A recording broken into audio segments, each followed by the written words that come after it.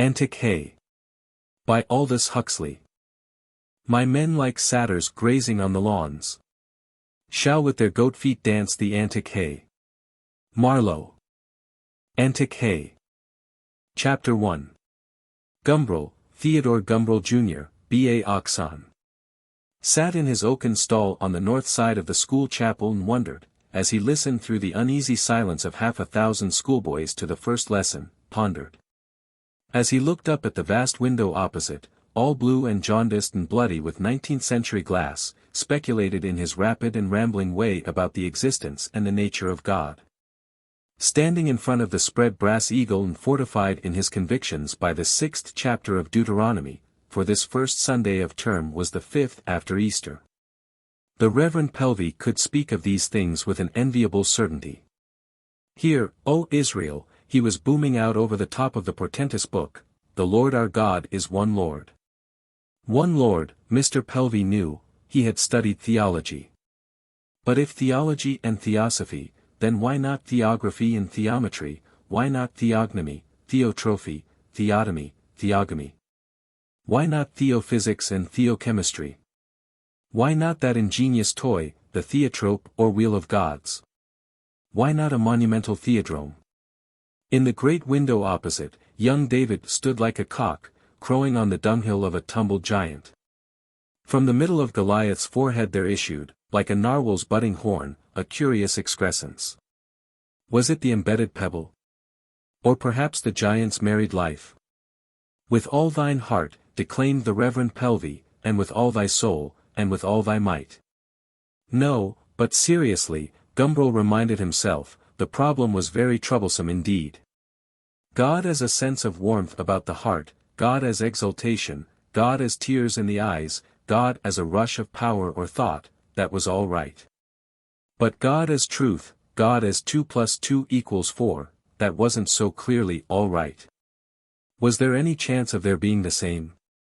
Were there bridges to join the two worlds?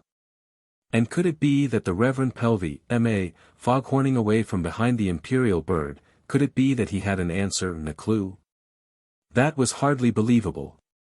Particularly if one knew Mr. Pelvey personally. And Gumbril did.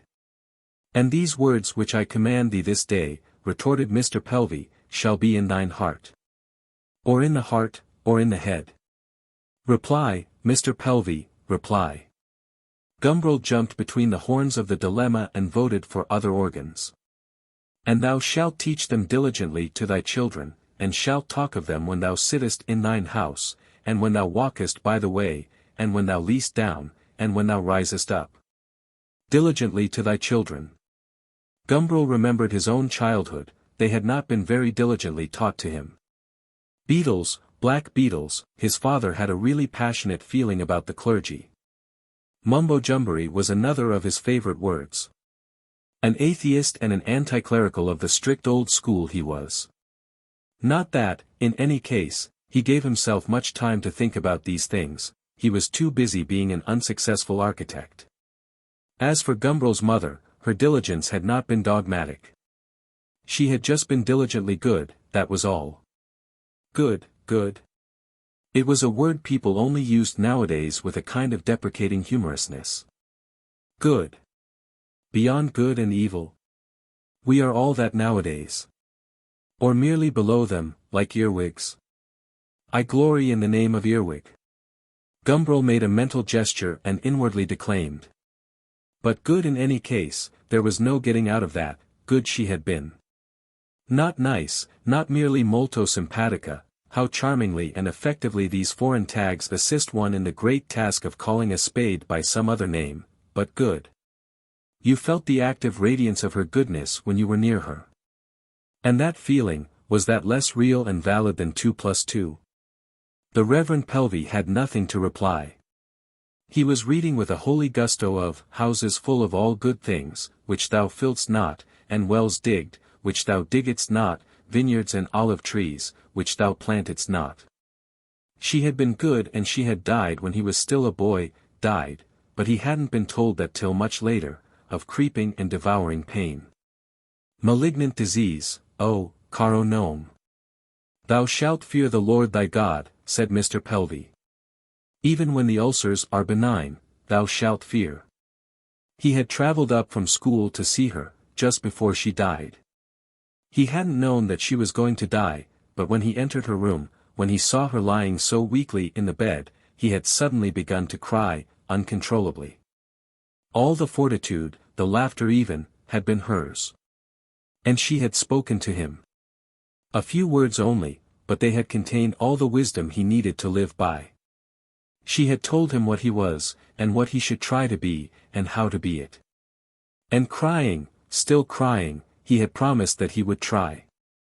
And the Lord commanded us to do all these statutes, said Mr. Pelvey, for our good always, that he might preserve us alive, as it is at this day. And had he kept his promise, Gumbril wondered, had he preserved himself alive? Here in death the first lesson. Mr. Pelvey retreated from the eagle, and the organ presaged the coming Te Deum. Gumbril hoisted himself to his feet, the folds of his BA gown billowed nobly about him as he rose. He sighed and shook his head with the gesture of one who tries to shake off a fly or an importunate thought. When the time came for singing, he sang. On the opposite side of the chapel 2 boys were grinning and whispering to one another behind their lifted prayer books. Gumbril frowned at them ferociously. The 2 boys caught his eye and their faces at once took on an expression of sickly piety. They began to sing with unction. They were 2 ugly, stupid-looking louts, who ought to have been apprenticed years ago to some useful trade. Instead of which they were wasting their own and their teachers' and their more intelligent comrades' time in trying, quite vainly, to acquire an elegant literary education. The minds of dogs, Gumbril reflected, do not benefit by being treated as though they were the minds of men. O Lord, have mercy upon us, have mercy upon us. Gumbril shrugged his shoulders and looked round the chapel at the faces of the boys. Lord, indeed, have mercy upon us. He was disturbed to find the sentiment echoed on a somewhat different note in the second lesson, which was drawn from the 23rd chapter of St. Luke. Father, forgive them, said Mr. Pelvey in his unvaryingly juicy voice, for they know not what they do. Ah, but suppose one did know what one was doing. Suppose one knew only too well. And of course one always did know. One was not a fool. But this was all nonsense, all nonsense. One must think of something better than this. What a comfort it would be, for example, if one could bring air cushions into chapel. These polished oaken stalls were devilishly hard, they were meant for stout and lusty pedagogues, not for bony starvelings like himself. An air cushion, a delicious new. Here in death, boomed Mr. Pelvey, closing his book on the back of the German eagle. As if by magic, Dr. Jolly was ready at the organ with the Benedictus. It was positively a relief to stand again, this oak was adamantine. But air cushions, alas, would be too bad an example for the boys. Hardy young Spartans. It was an essential part of their education that they should listen to the word of revelation without pneumatic easement. No, air cushions wouldn't do. The real remedy, it suddenly flashed across his mind, would be trousers with pneumatic seats. For all occasions, not merely for church-going. The organ blew a thin Puritan preacher's note through one of its 100 nostrils. I believe, with a noise like the breaking of a wave, 500 turned towards the east. The view of David and Goliath was exchanged for a crucifixion in the grand manner of 1860. Father, forgive them, for they know not what they do. No, no, Gumbril preferred to look at the grooved stonework rushing smoothly up on either side of the great east window towards the vaulted roof. Preferred to reflect, like the dutiful son of an architect he was, that perpendicular at its best, and its best is its largest, is the finest sort of English Gothic. At its worst and smallest, as in most of the colleges of Oxford, it is mean, petty, and, but for a certain picturesqueness, almost wholly disgusting. He felt like a lecturer. Next slide, please. And the life everlasting. Amen. Like an oboe, Mr. Pelvey intoned, the Lord be with you. For prayer, Gumbril reflected, there would be Dunlop knees. Still, in the days when he had made a habit of praying, they hadn't been necessary. Our Father, the words were the same as they were in the old days, but Mr. Pelvy's method of reciting them made them sound rather different. Her dresses, when he had leaned his forehead against her knee to say those words, good Lord. That Mr. Pelvy was oboing out of existence, were always black in the evenings, and of silk, and smelt of orris root. And when she was dying, she had said to him, remember the parable of the sower, and the seeds that fell in shallow ground. No, no. Amen, decidedly. O Lord, show thy mercy upon us, chanted oboe Pelvy, and Gumbril trombone responded, profoundly and grotesquely, and grant us thy salvation. No, the knees were obviously less important, except for people like revivalists and housemaids, than the seat. Sedentary are commoner than genuflectory professions. One would introduce little flat rubber bladders between two layers of cloth. At the upper end, hidden when one wore a coat, would be a tube with a valve, like a hollow tail. Blow it up, and there would be perfect comfort even for the boniest, even on rock. How did the Greeks stand marble benches in their theatres? The moment had now come for the hymn. This being the first Sunday of the summer term, they sang that special hymn, written by the headmaster, with music by Dr. Jolly, on purpose to be sung on the first Sundays of terms. The organ quietly sketched out the tune. Simple it was, uplifting and manly. 1, 2, 3, 4, 1, 2, 3, 4. 1, 2 and 3 and 4 and 1, 2, 3, 4. 1, 2, 3, 4, 1, 2, 3, 4. And 1, 2, 3, 4, 1, 2, 3, 4. 1, 2 and 3, 4, 1, 2, 3, 4.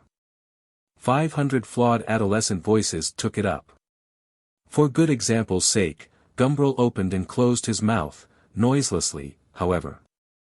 It was only at the third verse that he gave rein to his uncertain baritone. He particularly liked the third verse. It marked, in his opinion, the headmaster's highest poetical achievement. F for slack hands and, dim, idle minds. MF, mischief still the tempter finds. FF, keep him captive in his lair. At this point Dr. Jolly enriched his tune with a thick accompaniment in the lower registers, artfully designed to symbolize the depth, the gloom and general repulsiveness of the tempter's home. FF, keep him captive in his lair. F, work will bind him. Dim, work is, pp, prayer. Work, thought Gumbril, work. Lord, how passionately he disliked work. Let Austin have his swink to him reserved. Ah, if only one had work of one's own, proper work, decent work, not forced upon one by the griping of one's belly. Amen. Dr. Jolly blew the two sumptuous jets of reverence into the air, Gumbril accompanied them with all his heart. Amen, indeed. Gumbril sat down again. It might be convenient, he thought, to have the tail so long that one could blow up one's trousers while one actually had them on. In which case, it would have to be coiled round the waist like a belt, or looped up, perhaps, and fastened to a clip on one's braces. The 19th chapter of the Acts of the Apostles, part of the 34th verse. The headmaster's loud, harsh voice broke violently out from the pulpit. All with one voice for the space of about 2 hours cried out, Great is Diana of the Ephesians. Gumbril composed himself as comfortably as he could on his oaken seat. It was going to be one of the headmaster's real swinging sermons. Great is Diana. And Venus? Ah, these seats, these seats. Gumbril did not attend evening chapel. He stayed at home in his lodgings to correct the 63 holiday task papers which had fallen to his share. They lay, thick piles of them, on the floor beside his chair, 63 answers to 10 questions about the Italian Risorgimento. The Risorgimento, of all subjects. It had been one of the headmaster's caprices. He had called a special masters' meeting at the end of last term to tell them all about the Risorgimento.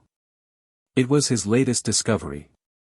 The Risorgimento, gentlemen, is the most important event in modern European history. And he had banged the table, he had looked defiantly round the room in search of contradictors. But nobody had contradicted him. Nobody ever did, they all knew better. For the headmaster was as fierce as he was capricious. He was forever discovering something new.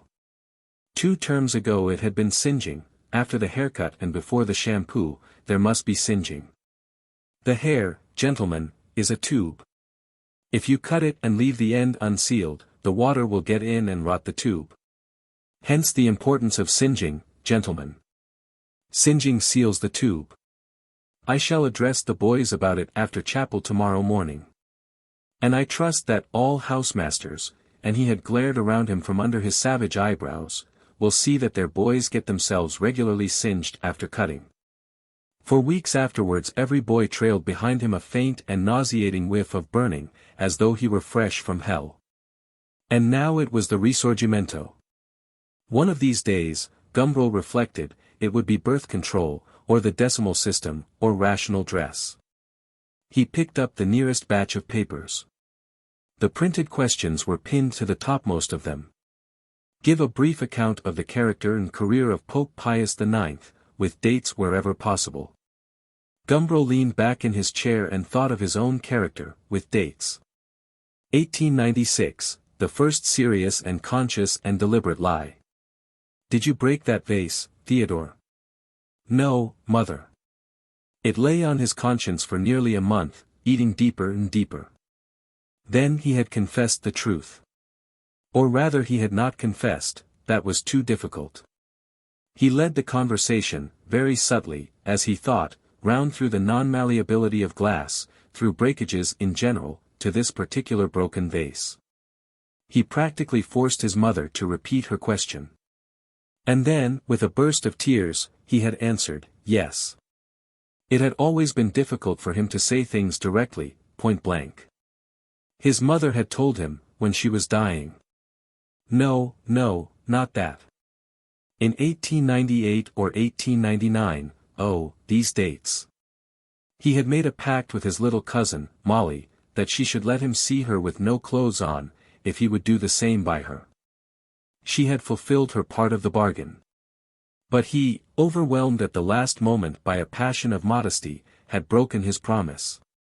Then, when he was about 12 and still at his preparatory school, in 1902 or 1903 he had done badly in his exams, on purpose. He had been frightened of Sadler, who was in the same form, and wanted to get the prize. Sadler was stronger than he was, and had a genius for persecution. He had done so badly that his mother was unhappy, and it was impossible for him to explain. In 1906 he had fallen in love for the first time, much more violently than ever since, with a boy of his own age. Platonic it had been and profound. He had done badly that term, too. Not on purpose, but because he had spent so much time helping young Vickers with his work. Vickers was really very stupid. The next term he had come out, Staphylococcus pyogenes is a lover of growing adolescence, with spots and boils all over his face and neck. Gumbril's affection ceased as suddenly as it had begun. He finished that term, he remembered, with a second prize. But it was time to be thinking seriously of Pio Nono. With a sigh of disgusted weariness, Gumbril looked at his papers. What had Phalarope Major to say of the pontiff? Pius IX was called Ferretti. He was a liberal before he was a pope. A kindly man of less than average intelligence, he thought that all difficulties could be settled by a little goodwill, a few reforms and a political amnesty. He wrote several encyclicals and a syllabus. Gumbril admired the phrase about less than average intelligence. Phalarope Major should have at least 1 mark for having learnt it so well by heart. He turned to the next paper. Higgs was of opinion that Pius IX was a good but stupid man, who thought he could settle the Risorgimento with a few reforms and a political armistice. Beddoes was severer. Pius IX was a bad man, who said that he was infallible, which showed he had a less than average intelligence.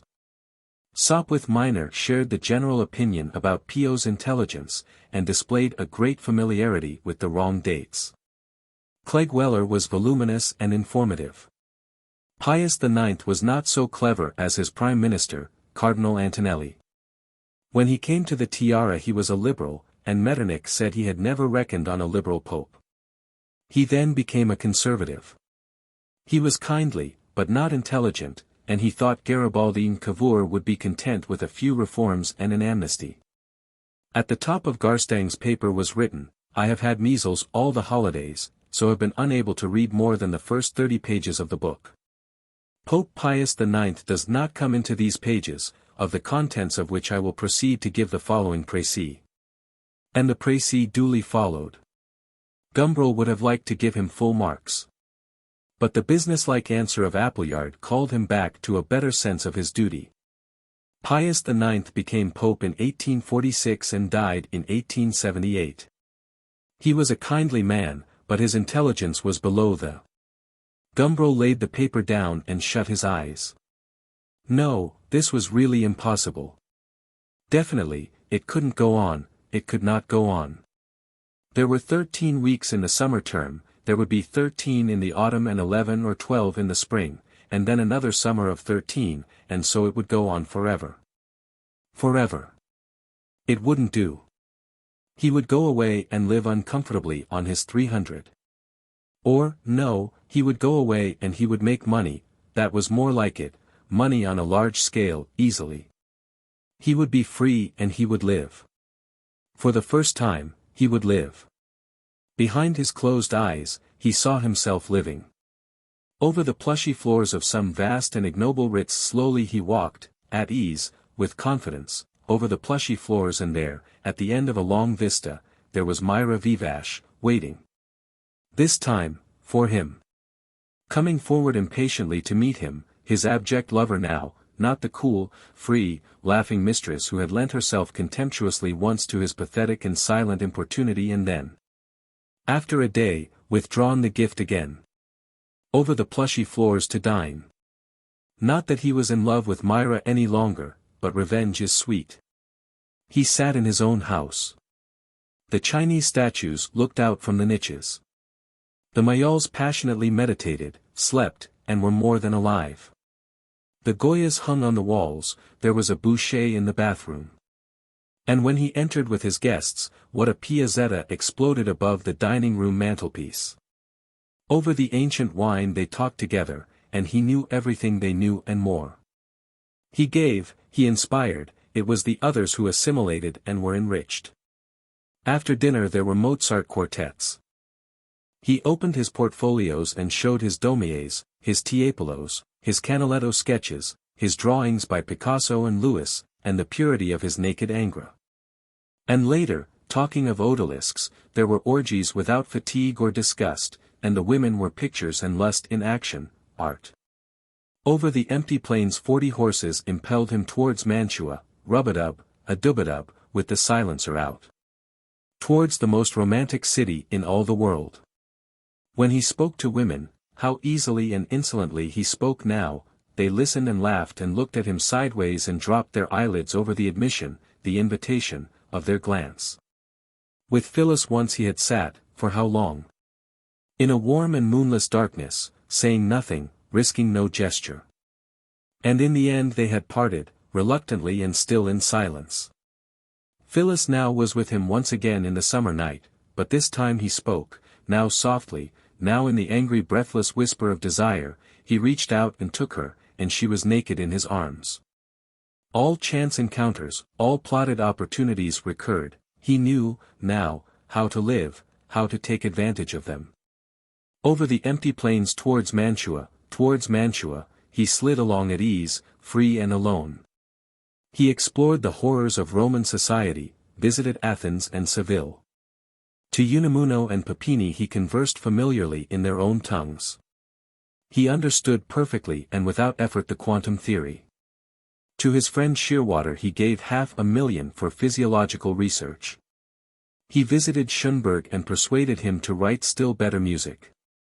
He exhibited to the politicians the full extent of their stupidity and their wickedness, He set them working for the salvation, not the destruction, of humanity. Once in the past when he had been called upon to make a public speech, he had felt so nervous that he was sick. The thousands who listened to him now bent like wheat under the wind of his eloquence. But it was only by the way and occasionally that he troubled himself to move them. He found it easy now to come to terms with everyone he met, to understand all points of view, to identify himself with even the most unfamiliar spirit. And he knew how everybody lived, and what it was like to be a mill girl, a dustman, an engine driver, a Jew, an Anglican bishop, a confidence trickster.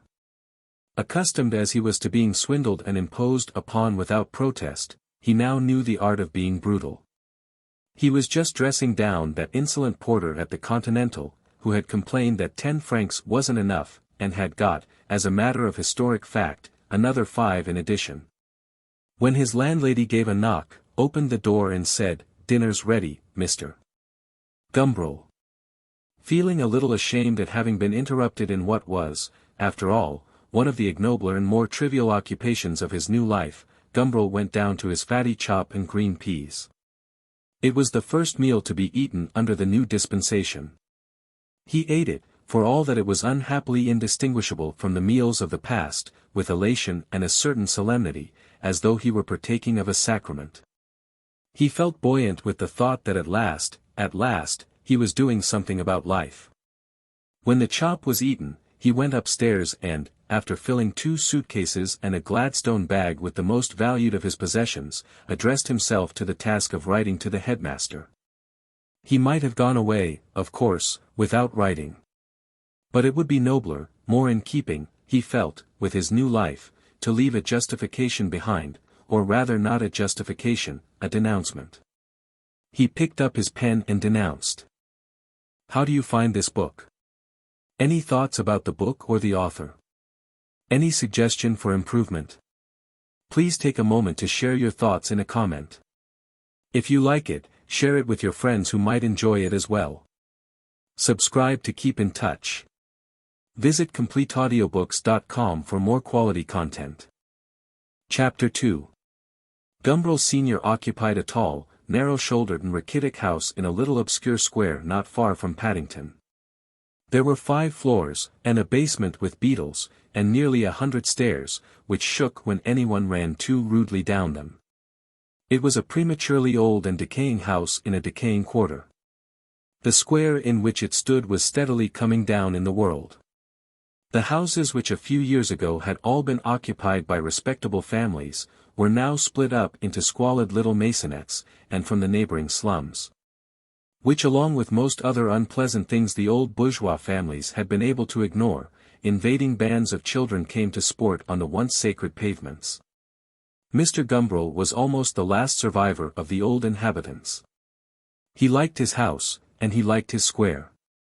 Social decadence had not affected the 14 plane trees which adorned its little garden, and the gambols of the dirty children did not disturb the starlings who came, evening by evening in summertime, to roost in their branches. On fine evenings he used to sit out on his balcony waiting for the coming of the birds. And just at sunset, when the sky was most golden, there would be a twittering overhead, and the black, innumerable flocks of starlings would come sweeping across on the way from their daily haunts to their roosting places, chosen so capriciously among the tree-planted squares and gardens of the city and so tenaciously retained, year after year, to the exclusion of every other place. Why his 14 plane trees should have been chosen, Mr. Gumbril could never imagine. There were plenty of larger and more umbrageous gardens all round. But they remained birdless, while every evening, from the larger flocks, a faithful legion detached itself to settle clamorously among his trees. They sat and chattered till the sun went down and twilight was past, with intervals every now and then of silence that fell suddenly and inexplicably on all the birds at once, lasted through a few seconds of thrilling suspense, to end as suddenly and senselessly in an outburst of the same loud and simultaneous conversation. The starlings were Mr. Gumbril's most affectionately cherished friends. Sitting out on his balcony to watch and listen to them, he had caught at the shut of treacherous evenings many colds and chills on the liver. He had laid up for himself many painful hours of rheumatism. These little accidents did nothing, however, to damp his affection for the birds. And still on every evening that could possibly be called fine, he was always to be seen in the twilight, sitting on the balcony, gazing up, round-spectacled and rapt, at the 14 plane trees. The breezes stirred in his grey hair, tossing it up in long, light wisps that fell across his forehead and over his spectacles. And then he would shake his head impatiently, and the bony hand would be freed for a moment from its unceasing combing and clutching of the sparse grey beard to push back the strayed tendrils, to smooth and reduce to order the whole ruffled head. The birds chattered on, the hand went back to its clutching and combing, once more the wind blew. Darkness came down, and the gas lamps round the square lit up the outer leaves of the plane trees, touched the privet bushes inside the railings with an emerald light. Behind them was impenetrable night. Instead of shorn grass and bedded geraniums there was mystery, there were endless depths. And the birds at last were silent. Mr. Gumbril would get up from his iron chair, stretch his arms and his stiff cold legs and go in through the French window to work. The birds were his diversion. When they were silent, it was time to think of serious matters. Tonight, however, he was not working, for always on Sunday evenings his old friend Porteus came to dine and talk. Breaking in unexpectedly at midnight, Gumbril Jr. found them sitting in front of the gas fire in his father's study. "My dear fellow, what on earth are you doing here?" Gumbril Sr. jumped up excitedly at his son's entrance. The light silky hair floated up with the movement, turned for a moment into a silver aureole, then subsided again. Mr. Porteus stayed where he was, calm, solid and undisheveled as a seated pillar box. He wore a monocle on a black ribbon, a black stock tie that revealed above its double folds a quarter of an inch of stiff white collar, a double-breasted black coat, a pair of pale checked trousers and patent leather boots with cloth tops. Mr. Porteus was very particular about his appearance. Meeting him casually for the first time, one would not have guessed that Mr. Porteus was an expert on late Latin poetry. And he did not mean that you should guess. Thin-limbed, bent and agile in his loose, crumpled clothes, Gumbril Sr. had the air, beside Mr. Porteus, of a strangely animated scarecrow. "What on earth?" the old gentleman repeated his question. Gumbril Jr. shrugged his shoulders. "I was bored, I decided to cease being a schoolmaster." He spoke with a fine airy assumption of carelessness. "How are you, Mr. Porteus?" "Thank you, invariably well." "Well, well," said Gumbril Sr., sitting down again, "I must say I'm not surprised. I'm only surprised that you stood it, not being a born pedagogue, for as long as you did. Whatever induced you to think of turning usher, I can't imagine." He looked at his son first through his spectacles, then over the top of them.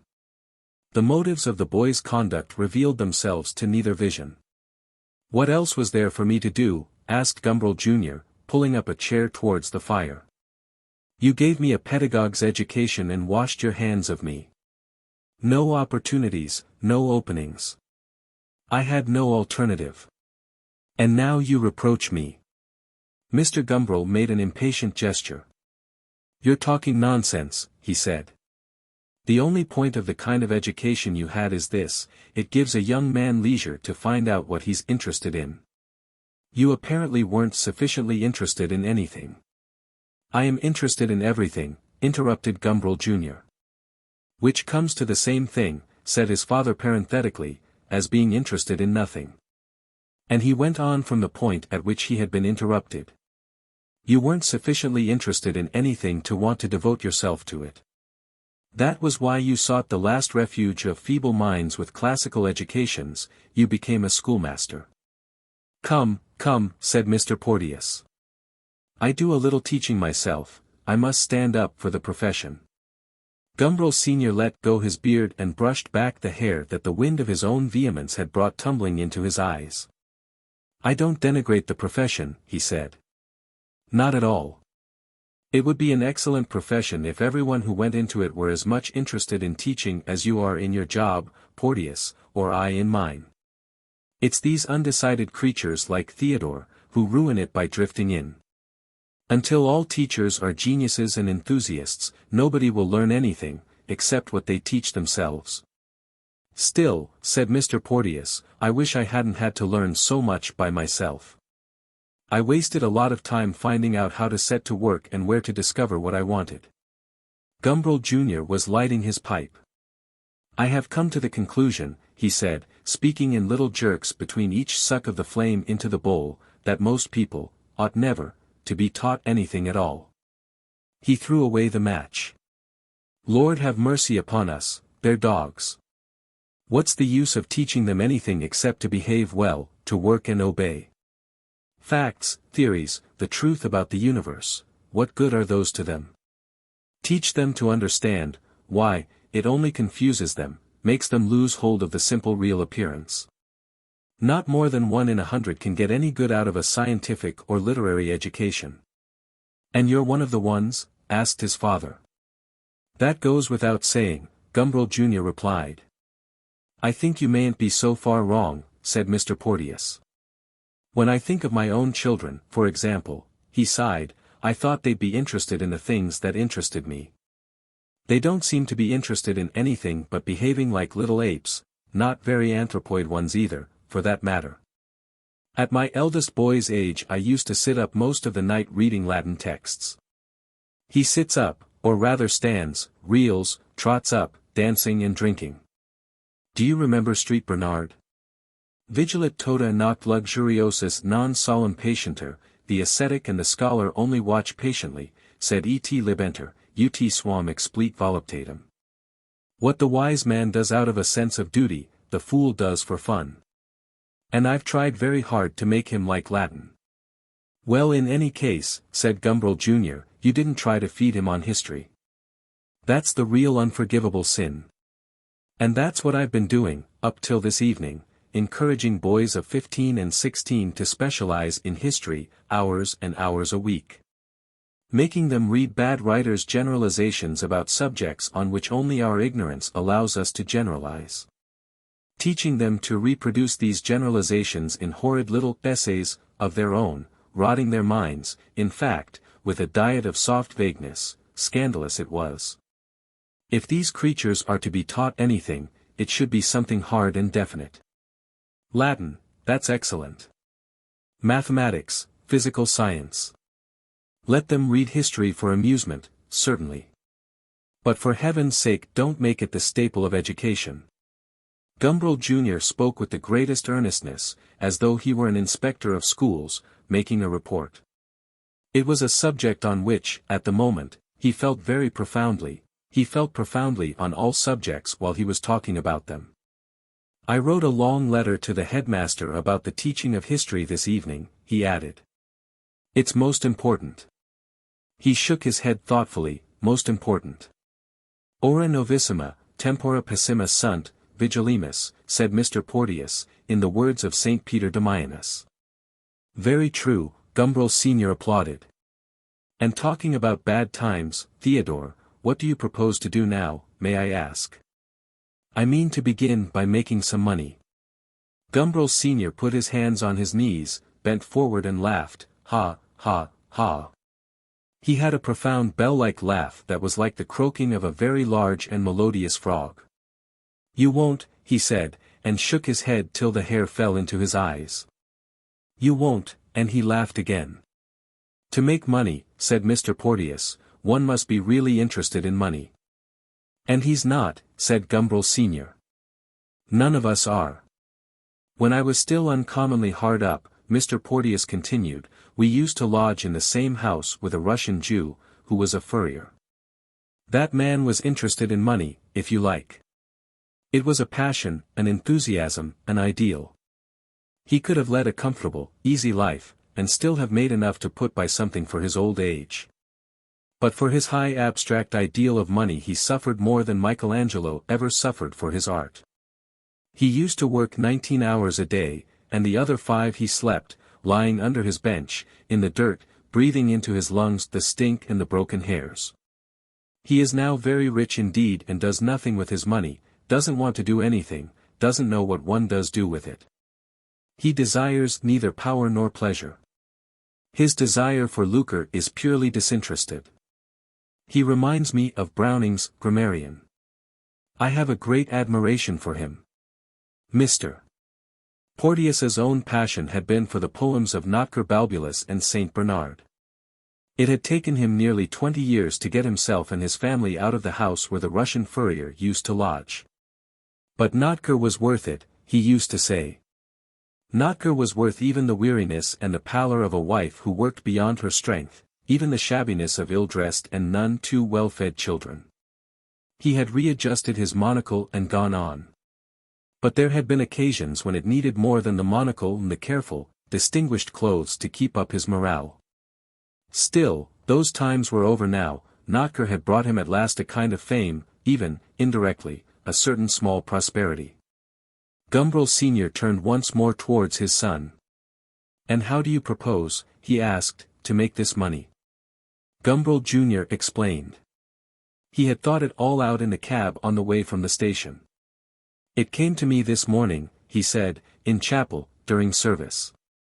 "Monstrous," put in Gumbril Sr., with a genuine indignation, "monstrous these medieval survivals in schools. Chapel, indeed." "It came," Gumbril Jr. went on, "like an apocalypse, suddenly, like a divine inspiration. A grand and luminous idea came to me, the idea of Gumbril's patent small clothes. And what are Gumbril's patent small clothes? A boon to those whose occupation is sedentary." Gumbril Jr. had already composed his prospectus and his first advertisements, a comfort to all travelers, civilization's substitute for stereotypism, indispensable to first-nighters. The concert-goer's friend, the Lectulus de Floridis, intoned Mr. Porteus. Gazophilatium Ecclesiae. Cythera Benezenens Dei. Symbolum Jubilationis Christi. Promptuarium Mysteriorum Fidei, ora pro nobis. Your small clothes sound to me very like one of my old litanies, Theodore. We want scientific descriptions, not litanies, said Gumbril Sr. What are Gumbril's patent small clothes? Scientifically, then, said Gumbril Jr., my patent small clothes may be described as trousers with a pneumatic seat, inflatable by means of a tube fitted with a valve. The whole constructed of stout seamless red rubber, enclosed between two layers of cloth. I must say, said Gumbril Sr. on a tone of somewhat grudging approbation, I have heard of worse inventions. You are too stout, Porteus, to be able to appreciate the idea. We Gumbrils are all a bony lot. When I have taken out a patent for my invention, his son went on, very businesslike and cool, I shall either sell it to some capitalist, or I shall exploit it commercially myself. In either case, I shall make money, which is more, I may say, than you or any other Gumbril have ever done. Quite right, said Gumbril Sr., quite right, and he laughed very cheerfully. And nor will you. You can be grateful to your intolerable Aunt Flo for having left you that 300 a year. You'll need it.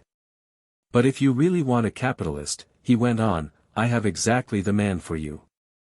He's a man who has a mania for buying Tudor houses and making them more Tudor than they are. I've pulled half a dozen of the wretched things to pieces and put them together again differently for him. He doesn't sound much good to me, said his son. Ah, but that's only his vice. Only his amusement. His business, Gumbril Sr. hesitated. Well, what is his business? Well, it seems to be everything. Patent medicine, trade newspapers, bankrupt tobacconist stock, he's talked to me about those and heaps more. He seems to flit like a butterfly in search of honey, or rather money. And he makes it? Well, he pays my fees and he buys more Tudor houses, and he gives me luncheons at the Ritz. That's all I know. Well, there's no harm in trying. I'll write to him, said Gumbril Sr. His name is Boldero. He'll either laugh at your idea or take it and give you nothing for it.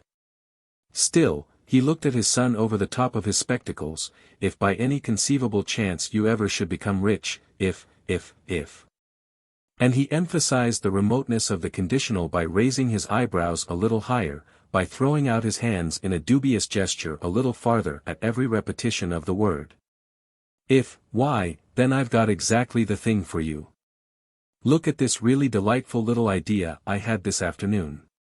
He put his hand in his coat pocket and after some sorting and sifting produced a sheet of squared paper on which was roughly drawn the elevation of a house. For anyone with 8 or 10,000 to spend, this would be, Gumbril Sr. smoothed his hair and hesitated, searching for something strong enough to say of his little idea. Well, this would be much too good for most of the greasy devils who do have 8 or 10,000 to spend.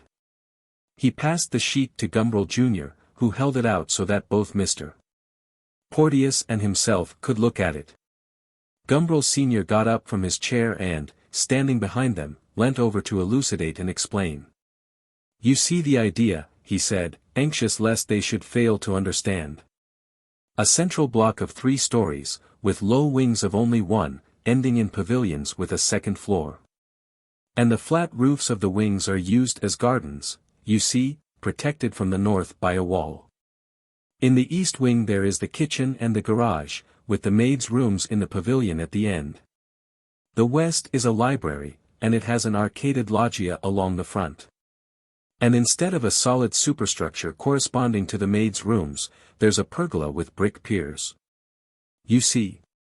And in the main block there's a Spanish sort of balcony along the whole length at first floor level, that gives a good horizontal line. And you get the perpendiculars with coins and raised panels. And the roof's hidden by a balustrade, and there are balustrades along the open sides of the roof gardens on the wings. All in brick it is. This is the garden front. The entrance front will be admirable too. Do you like it? Gumbril Jr. nodded. Very much, he said.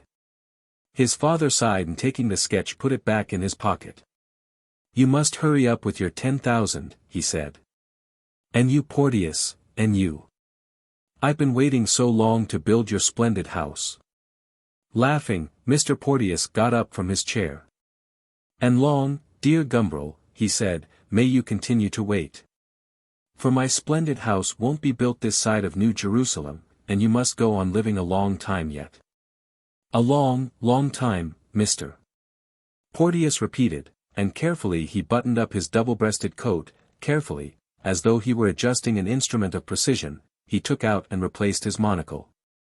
Then, very erect and neat, very soldierly and pillar-boxical, he marched towards the door. You've kept me very late tonight, he said. Unconscionably late. The front door closed heavily behind Mr. Porteous's departure. Gumbril Sr. came upstairs again into the big room on the first floor smoothing down his hair, which the impetuosity of his ascent had once more disarranged. That's a good fellow, he said of his departed guest, a splendid fellow. I always admire the monocle, said Gumbril Jr. irrelevantly. But his father turned the irrelevance into relevance. He couldn't have come through without it, I believe. It was a symbol, a proud flag. Poverty squalid, not fine at all. The monocle made a kind of difference, you understand. I'm always so enormously thankful I had a little money. I couldn't have stuck it without. It needs strength, more strength than I've got. He clutched his beard close under the chin and remained for a moment pensively silent. The advantage of Porteous's line of business, he went on at last, reflectively, is that it can be carried on by oneself, without collaboration. There's no need to appeal to anyone outside oneself, or to have any dealings with other people at all, if one doesn't want to. That's so deplorable about architecture. There's no privacy, so to speak. Always this horrible jostling with clients and builders and contractors and people, before one can get anything done. It's really revolting. I'm not good at people. Most of them I don't like at all, not at all, Mr. Gumbril repeated with vehemence. I don't deal with them very well, it isn't my business. My business is architecture. But I don't often get a chance of practicing it. Not properly. Gumbril Sr. smiled rather sadly. Still, he said, I can do something. I have my talent, I have my imagination. They can't take those from me. Come and see what I've been doing lately. He led the way out of the room and mounted, 2 steps at a time, towards a higher floor. He opened the door of what should have been, in a well-ordered house, the best bedroom, and slipped into the darkness. "Don't rush in," he called back to his son, "for God's sake don't rush in. You'll smash something. Wait till I've turned on the light." It's so like these asinine electricians to have hidden the switch behind the door like this. Gumbril Jr. heard him fumbling in the darkness. There was suddenly light. He stepped in. The only furniture in the room consisted of a couple of long trestle tables. On these, on the mantelpiece and all over the floor, were scattered confusedly, like the elements of a jumbled city, a vast collection of architectural models. There were cathedrals, there were town halls, universities, public libraries, there were 3 or 4 elegant little skyscrapers, there were blocks of offices, huge warehouses, factories. And finally dozens of magnificent country mansions, complete with their terraced gardens, their noble flights of steps, their fountains and ornamental waters and grandly bridged canals. Their little rococo pavilions and garden houses. Aren't they beautiful? Gumbril Sr. turned enthusiastically towards his son. His long grey hair floated wispily about his head, his spectacles flashed, and behind them his eyes shone with emotion. "Beautiful," Gumbril Jr. agreed. "When you're really rich," said his father, "I'll build you one of these." And he pointed to a little village of Chatsworths clustering, at one end of a long table, round the dome of a vaster and austerer St. Peter's. "Look at this one, for example." He picked his way nimbly across the room, seized the little electric reading lamp that stood between a railway station and a baptistry on the mantelpiece, and was back again in an instant. Trailing behind him a long flex that, as it tautened out, twitched one of the crowning pinnacles off the top of a skyscraper near the fireplace. "Look," he repeated, "look." He switched on the current, and moving the lamp back and forth, up and down in front of the miniature palace. "See the beauty of the light and shade," he said. "There, underneath the great, ponderous cornice, isn't that fine? And look how splendidly the pilasters carry up the vertical lines. And then the solidity of it, the size, the immense, impending bleakness of it." He threw up his arms, he turned his eyes upwards as though standing overwhelmed at the foot of some huge precipitous facade. The lights and shadows vacillated wildly through all the city of palaces and domes as he brandished the lamp in ecstasy above his head. And then, he had suddenly stooped down, he was peering and pointing once more into the details of his palace. "Then there's the doorway, all florid and rich with carving. How magnificently and surprisingly it flowers out of the bare walls. Like the colossal writing of Darius, like the figures graven in the bald face of the precipice over Behistun, unexpected and beautiful and human in the surrounding emptiness." Gumbril Sr. brushed back his hair and turned, smiling, to look at his son over the top of his spectacles. "Very fine," Gumbril Jr. nodded to him. "But isn't the wall a little too blank? You seem to allow very few windows in this vast palazzo." "True," his father replied, "very true." He sighed. "I'm afraid this design would hardly do for England. It's meant for a place where there's some sun, where you do your best to keep the light out, instead of letting it in, as you have to do here. Windows are the curse of architecture in this country. Your walls have to be like sieves, all holes. It's heartbreaking. If you wanted me to build you this house, you'd have to live in Barbados or somewhere like that." "There's nothing I should like better," said Gumbril Jr. "Another great advantage of sunny countries," Gumbril Sr. pursued, "is that one can really live like an aristocrat, in privacy, by oneself. No need to look out on the dirty world or to let the dirty world look in on you. Here's this great house, for example, looking out on the world through a few dark portholes and a single cavernous doorway. But look inside." He held his lamp above the courtyard that was at the heart of the palace. Gumbril Jr. leaned and looked, like his father. All the life looks inwards, into a lovely courtyard, a more than Spanish patio. Look there at the treble tiers of arcades, the vaulted cloisters for your cool peripatetic meditations, the central Triton spouting white water into a marble pool. The mosaic work on the floor and flowering up the walls, brilliant against the white stucco. And there's the archway that leads out into the gardens. And now you must come and have a look at the garden front. He walked round with his lamp to the other side of the table. There was suddenly a crash, the wire had twitched a cathedral from off the table. It lay on the floor in disastrous ruin as though shattered by some appalling cataclysm. Hell and death! Said Gumbril Sr. in an outburst of Elizabethan fury. He put down the lamp and ran to see how irreparable the disaster had been. They're so horribly expensive, these models, he explained, as he bent over the ruins. Tenderly he picked up the pieces and replaced them on the table. It might have been worse, he said at last, brushing the dust off his hands. Though I'm afraid that dome will never be quite the same again. Picking up the lamp once more, he held it high above his head and stood looking out, with a melancholy satisfaction, over his creations. And to think, he said after a pause, that I've been spending these last days designing model cottages for workmen at Bletchley. I'm in luck to have got the job, of course, but really, that a civilized man should have to do jobs like that. It's too much. In the old days these creatures built their own hovels, and very nice and suitable they were too. The architects busied themselves with architecture, which is the expression of human dignity and greatness, which is man's protest, not his miserable acquiescence. You can't do much protesting in a model cottage at £700 a time. A little, no doubt, you can protest a little. You can give your cottage decent proportions and avoid sordidness and vulgarity. But that's all, it's really a negative process. You can only begin to protest positively and actively when you abandon the petty human scale and build for giants, when you build for the spirit and the imagination of man, not for his little body. Model cottages, indeed.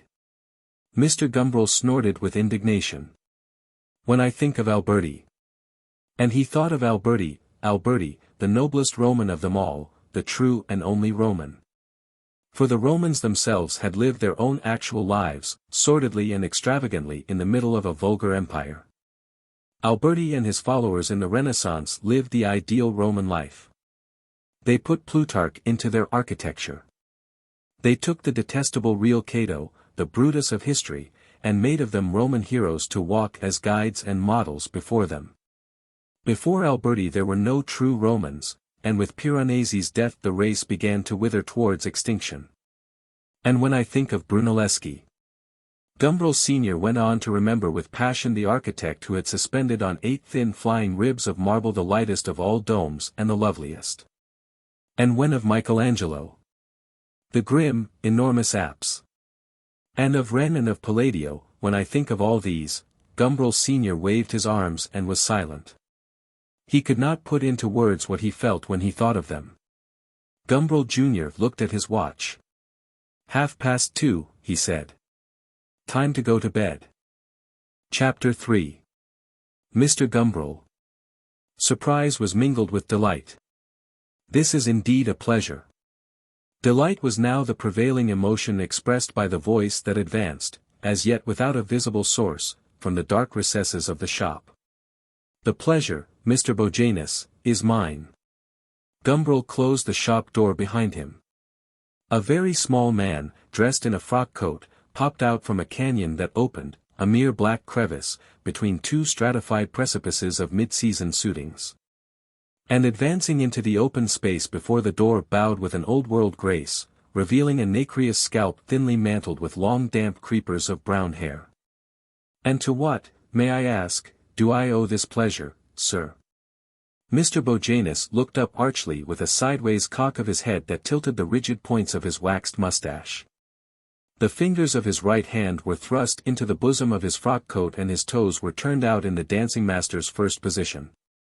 A light spring greatcoat, is it? Or a new suit? I notice, his eye traveled professionally up and down Gumbril's long, thin form. I noticed that the garments you are wearing at present, Mr. Gumbril, look, how shall I say? Well, a trifle négligé, as the French would put it, a trifle négligé. Gumbril looked down at himself. He resented Mr. Bojanus's négligé, he was pained and wounded by the aspersion. Négligé? And he had fancied that he really looked rather elegant and distinguished, but, after all, he always looked that, even in rags, no, that he looked positively neat, like Mr. Porteous, positively soldierly in his black jacket and his musical comedy trousers and his patent leather shoes. And the black felt hat, didn't that just add the foreign, the southern touch which saved the whole composition from banality? He regarded himself, trying to see his clothes, garments, Mr. Bojanus had called them, garments, good lord, through the tailor's expert eyes. There were sagging folds about the overloaded pockets, there was a stain on his waistcoat. The knees of his trousers were baggy and puckered like the bare knees of Helene Formant in Rubens's fur coat portrait at Vienna. Yes, it was all horribly négligé. He felt depressed, but looking at Mr. Bojanus's studied and professional correctness, he was a little comforted. That frock coat, for example. It was like something in a very modern picture, such a smooth, unwrinkled cylinder about the chest, such a sense of pure and abstract conicness in the sleekly rounded skirts. Nothing could have been less négligé. He was reassured. "I want you," he said at last, clearing his throat importantly, "to make me a pair of trousers to a novel specification of my own. It's a new idea." And he gave a brief description of Gumbril's patent small clothes. Mr. Bojanus listened with attention. "I can make them for you," he said, when the description was finished. "I can make them for you, if you really wish, Mr. Gumbril," he added. "Thank you," said Gumbril.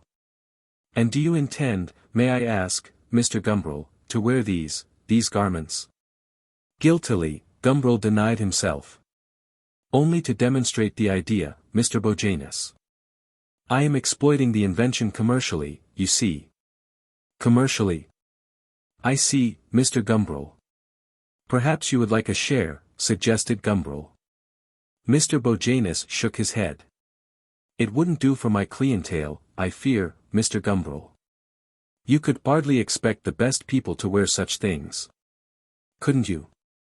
Mr. Bojanus went on shaking his head. "I know them," he said, "I know the best people. Well." And he added with an irrelevance that was, perhaps, only apparent, "Between ourselves, Mr. Gumbril, I am a great admirer of Lenin." "So am I," said Gumbril, "theoretically. But then I have so little to lose to Lenin. I can afford to admire him. But you, Mr. Bojanus, you, the prosperous bourgeois, oh, purely in the economic sense of the word, Mr. Bojanus." Mr. Bojanus accepted the explanation with one of his old-world bows. "You would be among the first to suffer if an English Lenin were to start his activities here. There, Mr. Gumbril, if I may be allowed to say so, you are wrong." Mr. Bojanus removed his hand from his bosom and employed it to emphasize the points of his discourse. "When the revolution comes, Mr. Gumbril, the great and necessary revolution, as Alderman Beckford called it, it won't be the owning of a little money that'll get a man into trouble. It'll be his class habits, Mr. Gumbril, his class speech, his class education. It'll be shibboleth all over again, Mr. Gumbril, mark my words. The Red Guards will stop people in the street and ask them to say some such word as towel. If they call it towel, like you and your friends, Mr. Gumbril, why then, Mr. Bojanus went through the gestures of pointing a rifle and pulling the trigger. He clicked his tongue against his teeth to symbolize the report. That'll be the end of them. But if they say, toll, like the rest of us, Mr. Gumbril, it'll be, pass friend and long live the proletariat. Long live toll. I'm afraid you may be right, said Gumbril. I'm convinced of it, said Mr. Bojanus. It's my clients, Mr. Gumbril, it's the best people that the other people resent. It's their confidence, their ease, it's the habit their money and their position give them of ordering people about, it's the way they take their place in the world for granted, it's their prestige. Which the other people would like to deny, but can't, it's all that, Mr. Gumbril, that's so galling. Gumbril nodded. He himself had envied his securer friends their power of ignoring the humanity of those who were not of their class. To do that really well, one must always have lived in a large house full of clockwork servants. One must never have been short of money, never at a restaurant ordered the cheaper thing instead of the more delicious. One must never have regarded a policeman as anything but one's paid defender against the lower orders, never for a moment have doubted one's divine right to do, within the accepted limits, exactly what one liked without a further thought to anything or anyone but oneself and one's own enjoyment. Gumbril had been brought up among these blessed beings, but he was not one of them. Alas! Or fortunately. He hardly knew which. "And what good do you expect the revolution to do, Mr. Bojanus?" he asked at last. Mr. Bojanus replaced his hand in his bosom. "None whatever, Mr. Gumbril," he said. "None whatever." "But liberty," Gumbril suggested, "equality and all that. What about those, Mr. Bojanus?" Mr. Bojanus smiled up at him tolerantly and kindly, as he might have smiled at someone who had suggested, shall we say, that evening trousers should be turned up at the bottom. "Liberty, Mr. Gumbril," he said, "you don't suppose any serious-minded person imagines a revolution is going to bring liberty, do you? The people who make the revolution always seem to ask for liberty. But do they ever get it, Mr. Gumbril?" Mr. Bojanus cocked his head playfully and smiled. "Look at history, Mr. Gumbril, look at history. First it's the French Revolution. They ask for political liberty. And they gets it. Then comes the Reform Bill, then 48, then all the Franchise Acts and votes for women, always more and more political liberty. And what's the result, Mr. Gumbril? Nothing at all. Who's freer for political liberty? Not a soul, Mr. Gumbril. There was never a greater swindle, hatched in the bowl of history. And when you think how those poor young men like Shelley talked about it, it's pathetic," said Mr. Bojanus, shaking his head, "really pathetic. Political liberty's a swindle because a man doesn't spend his time being political. He spends it sleeping, eating, amusing himself a little and working, mostly working. When they'd got all the political liberty they wanted, or found they didn't want, they began to understand this. And so now it's all for the Industrial Revolution, Mr. Gumbril. But bless you, that's as big a swindle as the other. How can there ever be liberty under any system? No amount of profit-sharing or self-government by the workers. No amount of hygienic conditions or cocoa villages or recreation grounds can get rid of the fundamental slavery, the necessity of working. Liberty? Why, it doesn't exist. There's no liberty in this world, only gilded cages. And then, Mr. Gumbril, even suppose you could somehow get rid of the necessity of working, suppose a man's time were all leisure. Would he be free then? I say nothing of the natural slavery of eating and sleeping and all that, Mr. Gumbril, I say nothing of that, because that, if I may say so, would be too air-splitting metaphysical. But what I do ask you is this, and Mr. Bojanus wagged his forefinger almost menacingly at the sleeping partner in this dialogue, would a man with unlimited leisure be free, Mr. Gumbril? I say he would not. Not unless he happened to be a man like you or me, Mr. Gumbril, a man of sense, a man of independent judgment. An ordinary man would not be free. Because he wouldn't know how to occupy his leisure except in some way that would be forced on him by other people. People don't know how to entertain themselves now. They leave it to other people to do it for them. They swallow what's given them. They have to swallow it, whether they like it or not. Cinemas, newspapers, magazines, gramophones, football matches, wireless telephones, take them or leave them, if you want to amuse yourself. The ordinary man can't leave them. He takes. And what's that but slavery? And so you see, Mr. Gumbril, Mr. Bojanus smiled with a kind of roguish triumph, you see that even in the purely hypothetical case of a man with indefinite leisure, there still would be no freedom. And the case, as I have said, is purely hypothetical, at any rate so far as concerns the sort of people who want a revolution.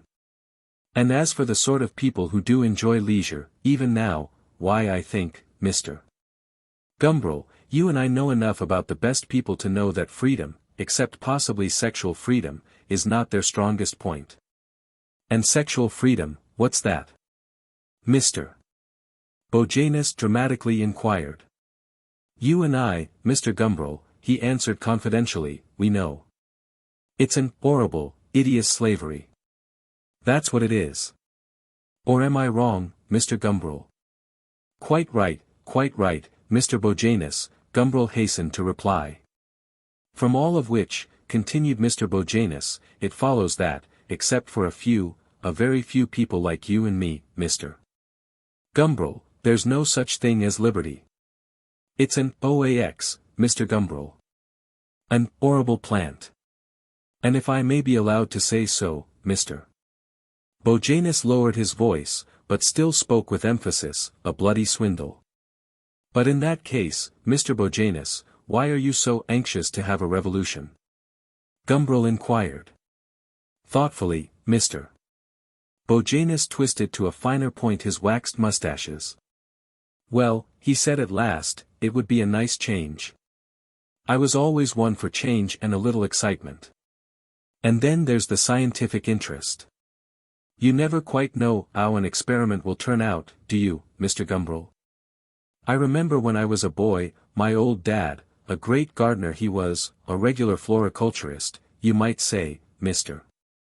Gumbril, he tried the experiment of grafting a sprig of Gloire de Dijon onto a black currant bush. And, would you believe it? The roses came out black, coal black, Mr. Gumbril. Nobody would ever have guessed that if the thing had never been tried. And that's what I say about the revolution. You don't know what'll come of it till you try.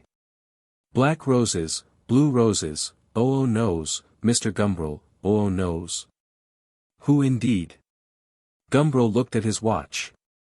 About those trousers, he added. Those garments, corrected Mr. Bojanus. Ah, yes. Should we say next Tuesday? Let us say next Tuesday. Gumbril opened the shop door. Good morning, Mr. Bojanus. Mr. Bojanus bowed him out, as though he had been a prince of the blood. The sun was shining and at the end of the street between the houses the sky was blue. Gauzily the distances faded to a soft rich indistinctness. There were veils of golden muslin thickening down the length of every vista. On the trees in the Hanover Square gardens the young leaves were still so green that they seemed to be alight, green fire, and the sooty trunks looked blacker and dirtier than ever. It would have been a pleasant and apposite thing if a cuckoo had started calling. But though the cuckoo was silent it was a happy day. A day, Gumbril reflected, as he strolled idly along, to be in love. From the world of tailors Gumbril passed into that of the artificial pearl merchants and with a still keener appreciation of the amorous qualities of this clear spring day. He began a leisured march along the perfumed pavements of Bond Street. He thought with a profound satisfaction of those 63 papers on the Risorgimento. How pleasant it was to waste time. And Bond Street offered so many opportunities for wasting it agreeably. He trotted round the spring exhibition at the Grosvenor and came out, a little regretting, he had to confess, his 18 pence for admission. After that, he pretended that he wanted to buy a grand piano. When he had finished practicing his favorite passages on the magnificent instrument to which they obsequiously introduced him, he looked in for a few moments at Sotheby's.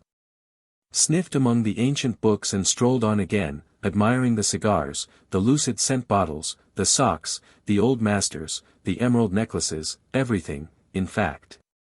In all the shops he passed. Forthcoming exhibition of works by Casimir Lippiatt. The announcement caught his eye.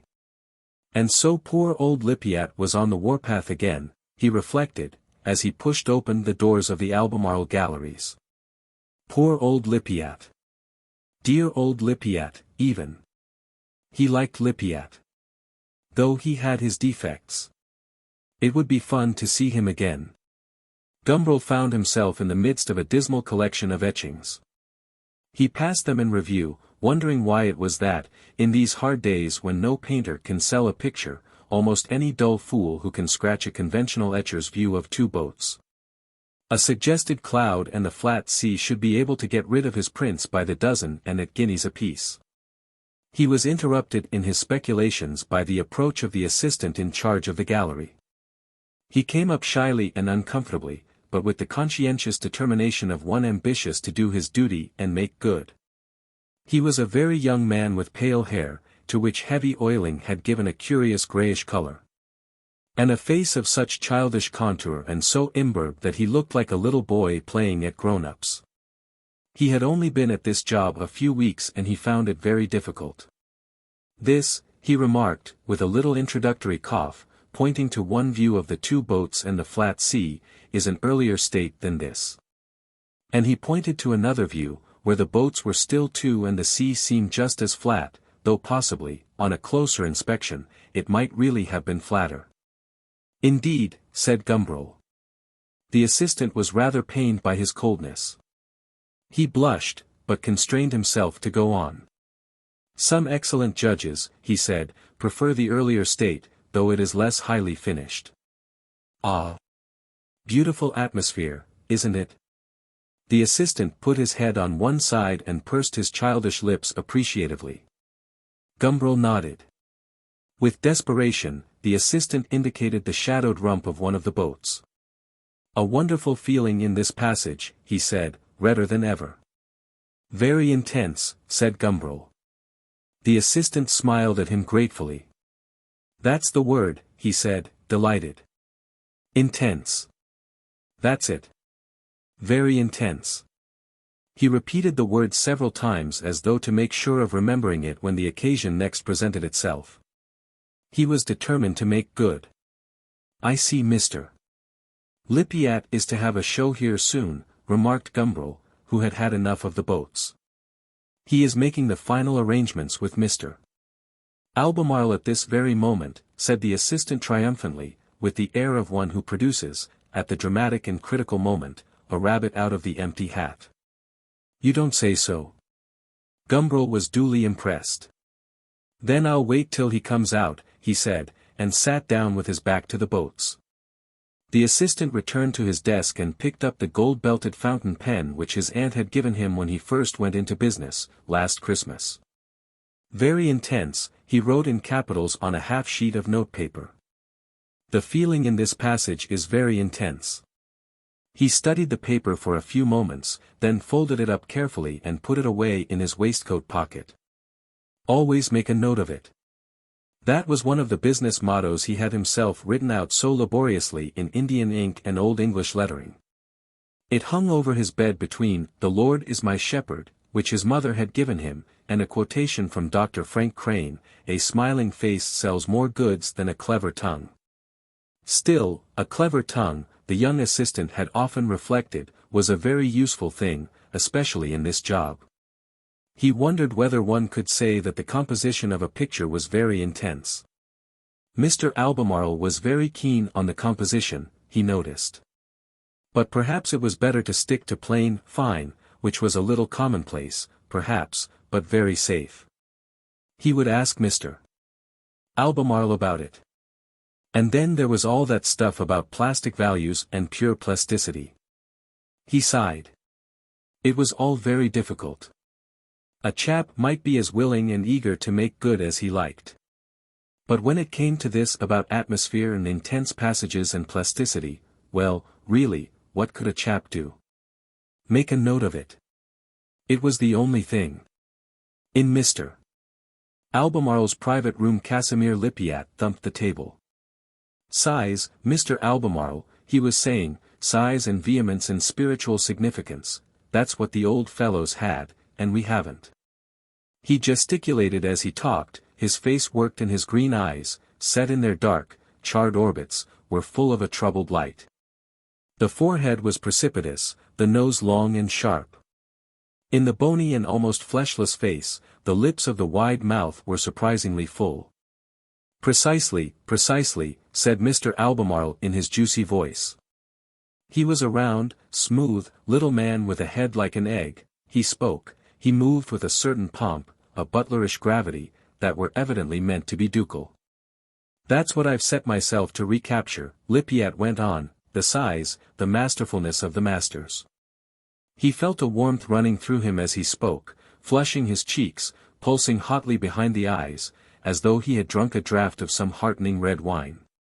His own words elated him, and drunkenly gesticulating, he was as though drunken. The greatness of the masters, he felt it in him. He knew his own power, he knew. He could do all that they had done. Nothing was beyond his strength. Egg-headed Albemarle confronted him, impeccably the butler, exacerbatingly serene. Albemarle too should be fired. He struck the table once more, he broke out again. "It's been my mission," he shouted, "all these years. All these years." Time had worn the hair from his temples. The high, steep forehead seemed higher than it really was. He was 40 now. The turbulent young Lippiatt who had once declared that no man could do anything worth doing after he was 30, was 40 now. But in these fiery moments he could forget the years, he could forget the disappointments, the unsold pictures, the bad reviews. "My mission," he repeated, "and by God, I know I can carry it through." Warmly the blood pulsed behind his eyes. "Quite," said Mr. Albemarle, nodding the egg. "Quite. And how small the scale is nowadays," Lippiatt went on, rhapsodically. "How trivial the conception, how limited the scope. You see no painter-sculptor-poets, like Michelangelo, no scientist-artists, like Leonardo. No mathematician-courtiers, like Boscovich, no impresario-musicians, like Handel, no geniuses of all trades, like Wren. I have set myself against this abject specialization of ours. I stand alone, opposing it with my example." Lippiatt raised his hand. Like the Statue of Liberty, standing colossal and alone. "Nevertheless," began Mr. Albemarle. "Painter, poet, musician," cried Lippiatt. "I am all three. There is a danger of, how shall I put it, dissipating one's energies," Mr. Albemarle went on with determination. Discreetly, he looked at his watch. This conversation, he thought, seemed to be prolonging itself unnecessarily. "There is a greater danger in letting them stagnate and atrophy," Lippiatt retorted. "Let me give you my experience." Vehemently, he gave it. Out in the gallery, among the boats, the views of the Grand Canal, and the Firth of Forth, Gumbril placidly ruminated. Poor old Lippiatt, he was thinking. Dear old Lippiatt, even, in spite of his fantastic egotism. Such a bad painter, such a bombinating poet, such a loud emotional improviser on the piano. And going on like this, year after year, pegging away at the same old things, always badly. And always without a penny, always living in the most hideous squalor. Magnificent and pathetic old Lippiatt. A door suddenly opened and a loud, unsteady voice, now deep and harsh, now breaking to shrillness, exploded into the gallery. Like a Veronese, it was saying. Enormous, vehement, a great swirling composition, mentally, the young assistant made a note of that, but much more serious, of course, much more spiritually significant. Much more. Lippiatt. Gumbril had risen from his chair, had turned, had advanced, holding out his hand. "Why, it's Gumbril." "Good Lord," and Lippiatt seized the proffered hand with an excruciating cordiality. He seemed to be in exuberantly good spirits. "We're settling about my show, Mr. Albemarle and I," he explained. "You know Gumbril, Mr. Albemarle?" "Pleased to meet you," said Mr. Albemarle. "Our friend, Mr. Lippiatt," he added richly, "has the true artistic temp. It's going to be magnificent." Lippiatt could not wait till Mr. Albemarle had finished speaking. He gave Gumbril a heroic blow on the shoulder. "Artistic temperament, as I was saying," pursued Mr. Albemarle. "He is altogether too impatient and enthusiastic for us poor people." A ducal smile of condescension accompanied this graceful act of self-abasement. "Who move in the prosaic, practical, workaday world." Lippiatt laughed, a loud, discordant peal. He didn't seem to mind being accused of having an artistic temperament, he seemed, indeed, to enjoy it, if anything. Fire and water, he said aphoristically, brought together, beget steam. Mr. Albemarle and I go driving along like a steam engine. PSH, PSH. He worked his arms like a pair of alternate pistons. He laughed, but Mr. Albemarle only coldly and courteously smiled. I was just telling Mr. Albemarle about the great crucifixion I've just been doing. It's as big and headlong as a Veronese, but much more serious, more. Behind them the little assistant was expounding to a new visitor the beauties of the etchings. Very intense, he was saying, the feeling in this passage. The shadow, indeed, clung with an insistent affection round the stern of the boat. And what a, he hesitated for an instant, and under his pale, oiled hair his face became suddenly very red, what a swirling composition. He looked anxiously at the visitor. The remark had been received without comment. He felt immensely relieved. They left the galleries together. Lippiatt set the pace, striding along at a great rate and with a magnificent brutality through the elegant and leisured crowd, gesticulating and loudly talking as he went. He carried his hat in his hand, his tie was brilliantly orange. People turned to look at him as he passed and he liked it. He had, indeed, a remarkable face, a face that ought by rights to have belonged to a man of genius. Lippiatt was aware of it. The man of genius, he liked to say, bears upon his brow a kind of mark of Cain, by which men recognize him at once, and having recognized, generally stone him. He would add with that peculiar laugh he always uttered whenever he said anything rather bitter or cynical. A laugh that was meant to show that the bitterness, the cynicism, justifiable as events might have made them, were really only a mask. And that beneath it the artist was still serenely and tragically smiling. Lippiatt thought a great deal about the ideal artist. That titanic abstraction stalked within his own skin. He was it, a little too consciously, perhaps. This time, he kept repeating, they'll be bowled over. This time. It's going to be terrific. And with the blood beating behind his eyes, with the exultant consciousness and certainty of power growing and growing in him with every word he spoke, Lippiatt began to describe the pictures there would be at his show. He talked about the preface he was writing to the catalogue, the poems that would be printed in it by way of literary complement to the pictures. He talked. Gumbril listened, not very attentively. He was wondering how anyone could talk so loud, could boast so extravagantly. It was as though the man had to shout in order to convince himself of his own existence. Poor Lippiatt, after all these years, Gumbril supposed, he must have some doubts about it. Ah, but this time he was going to bowl them all over. You're pleased, then, with what you've done recently, he said at the end of one of Lippiatt's long tirades. Pleased? Exclaimed Lippiatt, I should think I was. Gumbril might have reminded him that he had been as well pleased in the past and that, they had by no means been bowled over.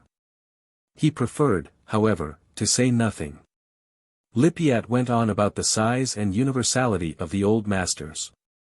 He himself, it was tacitly understood, was one of them. They parted near the bottom of the Tottenham Court Road, Lippiatt to go northward to his studio off Maple Street. Gumbril to pay one of his secret visits to those rooms of his in Great Russell Street.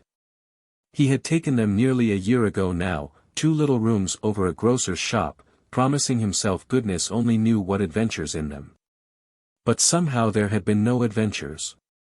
Still, it had pleased him, all the same, to be able to go there from time to time when he was in London and to think, as he sat in solitude before his gas fire, that there was literally not a soul in the universe who knew where he was.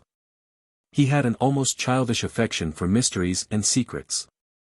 Goodbye, said Gumbril, raising his hand to the salute.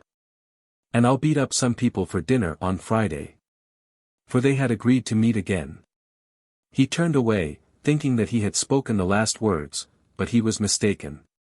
Oh, by the way, said Lippiatt, who had also turned to go, but who now came stepping quickly after his companion. Can you, By any chance, lend me £5. Only till after the exhibition, you know. I'm a bit short. Poor old Lippiat. But it was with reluctance that Gumbril parted from his treasury notes. Chapter 4. Lippiat had a habit, which some of his friends found rather trying, and not only friends, for Lippiat was ready to let the merest acquaintances, the most absolute strangers, even into the secrets of his inspiration, a habit of reciting at every possible opportunity his own verses. He would declaim in a voice loud and tremulous, with an emotion that never seemed to vary with the varying subject matter of his poems, for whole quarters of an hour at a stretch. Would go on declaiming till his auditors were overwhelmed with such a confusion of embarrassment and shame, that the blood rushed to their cheeks and they dared not meet one another's eyes. He was declaiming now, not merely across the dinner table to his own friends, but to the whole restaurant. For at the first reverberating lines of his latest, The Conquistador, there had been a startled turning of heads, a craning of necks from every corner of the room. The people who came to this Soho restaurant because it was, notoriously, so artistic, looked at one another significantly and nodded. They were getting their money's worth, this time. And Lippiat, with a fine air of rapt unconsciousness, went on with his recitation. Look down on Mexico, Conquistador, that was the refrain. The Conquistador, Lippiat had made it clear, was the artist, and the Vale of Mexico on which he looked down, the towered cities of Tlacopan and Chalco, of Tenochtitlan and Iztapalapan symbolized, well, it was difficult to say precisely what. The universe, perhaps. Look down, cried Lippiat, with a quivering voice. Look down, Conquistador. There on the valley's broad green floor. There lies the lake. The jeweled cities gleam. Chalco and Tlacopan. Awaiting the coming man. Look down on Mexico, Conquistador. Land of your golden dream. Not dream, said Gumbril, putting down the glass from which he had been profoundly drinking. You can't possibly say, dream, you know. Why do you interrupt me? Lippiat turned on him angrily. His wide mouth twitched at the corners, his whole long face worked with excitement. Why don't you let me finish? He allowed his hand, which had hung awkwardly in the air above him, suspended, as it were, at the top of a gesture, to sink slowly to the table. Imbecile! He said, and once more picked up his knife and fork. But really, Gumbril insisted, you can't say, dream. Can you now, seriously? He had drunk the best part of a bottle of Burgundy and he felt good-humored, obstinate and a little bellicose. And why not? Lippiat asked. Oh, because one simply can't. Gumbril leaned back in his chair, smiled and caressed his drooping blonde mustache. Not in this year of grace, 1922. But why? Lippiat repeated, with exasperation. Because it's altogether too late in the day, declared precious Mr. Mercaptan, rushing up to his emphasis with flutes and roaring, like a true conquistador, to fall back, however, at the end of the sentence rather ignominiously into a breathless confusion. He was a sleek, comfortable young man with smooth brown hair parted in the center and conducted in a pair of flowing curves across the temples, to be looped in damp curls behind his ears. His face ought to have been rather more exquisite, rather more refinedly Dixuatine than it actually was. It had a rather gross, snouty look, which was sadly out of harmony with Mr. Mercaptan's inimitably graceful style. For Mr. Mercaptan had a style and used it, delightfully, in his middle articles for the literary weeklies. His most precious work, however, was that little volume of essays, prose poems, vignettes and paradoxes, in which he had so brilliantly illustrated his favorite theme, the pettiness, the simian limitations, the insignificance and the absurd pretentiousness of Homo soidizon sapiens. Those who met Mr. Mercaptan personally often came away with the feeling that perhaps, after all, he was right in judging so severely of humanity. Too late in the day, he repeated. Times have changed. Sunt lacrimae rerum, nocite mutamer in illis. He laughed his own applause. Quod homines, tot disputandum est, said Gumbril, taking another sip of his bone superior. At the moment, he was all for Mercaptan. But why is it too late? Lippiat insisted. Mr. Mercaptan made a delicate gesture. Cas sent, mon cher ami, he said, Sieni s'explique pas. Satan, it is said, carries hell in his heart, so it was with Mr. Mercaptan, wherever he was, it was Paris. Dreams in 1922, he shrugged his shoulders. After you've accepted the war, swallowed the Russian famine, said Gumbril. Dreams. They belonged to the Rostand epoch, said Mr. Mercaptan, with a little titter. Le rêve, ah. Lippiat dropped his knife and fork with a clatter and leaned forward, eager for battle. Now I have you, he said, now I have you on the hip. You've given yourselves away. You've given away the secret of your spiritual poverty, your weakness and pettiness and impotence. Impotence? You malign me, sir, said Gumbril. Shearwater ponderously stirred. He had been silent all this time, sitting with hunched shoulders, his elbows on the table, his big round head bent forward, absorbed, apparently, in the slow meticulous crumbling of a piece of bread. Sometimes he put a piece of crust in his mouth, and under the bushy brown mustache his jaw moved slowly, ruminatively, with a sideways motion, like a cow's. He nudged Gumbril with his elbow. Ass, he said, be quiet. Lippiat went on torrentially. You're afraid of ideals, that's what it is. You daren't admit to having dreams.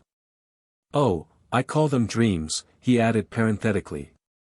I don't mind being thought a fool and old-fashioned. The word's shorter and more English. Besides, it rhymes with gleams. Ha, ha. And Lippiat laughed his loud Titan's laugh, the laugh of cynicism which seems to belie, but which, for those who have understanding, reveals the high, positive spirit within. Ideals, they're not sufficiently genteel for you civilized young men. You've quite outgrown that sort of thing. No dream, no religion, no morality. I glory in the name of Earwig, said Gumbril. He was pleased with that little invention. It was felicitous, it was well chosen. One's an earwig in sheer self-protection, he explained. But Mr. Mercaptan refused to accept the name of Earwig at any price. What there is to be ashamed of in being civilized, I really don't know, he said, in a voice that was now the bull's, now the piping robin's. No, if I glory in anything, it's in my little rococo boudoir, and the conversations across the polished mahogany, and the delicate, lascivious, witty little flirtations on ample sofas inhabited by the soul of Crébelin fills. We needn't all be Russians, I hope. These revolting Dostoevskys. Mr. Mercaptan spoke with a profound feeling. Nor all utopians. Homo au naturel, Mr. Mercaptan applied his thumb and forefinger to his, alas, too snout-like nose, ca pew. And as for homo a la H.G. Wells, ce n'est plus pas assez. What I glory in is the civilized, middle way between stink and asepsis. Give me a little musk, a little intoxicating feminine exhalation, the bouquet of old wine and strawberries, a lavender bag under every pillow and potpourri in the corners of the drawing-room. Readable books, amusing conversation, civilized women, graceful art and dry vintage, music, with a quiet life and reasonable comfort, that's all I ask for. Talking about comfort, Gumbril put in, before Lippiat had time to fling his answering thunders, I must tell you about my new invention. Pneumatic trousers, he explained. Blow them up. Perfect comfort. You see the idea? You're a sedentary man, Mercaptan. Let me put you down for a couple of pairs. Mr. Mercaptan shook his head. Too Wellsian, he said. Too horribly utopian. They'd be ludicrously out of place in my boudoir. And besides, my sofa is well enough sprung already, thank you. But what about Tolstoy? Shouted Lippiat, letting out his impatience in a violent blast. Mr. Mercaptan waved his hand. Russian, he said, Russian. And Michelangelo? Alberti, said Gumbril, very seriously, giving them all a piece of his father's mind. Alberti was much the better architect, I assure you. And pretentiousness for pretentiousness, said Mr. Mercaptan, I prefer old Borromini and the Baroque. What about Beethoven, went on Lippiatt. What about Blake? Where do they come in under your scheme of things? Mr. Mercaptan shrugged his shoulders. They stay in the hall, he said. I don't let them into the boudoir. You disgust me, said Lippiatt, with rising indignation, and making wider gestures. You disgust me, you and your odious little sham 18th-century civilization, your piddling little poetry, your art for art's sake instead of for God's sake. Your nauseating little copulations without love or passion, your hoggish materialism, your bestial indifference to all that's unhappy and your yelping hatred of all that's great. Charming, charming, murmured Mr. Mercaptan, who was pouring oil on his salad. How can you ever hope to achieve anything decent or solid, when you don't even believe in decency or solidity? I look about me, and Lippiatt cast his eyes wildly round the crowded room, and I find myself alone, spiritually alone. I strive on by myself, by myself. He struck his breast, a giant, a solitary giant. I have set myself to restore painting and poetry to their rightful position among the great moral forces. They have been amusements, they have been mere games for too long. I am giving my life for that. My life. His voice trembled a little. People mock me, hate me, stone me, deride me. But I go on, I go on. For I know I'm right. And in the end they too will recognize that I've been right. It was a loud soliloquy. One could fancy that Lippiatt had been engaged in recognizing himself. All the same, said Gumbril with a cheerful stubbornness, I persist that the word dreams is inadmissible. Inadmissible, repeated Mr. Mercaptan, imparting to the word an additional significance by giving it its French pronunciation. In the age of Rostand, well and good. But now? Now, said Gumbril, the word merely connotes Freud. It's a matter of literary tact, explained Mr. Mercaptan. Have you no literary tact? No, said Lippiatt, with emphasis, thank God, I haven't. I have no tact of any kind. I do things straightforwardly, frankly, as the spirit moves me. I don't like compromises. He struck the table. The gesture startlingly let loose a peal of cracked and diabolic laughter. Gumbril and Lippiatt and Mr. Mercaptan looked quickly up. Even Shearwater lifted his great spherical head and turned towards the sound the large disk of his face. A young man with a blonde, fan-shaped beard stood by the table. Looking down at them through a pair of bright blue eyes and smiling equivocally and disquietingly as though his mind were full of some nameless and fantastic malice. Come sta la sua terribilta, he asked, and, taking off his preposterous bowler hat, he bowed profoundly to Lippiatt. How I recognize my Buonarroti, he added affectionately.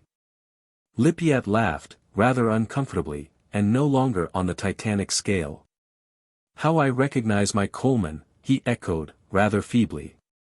On the contrary, Gumbril corrected, how almost completely I fail to recognize. This beard, he pointed to the blonde fan, why, may I ask? More Russianism, said Mr. Mercaptan, and shook his head. Ah, why indeed? Coleman lowered his voice to a confidential whisper. For religious reasons, he said, and made the sign of the cross. Christ-like in my behavior. Like every good believer. I imitate the Savior. And cultivate a beaver. There be beavers which have made themselves beavers for the kingdom of heaven's sake. But there are some beavers, on the other hand, which were so born from their mother's womb. He burst into a fit of outrageous laughter which stopped as suddenly and as voluntarily as it had begun. Lippiatt shook his head. Hideous, he said, hideous. Moreover, Coleman went on, without paying any attention, I have other and, alas, less holy reasons for this change of face. It enables one to make such delightful acquaintances in the street. You hear someone saying, "Beaver," as you pass, and you immediately have the right to rush up and get into conversation. I owe to this dear symbol, and he caressed the golden beard tenderly with the palm of his hand, the most admirably dangerous relations. "Magnificent," said Gumbril, drinking his own health. "I shall stop shaving at once." Shearwater looked round the table with raised eyebrows and a wrinkled forehead. "This conversation is rather beyond me," he said gravely. Under the formidable mustache, under the thick, tufted eyebrows, the mouth was small and ingenuous, the mild grey eyes full of an almost childish inquiry. "What does the word beaver signify in this context? You don't refer, I suppose, to the rodent, castor fiber." "But this is a very great man," said Coleman, raising his bowler. "Tell me who he is." "Our friend Shearwater," said Gumbril, "the physiologist." Coleman bowed. "Physiological Shearwater," he said. "Accept my homage. To one who doesn't know what a beaver is, I resign all my claims to superiority. There's nothing else but beavers in all the papers. Tell me, do you never read the Daily Express?" "No. Nor the Daily Mail?" Shearwater shook his head. "Nor the Mirror? Nor the Sketch? Nor the Graphic? Nor even, for I was forgetting that physiologists must surely have liberal opinions, even the Daily News?" Shearwater continued to shake his large spherical head. "Nor any of the evening papers?" "No." Coleman once more lifted his hat. "Oh, eloquent, just and mighty death," he exclaimed, and replaced it on his head. "You never read any papers at all, not even our friend Mercaptan's delicious little middles in the weeklies? How is your delicious little middle, by the way?" Coleman turned to Mr. Mercaptan and with the point of his huge stick gave him a little prod in the stomach. "C.A. Marque, les tripes. Hein." He turned back to Shearwater. "Not even those?" he asked. "Never," said Shearwater. "I have more serious things to think about than newspapers." "And what serious thing, may I ask?" "Well, at the present moment," said Shearwater, "I am chiefly preoccupied with the kidneys." "The kidneys." In an ecstasy of delight, Coleman thumped the floor with the ferrule of his stick. "The kidneys. Tell me all about kidneys. This is of the first importance. This is really life. And I shall sit down at your table without asking permission of Buonarroti here, and in the teeth of Mercaptan, and without so much as thinking about this species of Gumbril, who might as well not be there at all. I shall sit down and—" "Talking of sitting," said Gumbril, "I wish I could persuade you to order a pair of my patent pneumatic trousers." "They will." Coleman waved him away. "Not now, he said. "I shall sit down and listen to the physiolog talking about runions, while I myself actually eat them, sautés. Sautés, mark my words." Laying his hat and stick on the floor beside him, he sat down at the end of the table, between Lippiatt and Shearwater. "Two believers," he said, laying his hand for a moment on Lippiatt's arm, "and three black-hearted unbelievers, confronted.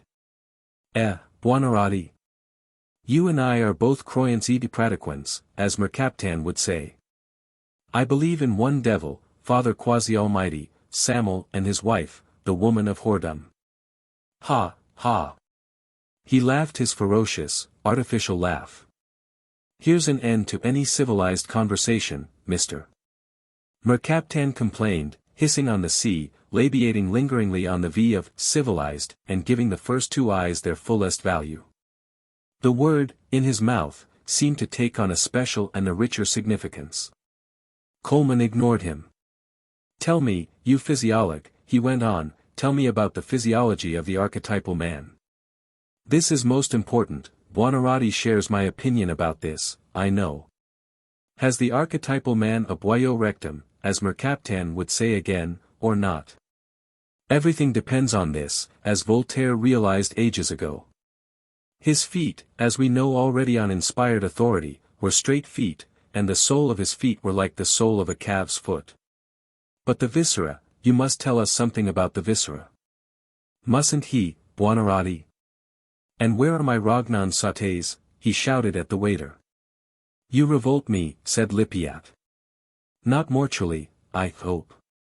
Coleman turned with solicitude to his neighbor, then shook his head. Mortally I fear. Kiss me, Artie, and I die happy. He blew a kiss into the air. But why is the physiologue so slow?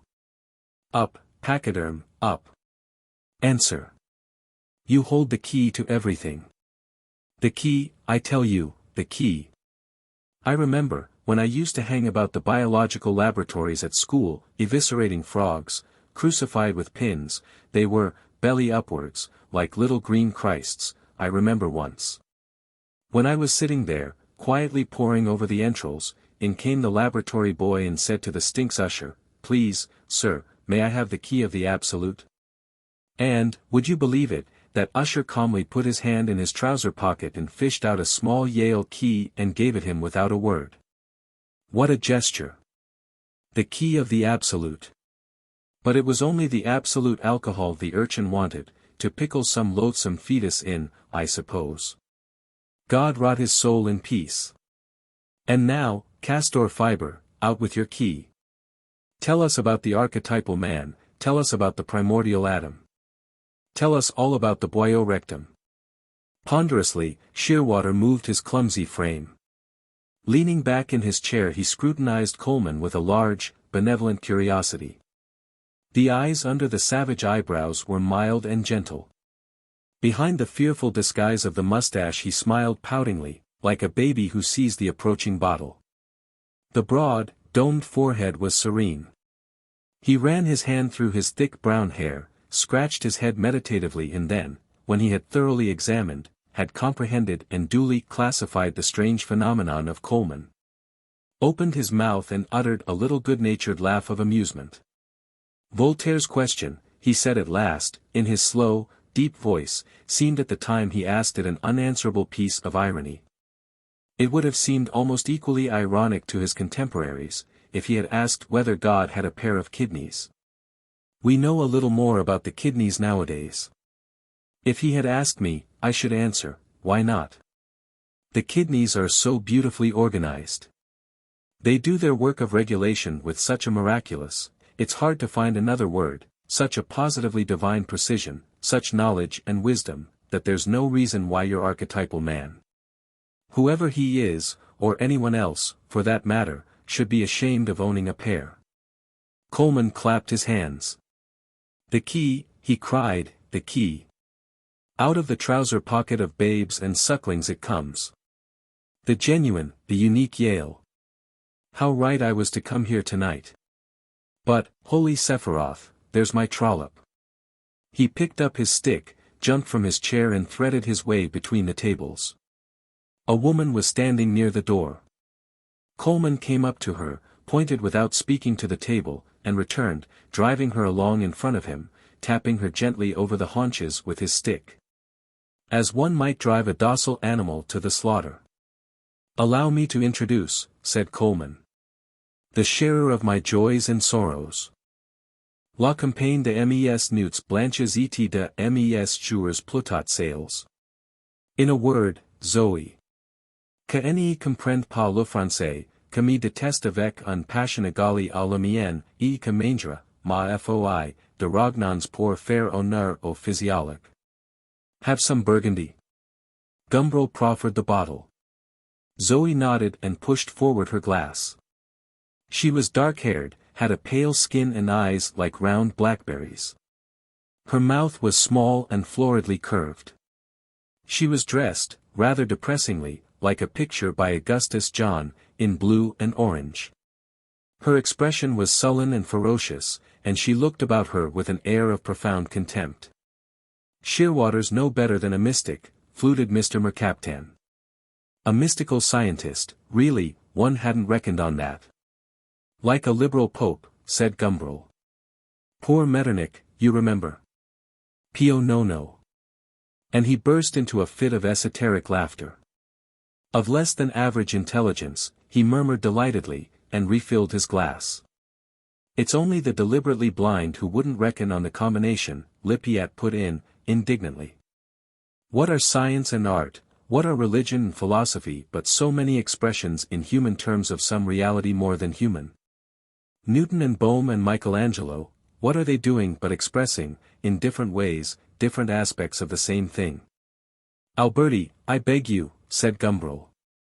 I assure you he was the better architect. Fi donc, said Mr. Mercaptan. San Carlo alle quattro fontaine, but he got no further. Lippiatt abolished him with a gesture. One reality, he cried, there is only one reality. One reality. Coleman reached out a hand across the table and caressed Zoe's bare white arm, and that is Callipygus. Zoe jabbed at his hand with her fork. We are all trying to talk about it, continued Lippiatt. The physicists have formulated their laws, which are after all no more than stammering provisional theories about a part of it. The physiologists are penetrating into the secrets of life, psychologists into the mind. And we artists are trying to say what is revealed to us about the moral nature, the personality of that reality, which is the universe. Mr. Mercaptan threw up his hands in affected horror. Oh, barbaridad, barbaridad. Nothing less than the pure Castilian would relieve his feelings. But all this is meaningless. Quite right about the chemists and physicists, said Shearwater. They're always trying to pretend that they're nearer the truth than we are. They take their crude theories as facts and try to make us accept them when we're dealing with life. Oh, they are sacred, their theories. Laws of nature they call them, and they talk about their known truths and our romantic biological fancies. What a fuss they make when we talk about life. Bloody fools, said Shearwater, mild and crushing. Nobody but a fool could talk of mechanism in face of the kidneys. And there are actually imbeciles who talk about the mechanism of heredity and reproduction. All the same, began Mr. Mercaptan very earnestly, anxious to deny his own life, there are eminent authorities. I can only quote what they say, of course. I can't pretend to know anything about it myself. But reproduction, reproduction, Coleman murmured the word to himself ecstatically. Delightful and horrifying to think they all come to that, even the most virginal. That they were all made for that, little she-dogs, in spite of their china blue eyes. What sort of a mandrake shall we produce, Zoe and I? He asked, turning to Shearwater. How I should like to have a child, he went on without waiting for an answer. I shouldn't teach it anything, no language, nothing at all. Just a child of nature. I believe it would really be the devil. And then what fun it would be if it suddenly started to say, Beccos, like the children in Herodotus. And Buonarroti here would paint an allegorical picture of it and write an epic called, The Ignoble Savage. And Castor Fiber would come and sound its kidneys and investigate its sexual instincts. And Mercaptan would write one of his inimitable middle articles about it. And Gumbril would make it a pair of patent trousers. And Zoe and I would look parentally on and fairly swell with pride. Shouldn't we, Zoe? Zoe preserved her expression of sullen, unchanging contempt and did not deign to answer. Ah, how delightful it would be! I long for posterity. I live in hopes. I stope against stopes. Zoe threw a piece of bread, which caught him on the cheek, a little below the eye. Coleman leaned back and laughed till the tears rolled down his face. Chapter 5. One after another, they engaged themselves in the revolving doors of the restaurant, trotted round in the moving cage of glass and ejected themselves into the coolness and darkness of the street. Shearwater lifted up his large face and took 2 or 3 deep breaths. Too much carbon dioxide and ammonia in there, he said. It is unfortunate that when 2 or 3 are gathered together in God's name, or even in the more civilized name of Mercaptan of the delicious middle. Mercaptan dexterously parried the prod which Coleman aimed at him. It is altogether deplorable that they should necessarily empest the air. Lippiatt had turned his eyes heavenwards. What stars, he said, and what prodigious gaps between the stars. A real light opera summer night. And Merkaptan began to sing, in fragmentary German, the Barcarolle, from the Tales of Hoffmann. Liebe Nacht, du schon Nacht, o still mein Tumty-Tum. Tum, te tum. Delicious Offenbach. Ah, if only we could have a third empire. Another comic Napoleon. That would make Paris look like Paris again. Tiddy, tumty-ti-tum. They walked along without any particular destination, but simply for the sake of walking through this soft cool night. Coleman led the way, tapping the pavement at every step with the ferrule of his stick. The blind leading the blind, he explained. Ah, if only there were a ditch, a crevasse, a great hole full of stinging centipedes and dung. How gleefully I should lead you all into it. I think you would do well, said Shearwater gravely, to go and see a doctor. Coleman gave vent to a howl of delight. Does it occur to you, he went on, that at this moment we are walking through the midst of 7 million distinct and separate individuals? Each with distinct and separate lives and all completely indifferent to our existence. 7 million people, each one of whom thinks himself quite as important as each of us does. Millions of them are now sleeping in an impested atmosphere. Hundreds of thousands of couples are at this moment engaged in mutually caressing one another in a manner too hideous to be thought of. But in no way differing from the manner in which each of us performs, delightfully, passionately and beautifully, his similar work of love. Thousands of women are now in the throes of parturition, and of both sexes thousands are dying of the most diverse and appalling diseases, or simply because they have lived too long. Thousands are drunk, thousands have overeaten, thousands have not had enough to eat. And they are all alive, all unique and separate and sensitive, like you and me. It's a horrible thought. Ah, if I could lead them all into that great hole of centipedes. He tapped and tapped on the pavement in front of him, as though searching for the crevasse. At the top of his voice he began to chant, O all ye beasts and cattle, curse ye the Lord, curse him and vilify him forever. All this religion, sighed Merkaptan. What with Lippiat on one side, being a muscular Christian artist, and Coleman on the other, howling the black mass. Really? He elaborated an Italianate gesture, and turned to Zoe. What do you think of it all? He asked. Zoe jerked her head in Coleman's direction. I think he's a bloody swine, she said. They were the first words she had spoken since she had joined the party. Here, cried Coleman, and he waved his stick. In the warm yellow light of the coffee stall at Hyde Park Corner loitered a little group of people.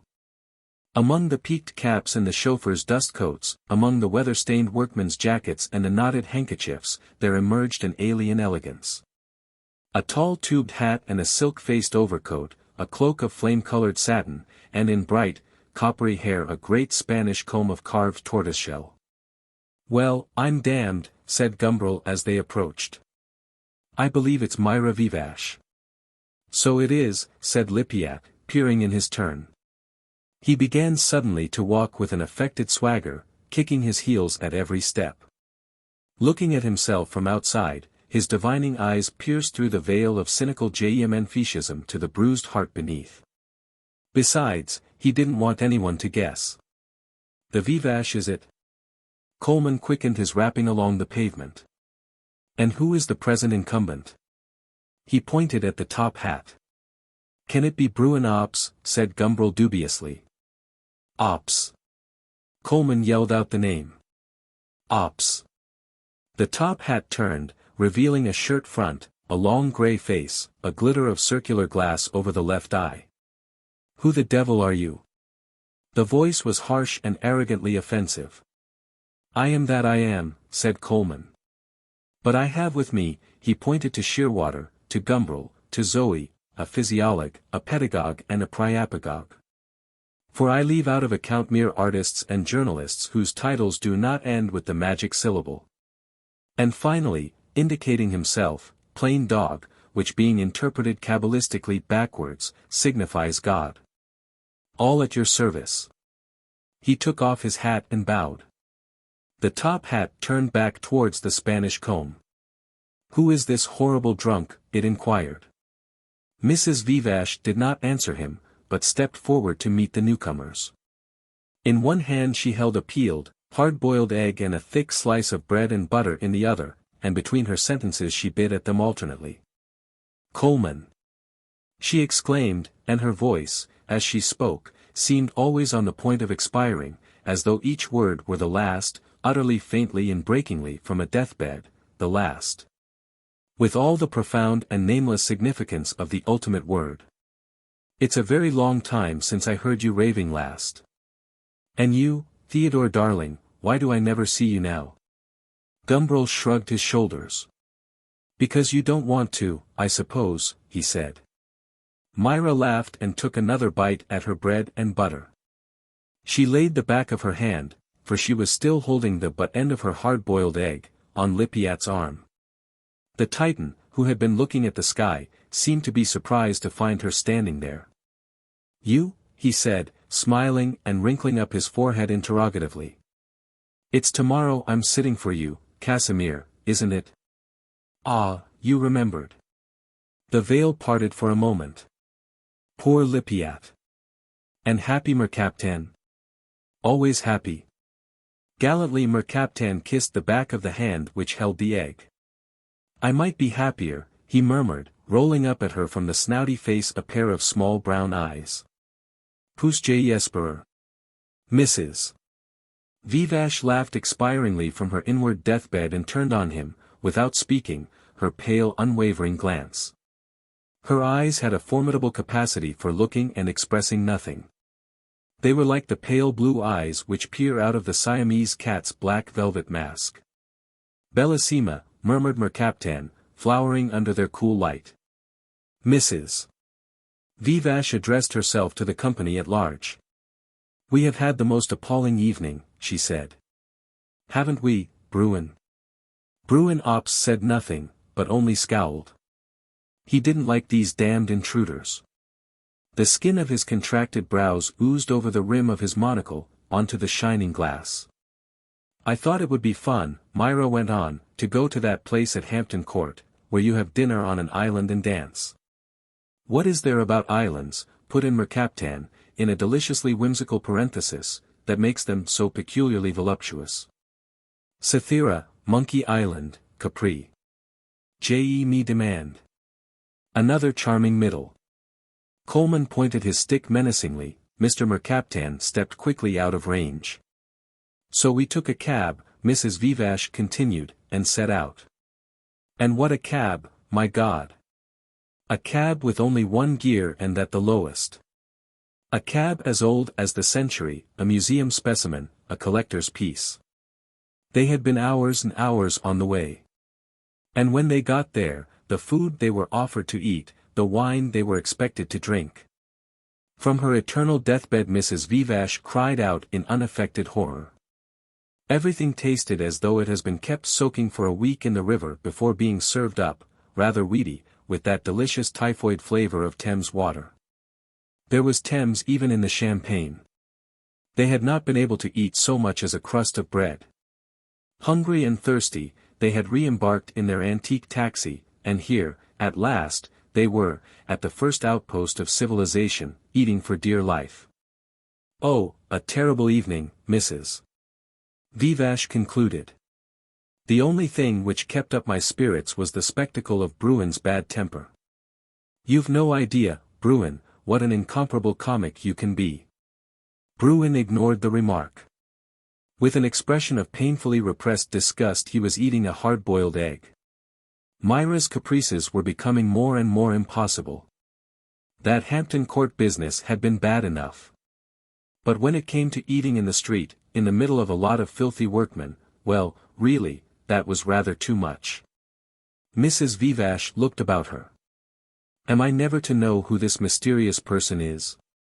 She pointed to Shearwater, who was standing a little apart from the group, his back leaning against the park railings and staring thoughtfully at the ground. The physiolog, Coleman explained, and he has the key. The key, the key. He hammered the pavement with his stick. Gumbril performed the introduction in more commonplace style. You don't seem to take much interest in us, Mr. Shearwater, Myra called expiringly. Shearwater looked up. Mrs.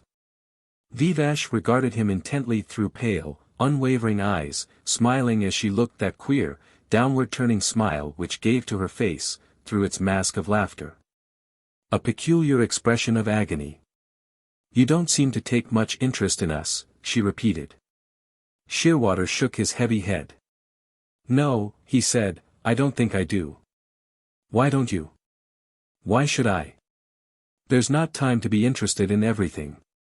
One can only be interested in what's worthwhile. And we're not worthwhile. Not to me personally, replied Shearwater with candor. The Great Wall of China, the political situation in Italy, the habits of trematodes, all these are most interesting in themselves. But they aren't interesting to me, I don't permit them to be. I haven't the leisure. And what do you allow yourself to be interested in? Shall we go? Said Bruin impatiently. He had succeeded in swallowing the last fragment of his hard-boiled egg. Mrs. Vivash did not answer, did not even look at him. Shearwater, who had hesitated before replying, was about to speak. But Coleman answered for him. Be respectful, he said to Mrs. Vivash. This is a great man.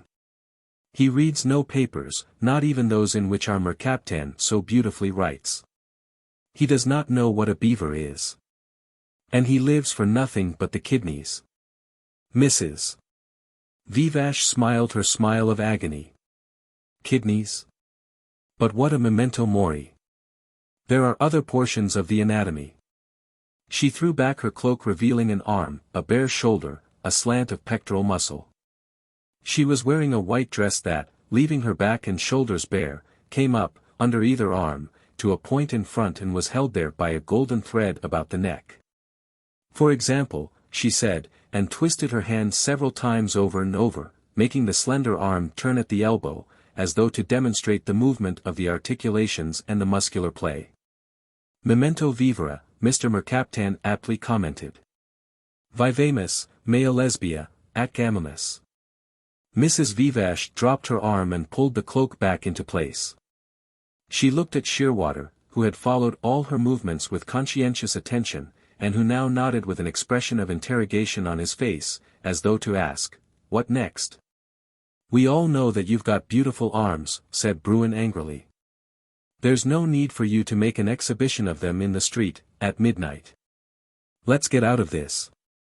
He laid his hand on her shoulder and made as if to draw her away. We'd better be going. Goodness knows what's happening behind us. He indicated with a little movement of the head the loiterers round the coffee stall. Some disturbance among the canaille. Mrs. Vivash looked round. The cab drivers and the other consumers of midnight coffee had gathered in an interested circle, curious and sympathetic, round the figure of a woman who was sitting, like a limp bundle tied up in black cotton and mackintosh, on the stall-keeper's high stool, leaning wearily against the wall of the booth. A man stood beside her drinking tea out of a thick white cup. Everyone was talking at once. Mayn't the poor wretches talk? Asked Mrs. Vivash, turning back to Bruin. I never knew anyone who had the lower classes on the brain as much as you have. I loathe them, said Bruin. I hate everyone poor, or ill, or old. Can't abide them, they make me positively sick. Quel aime bien né, piped Mr. Mercaptan. And how well and frankly you express what we all feel and lack the courage to say. Lippiat gave vent to indignant laughter.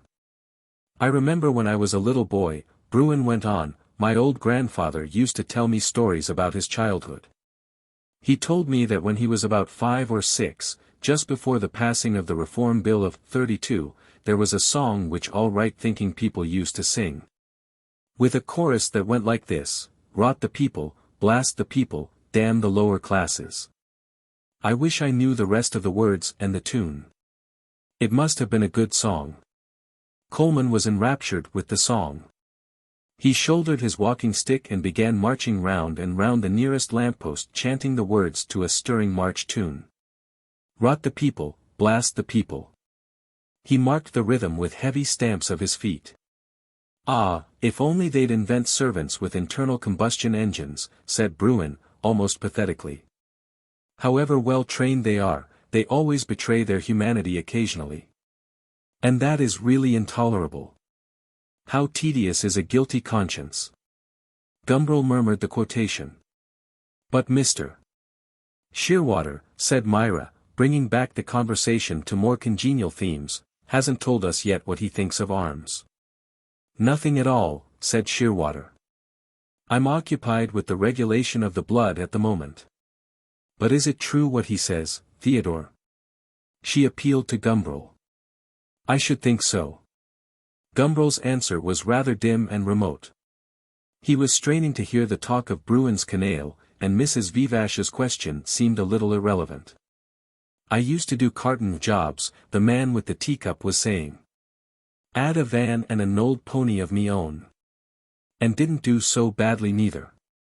The only trouble was me lifting furniture and heavy weights about the place. Because I 'ad malaria out in India, in the war. Nor even, you compel me to violate the laws of modesty, nor even, Mrs. Vivash went on, smiling painfully, speaking huskily, expiringly, of legs. A spring of blasphemy was touched in Coleman's brain. Neither delighteth he in any man's legs, he shouted, and with an extravagant show of affection he embraced Zoe, who caught hold of his hand and bit it. It comes back on you when you get tired like malaria does. The man's face was sallow and there was an air of peculiar listlessness and hopelessness about his misery. It comes back on you, and then you go down with fever and you're as weak as a child. Shearwater shook his head. Nor even of the heart. Mrs. Vivash lifted her eyebrows. Ah, now the inevitable word has been pronounced, the real subject of every conversation has appeared on the scene. Love, Mr. Shearwater. But as I says, recapitulated the man with the teacup, we didn't do so badly after all. We 'ad nothing to complain about. 'Ad we, Florrie? The black bundle made an affirmative movement with its upper extremity. That's one of the subjects, said Shearwater, like the Great Wall of China and the habits of trematodes, I don't allow myself to be interested in. Mrs. Vivash laughed, breathed out a little, good God, of incredulity in astonishment, and asked, why not? No time, he explained. You people of leisure have nothing else to do or think about. I'm busy and so naturally less interested in the subject than you, and I take care, what's more, to limit such interest as I have.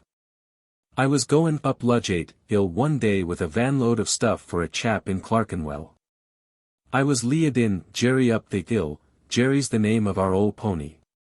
One can't have everything, Shearwater was explaining, not all at the same time, in any case. I've arranged my life for work now. I'm quietly married, I simmer away domestically. Quel horreur, said Mr. Mercaptan. All the Louis Quinze Abbé in him was shocked and revolted by the thought. But love, questioned Mrs. Vivash. Love? Love? Lippiat echoed. He was looking up at the Milky Way. All of a sudden out jumps a copper at me. How old is that horse? E says. It ain't fit to draw a load, it limps in all 4 feet, E says. No, it doesn't, I says. None of your answerin' back, E says. Take it out of the shafts at once. But I know all about love already. I know precious little still about kidneys. But, my good Shearwater, how can you know all about love before you've made it with all women? Off we goes, me and the cop and the horse, up in front of the police court magistrate. Or are you one of those imbeciles, Mrs. Vivash went on, who speak of women with a large W and pretend we're all the same? Poor Theodore here might possibly think so in his feebler moments. Gumbril smiled vaguely from a distance. He was following the man with the teacup into the magistrate's stuffy court. And Mercaptan certainly does, because all the women who ever sat on his XVIII sofa certainly were exactly like one another. And perhaps Casimir does too, all women look like his absurd ideal. But you, Shearwater, you're intelligent. Surely you don't believe anything so stupid. Shearwater shook his head. The cop, gave evidence against me. Limping in all 4 feet, says. It wasn't, I says, and the police court vet, bore me out. The 'orse has been very well treated, says. But 'e's old, 'e's very old. I know 'e's old, I says. But where am I goin' to find the price for a young one? X superscript 2 minus y superscript 2, Shearwater was saying, equals, x plus y, x minus y. And the equation holds good whatever the values of x and y. It's the same with your love business, Mrs. VIII. The relation is still fundamentally the same, whatever the value of the unknown personal quantities concerned. Little individual ticks and peculiarities, after all, what do they matter? What indeed, said Coleman. Ticks, mere ticks. Sheep ticks, horse ticks, bed bugs, tapeworms, taint worms, guinea worms, liver flukes. The 'orse must be destroyed, says the beak. 'E's too old for work. But I'm not, I says. I can't get a old age pension at 32, can I? 'Ow am I to earn my living if you take away what I earns my living by? Mrs. VIII smiled agonizingly. Here's a man who thinks personal peculiarities are trivial and unimportant, she said. You're not even interested in people, then? I don't know what you can do, says. I'm only here to administer the law. Seems a queer sort of law, I says. What law is it? Shearwater scratched his head. Under his formidable black mustache he smiled at last his ingenuous, childish smile. No, he said. No, I suppose I'm not. It hadn't occurred to me, until you said it. But I suppose I'm not. No. He laughed, quite delighted, it seemed, by this discovery about himself. What law is it, says. The cruelty to animals law. That's what it is, says. The smile of mockery and suffering appeared and faded. One of these days, said Mrs. VIII, you may find them more absorbing than you do now. Meanwhile, said Shearwater. I couldn't find a job and I've been workin' on my own master like, couldn't get unemployment pay. So when we heard of jobs at Portsmouth, we thought we'd try to get one, even if it did mean walkin' there. Meanwhile, I have my kidneys. Hopeless, says to me, quite hopeless. More than 200 come for 3 vacancies. So there was nothing for it but to walk back again. Took us 4 days it did, this time. She was very bad on the way, very bad. Being nearly 6 months gone. Our first it is. Things will be harder still, when it comes. From the black bundle there issued a sound of quiet sobbing. Look here, said Gumbril, making a sudden eruption into the conversation. This is really too awful.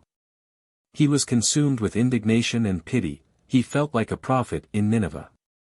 There are 2 wretched people here, and Gumbril told them breathlessly, what he had overheard. It was terrible, terrible. All the way to Portsmouth and back again, on foot, without proper food. And the woman's with child.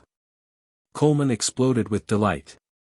Gravid, he kept repeating, gravid, gravid. The laws of gravity, first formulated by Newton, now recodified by the immortal Einstein. God said, let Neustein be, and there was light. And God said, let there be light, and there was darkness o'er the face of the earth. He roared with laughter. Between them they raised £5. Mrs. VIII undertook to give them to the black bundle. The cabmen made way for her as she advanced, there was an uncomfortable silence. The black bundle lifted a face that was old and worn, like the face of a statue in the portal of a cathedral. An old face, but one was aware somehow, that it belonged to a woman still young by the reckoning of years. Her hands trembled as she took the notes, and when she opened her mouth to speak her hardly articulate whisper of gratitude, one saw that she had lost several of her teeth. The party disintegrated. All went their ways, Mr. Mercaptan to his rococo boudoir, his sweet barocco bedroom in Sloane Street, Coleman and Zoe towards goodness only knew what scenes of intimate life in Pimlico. Lippiat to his studio off the Tottenham Court Road, alone, silently brooding and perhaps too consciously bowed with unhappiness. But the unhappiness, poor Titan, was real enough, for had he not seen Mrs. Vivash and the insufferable, the stupid and loutish ops driving off in one taxi? Must finish up with a little dancing, Myra had huskily uttered from that deathbed on which her restless spirit forever and wearily exerted itself. Obediently, Bruin had given an address and they had driven off. But after the dancing? Oh, was it possible that that odious, bad-blooded young cad was her lover? And that she should like him? It was no wonder that Lippiat should have walked, bent like Atlas under the weight of a world. And when, in Piccadilly, a belated and still unsuccessful prostitute sidled out of the darkness, as he strode by unseeing in his misery when she squeaked up at him a despairing, "Cheer up, ducky," Lippiat suddenly threw up his head and laughed titanically, with the terrible bitterness of a noble soul in pain. Even the poor drabs at the street corners were affected by the unhappiness that radiated out from him, wave after throbbing wave, like music, he liked to fancy, into the night. Even the wretched drabs. He walked on, more desperately bowed than ever, but met no further adventure on his way. Gumbril and Shearwater both lived in Paddington. They set off in company up Park Lane, walking in silence. Gumbril gave a little skip to get himself into step with his companion. To be out of step, when steps so loudly and flat-footedly flapped on empty pavements, was disagreeable, he found, was embarrassing, was somehow dangerous. Stepping, like this, out of time, one gave oneself away, so to speak, one made the night aware of two presences, when there might, if steps sounded in unison, be only one, heavier, more formidable. More secure than either of the separate two. In unison, then, they flapped up Park Lane. A policeman and the three poets, sulking back to back on their fountain, were the only human things besides themselves under the mauve electric moons.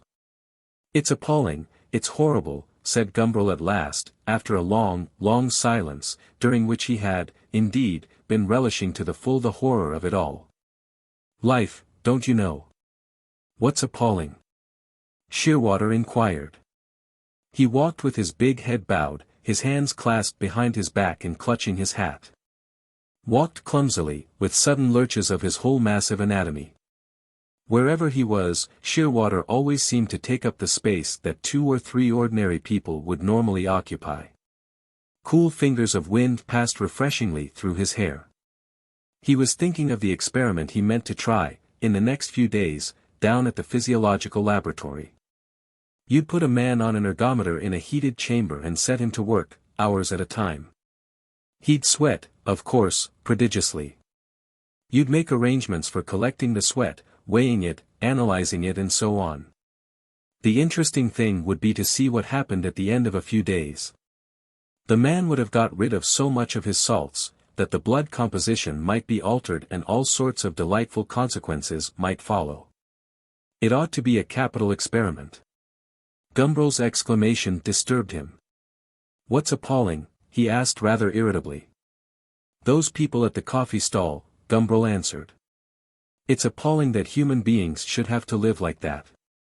Worse than dogs. Dogs have nothing to complain of." Shearwater went off at a tangent. "Nor guinea pigs, nor rats. It's these blasted anti-vivisection maniacs who make all the fuss." "But think," cried Gumbril, "what these wretched people have had to suffer. Walking all the way to Portsmouth in search of work. And the woman with child. It's horrifying.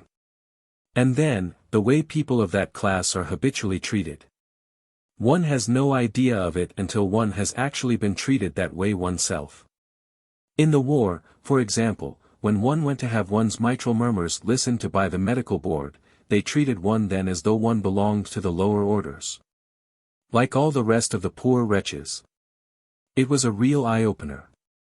One felt like a cow being got into a train. And to think that the majority of one's fellow beings pass their whole lives being shoved about like maltreated animals. Said Shearwater. If you went on sweating indefinitely, he supposed, you would end by dying. Gumbril looked through the railings at the profound darkness of the park. Vast it was and melancholy, with a string, here and there, of receding lights. Terrible, he said, and repeated the word several times. Terrible, terrible. All the legless soldiers grinding barrel organs, all the hawkers of toys stamping their leaky boots in the gutters of the Strand.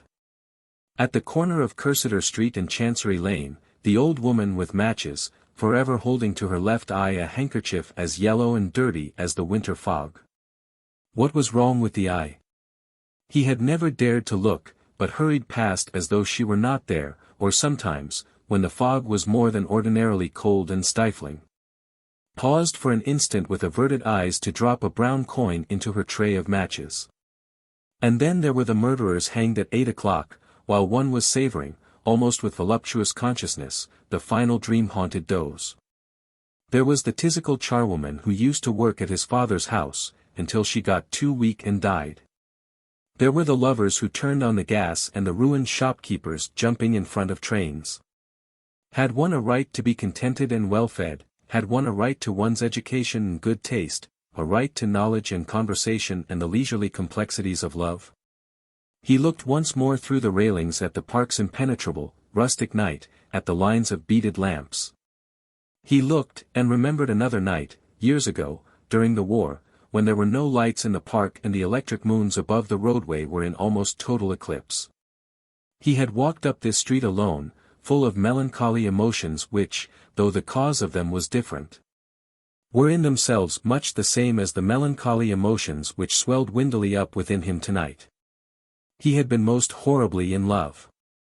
What did you think, he asked abruptly, of Myra Vivash? Think, said Shearwater. I don't know that I thought very much about her. Not a case for ratiocination exactly, is she? She seemed to me entertaining enough, as women go. I said I'd lunch with her on Thursday. Gumbril felt, all of a sudden, the need to speak confidentially. There was a time, he said in a tone that was quite unreally airy, offhand and disengaged, years ago, when I totally lost my head about her. Totally. Those tear-wet patches on his pillow, cold against his cheek in the darkness, and oh, the horrible pain of weeping, vainly, for something that was nothing, that was everything in the world. Towards the end of the war it was. I remember walking up this dismal street one night, in the pitch darkness, writhing with jealousy. He was silent. Spectrally, like a dim, haunting ghost, he had hung about her, dumbly imploring, appealing. The weak, silent man, she used to call him. And once for 2 or 3 days, out of pity, out of affection, out of a mere desire, perhaps, to lay the tiresome ghost, she had given him what his mournful silence implored, only to take it back almost as soon as accorded.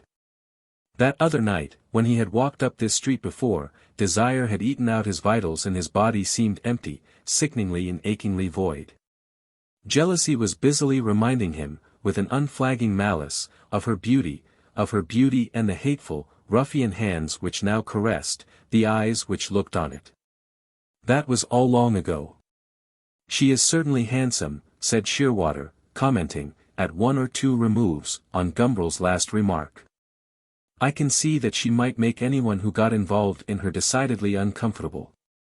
After a day or two's continuous sweating, it suddenly occurred to him, one might perhaps find seawater more refreshing than fresh water. That would be queer. Gumbril burst out ferociously laughing. But there were other times, he went on jauntily, when other people were jealous of me. Ah, revenge, revenge. In the better world of the imagination it was possible to get one's own back. What fiendish vendettas were there carried to successful ends. I remember once writing her a quatrain in French. He had written it years after the whole thing was over, he had never sent it to anyone at all, but that was all one. How did it go? Ah, yes. And he recited, with suitable gestures. Puisque nous sommes là, Dois. Vous avertir, sans trop de honte. Que je n'égale pas le compte. Casanovesque de six fois. Rather prettily turned, I flatter myself. Rather elegantly gross. Gumbril's laughter went hooting past the Marble Arch. It stopped rather suddenly, however, at the corner of the Edgware Road. He had suddenly remembered Mr. Mercaptan, and the thought depressed him. Chapter 6. It was between Whitefield Street and the Tottenham Court Road, in a heavenly muse, as he liked to call it, for he had a characteristic weakness for philosophical paranomasia, that Casimir Lippiatt lived and worked.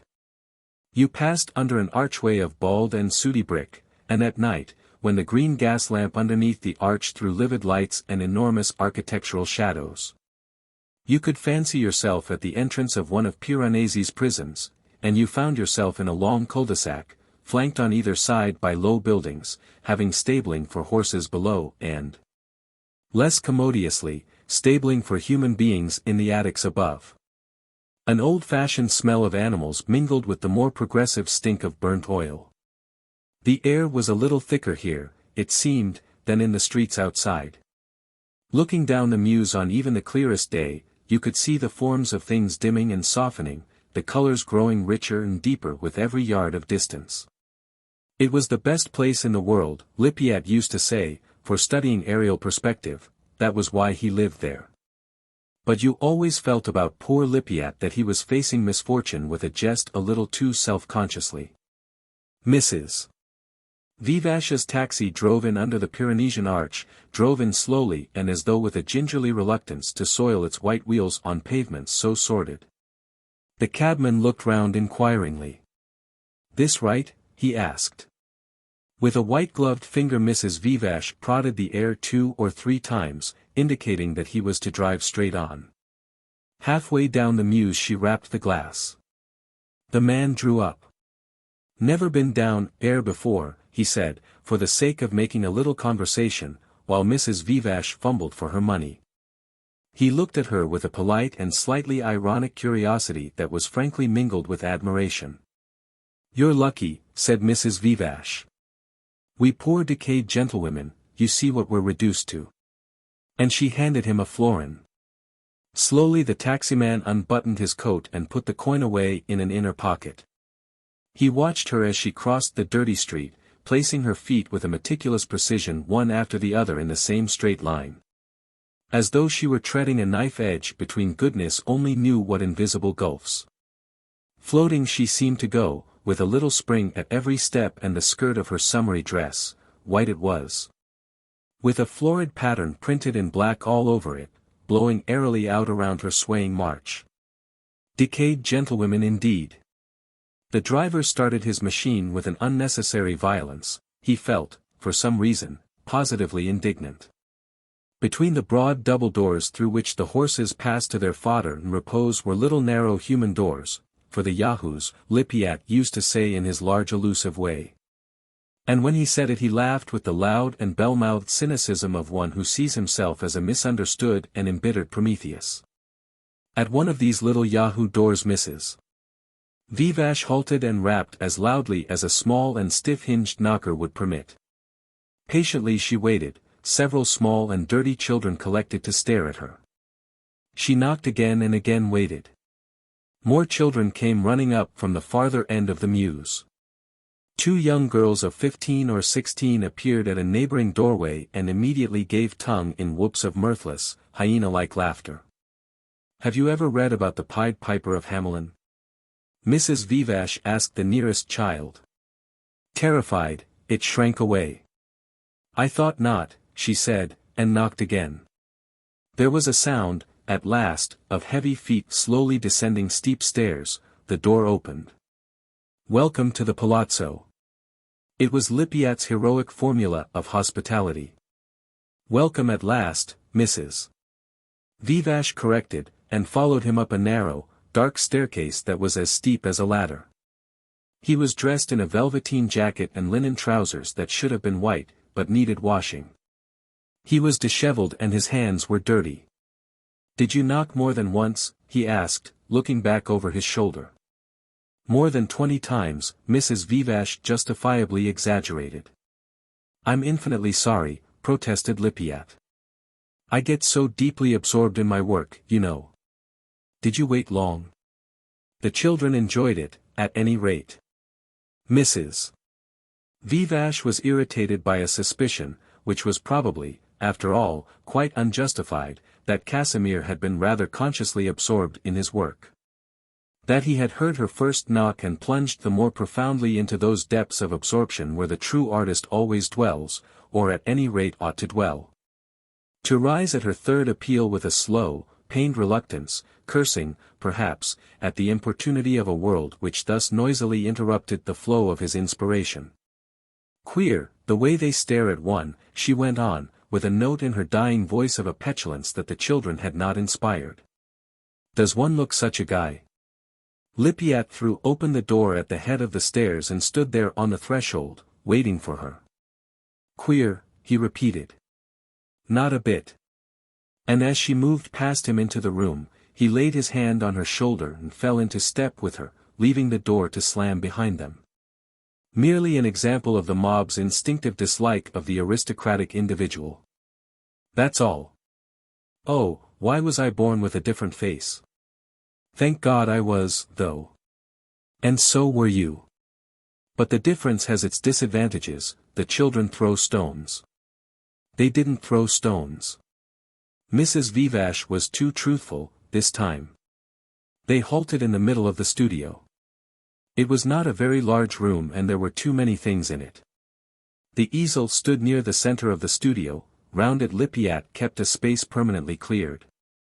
There was a broad fairway leading to the door, and another, narrower and tortuously winding between boxes and piled-up furniture and tumbled books, gave access to his bed. There was a piano and a table permanently set with dirty plates and strewed with the relics of 2 or 3 meals. Bookshelves stood on either side of the fireplace and lying on the floor were still more books, piles on dusty piles. Mrs. Vivash stood looking at the picture on the easel, abstract again. She didn't like it, and Lippiatt, who had dropped his hand from her shoulder, had stepped back the better to see her. Stood earnestly looking at Mrs. Vivash. "May I kiss you?" he asked after a silence. Mrs. Vivash turned towards him, smiling agonizingly, her eyebrows ironically lifted, her eyes steady and calm and palely, brightly inexpressive.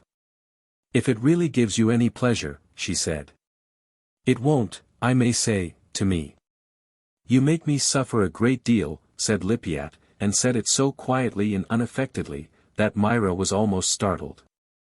She was accustomed, with Casimir, to noisier and more magniloquent protestations. "I'm very sorry," she said, and, really, she felt sorry. "But I can't help it, can I?" "I suppose you can't," he said. "You can't," he repeated, and his voice had now become the voice of Prometheus in his bitterness. "Nor can tigresses." He had begun to pace up and down the unobstructed fairway between his easel and the door. Lippiatt liked pacing while he talked. "You like playing with the victim," he went on, "he must die slowly." Reassured, Mrs. Vivash faintly smiled. This was the familiar Casimir. So long as he could talk like this, could talk like an old-fashioned French novel, it was all right. He couldn't really be so very unhappy. She sat down on the nearest unencumbered chair. Lippiatt continued to walk back and forth, waving his arms as he walked. "But perhaps it's good for one to suffer," he went on, "perhaps it's unavoidable and necessary. Perhaps I ought to thank you. Can an artist do anything if he's happy?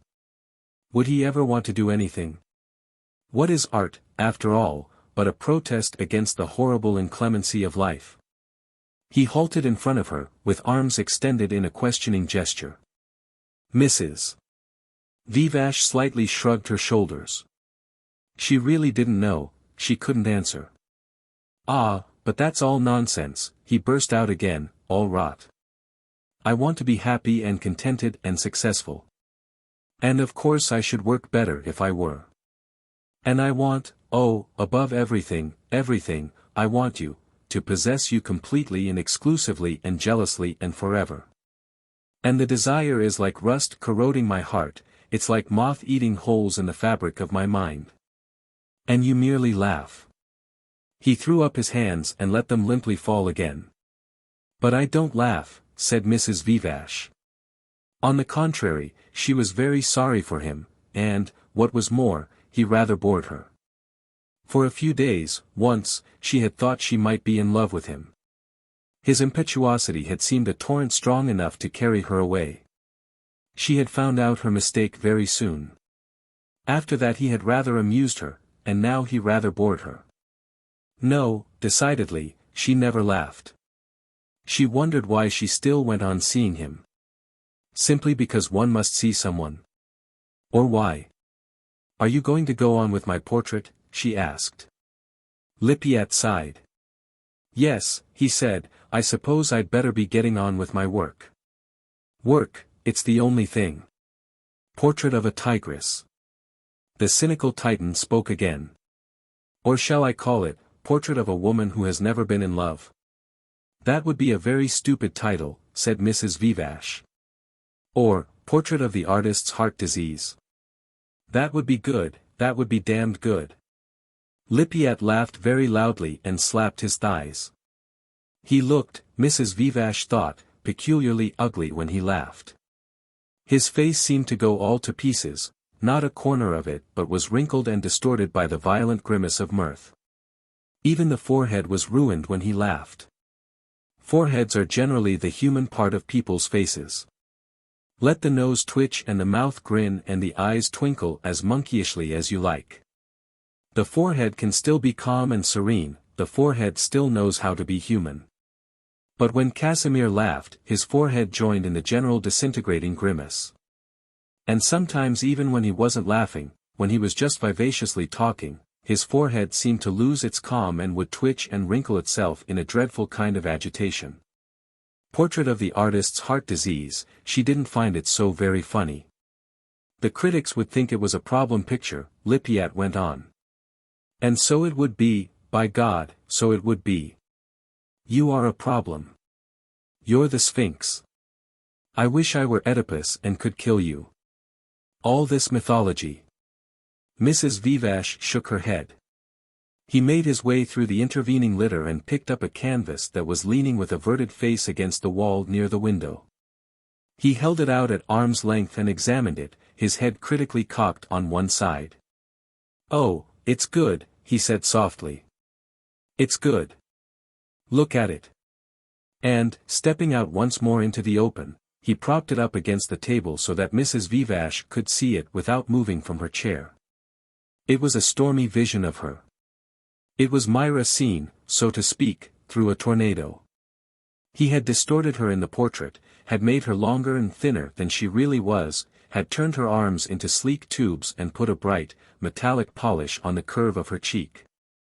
The figure in the portrait seemed to be leaning backwards a little from the surface of the canvas, leaning sideways too, with the twist of an ivory statuette carved out of the curving tip of a great tusk. Only somehow in Lippiatt's portrait the curve seemed to lack grace, it was without point, it had no sense. You've made me look, said Mrs. Vivash at last, as though I were being blown out of shape by the wind. All this show of violence, what was the point of it? She didn't like it at all. But Casimir was delighted with her comment. He slapped his thighs and once more laughed his restless, sharp-featured face to pieces. Yes, by God, he shouted, by God, that's right. Blown out of shape by the wind. That's it, you've said it. He began stamping up and down the room again, gesticulating. The wind, the great wind that's in me. He struck his forehead. The wind of life, the wild west wind. I feel it inside me, blowing, blowing. It carries me along with it. For though it's inside me, it's more than I am, it's a force that comes from somewhere else, it's life itself, it's God. It blows me along in the teeth of opposing fate, it makes me work on, fight on. He was like a man who walks along a sinister road at night and sings to keep up his own spirits, to emphasize and magnify his own existence. And when I paint, when I write or improvise my music, it bends the things I have in my mind, it pushes them in one direction. So that everything I do has the look of a tree that streams northeast with all its branches and all its trunk from the root upwards, as though it were trying to run from before the Atlantic gale. Lippiatt stretched out his two hands and, with fingers splayed out to the widest and trembling in the excessive tension of the muscles, moved them slowly upwards and sideways. As though he were running his palms up the stem of a little wind-wizened tree on a hilltop above the ocean. Mrs. Vivash continued to look at the unfinished portrait. It was as noisy and easy and immediately effective as a vermouth advertisement in the streets of Padua. Cinzano, Bonamelli, Campari, illustrious names. Giotto and Mantegna mouldered meanwhile in their respective chapels. And look at this, Lippiatt went on. He took down the canvas that was clamped to the easel and held it out for her inspection. It was one of Casimir's abstract paintings, a procession of machine-like forms rushing up diagonally from right to left across the canvas. With as it were a spray of energy blowing back from the crest of the wave towards the top right-hand corner. In this painting, he said, I symbolize the artist's conquering spirit, rushing on the universe, making it its own. He began to declaim. Look down, conquistador. There on the valley's broad green floor. There lies the lake, the jeweled city's gleam. Chalco and Tlacopan. Awaiting the coming man. Look down on Mexico, conquistador. Land of your golden dream. Or the same idea in terms of music, and Lippiatt dashed to the piano and evoked a distorted ghost of Scriabin. You see? He asked feverishly, when the ghost was laid again and the sad cheap jangling had faded again into silence. You feel? The artist rushes on the world, conquers it, gives it beauty, imposes a moral significance. He returned to the picture. This will be fine when it's finished, he said. Tremendous. You feel the wind blowing there, too. And with a pointing finger he followed up the onrush of the forms. The great southwester driving them on. Like leaves from an enchanter fleeing. Only not chaotically, not in disorder. They're blown, so to speak, in column of four, by a conscious wind. He leaned the canvas against the table and was free again to march and brandish his conquering fists. Life, he said, life, that's the great, essential thing. You've got to get life into your art, otherwise it's nothing. And life only comes out of life, out of passion and feeling, it can't come out of theories. That's the stupidity of all this chatter about art for art's sake and the aesthetic emotions and purely formal values and all that. It's only the formal relations that matter. One subject is just as good as another, that's the theory. You've only got to look at the pictures of the people who put it into practice to see that it won't do. Life comes out of life. You must paint with passion and the passion will stimulate your intellect to create the right formal relations. And to paint with passion, you must paint things that passionately interest you, moving things, human things. Nobody, except a mystical pantheist, like Van Gogh, can seriously be as much interested in napkins, apples and bottles as in his lover's face, or the resurrection, or the destiny of man. Could Mantegna have devised his splendid compositions if he had painted arrangements of Chianti flasks and cheeses instead of crucifixions, martyrs and triumphs of great men? Nobody but a fool could believe it. And could I have painted that portrait if I hadn't loved you, if you weren't killing me? Ah, Bonamelli and illustrious Cinzano. Passionately I paint passion. I draw life out of life. And I wish them joy of their bottles and their Canadian apples and their muddy table napkins with the beastly folds in them that look like loops of tripe. Once more Lippiatt disintegrated himself with laughter, then was silent. Mrs. Vivash nodded, slowly and reflectively. I think you're right, she said. Yes, he was surely right. There must be life, life was the important thing. That was precisely why his paintings were so bad, she saw now, there was no life in them. Plenty of noise there was, and gesticulation and a violent galvanized twitching, but no life, only the theatrical show of it. There was a flaw in the conduit. Somewhere between the man and his work life leaked out. He protested too much.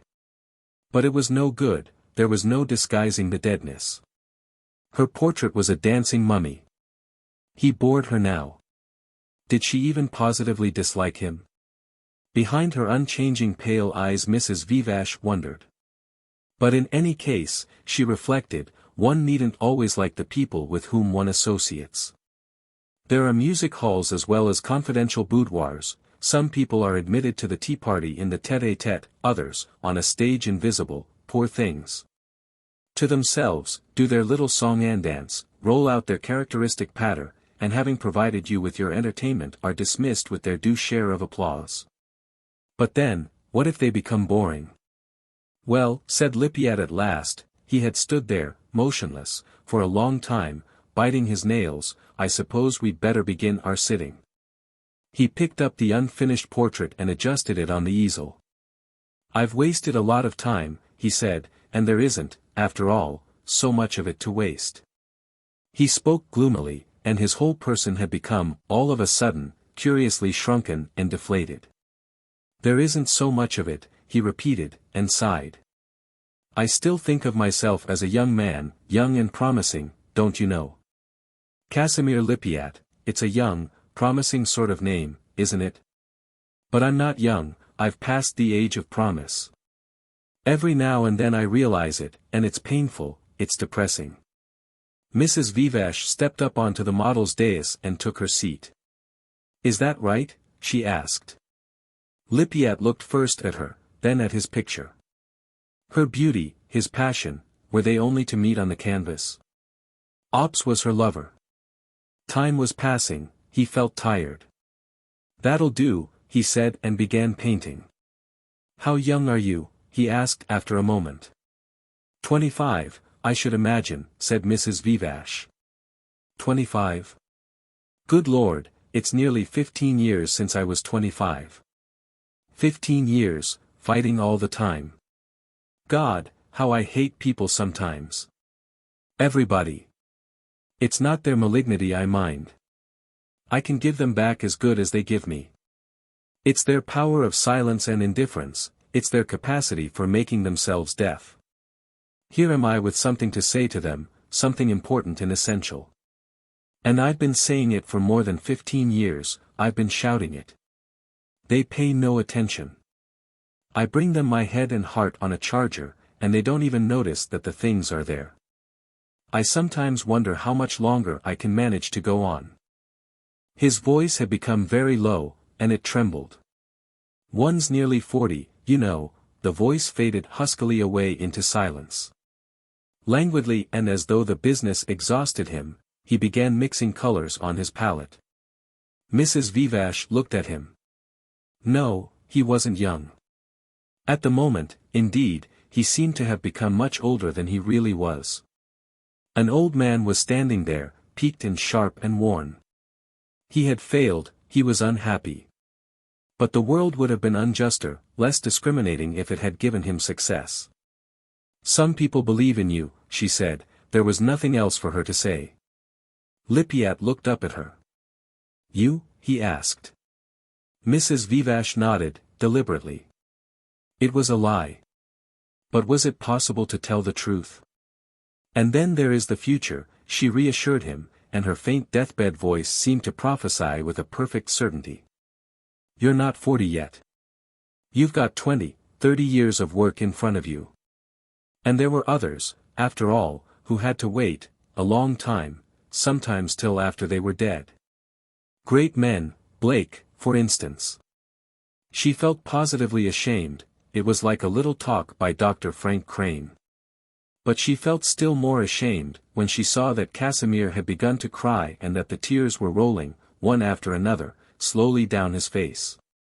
He put down his palette, he stepped on to the dais, he came and knelt at Mrs. Vivash's feet. He took one of her hands between his own and he bent over it, pressing it to his forehead, as though it were a charm against unhappy thoughts, sometimes kissing it, soon it was wet with tears. He wept almost in silence. "It's all right, Mrs. Vivash kept repeating, "It's all right," and she laid her free hand on his bowed head. She patted it comfortingly as one might pat the head of a large dog that comes and thrusts its muzzle between one's knees. She felt, even as she made it, how meaningless and unintimate the gesture was. If she had liked him, she would have run her fingers through his hair, but somehow his hair rather disgusted her. "It's all right, all right." But, of course, it wasn't all right. And she was comforting him under false pretenses, and he was kneeling at the feet of somebody who simply wasn't there, so utterly detached, so far away she was from all this scene and all his misery. "You're the only person," he said at last, "who cares or understands." Mrs. Vivash could almost have laughed. He began once more to kiss her hand. "Beautiful and enchanting Myra, you were always that. But now you're good and dear as well, now I know you're kind." "Poor Casimir," she said. Why was it that people always got involved in one's life? If only one could manage things on the principle of the railways. Parallel tracks, that was the thing. For a few miles you'd be running at the same speed. There'd be delightful conversation out of the windows, you'd exchange the omelette in your restaurant car for the vol au vent in theirs. And when you'd said all there was to say, you'd put on a little more steam, wave your hand, blow a kiss and away you'd go, forging ahead along the smooth, polished rails. But instead of that, there were these dreadful accidents, the points were wrongly set, the trains came crashing together. Or people jumped on as you were passing through the stations and made a nuisance of themselves and wouldn't allow themselves to be turned off. Poor Casimir. But he irritated her, he was a horrible bore. She ought to have stopped seeing him. "You can't wholly dislike me, then?" "But of course not, my poor Casimir. If you knew how horribly I loved you." He looked up at her despairingly. "But what's the good?" said Mrs. Vivash. "Have you ever known what it's like to love someone so much that you feel you could die of it? So that it hurts all the time. As though there were a wound. Have you ever known that?" Mrs. Vivash smiled her agonizing smile, nodded slowly and said, "Perhaps. And one doesn't die, you know. One doesn't die." Lippiat was leaning back, staring fixedly up at her. The tears were dry on his face, his cheeks were flushed. "Do you know what it is," he asked, "to love so much, that you begin to long for the anodyne of physical pain to quench the pain in the soul? You don't know that." And suddenly, with his clenched fist, he began to bang the wooden dais on which he was kneeling, blow after blow, with all his strength. Mrs. Vivash leant forward and tried to arrest his hand. "You're mad, Casimir," she said. "You're mad. Don't do that." She spoke with anger. Lippiat laughed till his face was all broken up with the grimace, and proffered for her inspection his bleeding knuckles.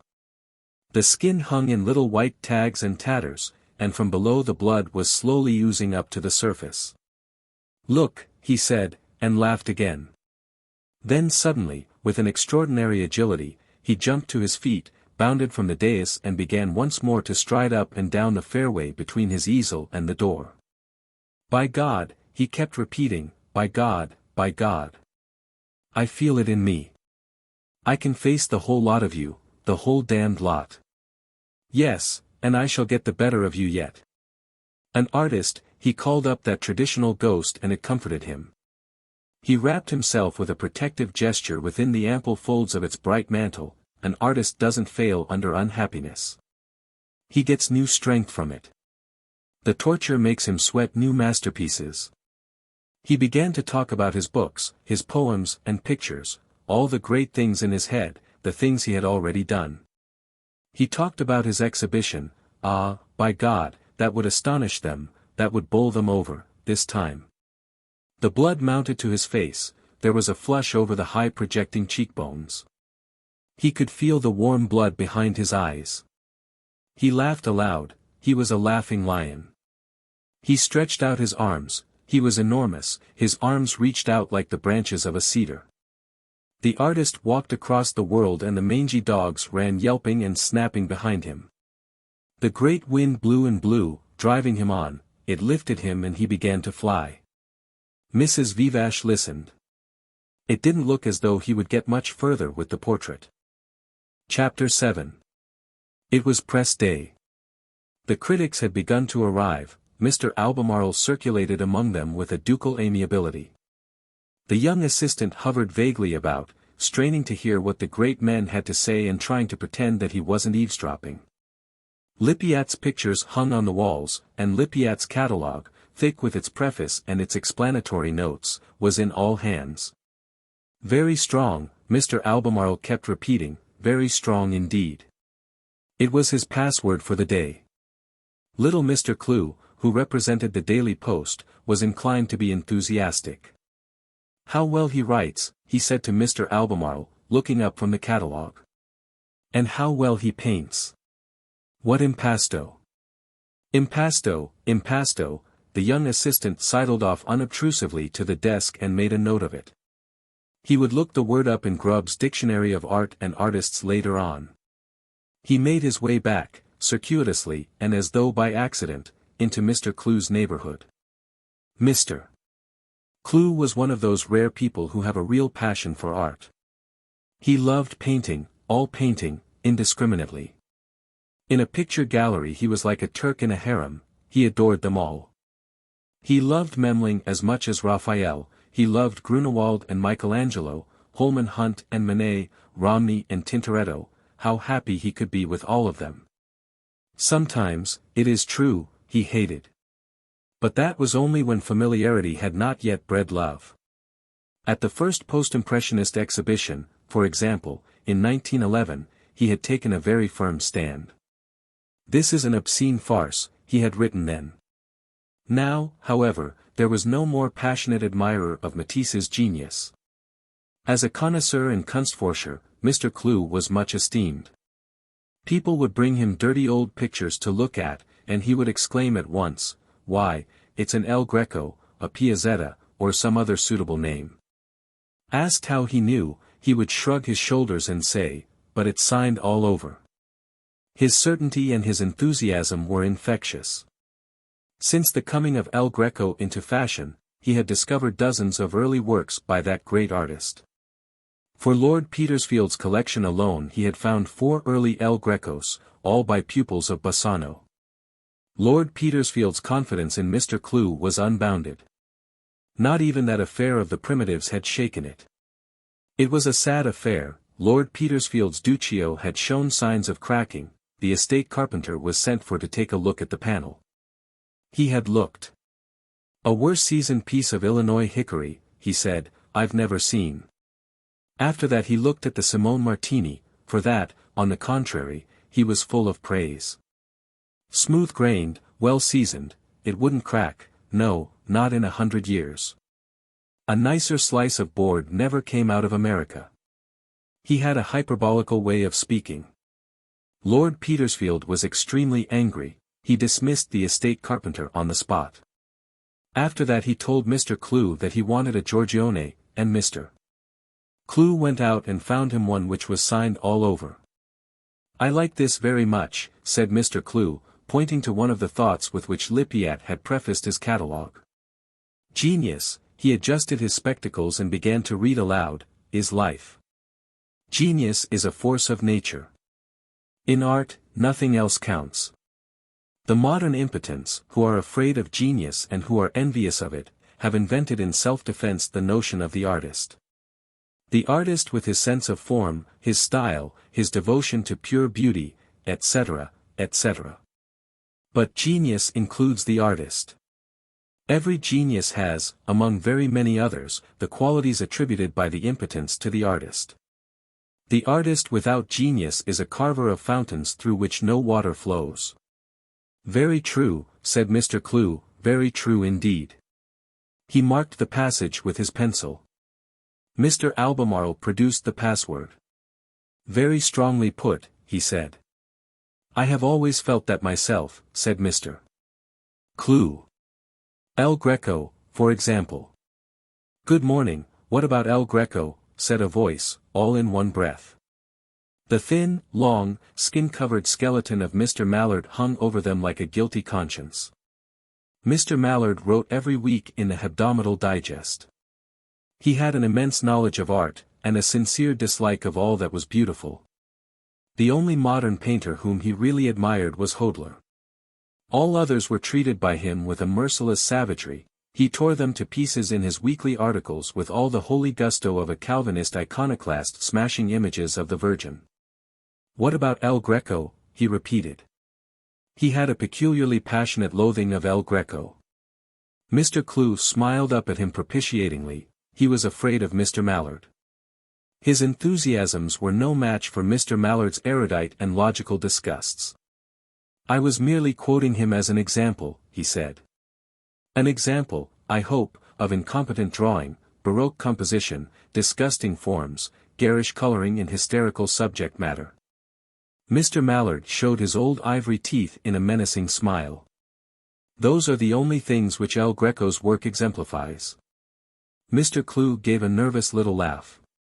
"What do you think of these?" he asked, pointing to Lippiatt's canvases. "They look to me very ordinarily bad," answered Mr. Mallard. The young assistant listened appalled. In a business like this, how was it possible to make good? "All the same," said Mr. Clew courageously, "I like that bowl of roses in the window with the landscape behind. Number 29. He looked in the catalogue. "And there's a really charming little verse about it. Oh, beauty of the rose! Goodness as well as perfume exhaling. Who gazes on these flowers? On this blue hill and ripening field, he knows where duty leads and that the nameless powers in a rose can speak their will. Really charming." Mr. Clew made another mark with his pencil. "But commonplace, commonplace." Mr. Mallard shook his head. "And in any case a verse can't justify a bad picture. What an unsubtle harmony of color. And how uninteresting the composition is. That receding diagonal, it's been worked to death." He too made a mark in his catalogue, a cross and a little circle, arranged like the skull and crossbones on a pirate's flag. Mr. Mallard's catalogues were always covered with these little marks. They were his symbols of condemnation. Mr. Albemarle, meanwhile, had moved away to greet the new arrivals. To the critic of the Daily Cinema he had to explain that there were no portraits of celebrities. The reporter from the Evening Planet had to be told which were the best pictures. Mr. Lippiatt, he dictated, is a poet and philosopher as well as a painter. His catalogue is a, declaration of faith. The reporter took it down in shorthand. "And very nice too," he said. "I'm most grateful to you, sir, most grateful." And he hurried away, to get to the cattle show before the king should arrive. Mr. Albemarle affably addressed himself to the critic of the Morning Globe. "I always regard this gallery," said a loud and cheerful voice, full of bulls and canaries in chorus, "as positively a mauvaise lieu. Such exhibitions." And Mr. Mercaptan shrugged his shoulders expressively. He halted to wait for his companion. Mrs. Vivash had lagged behind, reading the catalogue as she slowly walked along. "It's a complete book," she said, "full of poems and essays and short stories even, so far as I can see." "Oh, the usual cracker mottos." Mr. Mercaptan laughed. "I know the sort of thing. Look after the past and the future will look after itself. God squared minus man squared equals art plus life times art minus life. The higher the art the fewer the morals, only that's too nearly good sense to have been invented by Lippiatt. But I know the sort of thing. I could go on like that forever." Mr. Mercaptan was delighted with himself. "I'll read you one of them," said Mrs. Vivash. "A picture is a chemical combination of plastic form and spiritual significance." "Crikey," said Mr. Mercaptan. "Those who think that a picture is a matter of nothing but plastic form are like those who imagine that water is made of nothing but hydrogen." Mr. Mercaptan made a grimace. "What writing?" he exclaimed, "lo style sail home. Lippiat hasn't got a style." Argle, inexorable conclusion, Lippiat doesn't exist. My word, though. Look at those horrible great nudes there. Like Carasis with cubical muscles. Samson and Delilah, said Mrs. Vivash. Would you like me to read about them? Certainly not. Mrs. Vivash did not press the matter. Casimir, she thought, must have been thinking of her when he wrote this little poem about poets and women, crossed genius, torments, the sweating of masterpieces. She sighed. Those leopards are rather nice, she said, and looked at the catalogue again. An animal is a symbol and its form is significant. In the long process of adaptation, evolution has refined and simplified and shaped, till every part of the animal expresses one desire, a single idea. Man, who has become what he is, not by specialization, but by generalization, symbolizes with his body no one thing. He is a symbol of everything from the most hideous and ferocious bestiality to Godhead. Dear me, said Mr. Mercaptan. A canvas of mountains and enormous clouds like nascent sculptures presented itself. Aerial Alps, Mrs. Vivash began to read. Aerial Alps of amber and of snow. Junonian flesh, and bosomy alabaster. Carved by the wind's uncertain hands. Mr. Mercaptan stopped his ears. Please, please, he begged. Number 17, said Mrs. Vivash, is called Woman on a Cosmic Background. A female figure stood leaning against a pillar on a hilltop, and beyond was a blue night with stars. Underneath is written, for one at least, she is more than the starry universe. Mrs. Vivash remembered that Lippiat had once said very much that sort of thing to her. So many of Casimir's things remind me, she said, of those Italian vermouth advertisements. You know, Cinzano, Bonomelli and all these. I wish they didn't. This woman in white with her head in the Great Bear, she shook her head. Poor Casimir. Mr. Mercaptan roared and squealed with laughter. Bonomelli, he said, that's precisely it. What a critic, Myra. I take off my hat. They moved on. And what's this grand transformation scene, he asked. Mrs. Vivash looked at the catalogue. It's called The Sermon on the Mount, she said. And really, do you know, I rather like it. All that crowd of figures slanting up the hill and the single figure on the top, it seems to me very dramatic. My dear, protested Mr. Mercaptan. And in spite of everything, said Mrs. Vivash, feeling suddenly and uncomfortably that she had somehow been betraying the man, he's really very nice, you know. Very nice, indeed. Her expiring voice sounded very decidedly. Ah, ces femmes, exclaimed Mr. Mercaptan, ces femmes. They're all Pasiphaes and Ledas. They all in their hearts prefer beasts to men, savages to civilized beings. Even you, Myra, I really believe. He shook his head. Mrs. Vivash ignored the outburst. Very nice, she repeated thoughtfully. Only rather a bore, her voice expired altogether. They continued their round of the gallery. Chapter 8. Critically, in the glasses of Mr. Bojanus's fitting room, Gumbril examined his profile, his back view.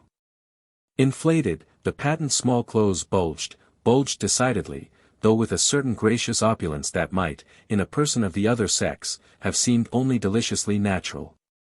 In him, however, Gumbril had to admit, the opulence seemed a little misplaced and paradoxical. Still, if one has to suffer in order to be beautiful, one must also expect to be ugly in order not to suffer. Practically, the trousers were a tremendous success.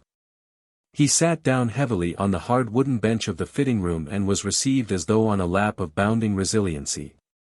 The patent small clothes, there was no doubt, would be proof even against marble. And the coat, he comforted himself, would mask with its skirts the too decided bulge. Or if it didn't, well, there was no help for it.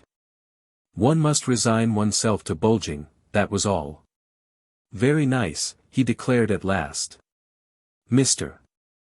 Bojanus, who had been watching his client in silence and with a polite but also, Gumbril could not help feeling, a somewhat ironical smile, coughed. It depends, he said, precisely what you mean by nice. He cocked his head on one side, and the fine waxed end of his mustache was like a pointer aimed up at some remote star. Gumbril said nothing, but catching sight once more of his own side view, nodded a dubious agreement. If by nice, continued Mr. Bojanus, you mean comfortable, well and good. If, however, you mean elegant, then, Mr. Gumbril, I fear I must disagree. But elegance, said Gumbril, feebly playing the philosopher, is only relative, Mr. Bojanus. There are certain African Negroes, among whom it is considered elegant to pierce the lips and distend them with wooden plates, until the mouth looks like a pelican's beak. Mr. Bojanus placed his hand in his bosom and slightly bowed. Very possibly, Mr. Gumbril, he replied. But if you'll pardon my saying so, we are not African Negroes. Gumbril was crushed, deservedly. He looked at himself again in the mirrors. Do you object, he asked after a pause, to all eccentricities in dress, Mr. Bojanus? Would you put us all into your elegant uniform?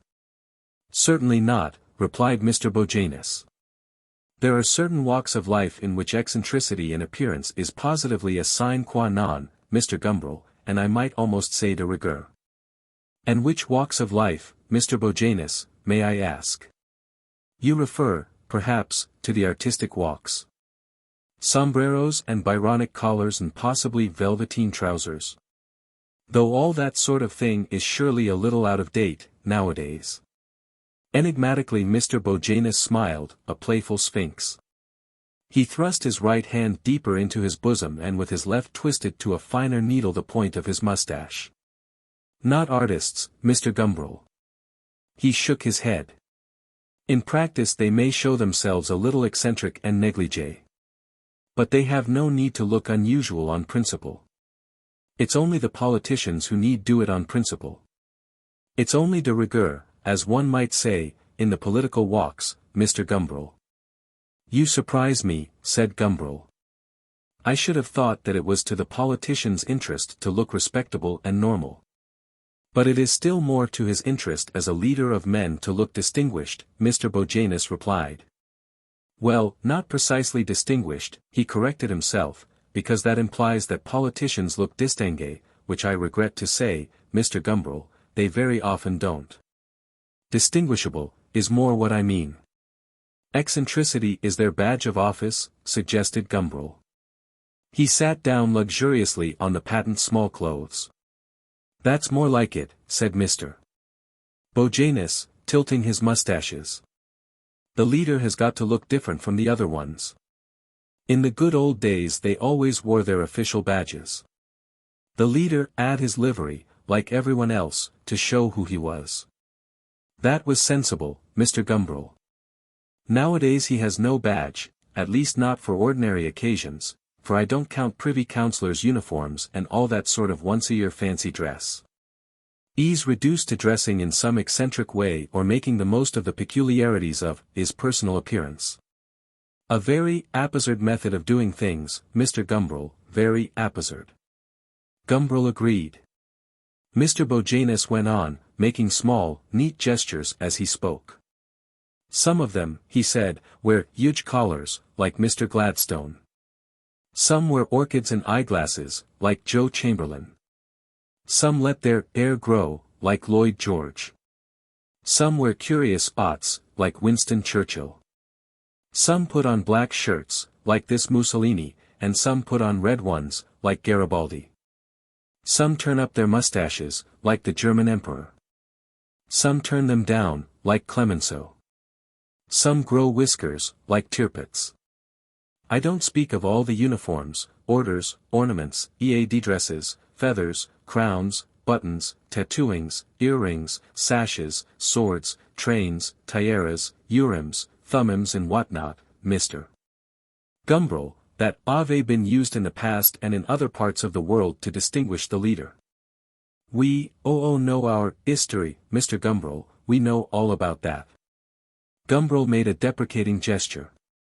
You speak for yourself, Mr. Bojanus, he said. Mr. Bojanus bowed. Pray continue, said Gumbril. Mr. Bojanus bowed again. Well, Mr. Gumbril, he said, the point of all these things, as I've already remarked, is to make the leader look different, so that he can be recognized at the first coup d'oeil, as you might say. By the he appends to be leading. For the human Mr. Gumbril, is an which can't do without a leader. Sheep, for example, I never noticed that they add a leader, nor rooks. Bees, on the other hand, I take it, ave. At least when they're swarming. Correct me, Mr. Gumbril, if I'm wrong. Natural history was never, as you might say, my forte. Nor mine, protested Gumbril. As for elephants and wolves, Mr. Gumbril, I can't pretend to speak of them with first-hand knowledge. Nor llamas, nor locusts, nor squab pigeons, nor lemmings. But human beings, Mr. Gumbril, those I can claim to talk of with authority, if I may say so in all modesty, and not as the scribes. I've made a special study of them, Mr. Gumbril. And my profession has brought me into contact with very numerous specimens. Gumbril could not help wondering where precisely in Mr. Bojanus's museum he himself had his place. The human Mr. Bojanus went on, must have a leader. And a leader must have something to distinguish him from the It's important for his interests that he should be recognized easily. See a baby reaching out of a bath and you immediately think of Pear's soap, see the white hair waving out behind and think of Lloyd George. That's the secret. But in my opinion, Mr. Gumbril, the old system was much more sensible, give them regular uniforms and badges, I say, make cabinet ministers wear feathers in their hair. Then the people will be looking to a real fixed symbol of leadership, not to the peculiarities of the mere individuals. Beards and hair and funny collars change. But a good uniform is always the same. Give them feathers, that's what I say, Mr. Gumbril. Feathers will increase the dignity of the state and lessen the importance of the individual. And that, concluded Mr. Bojanus with emphasis, that, Mr. Gumbril, will be all to the good. But you don't mean to tell me, said Gumbril, that if I chose to show myself to the multitude in my inflated trousers, I could become a leader, do you? Ah, no, said Mr. Bojanus. You'd have the talent for talking and ordering people about, to begin with. Feathers wouldn't give the genius, but they'd magnify the effect of what there was. Gumbril got up and began to divest himself of the small clothes. He unscrewed the valve and the air whistled out, dyingly. He too sighed. Curious, he said pensively, that I've never felt the need for a leader. I've never met anyone I felt I could wholeheartedly admire or believe in, never anyone I wanted to follow. It must be pleasant, I should think, to hand oneself over to somebody else. It must give you a warm, splendid, comfortable feeling. Mr. Bojanus smiled and shook his head. You and I, Mr. Gumbril, he said, we're not the sort of people to be impressed with feathers or even by talking and ordering about. We may not be leaders ourselves. But at any rate we aren't the Not the main herd, perhaps. Not any Mr. Bojanus insisted proudly. Gumbril shook his head dubiously and buttoned up his trousers. He was not sure, now he came to think of it, that he didn't belong to all the herds, by a sort of honorary membership and temporarily, as occasion offered. As one belongs to the Union at the sister university or to the Naval and Military Club while one's own is having its annual clean-out. Shearwater's herd, Lippiat's herd, Mr. Mercaptan's herd, Mrs. Vivash's herd, the architectural herd of his father, the educational herd, but that, thank God, was now bleeding on distant pastures, the herd of Mr. Bojanus. He belonged to them all a little, to none of them completely. Nobody belonged to his herd. How could they? No chameleon can live with comfort on a tartan. He put on his coat. "I'll send the garments this evening," said Mr. Bojanus. Gumbril left the shop. At the theatrical wigmaker's in Leicester Square he ordered a blonde fan-shaped beard to match his own hair and mustache. He would, at any rate, be his own leader. He would wear a badge, a symbol of authority. And Coleman had said that there were dangerous relations to be entered into by the symbol's aid. Ah, now he was provisionally a member of Coleman's herd. It was all very depressing. Chapter 9. Fan-shaped, blonde, mounted on gauze and guaranteed undetectable, it arrived from the wigmaker. Preciously packed in a stout cardboard box 6 times too large for it and accompanied by 1/4 of a pint of the choicest spirit gum. In the privacy of his bedroom Gumbril uncoffined it, held it out for his own admiration, caressed its silkiness and finally tried it on, holding it provisionally to his chin. In front of the looking-glass. The effect, he decided immediately, was stunning, was grandiose. From melancholy and all too mild he saw himself transformed on the instant into a sort of jovial Henry VIII, into a massive Rabelaisian man. Broad and powerful and exuberant with vitality and hair. The proportions of his face were startlingly altered. The podium, below the mouth, had been insufficiently massive to carry the stately order of the nose. And the ratiocinative attic of the forehead, noble enough, no doubt, in itself, had been disproportionately high. The beard now supplied the deficiencies in the stylobate, and planted now on a firm basement of will, the order of the senses, the aerial attic of ideas. Reared themselves with a more classical harmoniousness of proportion. It only remained for him to order from Mr. Bojanus an American coat, padded out at the shoulders as squarely and heroically as a doublet of the Cinquecento, and he would look the complete Rabelaisian man. Great eater, deep drinker, stout fighter, prodigious lover, clear thinker, creator of beauty, seeker of truth and prophet of heroic grandeurs. Fitted out with coat and beard, he could qualify for the next vacancy among the Cenobites of Thelema. He removed his beard, put his beaver up, as they used to say in the fine old days of chivalry. He would have to remember that little joke for Coleman's benefit. He put his beaver up, ha, ha, and stared ruefully at the far from Rabelaisian figure which now confronted him. The mustache, that was genuine enough, which had looked, in conjunction with the splendid work of art below, so fierce and manly, served by itself, he now perceived. Only droopily to emphasize his native mildness and melancholy. It was a dismal affair, which might have belonged to Maurice Barres in youth. A slanting, flagging, sagging thing, such as could only grow on the lip of an assiduous cultivator of the me, and would become, as one grew older, ludicrously out of place on the visage of a roaring nationalist. If it weren't that it fitted in so splendidly with the beard, if it weren't that it became so marvelously different in the new context he had now discovered for it. He would have shaved it off then and there. Mournful appendage. But now he would transform it, he would add to it its better half. Zadig's quatrain to his mistress, when the tablet on which it was written was broken in two, became a treasonable libel on the king.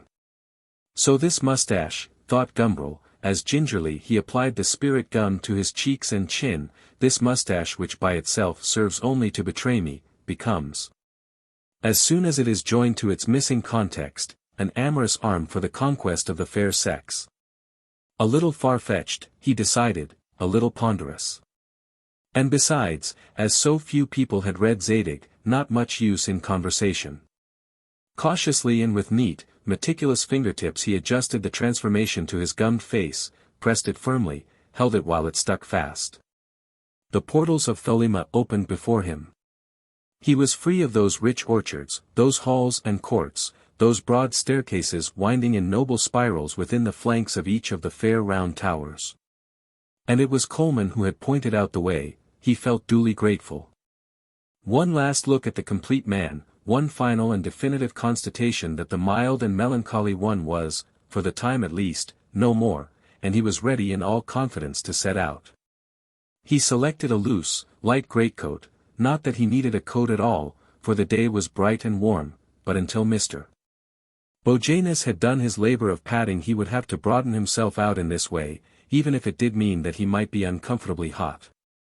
To fall short of complete manhood for fear of a little inconvenience would be absurd. He slipped, therefore, into his light coat, a toga, Mr. Bojanus called it, a very neat toga in real West Country whipcord. He put on his broadest and blackest felt hat, for breadth above everything was what he needed to give him completeness, breadth of stature, breadth of mind, breadth of human sympathy. Breadth of smile, breadth of humor, breadth of everything. The final touch was a massive and antique Malacca cane belonging to his father. If he had possessed a bulldog, he would have taken it out on a leash. But he did not. He issued into the sunshine, unaccompanied. But unaccompanied he did not mean to remain for long. These warm, bright May days were wonderful days for being in love on. And to be alone on such days was like a malady. It was a malady from which the mild and melancholy man suffered all too frequently. And yet there were millions of superfluous women in the country. Millions of them. Every day, in the streets, one saw thousands of them passing, and some were exquisite, were ravishing, the only possible soulmates. Thousands of unique soulmates every day. The mild and melancholy one allowed them to pass, forever. But today he was the complete and Rabelaisian man, he was bearded to the teeth, the imbecile game was at its height. There would be opportunities, and the complete man could know how to take them. No, he would not be unaccompanied for long. Outside in the square the 14 plane trees glowed in their young, unsullied green. At the end of every street the golden muslin of the haze hung in an unwrinkled curtain that thinned away above the sky's gauzy horizon to transparent nothing against the intenser blue. The dim, conch-like murmur that in a city is silent seemed hazily to identify itself with the golden mistiness of summer, and against this dim, wide background the yells of the playing children detached themselves, distinct and piercing. "Beaver," they shouted, "Beaver," and, "Is it cold up there?" Full of playful menace, the complete man shook at them his borrowed Malacca. He accepted their prompt hail as the most favorable of omens. At the first tobacconist's Gumbril bought the longest cigar he could find, and trailing behind him expiring blue wreaths of Cuban smoke. He made his way slowly and with an ample swagger towards the park. It was there, under the elms, on the shores of the ornamental waters, that he expected to find his opportunity, that he intended, how confidently behind his gargantuan mask, to take it. The opportunity offered itself sooner than he expected. He had just turned into the Queen's Road and was sauntering past Whiteley's with the air of one who knows that he has a right to a good place, to 2 or 3 good places even, in the sun. When he noticed just in front of him, peering intently at the new season's models, a young woman whom in his mild and melancholy days he would have only hopelessly admired, but who now, to the complete man, seemed a destined and accessible prey. She was fairly tall, but seemed taller than she actually was, by reason of her remarkable slenderness. Not that she looked disagreeably thin, far from it. It was a rounded slenderness. The complete man decided to consider her as tubular, flexible and tubular, like a section of boa constrictor, should one say. She was dressed in clothes that emphasized this serpentine slimness, in a close-fitting gray jacket that buttoned up to the neck and a long, narrow gray skirt that came down to her ankles. On her head was a small, sleek black hat, that looked almost as though it were made of metal. It was trimmed on one side with a bunch of dull golden foliage. Those golden leaves were the only touch of ornament in all the severe smoothness and unbroken tubularity of her person. As for her face, that was neither strictly beautiful nor strictly ugly, but combined elements of both beauty and ugliness into a whole that was unexpected. That was oddly and somehow unnaturally attractive. Pretending, he too, to take an interest in the new season's models, Gumbril made, squinting sideways over the burning tip of his cigar, an inventory of her features. The forehead, that was mostly hidden by her hat. It might be pensively and serenely high, it might be of that degree of lowness which in men is villainous, but in women is only another, a rather rustic one perhaps, rather canaille even. But definitely another, attraction. There was no telling. As for her eyes, they were green, and limpid, set wide apart in her head. They looked out from under heavy lids and through openings that slanted up towards the outer corners. Her nose was slightly aquiline. Her mouth was full-lipped, but straight and unexpectedly wide. Her chin was small, round and firm. She had a pale skin, a little flushed over the cheekbones, which were prominent.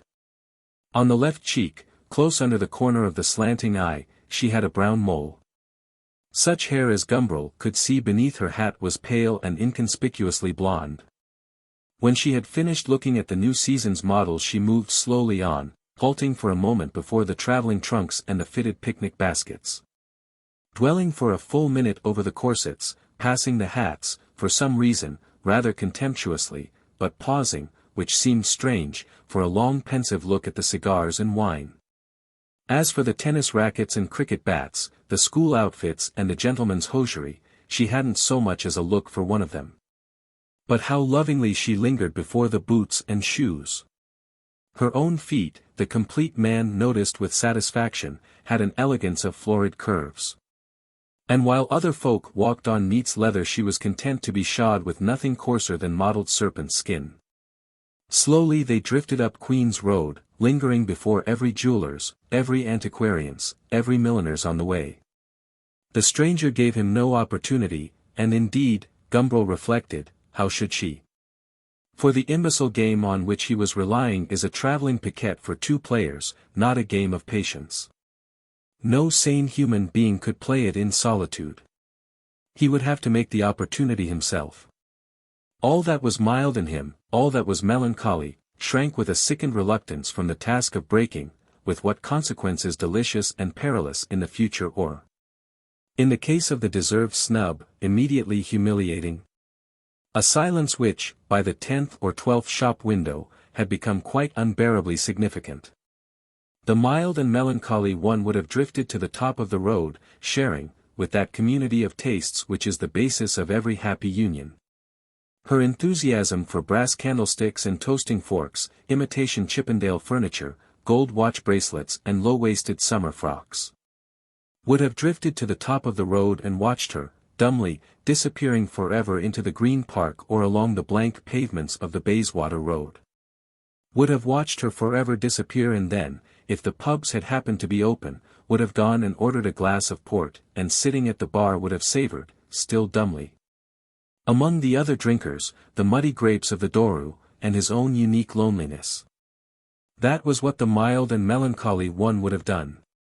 But the sight, as he gazed earnestly into an antiquary's window, of his own powerful bearded face reflected in a sham Hepplewhite mirror, reminded him that the mild and melancholy one was temporarily extinct, and that it was the complete man who now dawdled, smoking his long cigar, up the Queen's Road towards the Abbey of Thelema. He squared his shoulders. In that loose toga of Mr. Bojanus's he looked as copious as François Premier. The time, he decided, had come. It was at this moment that the reflection of the stranger's face joined itself in the little mirror, as she made a little movement away from the old Welsh dresser in the corner, to that of his own. She looked at the spurious Hepplewhite.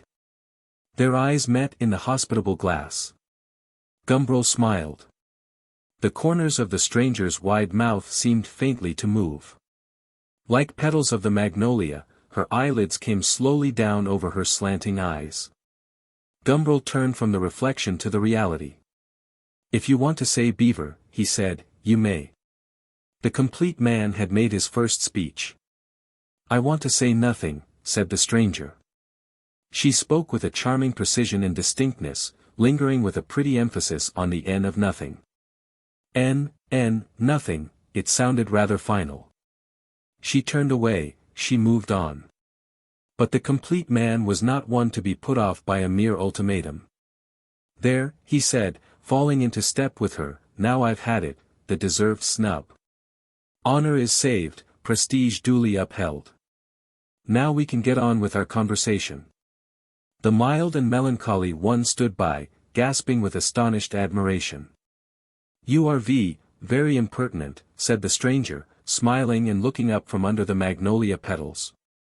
"It is in my character," said the complete man, "you mustn't blame me." One cannot escape from one's heredity, that's one's share of original sin. There is always grace, said the stranger. Gumbril caressed his beard. True, he replied. I advise you to pray for it. His prayer, the mild and melancholy one reflected, had already been answered.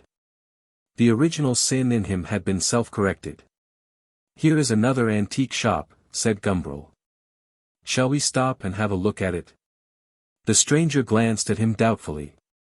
But he looked quite serious. They stopped. How revolting this sham cottage furniture is, Gumbril remarked. The shop, he noticed, was called Ye Old Farmhouse. The stranger, who had been on the point of saying how much she liked those lovely old Welsh dressers, gave him her heartiest agreement. So vulgar. So horribly refined. So refined and artistic. She laughed on a descending chromatic scale. This was excitingly new. Poor Aunt Aggie with her arts and crafts, and her old English furniture. And to think she had taken them so seriously. She saw in a flash the fastidious lady that she now was, with Louis whatever it was furniture at home, and jewels, and young poets to tea, and real artists. In the past, when she had imagined herself entertaining real artists, it had always been among really artistic furniture. Aunt Aggie's furniture. But now, no, oh no. This man was probably an artist. His beard, and that big black hat. But not poor, very well dressed. Yes, it's funny to think that there are people who call that sort of thing artistic. One's quite sorry for them, she added, with a little hiss. You have a kind heart, said Gumbril. I'm glad to see that. Not very kind, I'm afraid. She looked at him sideways, and significantly as the fastidious lady would have looked at one of the poets. Well, kind enough, I hope, said the complete man. He was delighted with his new acquaintance. Together they disembogued into the Bayswater Road. It was here, Gumbril reflected, that the mild and melancholy one would dumbly have slunk away to his glass of port and his loneliness among the alien topers at the bar. But the complete man took his new friend by the elbow, and steered her into the traffic. Together they crossed the road, together entered the park. I still think you are very impertinent, said the lady. What induced you to follow me? With a single comprehensive gesture, Gumbril indicated the sun, the sky, the green trees airily glittering, the grass, the emerald lights and violet shadows of the rustic distance. On a day like this, he said, how could I help it? Original sin. Oh, the complete man modestly shook his head, I lay no claim to originality in this. The stranger laughed. This was nearly as good as a young poet at the tea table. She was very glad that she'd decided, after all, to put on her best suit this afternoon, even if it was a little stuffy for the warmth of the day. He, too, she noticed, was wearing a greatcoat. Which seemed rather odd.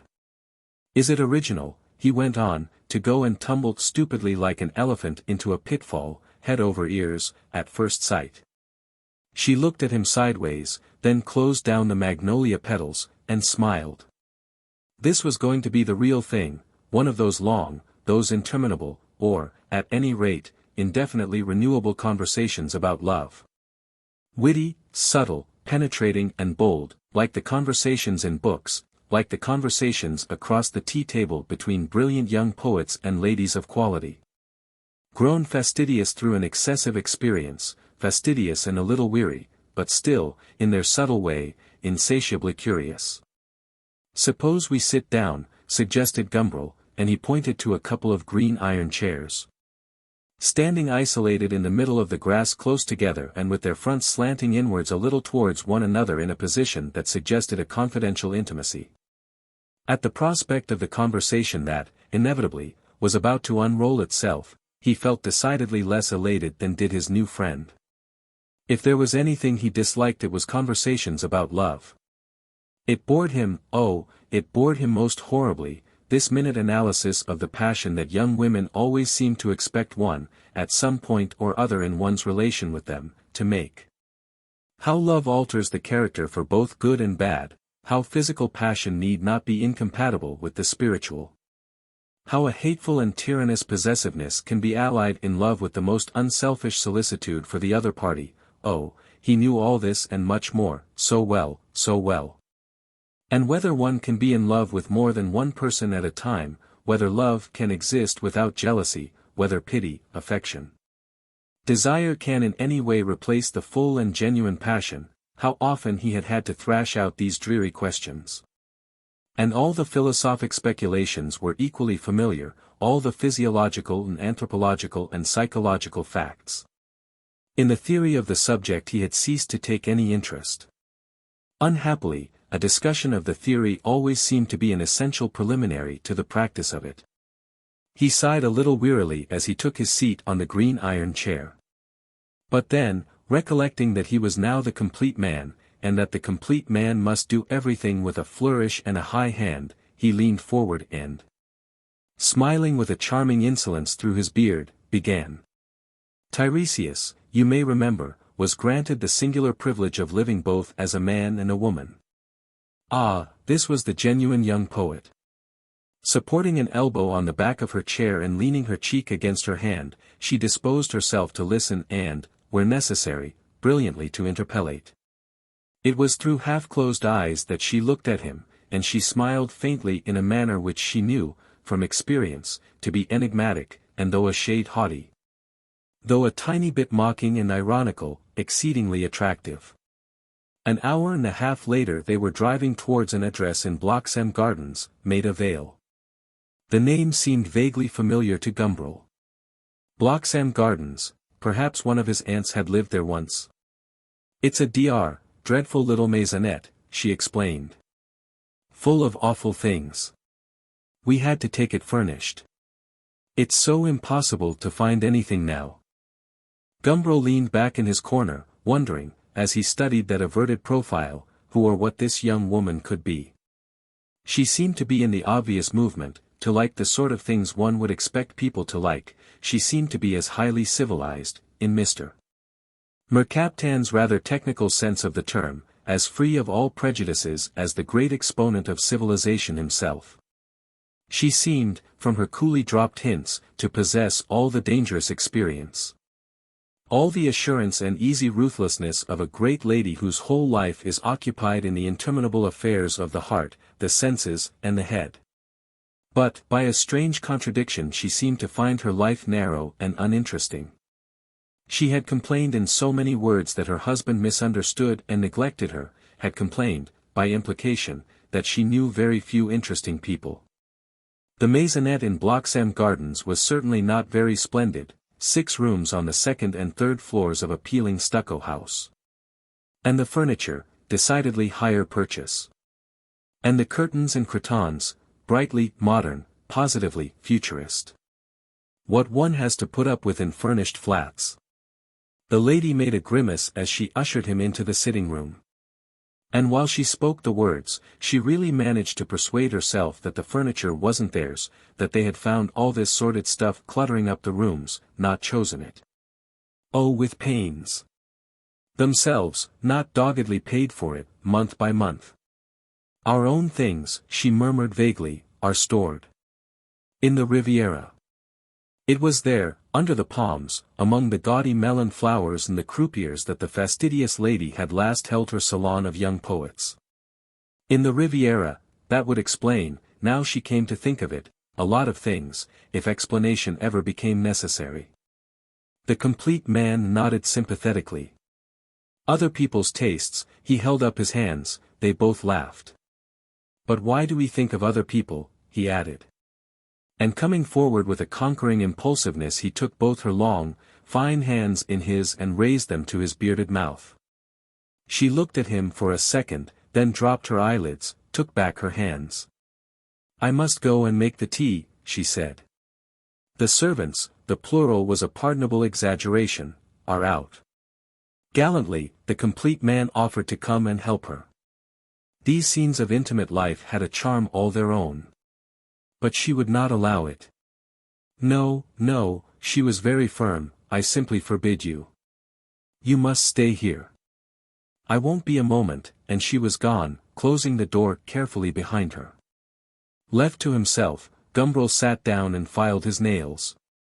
As for the young lady, she hurried along to her dingy little kitchen, lit the gas, put the kettle on, set out the teapot and the cups on a tray, and from the biscuit box, where it was stored, took out the remains of a chocolate cake, which had already seen service at the day before yesterday's tea party.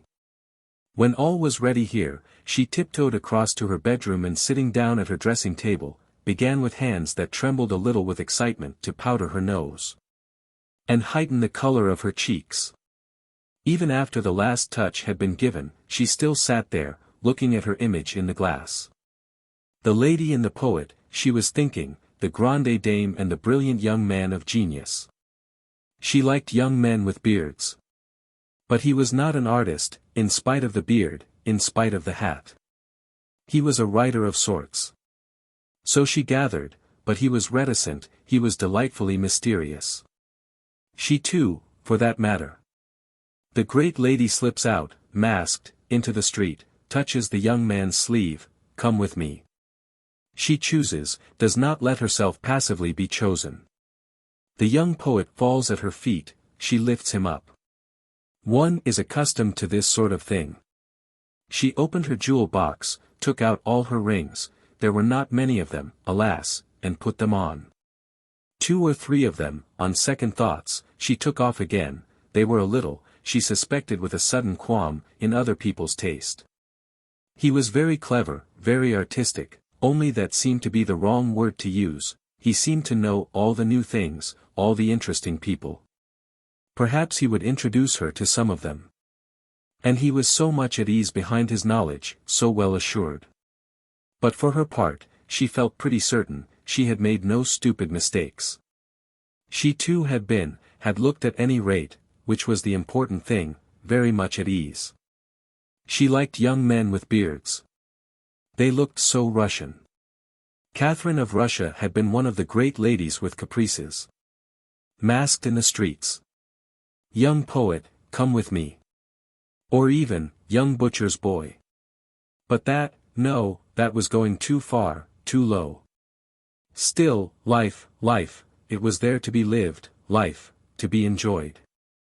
And now. She was still wondering what would happen next, when the kettle, which was one of those funny ones which whistle when they come to the boil, began, fitfully, at first, then, under full steam, unflaggingly, to sound its mournful, otherworldly note. She sighed and bestirred herself to attend to it. "Let me help you." Gumbril jumped up as she came into the room. "What can I do?" He hovered rather ineptly round her. The lady put down her tray on the little table. Nothing," she said. Nothing," he imitated her with a playful mockery. "Am I good for nothing at all?" He took one of her hands and kissed it. "Nothing that's of the least importance." She sat down and began to pour out the tea. The complete man also sat down. "So to adore at first sight," he asked, "is not of the least importance?" She shook her head, smiled, raised and lowered her eyelids. One was so well accustomed to this sort of thing. It had no importance. "Sugar?" she asked. The young poet was safely there, sparkling across the tea table. He offered love and she, with the easy heartlessness of one who is so well accustomed to this sort of thing, offered him sugar. He nodded. "Please. But if it's of no importance to you," he went on, "then I'll go away at once." The lady laughed her section of a descending chromatic scale. "Oh no, you won't," she said. "You can't." And she felt that the grande dame had made a very fine stroke. "Quite right," the complete man replied, "I couldn't." He stirred his tea. "But who are you?" he looked up at her suddenly, "you devilish female." He was genuinely anxious to know, and besides, he was paying her a very pretty compliment. "What do you do with your dangerous existence?" "I enjoy life," she said. "I think one ought to enjoy life." "Don't you?" "I think it's one's first duty." She became quite grave. One ought to enjoy every moment of it, she said. Oh, passionately, adventurously, newly, excitingly, uniquely. The complete man laughed. A conscientious hedonist. I see. She felt uncomfortably that the fastidious lady had not quite lived up to her character. She had spoken more like a young woman who finds life too dull and daily, and would like to get on to the cinema. I am very conscientious, she said, making significant play with the magnolia petals and smiling her riddling smile. She must retrieve the great Catherine's reputation. I could see that from the first, mocked the complete man with a triumphant insolence. Conscience doth make cowards of us all. The fastidious lady only contemptuously smiled. Have a little chocolate cake, she suggested. Her heart was beating. She wondered. There was a long silence. Gumbril finished his chocolate cake, gloomily drank his tea and did not speak. He found, all at once, that he had nothing to say. His jovial confidence seemed, for the moment, to have deserted him. He was only the mild and melancholy one foolishly disguised as a complete man, a sheep in beaver's clothing. He entrenched himself behind his formidable silence and waited. Waited, at first, sitting in his chair, then, when this total inactivity became unbearable, striding about the room. She looked at him, for all her air of serene composure, with a certain disquiet. What on earth was he up to now? What could he be thinking about? Frowning like that, he looked like a young Jupiter, bearded and burly, though not, she noticed, quite so burly as he had appeared in his overcoat, making ready to throw a thunderbolt. Perhaps he was thinking of her, suspecting her, seeing through the fastidious lady and feeling angry at her attempted deception. Or perhaps he was bored with her, perhaps he was wanting to go away. Well, let him go, she didn't mind. Or perhaps he was just made like that, a moody young poet, that seemed, on the whole, the most likely explanation, it was also the most pleasing and romantic. She waited. They both waited. Gumbril looked at her and was put to shame by the spectacle of her quiet serenity. He must do something, he told himself. He must recover the complete man's lost morale. Desperately he came to a halt in front of the one decent picture hanging on the walls. It was an 18th-century engraving of Raphael's Transfiguration, better, he always thought, in black and white than in its bleakly colored original. That's a nice engraving, he said. Very nice. The mere fact of having uttered at all was a great comfort to him, a real relief. Yes, she said, that belongs to me. I found it in a second-hand shop, not far from here. Photography, he pronounced, with that temporary earnestness which made him seem an enthusiast about everything, is a mixed blessing. It has made it possible to reproduce pictures so easily and cheaply, that all the bad artists who were well occupied in the past, making engravings of good men's paintings, are now free to do bad original work of their own. All this was terribly impersonal, he told himself, terribly off the point. He was losing ground. He must do something drastic to win it back. But what? She came to his rescue. I bought another at the same time, she said. The Last Communion of St. Jerome, by, who is it? I forget. Ah, you mean Domenichino St. Jerome?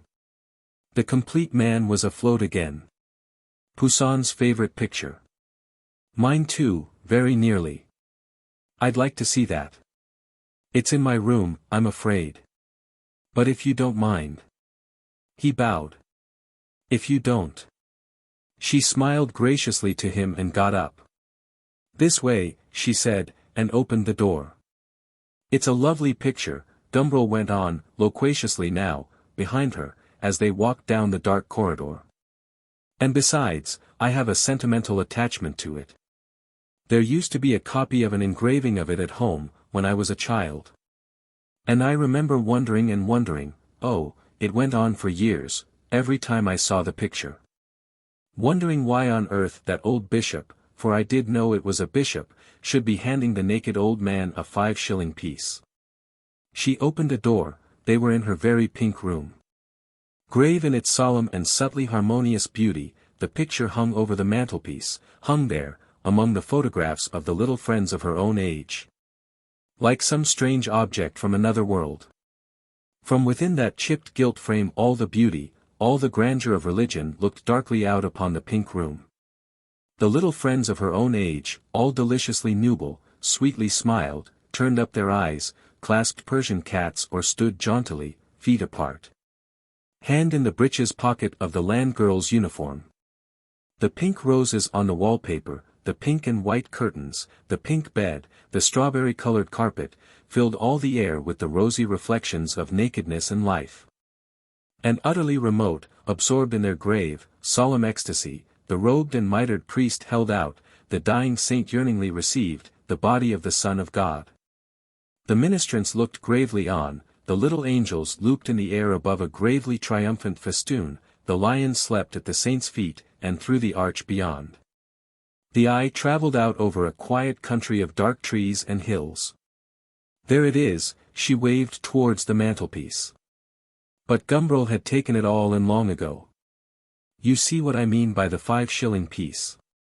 And stepping up to the picture. He pointed to the round bright wafer which the priest holds in his hand and whose averted disk is like the essential sun at the center of the picture's harmonious universe. Those were the days of 5-shilling pieces, he went on. You're probably too young to remember those large, lovely things. They came my way occasionally, and consecrated wafers didn't. So you can understand how much the picture puzzled me. A bishop giving a naked old man 5 shillings in a church, with angels fluttering overhead, and a lion sleeping in the foreground. It was obscure, it was horribly obscure. He turned away from the picture and confronted his hostess, who was standing a little way behind him smiling enigmatically and invitingly. Obscure, he repeated. But so is everything. So is life in general. And you, he stepped towards her, you in particular. Am I? She lifted her limpid eyes at him. Oh, how her heart was beating, how hard it was to be the fastidious lady, calmly satisfying her caprice. How difficult it was to be accustomed to this sort of thing. What was going to happen next? What happened next was that the complete man came still closer, put his arms round her, as though he were inviting her to the foxtrot, and began kissing her with a startling violence. His beard tickled her neck, shivering a little, she brought down the magnolia petals across her eyes. The complete man lifted her up, walked across the room carrying the fastidious lady in his arms and deposited her on the rosy catafalque of the bed. Lying there with her eyes shut, she did her best to pretend she was dead. Gumbril had looked at his wrist watch and found that it was 6 o'clock. Already? He prepared himself to take his departure. Wrapped in a pink kimono, she came out into the hall to wish him farewell. When shall I see you again, Rosie? He had learnt that her name was Rosie. She had recovered her great lady's equanimity and detachment, and was able to shrug her shoulders and smile. How should I know? She asked, implying that she could not foresee what her caprice might be an hour hence. May I write then, and ask one of these days if you do know? She put her head on one side and raised her eyebrows, doubtfully. At last nodded. Yes, you can write, she permitted. Good, said the complete man, and picked up his wide hat. She held out her hand to him with stateliness, and with a formal gallantry he kissed it.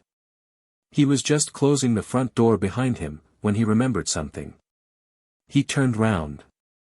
I say, he called after the retreating pink kimono. It's rather absurd. But how can I write? I don't know your name. I can't just address it Rosie. The great lady laughed delightedly. This had the real capriccio flavor. Wait, she said, and she ran into the sitting room. She was back again in a moment with an oblong of pasteboard. There, she said, and dropped it into his greatcoat pocket. Then blowing a kiss she was gone. The complete man closed the door and descended the stairs. Well, well, he said to himself, well, well. He put his hand in his coat pocket and took out the card. In the dim light of the staircase he read the name on it with some difficulty. Mrs. James, but no. He read again, straining his eyes. There was no question of it. Mrs. James Shearwater. Mrs. James Shearwater. That was why he had vaguely known the name of Bloxham Gardens. Mrs. James Shear. Step after step he descended, ponderously. Good Lord, he said out loud. Good Lord. But why had he never seen her? Why did Shearwater never produce her? Now he came to think of it, he hardly ever spoke of her. Why had she said the flat wasn't theirs? It was, he had heard Shearwater talk about it. Did she make a habit of this sort of thing? Could Shearwater be wholly unaware of what she was really like? But, for that matter, what was she really like?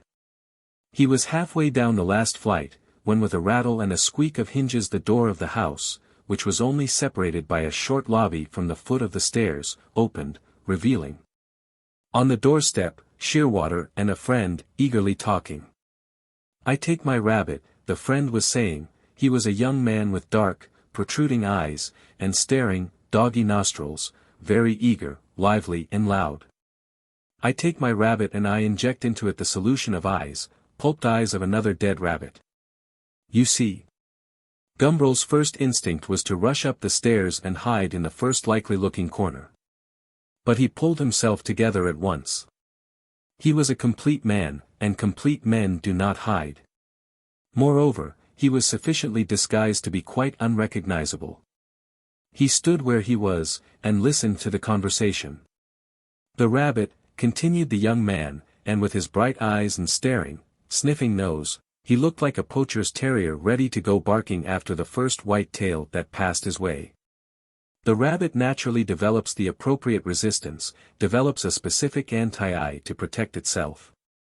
I then take some of its anti-eye serum and inject it into my female rabbit. I then immediately breed from her. He paused. Well, asked Shearwater, in his slow, ponderous way. He lifted his great round head inquiringly and looked at the doggy young man from under his bushy eyebrows. The doggy young man smiled triumphantly. The young ones, he said, emphasizing his words by striking his right fist against the extended palm of his left hand, the young ones are born with defective sight. Thoughtfully Shearwater pulled at his formidable mustache. He said slowly. Very remarkable. You realize the full significance of it? Asked the young man.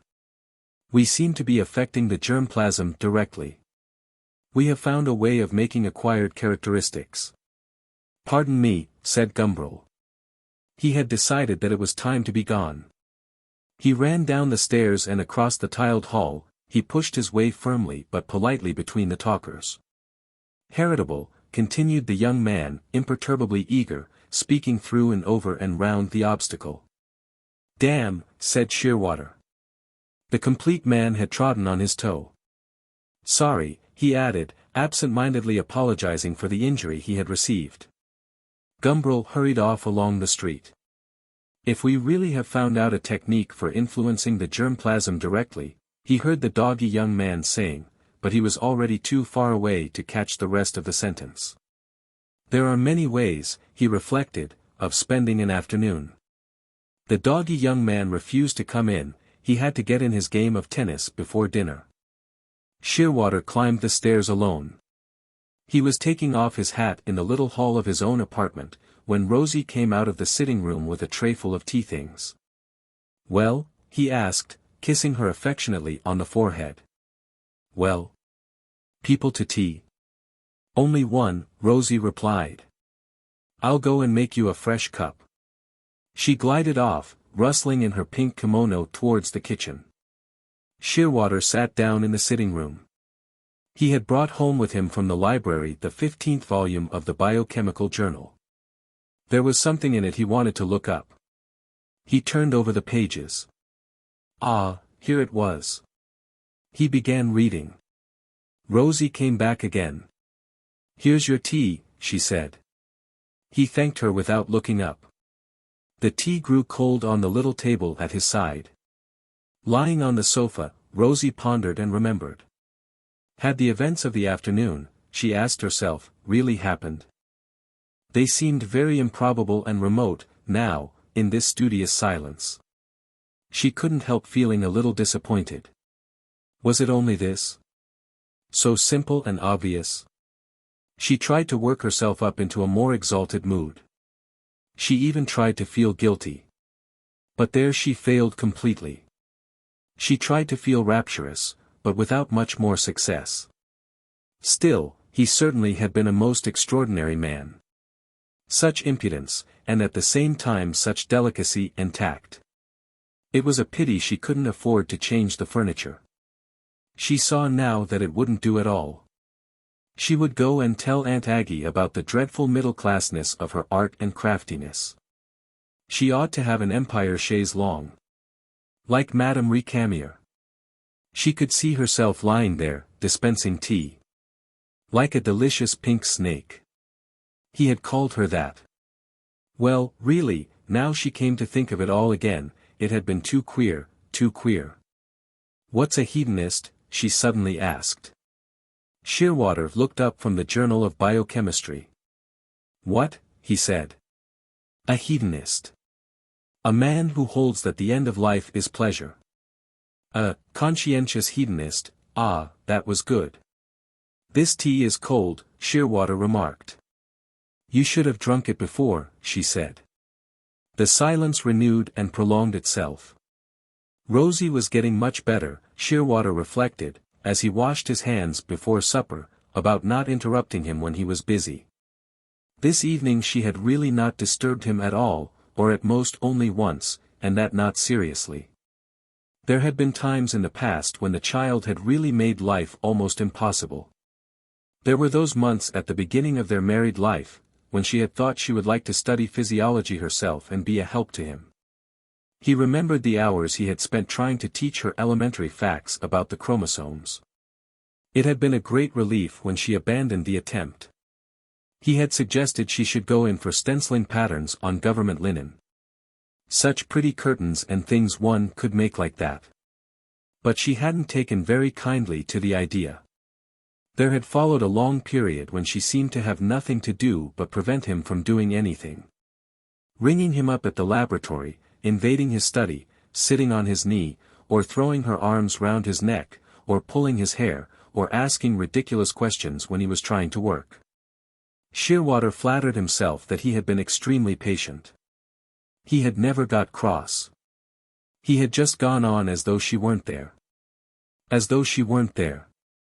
Hurry up, he heard her calling. The soup's getting cold. Coming, he shouted back, and began to dry his large, blunt hands. She seemed to have been improving lately. And tonight she had been a model of non-existence. He came striding heavily into the dining room. Rosie was sitting at the head of the table, ladling out the soup. With her left hand she held back the flowing pink sleeve of her kimono so that it should not trail in the plates or the tureen. Her bare arm showed white and pearly through the steam of lentils. How pretty she was! He could not resist the temptation, but coming up behind her bent down and kissed her, rather clumsily, on the back of her neck. Rosie drew away from him. Really, Jim, she said, disapprovingly. At meal times. The fastidious lady had to draw the line at these ill-timed, tumbling familiarities. And what about work times? Shearwater asked laughing. Still, you were wonderful this evening, Rosie, quite wonderful. He sat down and began eating his soup. Not a sound all the time I was reading. Or, at any rate, only one sound, so far as I remember. The great lady said nothing, but only smiled, a little contemptuously and with a touch of pity. She pushed away the plate of soup unfinished and planted her elbows on the table. Slipping her hands under the sleeves of her kimono, she began, lightly, delicately, with the tips of her fingers, to caress her own arms. How smooth they were, how soft and warm and how secret under the sleeves. And all her body was as smooth and warm, was as soft and secret, still more secret beneath the pink folds. Like a warm serpent hidden away, secretly, secretly. Chapter 10. Mr. Boldero liked the idea of the patent smallclothes. He liked it immensely, he said, immensely. There's money in it, he said. Mr. Boldero was a small dark man of about 45, active as a bird and with a bird's brown, beady eyes, a bird's sharp nose. He was always busy, always had 20 different irons in the fire at once, was always fresh, clear-headed, never tired. He was also always unpunctual, always untidy. He had no sense of time or of order. But he got away with it, as he liked to say. He delivered the goods, or rather the goods, in the convenient form of cash, delivered themselves, almost miraculously it always seemed, to him. He was like a bird in appearance. But in mind, Gumbril found, after having seen him once or twice, he was like a caterpillar. He ate all that was put before him, he consumed 100 times his own mental weight every day. Other people's ideas, other people's knowledge, they were his food. He devoured them and they were at once his own. All that belonged to other people he annexed without a scruple or a second thought, quite naturally, as though it were already his own. And he absorbed it so rapidly and completely, he laid public claim to it so promptly that he sometimes deceived people into believing that he had really anticipated them in their ideas. That he had known for years and years the things they had just been telling him, and which he would at once airily repeat to them with the perfect assurance of one who knows by instinct. As it were, by inheritance. At their first luncheon he had asked Gumbril to tell him all about modern painting. Gumbril had given him a brief lecture. Before the savory had appeared on the table, Mr. Boldero was talking with perfect familiarity of Picasso and Derain. He almost made it understood that he had a fine collection of their works in his drawing room at home. Being a trifle deaf, however, he was not very good at names, and Gumbril's all too tactful corrections were lost on him. He could not be induced to abandon his Picasso in favor of any other version of the Spaniard's name. Picasso, why? He had known all about Picasso since he was a schoolboy. Picasso was an old master, already. Mr. Boldero was very severe with the waiters and knew so well how things ought to be done at a good restaurant. That Gumbril felt sure he must recently have lunched with some meticulous gourmandizer of the old school. And when the waiter made as though to serve them with brandy in small glasses, Mr. Boldero was so passionately indignant that he sent for the manager. "Do you mean to tell me," he shouted in a perfect frenzy of righteous anger, "that you don't yet know how brandy ought to be drunk?"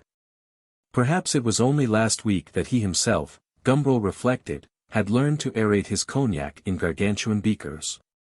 Meanwhile, of course, the patent small clothes were not neglected. As soon as he had been told about the things, Mr. Boldero began speaking of them with a perfect and practiced familiarity. They were already his, mentally his. And it was only Mr. Boldero's generosity that prevented him from making the small clothes more effectively his own. "If it weren't for the friendship and respect which I feel for your father, Mr. Gumbril," he said, twinkling genially over the brandy, "I'd just annex your small clothes. Bag and baggage. Just annex them." "Ah, but they're my patent," said Gumbril. "Or at least they're in process of being patented. The agents are at work." Mr. Boldero laughed. "Do you suppose that would trouble me if I wanted to be unscrupulous? I'd just take the idea and manufacture the article. You'd bring an action. I'd have it defended with all the professional erudition that could be brought. You'd find yourself let in for a case that might cost thousands. And how would you pay for it? You'd be forced to come to an agreement out of court, Mr. Gumbril. That's what you'd have to do. And a damned bad agreement it would be for you, I can tell you." Mr. Boldero laughed very cheerfully at the thought of the badness of this agreement.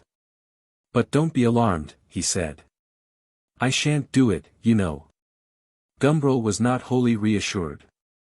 Tactfully, he tried to find out what terms Mr. Boldero was prepared to offer. Mr. Boldero was nebulously vague. They met again in Gumbril's rooms. The contemporary drawings on the walls reminded Mr. Boldero that he was now an art expert. He told Gumbril all about it, in Gumbril's own words. Every now and then, it was true, Mr. Boldero made a little slip. Picasso, for example, remained unshakably Picasso. But on the whole the performance was most impressive. It made Gumbril feel very uncomfortable, however, while it lasted. For he recognized in this characteristic of Mr. Boldero a horrible caricature of himself. He too was an assimilator. More discriminating, no doubt, more tactful, knowing better than Mr. Boldero how to turn the assimilated experience into something new and truly his own. But still a caterpillar, definitely a caterpillar. He began studying Mr. Boldero with a close and disgustful attention, as one might pore over some repulsive memento mori. It was a relief when Mr. Boldero stopped talking art and consented to get down to business. Gumbril was wearing for the occasion the sample pair of small clothes which Mr. Bojanus had made for him. For Mr. Boldero's benefit he put them, so to speak, through their paces. He allowed himself to drop with a bump onto the floor, arriving there bruiseless and unjarred. He sat in complete comfort for minutes at a stretch on the edge of the ornamental iron fender. In the intervals he paraded up and down before Mr. Boldero like a mannequin. "A trifle bulgy," said Mr. Boldero. But still, he was, taking it all round, favorably impressed. It was time, he said, to begin thinking of details. They would have to begin by making experiments with the bladders to discover a model combining, as Mr. Boldero put it, maximum efficiency with minimum bulge. When they had found the right thing, they would have it made in suitable quantities by any good rubber firm. As for the trousers themselves, they could rely for those on sweated female labor in the East End. "Cheap and good," said Mr. Boldero. "It sounds ideal," said Gumbril. "And then," said Mr. Boldero, "there's our advertising campaign. On that I may say," he went on with a certain solemnity, "will depend the failure or success of our enterprise. I consider it of the first importance." "Quite," said Gumbril, nodding importantly and with intelligence. "We must set to work," said Mr. Boldero, scientifically. Gumbril nodded again. "We have to appeal," Mr. Boldero went on so glibly that Gumbril felt sure he must be quoting somebody else's words, "to the great instincts and feelings of humanity. They are the sources of action. They spend the money, if I may put it like that." "That's all very well," said Gumbril. "But how do you propose to appeal to the most important of the instincts?" "I refer, as you may well imagine, to sex." "I was just going to come to that," said Mr. Boldero, raising his hand as though to ask for a patient hearing. "Alas! We can't. I don't see any way of hanging our small clothes on the sexual peg." "Then we are undone," said Gumbril, too dramatically. "No, no." Mr. Boldero was reassuring. "You make the error of the Viennese. You exaggerate the importance of sex. After all, my dear Mr. Gumbril, there is also the instinct of self-preservation. There is also," he leaned forward, wagging his finger, "the social instinct, the instinct of the herd." "True. Both of them as powerful as sex. What are the professor's famous censors but forbidding suggestions from the herd without, made powerful and entrenched by the social instinct within?" Gumbril had no answer. Mr.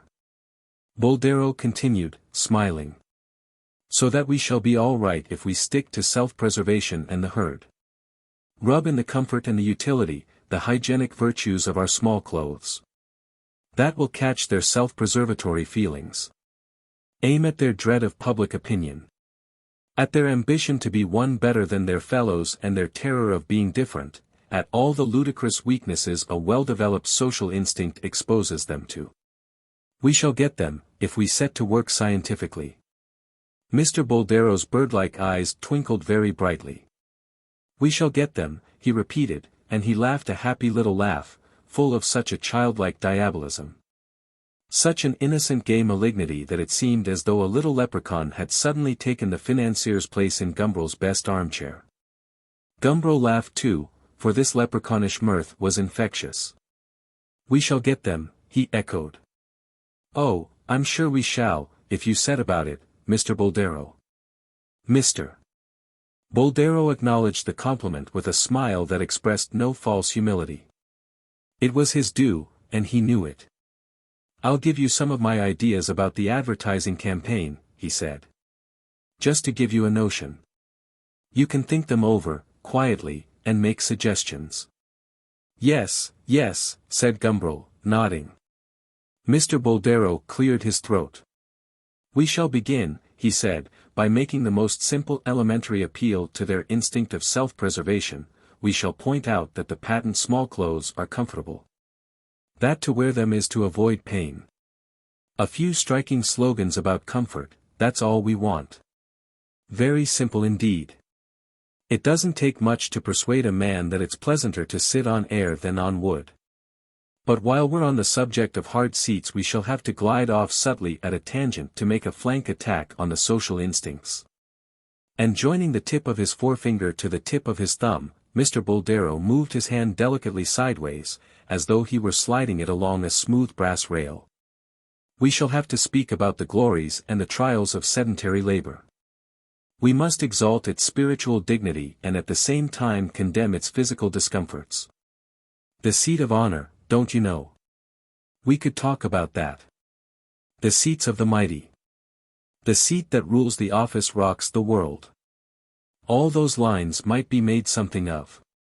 And then we could have little historical chats about thrones, how dignified, but how uncomfortable they've been. We must make the bank clerk and the civil servant feel proud of being what they are and at the same time feel ashamed that, being such splendid people, they should have to submit to the indignity of having blistered hindquarters. In modern advertising you must flatter your public, not in the oily, abject, tradesmanlike style of the old advertisers, crawling before clients who were their social superiors. That's all over now. It's we who are the social superiors, because we've got more money than the bank clerks and the civil servants. Our modern flattery must be manly, straightforward, sincere, the admiration of equal for equal, all the more flattering as we aren't equals." Mr. Boldero laid a finger to his nose. "They're dirt and we're capitalists," he laughed. Gumbril laughed too. It was the first time that he had ever thought of himself as a capitalist, and the thought was exhilarating. "We flatter them," went on Mr. Boldero. "We say that honest work is glorious and ennobling, which it isn't, it's merely dull and cretinizing. And then we go on to suggest that it would be finer still, more ennobling, because less uncomfortable, if they wore Gumbril's patent small clothes. You see the line." Gumbril saw the line. "After that," said Mr. Boldero, "we get on to the medical side of the matter." "The medical side, Mr. Gumbril, that's most important. Nobody feels really well nowadays, at any rate, nobody who lives in a big town and does the kind of loathsome work that the people we're catering for does. Keeping this fact before our eyes, we have to make it clear that only those can expect to be healthy who wear pneumatic trousers." "That will be a little difficult, won't it?" questioned Gumbril. "Not a bit of it." Mr. Boldero laughed with an infectious confidence. "All we have to do is to talk about the great nerve centers of the spine, the shocks they get when you sit down too hard. The wearing exhaustion to which long protracted sitting on unpadded seats subjects them. We'll have to talk very scientifically about the great lumbar ganglia, if there are such things, which I really don't pretend to know. We'll even talk almost mystically about the ganglia. You know that sort of ganglion philosophy?" Mr. Boldero went on parenthetically. "Very interesting it is, sometimes, I think. We could put in a lot about the dark, powerful sense life, sex life, instinct life which is controlled by the lumbar ganglion. How important it is that that shouldn't be damaged. That already our modern conditions of civilization tend unduly to develop the intellect and the thoracic ganglia controlling the higher emotions. That we're wearing out, growing feeble, losing our balance in consequence. And that the only cure, if we are to continue our present mode of civilized life, is to be found in Gumbril's patent smallclothes. Mr. Boldero brought his hand with an emphatic smack onto the table as he spoke, as he fairly shouted these last words. "Magnificent," said Gumbril, with genuine admiration. "This sort of medical and philosophical dope," Mr. Boldero went on, "is always very effective, if it's properly used. The public to whom we are making our appeal is, of course, almost absolutely ignorant on these, or, indeed, on almost all other subjects. It is therefore very much impressed by the unfamiliar words.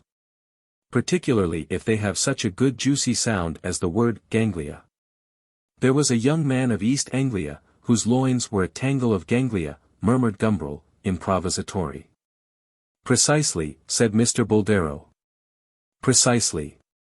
You see how juicy it is. Well, as I say, they're impressed. And they're also grateful. They're grateful to us for having given them a piece of abstruse, unlikely information which they can pass on to their wives. Or to such friends as they know don't read the paper in which our advertisement appears, can pass on airily, don't you know, with easy erudition. As though they'd known all about ganglia from their childhood. And they'll feel such a flow of superiority as they hand on the metaphysics and the pathology, that they'll always think of us with affection. They'll buy our breeks and they'll get other people to buy. That's why," Mr. Boldero went off again on an instructive tangent, "that's why the day of secret patent medicines is really over. It's no good saying you have rediscovered some secret known only, in the past, to the Egyptians. People don't know anything about Egyptology, but they have an inkling that such a science exists. And that if it does exist, it's unlikely that patent medicine makers should have found out facts unknown to the professors at the universities.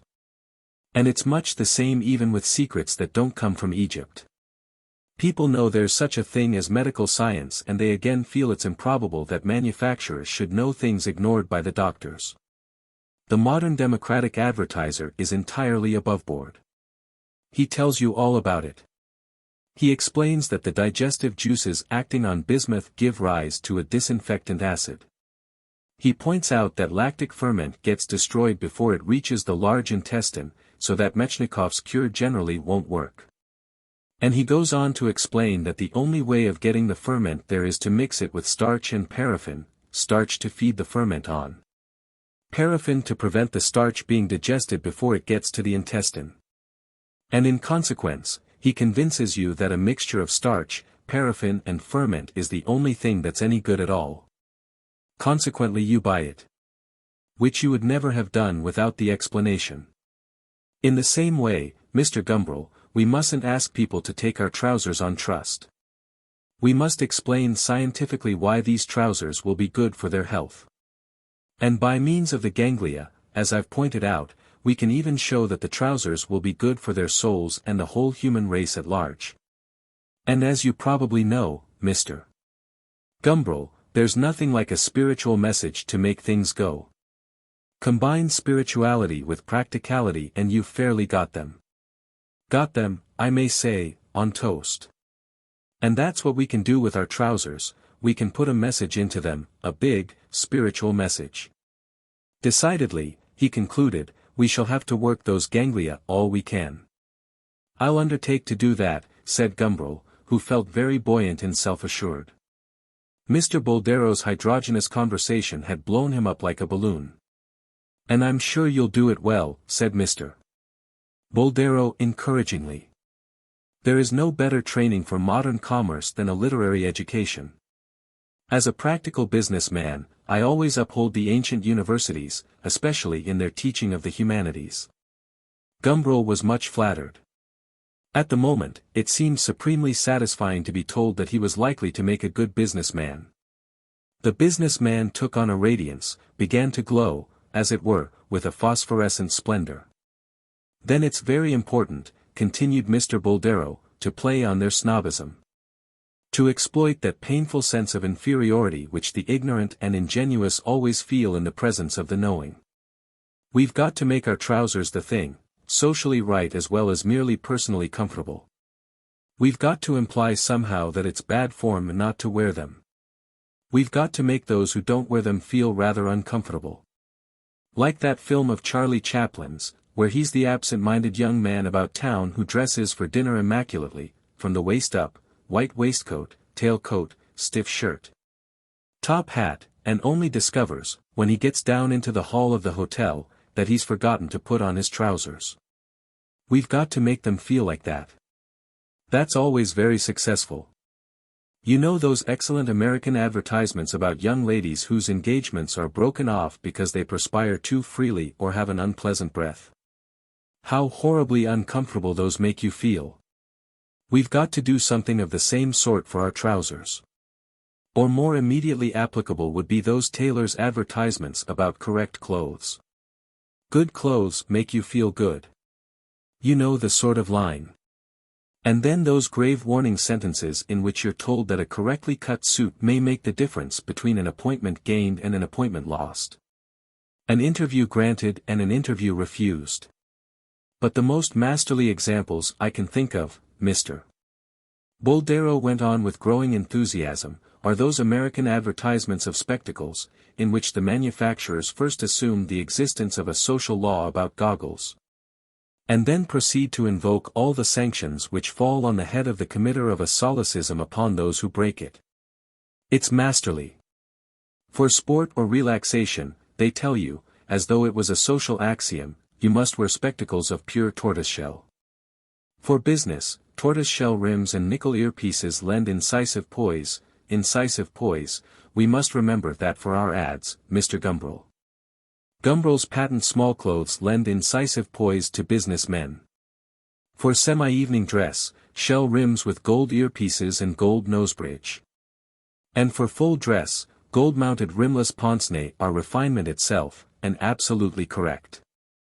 Thus we see, a social law has been created, according to which every self-respecting myope or astigmat must have 4 distinct pairs of glasses. Think if he should wear the all-shell sports model with full dress. Revolting solecism. The people who read advertisements like that begin to feel uncomfortable. They have only 1 pair of glasses, they are afraid of being laughed at, thought low-class and ignorant and suburban. And since there are few who would not rather be taken in adultery than in provincialism, they rush out to buy 4 new pairs of spectacles. And the manufacturer gets rich, Mr. Gumbril. Now, we must do something of the kind with our trousers. Imply somehow that they're correct, that you're undressed without, that your fiancée would break off the engagement if she saw you sitting down to dinner on anything but air. Mr. Boldero shrugged his shoulders, vaguely waved his hand. It may be rather difficult, said Gumbril, shaking his head. It may, Mr. Boldero agreed. But difficulties are made to be overcome. We must pull the string of snobbery and shame, it's essential.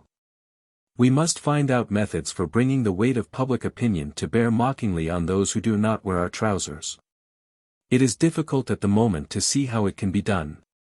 But it will have to be done, Mr. Boldero repeated emphatically.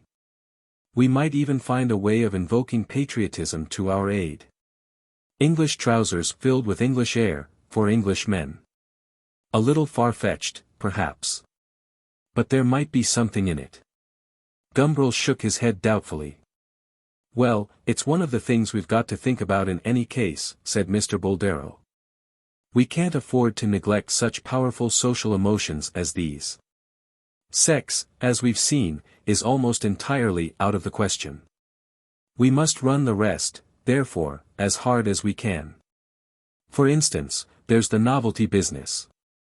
People feel superior if they possess something new which their neighbors haven't got. The mere fact of newness is an intoxication. We must encourage that sense of superiority, brew up that intoxication. The most absurd and futile objects can be sold because they're new. Not long ago I sold 4 million patent soap dishes of a new and peculiar kind. The point was that you didn't screw the fixture into the bathroom wall. You made a hole in the wall and built the soap dish into a niche, like a holy water stoup. My soap dishes possessed no advantages over other kinds of soap dishes, and they cost a fantastic amount to install. But I managed to put them across, simply because they were new. 4 million of them. Mr. Boldero smiled with satisfaction at the recollection.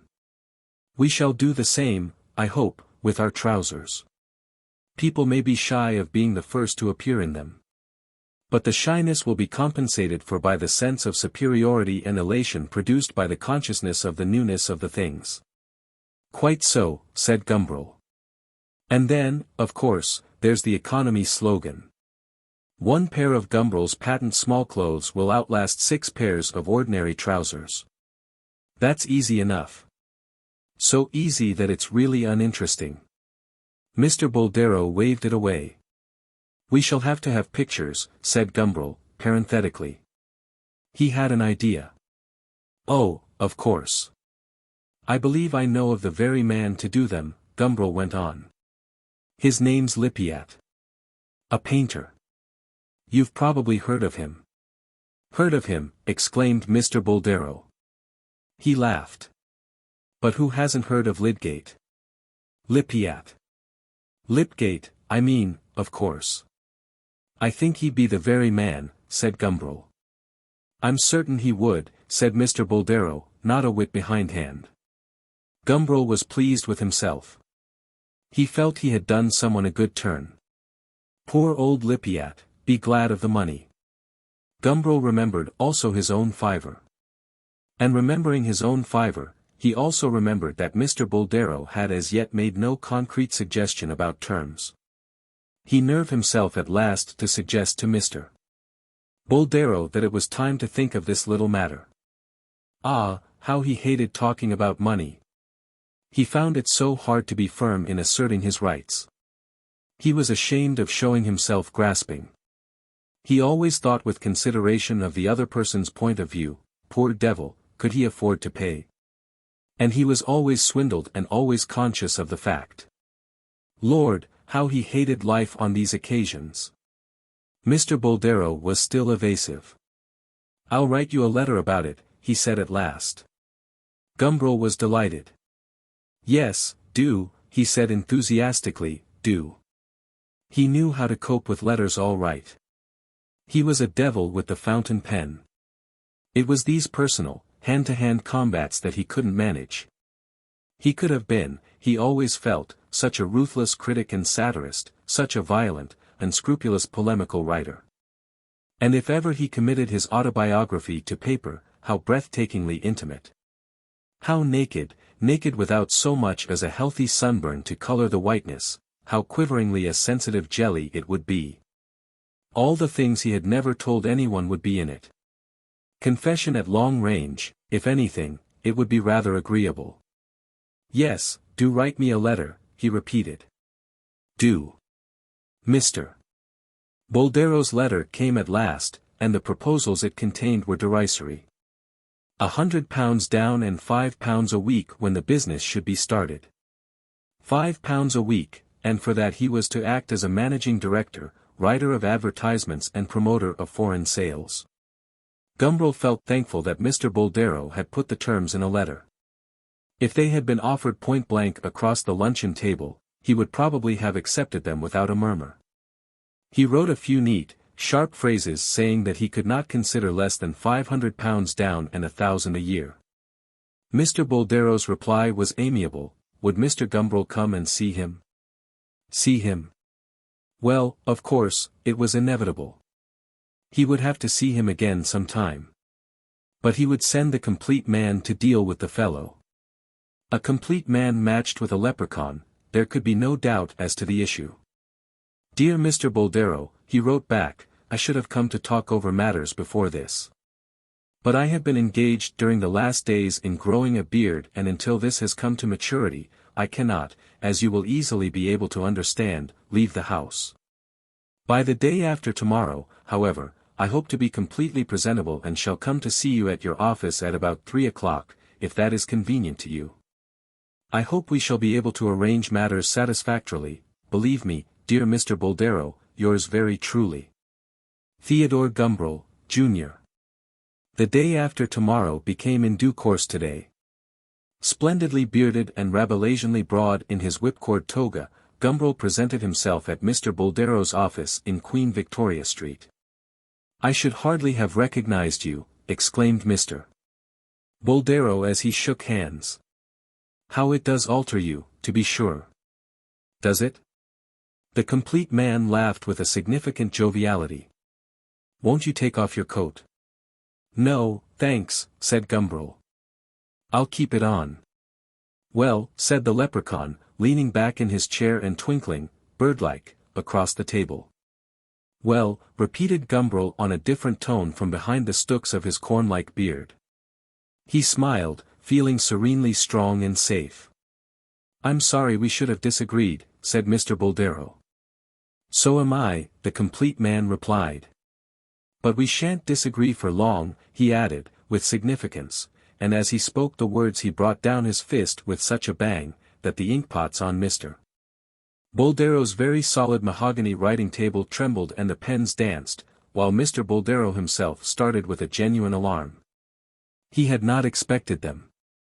And now he came to look at him more closely. This young Gumbril was a great, hulking, dangerous-looking fellow. He had thought he would be easy to manage. How could he have made such a mistake? Gumbril left the office with Mr. Boldero's cheque for £350 in his pocket and an annual income of £800. His bruised right hand was extremely tender to the touch. He was thankful that a single blow had been enough. Chapter 11. Gumbril had spent the afternoon at Bloxham Gardens. His chin was still sore from the spirit gum with which he had attached to it the symbol of the complete man. He was feeling also a little fatigued. Rosie had been delighted to see him. Saint Jerome had gone on solemnly communicating all the time. His father had gone out to dine, and Gumbril had eaten his rump steak and drunk his bottle of stout alone. He was sitting now in front of the open French windows which led from his father's workroom on to the balcony, with a block on his knee and a fountain pen in his hand. Composing advertisements for the patent small clothes. Outside, in the plane trees of the square, the birds had gone through their nightly performance. But Gumbril had paid no attention to them. He sat there, smoking, sometimes writing a word or two, sunk in the quagmire of his own drowsy and comfortable body. The flawless weather of the day had darkened into a blue May evening. It was agreeable merely to be alive. He sketched out 2 or 3 advertisements in the grand idealistic transatlantic style. He imagined one in particular with a picture of Nelson at the head of the page and "England expects," printed large beneath it. England. Duty, these are solemn words. That was how it would begin. These are solemn words, and we use them solemnly as men who realize what duty is, and who do all that in them lies to perform it as Englishmen should. The manufacturer's is a sacred trust. The guide and ruler of the modern world, he has, like the monarch of other days, responsibilities towards his people. He has a duty to fulfill. He rules, but he must also serve. We realize our responsibilities, we take them seriously. Gumbril's patent small clothes have been brought into the world that they may serve. Our duty towards you is a duty of service. Our proud boast is that we perform it. But besides his duty towards others, every man has a duty towards himself. What is that duty? It is to keep himself in the highest possible state of physical and spiritual fitness. Gumbril's patent small clothes protect the lumbar ganglia. After that it would be plain medical and mystical sailing. As soon as he got to the ganglia, Gumbril stopped writing. He put down the block, sheathed his pen, and abandoned himself to the pleasures of pure idleness. He sat, he smoked his cigar. In the basement, 2 floors down, the cook and the house parlour maid were reading, one the Daily Mirror, the other the Daily Sketch. For them, Her Majesty the Queen spoke kindly words to crippled female orphans, the jockeys tumbled at the jumps. Cupid was busy in society, and the murderers who had disemboweled their mistresses were at large. Above him was the city of models, was a bedroom, a servant's bedroom, an attic of tanks and ancient dirt, the roof and, after that, 200 or 300 light-years away, a star of the 4th magnitude. On the other side of the party wall on his right, a teeming family of Jews led their dark, compact, Jewish lives with a prodigious intensity. At this moment they were all passionately quarreling. Beyond the wall on the left lived the young journalist and his wife. Tonight it was he who had cooked the supper. The young wife lay on the sofa, feeling horribly sick. She was going to have a baby, there could be no doubt about it now. They had meant not to have one, it was horrible. And, outside, the birds were sleeping in the trees, the invading children from the slum tumbled and squealed. Ships meanwhile were walloping across the Atlantic freighted with more cigars. Rosie at this moment was probably mending Shearwater's socks. Gumbril sat and smoked, and the universe arranged itself in a pattern about him, like iron filings round a magnet. The door opened, and the house parlourmaid intruded Shearwater upon his lazy felicity, abruptly, in her unceremonious old way, and hurried back to the daily sketch. Shearwater. "This is very agreeable," said Gumbril. "Come and sit down." He pointed to a chair. Clumsily, filling the space that two ordinary men would occupy, Shearwater came zigzagging and lurching across the room, bumped against the worktable and the sofa as he passed. And finally sat down in the indicated chair. It suddenly occurred to Gumbril that this was Rosie's husband, he had not thought of that before. Could it be in the marital capacity that he presented himself so unexpectedly now? After this afternoon. He had come home, Rosie had confessed all. Ah! But then she didn't know who he was. He smiled to himself at the thought. What a joke! Perhaps Shearwater had come to complain to him of the unknown complete man, to him. It was delightful. Anon, the author of all those ballads in the Oxford Book of English Verse, the famous Italian painter, Ignoto. Gumbril was quite disappointed when his visitor began to talk of other themes than Rosie. Sunk in the quagmire of his own comfortable guts, he felt good-humouredly obscene. The dramatic scabrousness of the situation would have charmed him in his present mood. Good old Shearwater, but what an ox of a man. If he, Gumbril, took the trouble to marry a wife, he would at least take some interest in her. Shearwater had begun to talk in general terms about life. What could he be getting at, Gumbril wondered. What particulars were ambushed behind these generalizations? There were silences. Shearwater looked, he thought, very gloomy. Under his thick mustache the small, pouting, babyish mouth did not smile. The candid eyes had a puzzled, tired expression in them. People are queer, he said after one of his silences. Very queer. One has no idea how queer they are. Gumbril laughed. But I have a very clear idea of their queerness, he said. Everyone's queer, and the ordinary, respectable, bourgeois people are the queerest of the lot. How do they manage to live like that? It's astonishing. When I think of all my aunts and uncles. He shook his head. Perhaps it's because I'm rather incurious, said Shearwater. One ought to be curious, I think. I've come to feel lately that I've not been curious enough about people. The particulars began to peep, alive and individual, out of the vagueness, like rabbits. Gumbril saw them in his fancy, at the fringe of a wood. Quite, he said encouragingly. Quite. I think too much of my work, Shearwater went on, frowning. Too much physiology. There's also psychology. People's minds as well as their bodies. One shouldn't be limited. Not too much, at any rate. People's minds, he was silent for a moment. I can imagine, he went on at last, as in the tone of one who puts a very hypothetical case. I can imagine one's getting so much absorbed in somebody else's psychology that one could really think of nothing else. The rabbit seemed ready to come out into the open.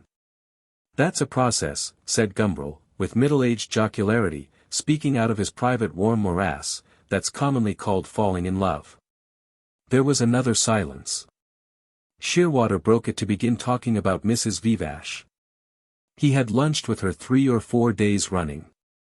He wanted Gumbril to tell him what she was really like. She seems to me a very extraordinary woman, he said. Like everybody else, said Gumbril irritatingly. It amused him to see the rabbit scampering about at last. I've never known a woman like that before. Gumbril laughed. You'd say that of any woman you happen to be interested in, he said. You've never known any women at all. He knew much more about Rosie, already, than Shearwater did, or probably ever would. Shearwater meditated. He thought of Mrs. Vivash, her cool, pale, critical eyes, her laughter, faint and mocking. Her words that pierced into the mind, goading it into thinking unprecedented thoughts. She interests me, he repeated. I want you to tell me what she's really like. He emphasized the word really, as though there must, in the nature of things, be a vast difference between the apparent and the real Mrs. Vivash. Most lovers, Gumbril reflected, picture to themselves, in their mistresses, a secret reality, beyond and different from what they see every day. They are in love with somebody else, their own invention. And sometimes there is a secret reality, and sometimes reality and appearance are the same. The discovery, in either case, is likely to cause a shock. I don't know, he said. How should I know? You must find out for yourself. But you knew her, you know her well, said Shearwater, almost with anxiety in his voice. Not so well as all that. Shearwater sighed profoundly, like a whale in the night. He felt restless, incapable of concentrating. His mind was full of a horrible confusion. A violent eruptive bubbling up from below had shaken its calm clarity to pieces. All this absurd business of passion, he had always thought it nonsense, unnecessary. With a little strength of will one could shut it out. Women, only for half an hour out of the 24. But she had laughed, and his quiet, his security had vanished. I can imagine, he had said to her yesterday, I can imagine myself giving up everything, work and all, to go running round after you. And do you suppose I should enjoy that? Mrs. Vivash had asked. It would be ridiculous, he said, it would be almost shameful. And she had thanked him for the compliment. And at the same time, he went on, I feel that it might be worth it. It might be the only thing. His mind was confused, full of new thoughts. It's difficult, he said after a pause, arranging things. Very difficult. I thought I had arranged them so well. I never arrange anything, said Gumbril, very much the practical philosopher. I take things as they come. And as he spoke the words, suddenly he became rather disgusted with himself. He shook himself, he climbed up out of his own morass. It would be better, perhaps, if I arranged things more, he added. Render therefore unto Caesar the things which are Caesar's, said Shearwater, as though to himself. And to God, and to sex, and to work. There must be a working arrangement. He sighed again. Everything in proportion. In proportion, he repeated, as though the word were magical and had power. In proportion. Who's talking about proportion? They turned round. In the doorway Gumbril Sr. was standing, smoothing his ruffled hair and tugging at his beard. His eyes twinkled cheerfully behind his spectacles. Poaching on my architectural ground, he said. This is Shearwater, Gumbril Jr. put in, and explained who he was. The old gentleman sat down. Proportion, he said, I was just thinking about it, now, as I was walking back. You can't help thinking about it in these London streets, where it doesn't exist. You can't help pining for it. There are some streets, oh, my God. And Gumbril Sr. threw up his hands in horror. It's like listening to a symphony of cats to walk along them. Senseless discords and a horrible disorder all the way. And the one street that was really like a symphony by Mozart, how busily and gleefully they're pulling it down now. Another year and there'll be nothing left of Regent Street. There'll only be a jumble of huge, hideous buildings at 750,000 apiece. A concert of Brobdingnagian cats. Order has been turned into a disgusting chaos. We need no barbarians from outside, they're on the premises, all the time. The old man paused and pulled his beard meditatively. Gumbril Jr. sat in silence, smoking, and in silence Shearwater revolved within the walls of his great round head his agonizing thoughts of Mrs. Vivash.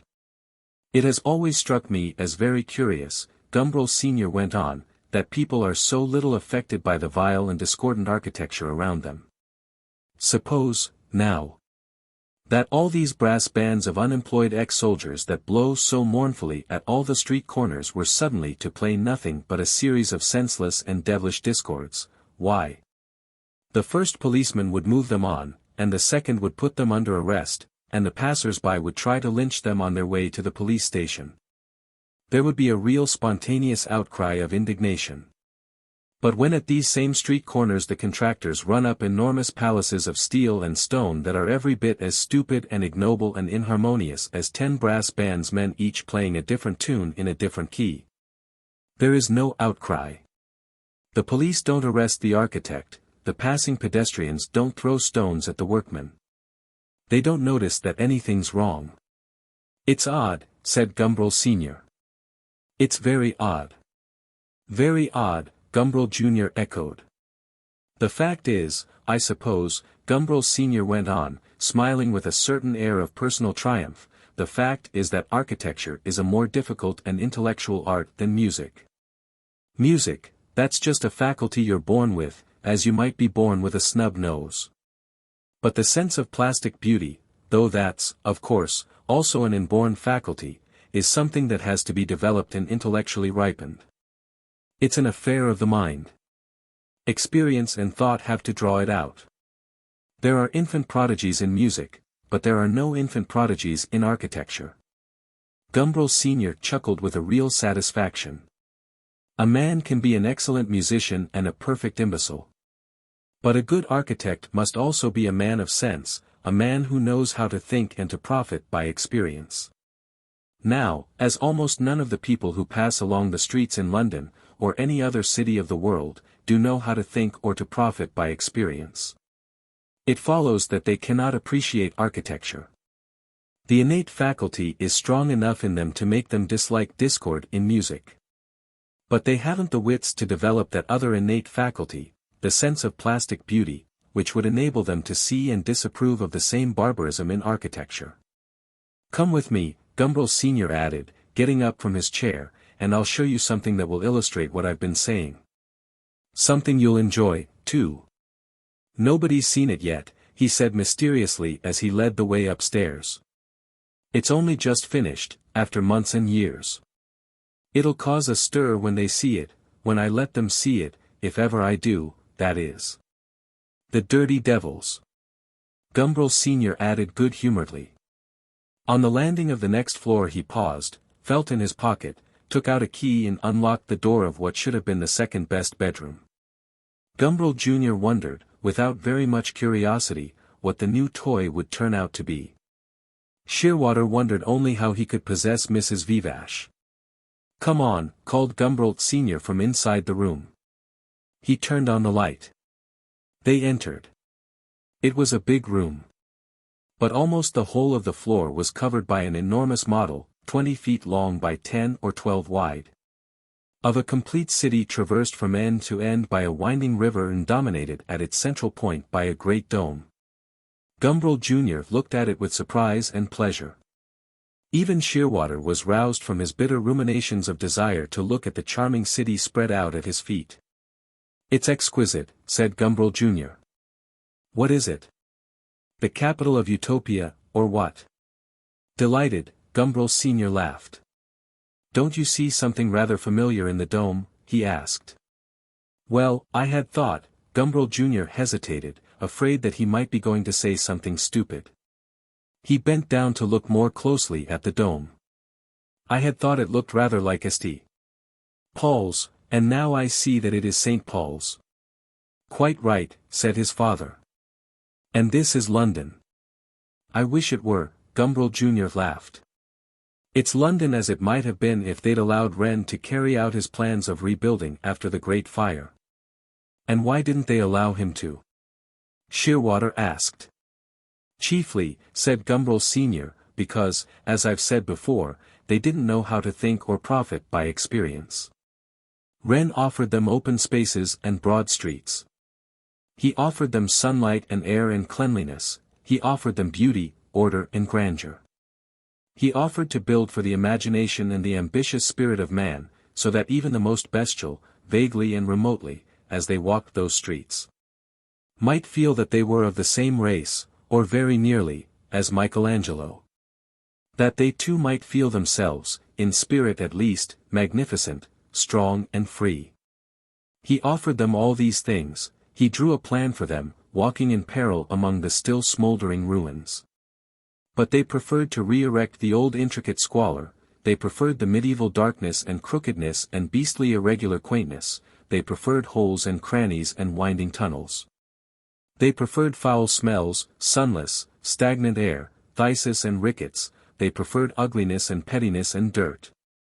They preferred the wretched human scale, the scale of the sickly body, not of the mind. Miserable fools! But I suppose, the old man continued, shaking his head, we can't blame them. His hair had blown loose from its insecure anchorage, with a gesture of resignation he brushed it back into place. We can't blame them. We should have done the same in the circumstances, undoubtedly. People offer us reason and beauty. But we will have none of them, because they don't happen to square with the notions that were grafted into our souls in youth, that have grown there and become a part of us. Experientia docet, nothing falser, so far as most of us are concerned, was ever said. You, no doubt, my dear Theodore, have often in the past made a fool of yourself with women. Gumbril Jr. made an embarrassed gesture that half denied, half admitted the soft impeachment. Shearwater turned away, painfully reminded of what, for a moment, he had half forgotten. Gumbril Sr. swept on. Will that prevent you from making as great a fool of yourself again tomorrow? It will not. It will most assuredly not. Gumbril Sr. shook his head. The inconveniences and horrors of the pox are perfectly well known to everyone, but still the disease flourishes and spreads. Several million people were killed in a recent war and half the world ruined, but we all busily go on in courses that make another event of the same sort inevitable. Experientia docet? Experientia doesn't. And that is why we must not be too hard on these honest citizens of London who, fully appreciating the inconveniences of darkness, disorder and dirt, manfully resisted any attempt to alter conditions which they had been taught from childhood onwards to consider as necessary, right and belonging inevitably to the order of things. We must not be too hard. We are doing something even worse ourselves. Knowing by a century of experience how beautiful, how graceful, how soothing to the mind is an ordered piece of town planning, we pull down almost the only specimen of it we possess and put up in its place a chaos of Portland stone that is an offense against civilization. But let us forget about these old citizens and the labyrinth of ugliness and inconvenience which we have inherited from them, and which is called London. Let us forget the contemporaries who are making it still worse than it was. Come for a walk with me through this ideal city. Look. And Gumbril Sr. began expounding it to them. In the middle, there, of that great elliptical piazza at the eastern end of the new city, stands, foursquare, the Royal Exchange. Pierced only with small dark windows, and built of rough ashlars of the silvery Portland stone, the ground floor serves as a massy foundation for the huge pilasters that slide up between base and capital, past 3 tiers of pediment windows. Upon them rest the cornice, the attic and the balustrade, and on every pier of the balustrade a statue holds up its symbol against the sky. 4 great portals, rich with allegory, admit to the courtyard with its double tier of coupled columns, its cloister and its gallery. The statue of Charles the Martyr rides triumphantly in the midst, and within the windows one guesses the great rooms, rich with heavy garlands of plaster, panelled with carved wood. 10 streets give on to the piazza, and at either end of its ellipse the water of sumptuous fountains ceaselessly blows aloft and falls. Commerce, in that to the north of the Exchange, holds up her cornucopia, and from the midst of its grapes and apples the master jet leaps up. From the teats of all the 10 useful arts, grouped with their symbols about the central figure, there spouts a score of fine subsidiary streams. The dolphins, the seahorses, and the tritons sport in the basin below.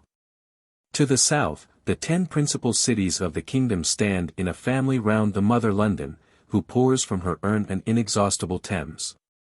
Ranged round the piazza are the goldsmith's hall, the office of excise, the mint, the post office.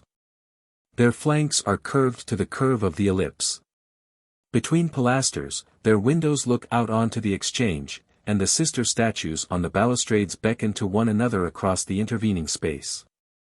2 master roads of 90 feet from wall to wall run westwards from the Exchange. Newgate ends the more northern vista with an arch of triumph, whose 3 openings are deep, shadowy and solemn as the entries of caverns. The Guildhall and the halls of the 12 city companies in their livery of rose-red brick, with their lacings of white stone at the coins and round the windows, lend to the street an air of domestic and comfortable splendor. And every 200 or 300 paces the line of the houses is broken, and in the indentation of a square recess there rises, conspicuous and insular, the fantastic tower of a parish church.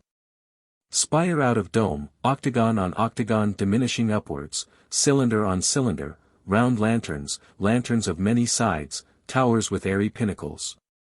Clusters of pillars linked by incurving cornices, and above them, for more clusters and above once more, square towers pierced with pointed windows, spires uplifted on flying buttresses. Spires bulbous at the base, the multitude of them beckons, familiar and friendly, on the sky. From the other shore, or sliding along the quiet river, you see them all, you tell over their names. And the great dome swells up in the midst overtopping them all. The dome of St. Paul's. The other master street that goes westward from the piazza of the Exchange slants down towards it.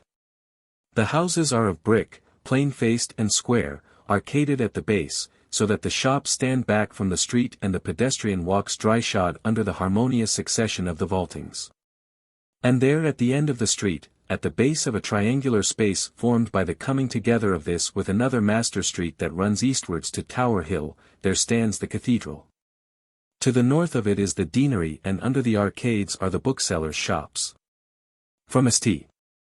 Paul's the main road slopes down under the swaggering Italianate arches of Ludgate, past the wide lime-planted boulevards that run north and south within and without the city wall, to the edge of the Fleet Ditch, widened now into a noble canal, on whose paved banks the barges unload their freights of country stuff, leaps it on a single flying arch to climb again to a round circus, a little to the east of Temple Bar, from which, in a pair of diagonally superimposed crosses, 8 roads radiate, 3 northwards towards Holborn, 3 from the opposite arc towards the river, 1 eastward to the city, and 1 past Lincoln's Inn Fields to the west.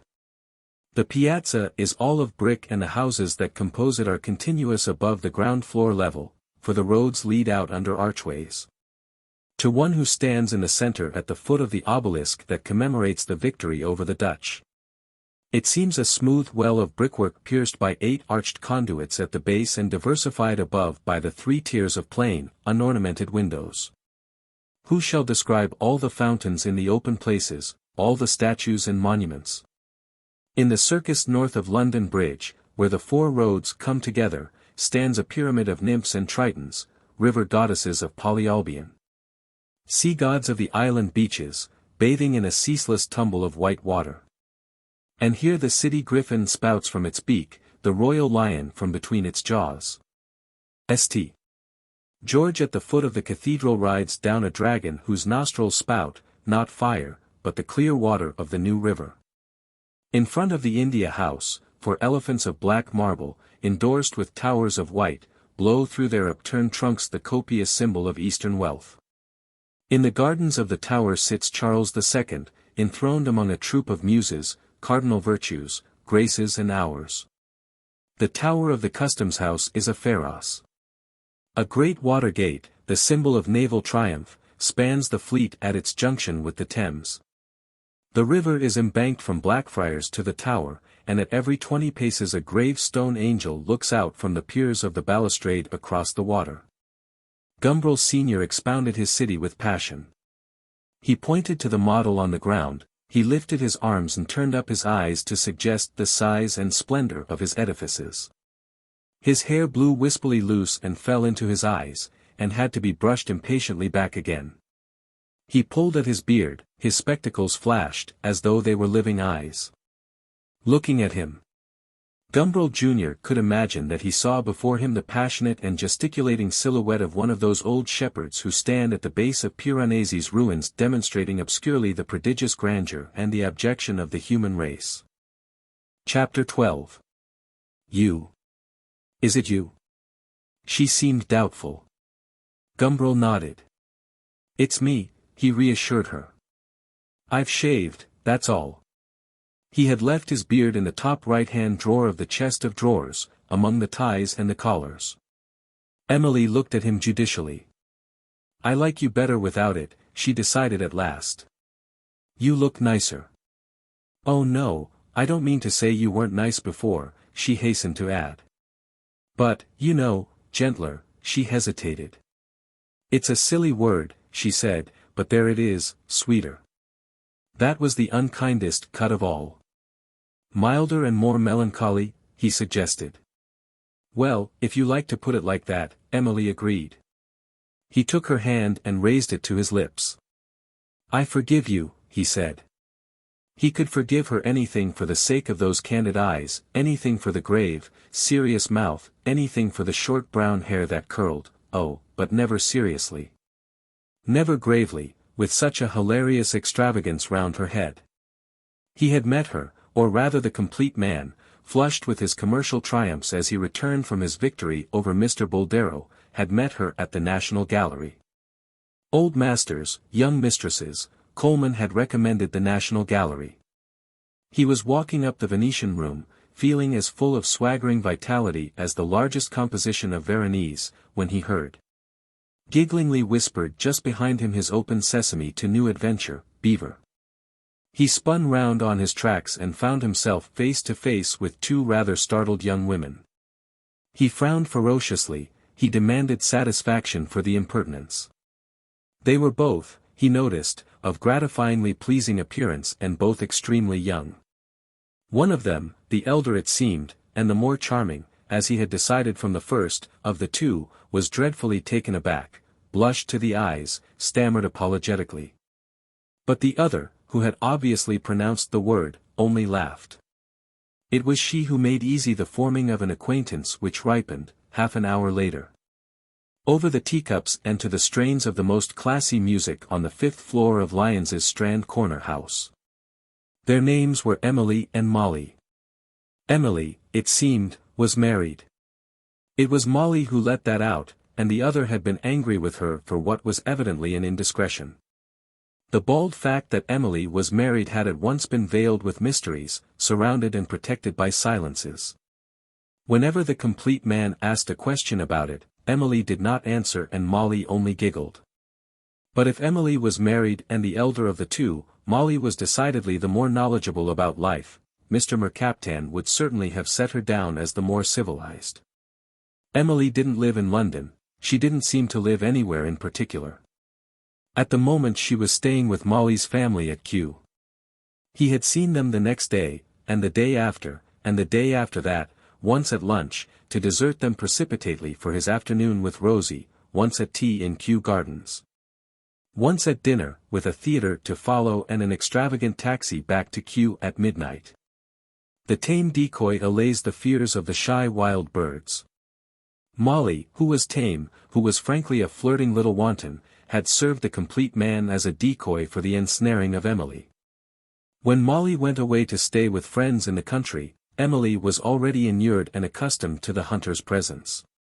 She accepted the playful attitude of gallantry, which the complete man, at the invitation of Molly's rolling eyes and provocative giggle, had adopted from the first.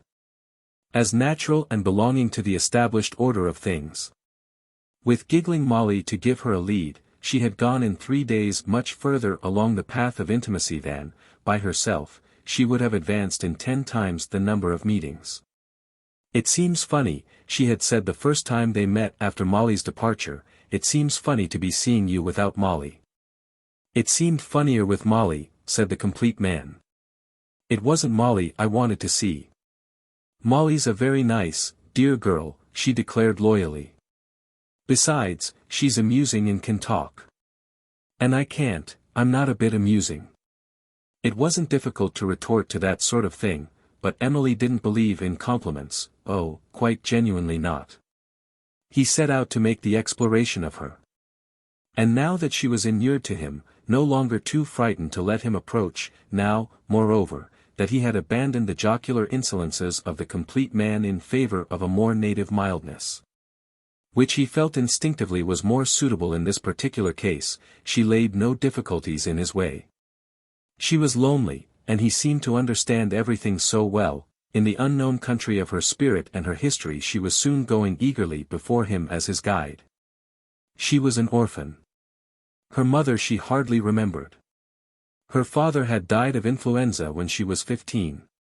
One of his business friends used to come and see her at school, take her out for treats and give her chocolates. She used to call him Uncle Stanley. He was a leather merchant, fat and jolly with a rather red face, very white teeth and a bald head that was beautifully shiny. When she was 17 and a half he asked her to marry him, and she had said yes. But why? Gumbril asked. Why on earth, he repeated. He said he'd take me round the world. It was just when the war had come to an end. Round the world, you know, and I didn't like school. I didn't know anything about it and he was very nice to me, he was very pressing.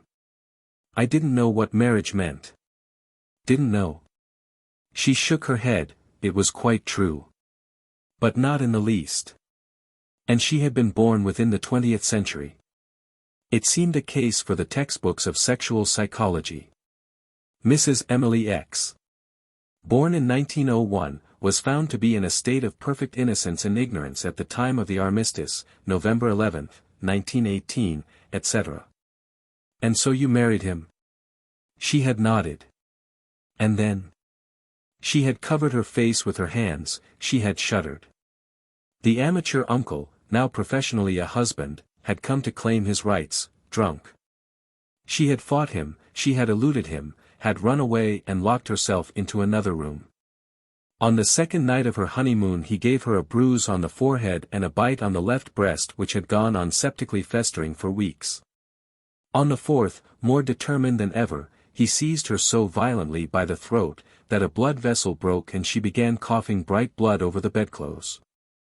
The amateur uncle had been reduced to send for a doctor and Emily had spent the next few weeks in a nursing home. That was 4 years ago. Her husband had tried to induce her to come back, but Emily had refused. She had a little money of her own, she was able to refuse. The amateur uncle had consoled himself with other and more docile nieces. And has nobody tried to make love to you since then? He asked. Oh, lots of them have tried. And not succeeded. She shook her head. I don't like men, she said. They're hateful, most of them. They're brutes. XIII. What? She asked, puzzled. Am I a brute too? And behind his beard, suddenly, he felt rather a brute. No, said Emily, after a little hesitation, you're different. At least I think you are.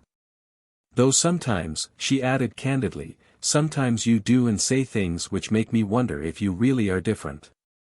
The complete man laughed. Don't laugh like that, she said. It's rather stupid. You're perfectly right, said Gumbril. It is. And how did she spend her time?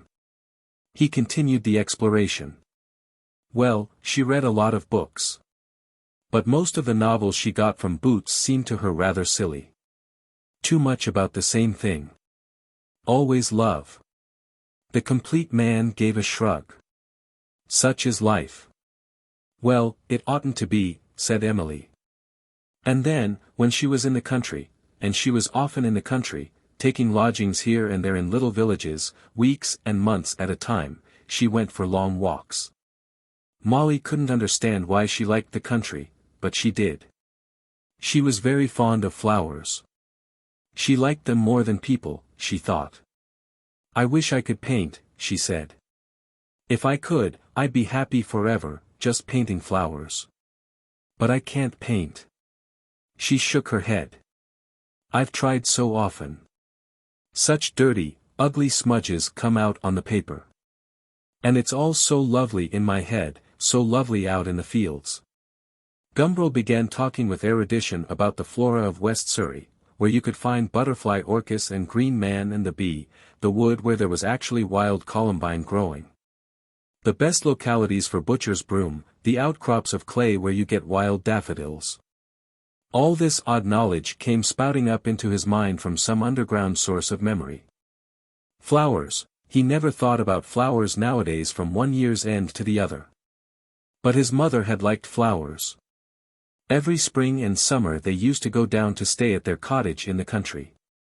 All their walks, all their drives in the governess cart had been hunts after flowers. And naturally the child had hunted with all his mother's ardor. He had kept books of pressed flowers, he had mummified them in hot sand. He had drawn maps of the country and colored them elaborately with different colored inks to show where the different flowers grew. How long ago all that was! Horribly long ago. Many seeds had fallen in the stony places of his spirit, to spring luxuriantly up into stocky plants and wither again because they had no deepness of earth. Many had been sown there and had died, since his mother scattered the seeds of the wild flowers. And if you want sundew, he wound up, you'll find it in the punch bowl, under Hindhead. Or round about Frensham. The little pond, you know, not the big. But you know all about them, Emily exclaimed in delight. I'm ashamed of my poor little knowledge. And you must really love them as much as I do. Gumbril did not deny it, they were linked henceforth by a chain of flowers. But what else did she do? Oh, of course she played the piano a great deal. Very badly, but at any rate it gave her pleasure. Beethoven, she liked Beethoven best. More or less, she knew all the sonatas, though she could never keep up anything like the right speed in the difficult parts. Gumbril had again shown himself wonderfully at home. Aha, he said. I bet you can't shake that low B in the last variation but one of Op 106 so that it doesn't sound ridiculous. And of course she couldn't, and of course she was glad that he knew all about it and how impossible it was. In the cab, as they drove back to Kew that evening, the complete man had decided it was time to do something decisive. The parting kiss, more of a playful sonorous bust than a serious embracement, that was already in the protocol, as signed and sealed before her departure by giggling Molly. It was time, the complete man considered, that this salute should take on a character less formal and less playful. 1, 2, 3 and, decisively, as they passed through Hammersmith Broadway, he risked the gesture. Emily burst into tears. He was not prepared for that, though perhaps he should have been. It was only by imploring, only by almost weeping himself, that Gumbril persuaded her to revoke her decision never, never to see him again. I had thought you were different, she sobbed. And now. Please, please, he entreated. He was on the point of tearing off his beard and confessing everything there and then. But that, on second thoughts, would probably only make things worse. Please, I promise. In the end, she had consented to see him once again, provisionally, in Kew Gardens, on the following day. They were to meet at the little temple that stands on the hillock above the valley of the heathers. And now, duly, they had met. The complete man had been left at home in the top right-hand drawer, along with the ties and collars. She would prefer, he guessed, the mild and melancholy one, he was quite right. She had thought him sweeter at a first glimpse. I forgive you, he said, and kissed her hand. I forgive you. Hand in hand they walked down towards the valley of the heaths. I don't know why you should be forgiving me, she said, laughing. It seems to me that I ought to be doing the forgiving. After yesterday. She shook her head at him. You made me so wretched. Ah, but you've already done your forgiving. You seem to take it very much for granted, said Emily. Don't be too sure. But I am sure, said Gumbril. I can see. Emily laughed again. I feel happy, she declared. So do I. How green the grass is. Green, green, after these long damp months it glowed in the sunlight, as though it were lighted from inside. And the trees. The pale, high, clot-pulled trees of the English spring. The dark, symmetrical pine trees, island here and there on the lawns, each with its own separate profile against the sky and its own shadow, impenetrably dark or freckled with moving lights. On the grass at its feet. They walked on in silence. Gumbril took off his hat, breathed the soft air that smelt of the greenness of the garden. There are quiet places also in the mind, he said meditatively. But we build bandstands and factories on them. Deliberately, to put a stop to the quietness. We don't like the quietness. All the thoughts, all the preoccupations in my head, round and round, continually. He made a circular motion with his hand. And the jazz bands, the music hall songs, the boys shouting the news. What's it for? What's it all for? To put an end to the quiet, to break it up and disperse it, to pretend at any cost it isn't there. Ah, but it is. It is there, in spite of everything, at the back of everything. Lying awake at night, sometimes, not restlessly, but serenely, waiting for sleep, the quiet re-establishes itself, piece by piece. All the broken bits, all the fragments of it we've been so busily dispersing all day long. It re-establishes itself, an inward quiet, like this outward quiet of grass and trees. It fills one, it grows, a crystal quiet, a growing, expanding crystal. It grows, it becomes more perfect, it is beautiful and terrifying, yes, terrifying as well as beautiful. For one's alone in the crystal and there's no support from outside, there's nothing external and important, nothing external and trivial to pull oneself up by or to stand on, superiorly. Contemptuously, so that one can look down.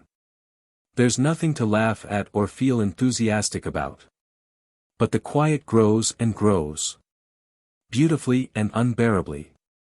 And at last you are conscious of something approaching. It is almost a faint sound of footsteps. Something inexpressibly lovely and wonderful advances through the crystal, nearer, nearer. And, oh, inexpressibly terrifying. For if it were to touch you, if it were to seize and engulf you, you'd die, all the regular, habitual, daily part of you would die. There would be an end of bandstands and whizzing factories, and one would have to begin living arduously in the quiet, arduously in some strange, unheard of manner. Nearer, nearer come the steps. But one can't face the advancing thing. One daren't. It's too terrifying, it's too painful to die. Quickly, before it is too late, start the factory wheels, bang the drum, blow up the saxophone. Think of the women you'd like to sleep with, the schemes for making money, the gossip about your friends, the last outrage of the politicians. Anything for a diversion. Break the silence, smash the crystal to pieces. There, it lies in bits, it is easily broken, hard to build up and easy to break. And the steps? Ah, those have taken themselves off, double quick. Double quick, they were gone at the first flawing of the crystal. And by this time the lovely and terrifying thing is 3 infinities away, at least. And you lie tranquilly on your bed, thinking of what you'd do if you had £10,000, and of all the fornications you'll never commit. He thought of Rosie's pink underclothes. You make things very complicated, she said, after a silence. Gumbril spread out his greatcoat on a green bank and they sat down. Leaning back, his hands under his head, he watched her sitting there beside him. She had taken off her hat. There was a stir of wind in those childish curls, and at the nape, at the temples, where the hair had sleeved out thin and fine, the sunlight made little misty halos of gold. Her hands clasped round her knees, she sat quite still, looking out across the green expanses, at the trees, at the white clouds on the horizon. There was quiet in her mind, he thought. She was native to that crystal world. For her, the steps came comfortingly through the silence and the lovely thing brought with it no terrors. It was all so easy for her and simple. Ah, so simple, like the hire purchase system on which Rosie had bought her pink bed. And how simple it was, too, to puddle clear waters and unpetal every flower. Every wild flower, by God. One ever passed in a governess cart at the heels of a barrel-bellied pony. How simple to spit on the floors of churches. Si prega di non sputare. Simple to kick one's legs and enjoy oneself, dutifully, in pink underclothing. Perfectly simple. It's like the arietta, don't you think, said Emily suddenly, the arietta of Op. 111. And she hummed the first bars of the air. Don't you feel it's like that? What's like that? Everything, said Emily. Today, I mean. You and me. These gardens, and she went on humming. Gumbril shook his head. Too simple for me, he said. Emily laughed. Ah, but then think how impossible it gets a little farther on. She agitated her fingers wildly, as though she were trying to play the impossible passages. It begins easily for the sake of poor imbeciles like me. But it goes on, more and more fully and subtly and abstrusely and embracingly. But it's still the same movement. The shadows stretched farther and farther across the lawns, and as the sun declined the level light picked out among the grasses innumerable stipplings of shadow. And in the paths, that had seemed under the more perpendicular rays as level as a table, 1,000 little shadowy depressions and sun-touched mountains were now apparent. Gumbril looked at his watch. Good Lord, he said, we must fly. He jumped up. Quick, quick. But why? We shall be late. He wouldn't tell her for what. Wait and see, was all that Emily could get out of him by her questioning. They hurried out of the gardens, and in spite of her protests he insisted on taking a taxi into town. I have such a lot of unearned increment to get rid of, he explained.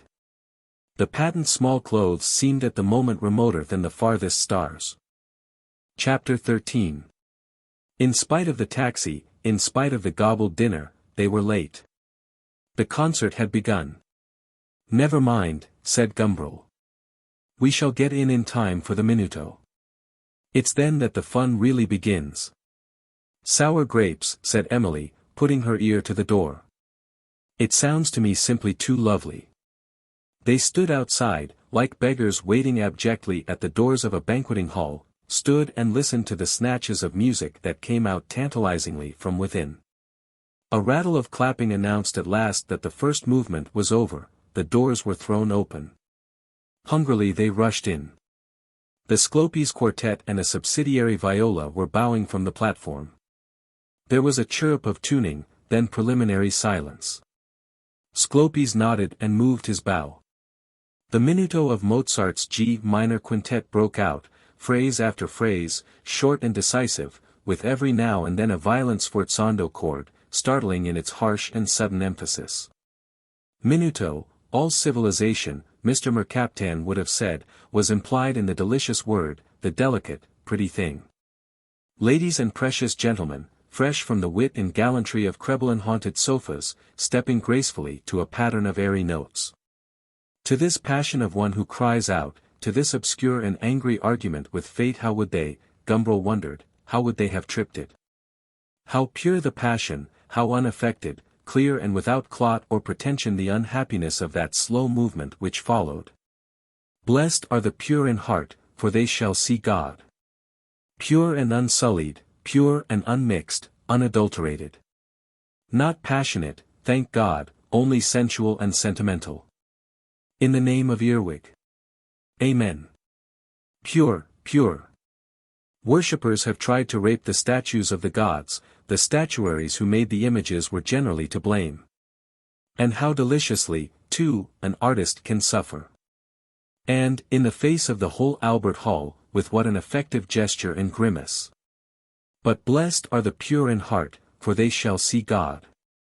The instruments come together and part again.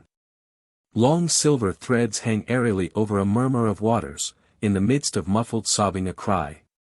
The fountains blow their architecture of slender pillars, and from basin to basin the waters fall. From basin to basin, and every fall makes somehow possible a higher leaping of the jet, and at the last fall the mounting column springs up into the sunlight. And from water the music has modulated up into a rainbow. Blessed are the pure in heart, for they shall see God, they shall make God visible, too, to other eyes. Blood beats in the ears. Beat, beat, beat.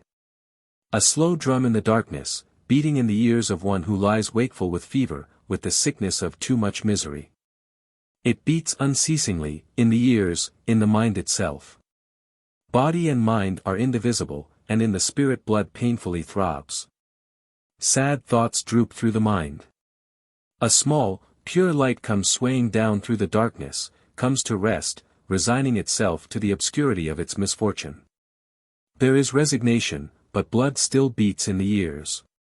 Blood still painfully beats, though the mind has acquiesced. And then, suddenly, the mind exerts itself, throws off the fever of too much suffering and laughing, commands the body to dance. The introduction to the last movement comes to it suspended, throbbing close. There is an instant of expectation, and then, with a series of mounting trochees and a downward hurrying, step after tiny step, in triple time, the dance begins. Irrelevant, irreverent, out of key with all that has gone before. But man's greatest strength lies in his capacity for irrelevance. In the midst of pestilences, wars and famines, he builds cathedrals, and a slave, he can think the irrelevant and unsuitable thoughts of a free man. The spirit is slave to fever and beating blood, at the mercy of an obscure and tyrannous misfortune. But irrelevantly, it elects to dance in triple measure, a mounting skip, a patter of descending feet. The G minor quintet is at an end, the applause rattles out loudly. Enthusiasts stand up and cry bravo. And the 5 men on the platform rise and bow their acknowledgments. Great Sclopes himself receives his share of the plaudits with a weary condescension. Weary are his poached eyes, weary his disillusioned smile. It is only his due, he knows, but he has had so much clapping, so many lovely women. He has a Roman nose, a colossal brow and, though the tawny musical mane does much to conceal the fact, no back to his head. Garofalo, the second fiddle, is black, beady-eyed and pot-bellied. The convex reflections of the electroliers slide back and forth over his polished bald head, as he bends, again, in little military salutes. Peppercoke, 2 meters high, bows with a sinuous politeness. His face, his hair are all of the same grayish-buff color, he does not smile, his appearance is monolithic and grim. Not so exuberant Noodler, who sweats and smiles and embraces his cello send lays his hand to his heart and bows almost to the ground as though all this hullabaloo were directed only at him. As for poor little Mr. Jenkins, the subsidiary viola, he has slid away into the background, and feeling that this is really the Sclopes' show and that he, a mere intruder, has no right to any of these demonstrations. He hardly bows at all, but only smiles, vaguely and nervously, and from time to time makes a little spasmodic twitch to show that he isn't really ungrateful or haughty, as you might think. But that he feels in the circumstances, the position is a little embarrassing, it is hard to explain. Strange, said Gumbril, to think that those ridiculous creatures could have produced what we've just been hearing. The poached eye of Sclopes lighted on Emily, flushed and ardently applauding. He gave her, all to herself, a weary smile. He would have a letter, he guessed, tomorrow morning signed, your little admirer in the 3rd row. She looked a choice little piece. He smiled again to encourage her. Emily, alas, had not even noticed. She was applauding the music. Did you enjoy it? He asked, as they stepped out into a deserted Bond Street. Did I? Emily laughed expressively. No, I didn't enjoy, she said. Enjoy isn't the word. You enjoy eating ices. It made me happy. It's unhappy music, but it made me happy. Gumbril hailed a cab and gave the address of his rooms in Great Russell Street. Happy, he repeated, as they sat there side by side in the darkness. He, too, was happy. Where are we going? she asked. To my rooms, said Gumbril, we shall be quiet there. He was afraid she might object to going there, after yesterday. But she made no comment. Some people think that it's only possible to be happy if one makes a noise, she said, after a pause. I find it's too delicate and melancholy for noise. Being happy is rather melancholy, like the most beautiful landscape, like those trees and the grass and the clouds and the sunshine today. From the outside, said Gumbril, it even looks rather dull. They stumbled up the dark staircase to his rooms. Gumbril lit a pair of candles and put the kettle on the gas ring. They sat together on the divan sipping tea. In the rich, soft light of the candles she looked different, more beautiful. The silk of her dress seemed wonderfully rich and glossy, like the petals of a tulip, and on her face, on her bare arms and neck the light seemed to spread an impalpable bright bloom. On the wall behind them, their shadows ran up towards the ceiling, enormous and profoundly black. How unreal it is, Gumbril whispered. Not true. This remote secret room. These lights and shadows out of another time. And you out of nowhere and I, out of a past utterly remote from yours, sitting together here, together, and being happy. That's the strangest thing of all. Being quite senselessly happy. It's unreal, unreal. But why, said Emily, why? It's here and happening now. It is real. It all might vanish, at any moment, he said. Emily smiled rather sadly. It'll vanish in due time, she said. Quite naturally, not by magic. It'll vanish the way everything else vanishes and changes. But it's here now. They gave themselves up to the enchantment. The candles burned, two shining eyes of flame, without a wink, minute after minute. But for them there were no longer any minutes. Emily leaned against him, her body held in the crook of his arm, her head resting on his shoulder. He caressed his cheek against her hair. Sometimes, very gently, he kissed her forehead or her closed eyes. If I had known you years ago, she sighed. But I was a silly little idiot then. I shouldn't have noticed any difference between you and anybody else. I shall be very jealous, Emily spoke again after another timeless silence. There must never be anybody else, never the shadow of anybody else. There never will be anybody else, said Gumbril. Emily smiled and opened her eyes, looked up at him. Ah, not here, she said, not in this real unreal room. Not during this eternity. But there will be other rooms just as real as this. Not so real, not so real. He bent his face towards hers. She closed her eyes again, and the lids fluttered with a sudden tremulous movement at the touch of his light kiss. For them there were no more minutes. But time passed flowing in a dark stream, stanchlessly, as though from some profound mysterious wound in the world's side, bleeding, bleeding forever.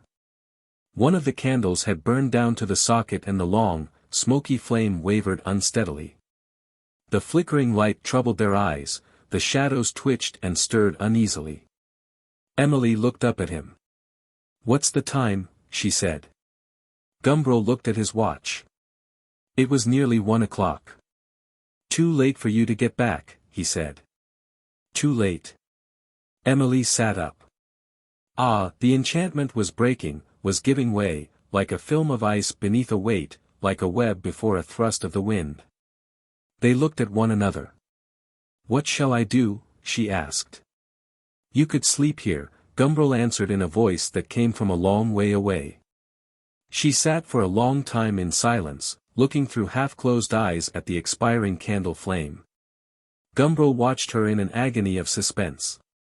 Was the ice to be broken, the webwork finally and forever torn? The enchantment could still be prolonged, the eternity renewed. He felt his heart beating in his breast, he held his breath. It would be terrible if she were to go now, it would be a kind of death. The flame of the candle flickered more violently, leaping up in a thin, long, smoky flare, sinking again almost to darkness. Emily got up and blew out the candle. The other still burned calmly and steadily. May I stay? She asked. Will you allow me? He understood the meaning of her question, and nodded. Of course, he said. Of course? Is it as much of course as all that? When I say so. He smiled at her. The eternity had been renewed, the enchantment prolonged. There was no need to think of anything now but the moment. The past was forgotten, the future abolished. There was only this secret room and the candlelight and the unreal, impossible happiness of being two.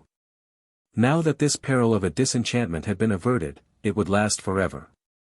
He got up from the couch, crossed the room, he took her hands and kissed them. Shall we sleep now? She asked. Gumbril nodded. Do you mind if I blow out the light? And without waiting for his answer, Emily turned, gave a puff, and the room was in darkness. He heard the rustling of her undressing. Hastily he stripped off his own clothes, pulled back the coverlet from the divan. The bed was made and ready, he opened it and slipped between the sheets. A dim greenish light from the gas lamp in the street below came up between the parted curtains, illuminating faintly the farther end of the room. Against this tempered darkness he could see her, silhouetted, standing quite still, as if hesitating on some invisible brink. Emily, he whispered. I'm coming, Emily answered. She stood there, unmoving, a few seconds longer, then overstepped the brink. She came silently across the room, and sat down on the edge of the low couch. Gumbril lay perfectly still, without speaking, waiting in the enchanted timeless darkness. Emily lifted her knees, slid her feet in under the sheet, then stretched herself out beside him, her body, in the narrow bed, touching his. Gumbril felt that she was trembling. Trembling, a sharp involuntary start, a little shudder, another start. You're cold, he said, and slipping one arm beneath her shoulders he drew her, limp and unresisting, towards him. She lay there, pressed against him. Gradually the trembling ceased. Quite still in the calm of the enchantment. The past is forgotten, the future abolished. There is only this dark and everlasting moment. A drugged and intoxicated stupor of happiness possessed his spirit, a numbness, warm and delicious, lay upon him. And yet through the stupor he knew with a dreadful anxious certainty that the end would soon be there. Like a man on the night before his execution, he looked forward through the endless present. He foresaw the end of his eternity. And after? Everything was uncertain and unsafe. Very gently, he began caressing her shoulder, her long slender arm, drawing his fingertips lightly and slowly over her smooth skin. Slowly from her neck, over her shoulder, lingeringly round the elbow to her hand. Again, he was learning her arm. The form of it was part of the knowledge, now, of his fingertips. His fingers knew it as they knew a piece of music, as they knew Mozart's 12th sonata, for example. And the themes that crowd so quickly one after another at the beginning of the first movement played themselves serially, glitteringly in his mind, they became a part of the enchantment. Through the silk of her shift he learned her curving side, her smooth straight back and the ridge of her spine. He stretched down, touched her feet, her knees. Under the smock he learned her warm body, lightly, slowly caressing. He knew her, his fingers, he felt, could build her up, a warm and curving statue in the darkness. He did not desire her. To desire would have been to break the enchantment. He let himself sink deeper and deeper into his dark stupor of happiness. She was asleep in his arms, and soon he too was asleep. Chapter 14. Mrs. Vivash descended the steps into King Street, and standing there on the pavement looked dubiously first to the right and then to the left. Little and loud, the taxis rolled by on their white wheels, the long-snout limousines passed with a sigh. The air smelt of watered dust, tempered in Mrs. Vivash's immediate neighborhood by those memories of Italian jasmines which were her perfume. On the opposite pavement, in the shade, two young men, looking very conscious of their grey top hats, marched gravely along. Life, Mrs. Vivash thought, looked a little dim this morning, in spite of the fine weather. She glanced at her watch. It was 1 o'clock. Soon one would have to eat some lunch. But where, and with whom? Mrs. Vivash had no engagements. All the world was before her, she was absolutely free, all day long. Yesterday, when she declined all those pressing invitations, the prospect had seemed delightful. Liberty, no complications, no contacts, a pre-Adamite empty world to do what she liked in. But today, when it came to the point, she hated her liberty. To come out like this at 1 o'clock into a vacuum, it was absurd, it was appalling. The prospect of immeasurable boredom opened before her. Steps after steps of ennui, horizon beyond horizon, forever the same. She looked again to the right and again to the left. Finally she decided to go to the left. Slowly, walking along her private knife edge between her personal abysses, she walked towards the left. She remembered suddenly one shining day like this in the summer of 1917, when she had walked along this same street, slowly, like this, on the sunny side, with Tony Lamb. All that day, that night, it had been one long goodbye. He was going back the next morning. Less than a week later he was dead. Never again, there had been a time when she could make herself cry, simply by saying those two words once or twice, under her breath. Never again, never again. She repeated them softly now. But she felt no tears behind her eyes. Grief doesn't kill, love doesn't kill. But time kills everything, kills desire, kills sorrow, kills in the end the mind that feels them, wrinkles and softens the body while it still lives, rots it like a medlar, kills it too at last. Never again, never again. Instead of crying, she laughed aloud. The pigeon-breasted old gentleman who had just passed her, twirling between his finger and thumb the ends of a white military mustache, turned round startled. Could she be laughing at him? Never again, murmured Mrs. Vivash. I beg your pardon, queried the martial gentleman, in a rich, port-winey, cigar-y voice. Mrs. Vivash looked at him with such wide-eyed astonishment that the old gentleman was quite taken aback. 1,000 apologies, dear lady. Thought you were addressing. I am. He replaced his hat, squared his shoulders and went off smartly, left, right, bearing preciously before him his pigeon breast. Poor thing, he thought, poor young thing. Talking to herself. Must be cracked, must be off her head.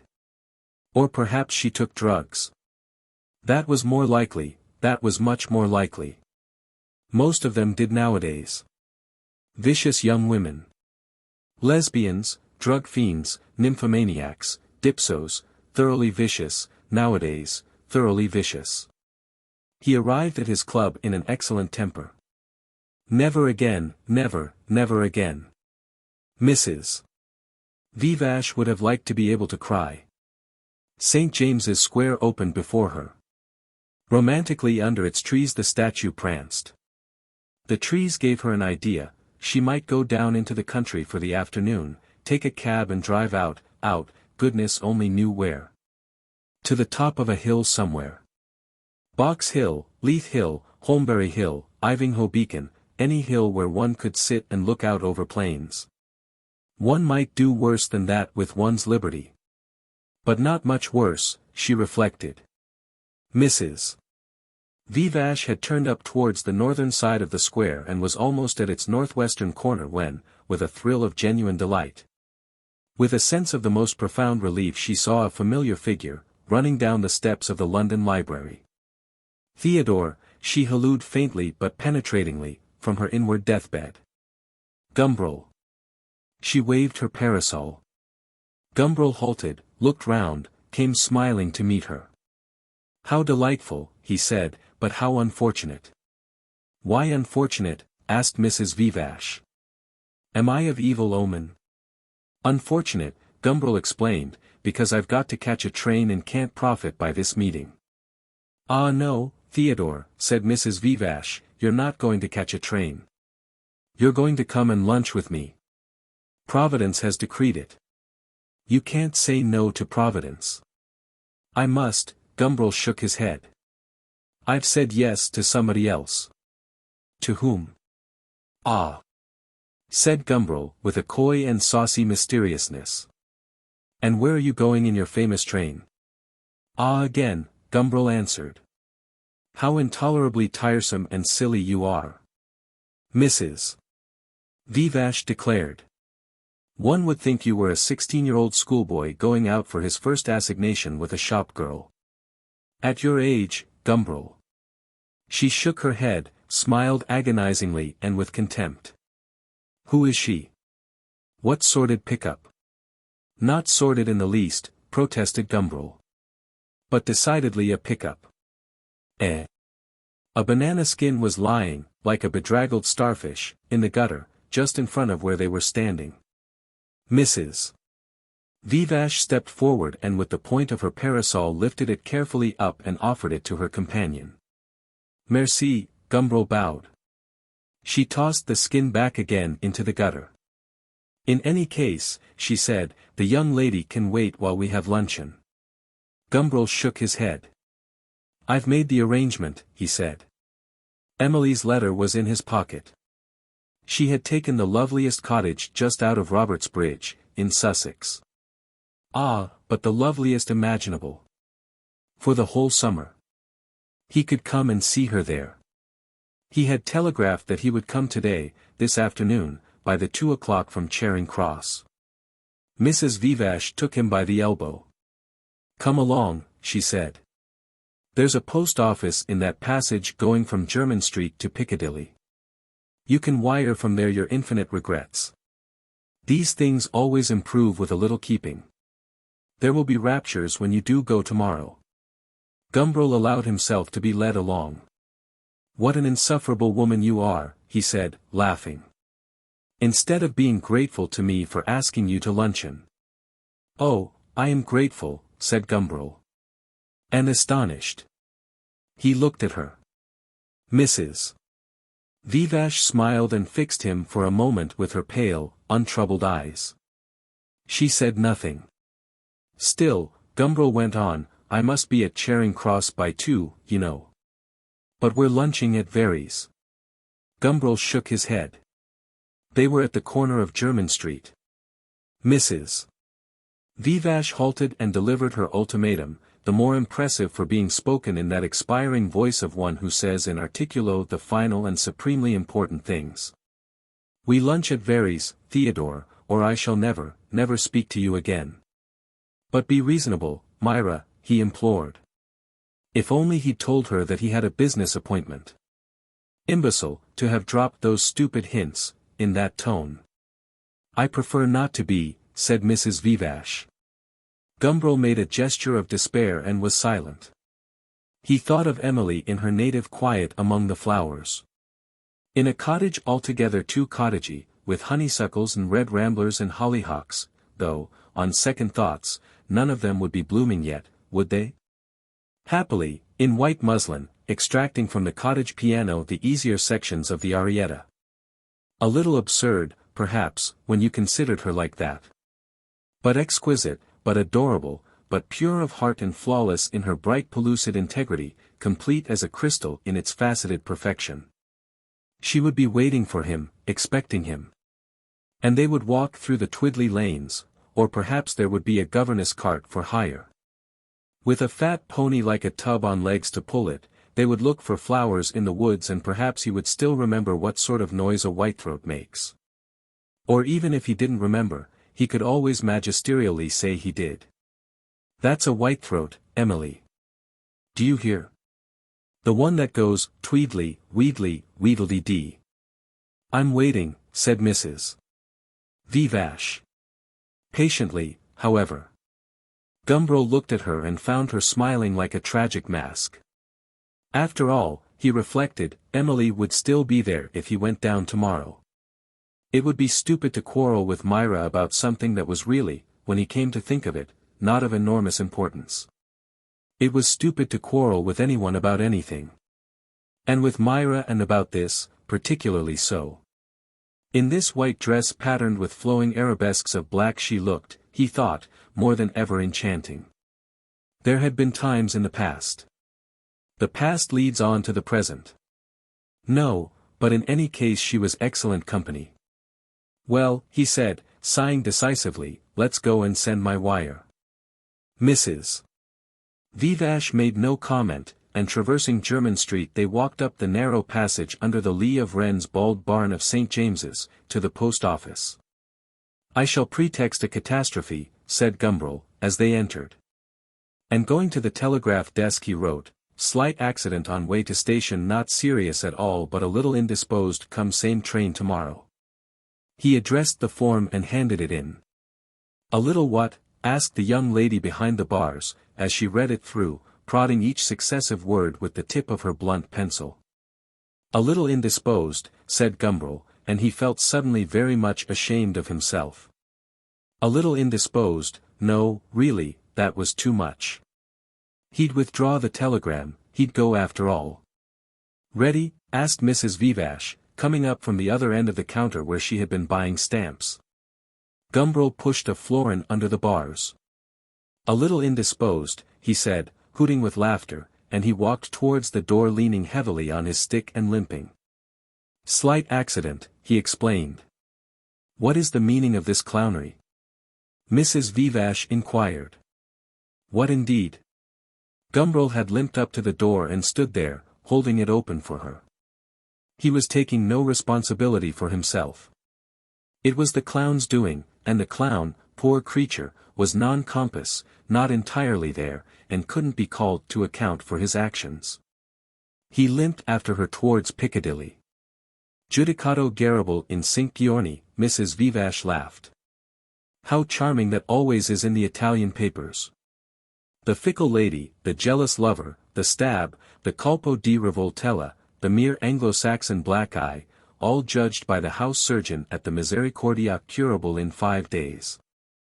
And you, my poor Gumbril, are you curable in 5 days? That depends, said Gumbril. There may be complications. Mrs. VIII waved her parasol. A taxi came swerving to the pavement's edge in front of them. Meanwhile, she said, you can't be expected to walk. At Very's they lunched off lobsters and white wine. Fish suppers, Gumbril quoted jovially from the Restoration, fish suppers will make a man hop like a flea. Through the whole meal he clowned away in the most inimitable style. The ghost of a governess cart rolled along the twiddly lanes of Robertsbridge. But one can refuse to accept responsibility, a clown cannot be held accountable. And besides, when the future and the past are abolished, when it is only the present instant, whether enchanted or unenchanted, that counts, when there are no causes or motives. No future consequences to be considered, how can there be responsibility, even for those who are not clowns?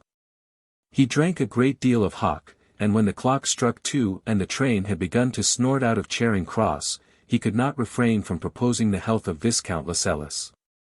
After that he began telling Mrs. VIII about his adventure as a complete man. You should have seen me, he said, describing his beard. I should have been bowled over. You shall see me, then, said Gumbril. Ah, what a Don Giovanni! La ci darum la mano, la mi direi dsi, vieni, non lontano, part I am, ben mio, dica. And they came. Without hesitation. No, vorrei e non vorrei, no, mi trema un poco il cor. Straight away.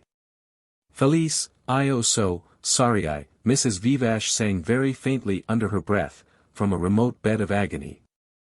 Ah, happiness, a little dull, someone had wisely said, when you looked at it from outside. An affair of duets at the cottage piano, of collecting specimens, hand in hand, for the hortus siccus. A matter of integrity and quietness. Ah, but the history of the young woman who was married 4 years ago, exclaimed Gumbril with clownish rapture, and remains to this day a virgin, what an episode in my memoirs. In the enchanted darkness he had learned her young body.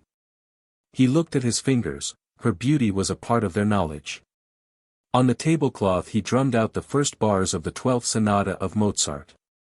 And even after singing her duet with the Don, he continued, she is still virgin. There are chaste pleasures, sublimated sensualities. More thrillingly voluptuous, with the gesture of a restaurant keeper who praises the speciality of the house, he blew a treacly kiss, than any of the grosser deliriums. "What is all this about?" asked Mrs. Vivash. Gumbril finished off his glass. "I am talking esoterically," he said, "for my own pleasure, not yours." "But tell me more about the beard," Mrs. Vivash insisted. "I liked the beard so much." "All right," said Gumbril, "let us try to be unworthy with coherence." They sat for a long time over their cigarettes. It was 3:30 before Mrs.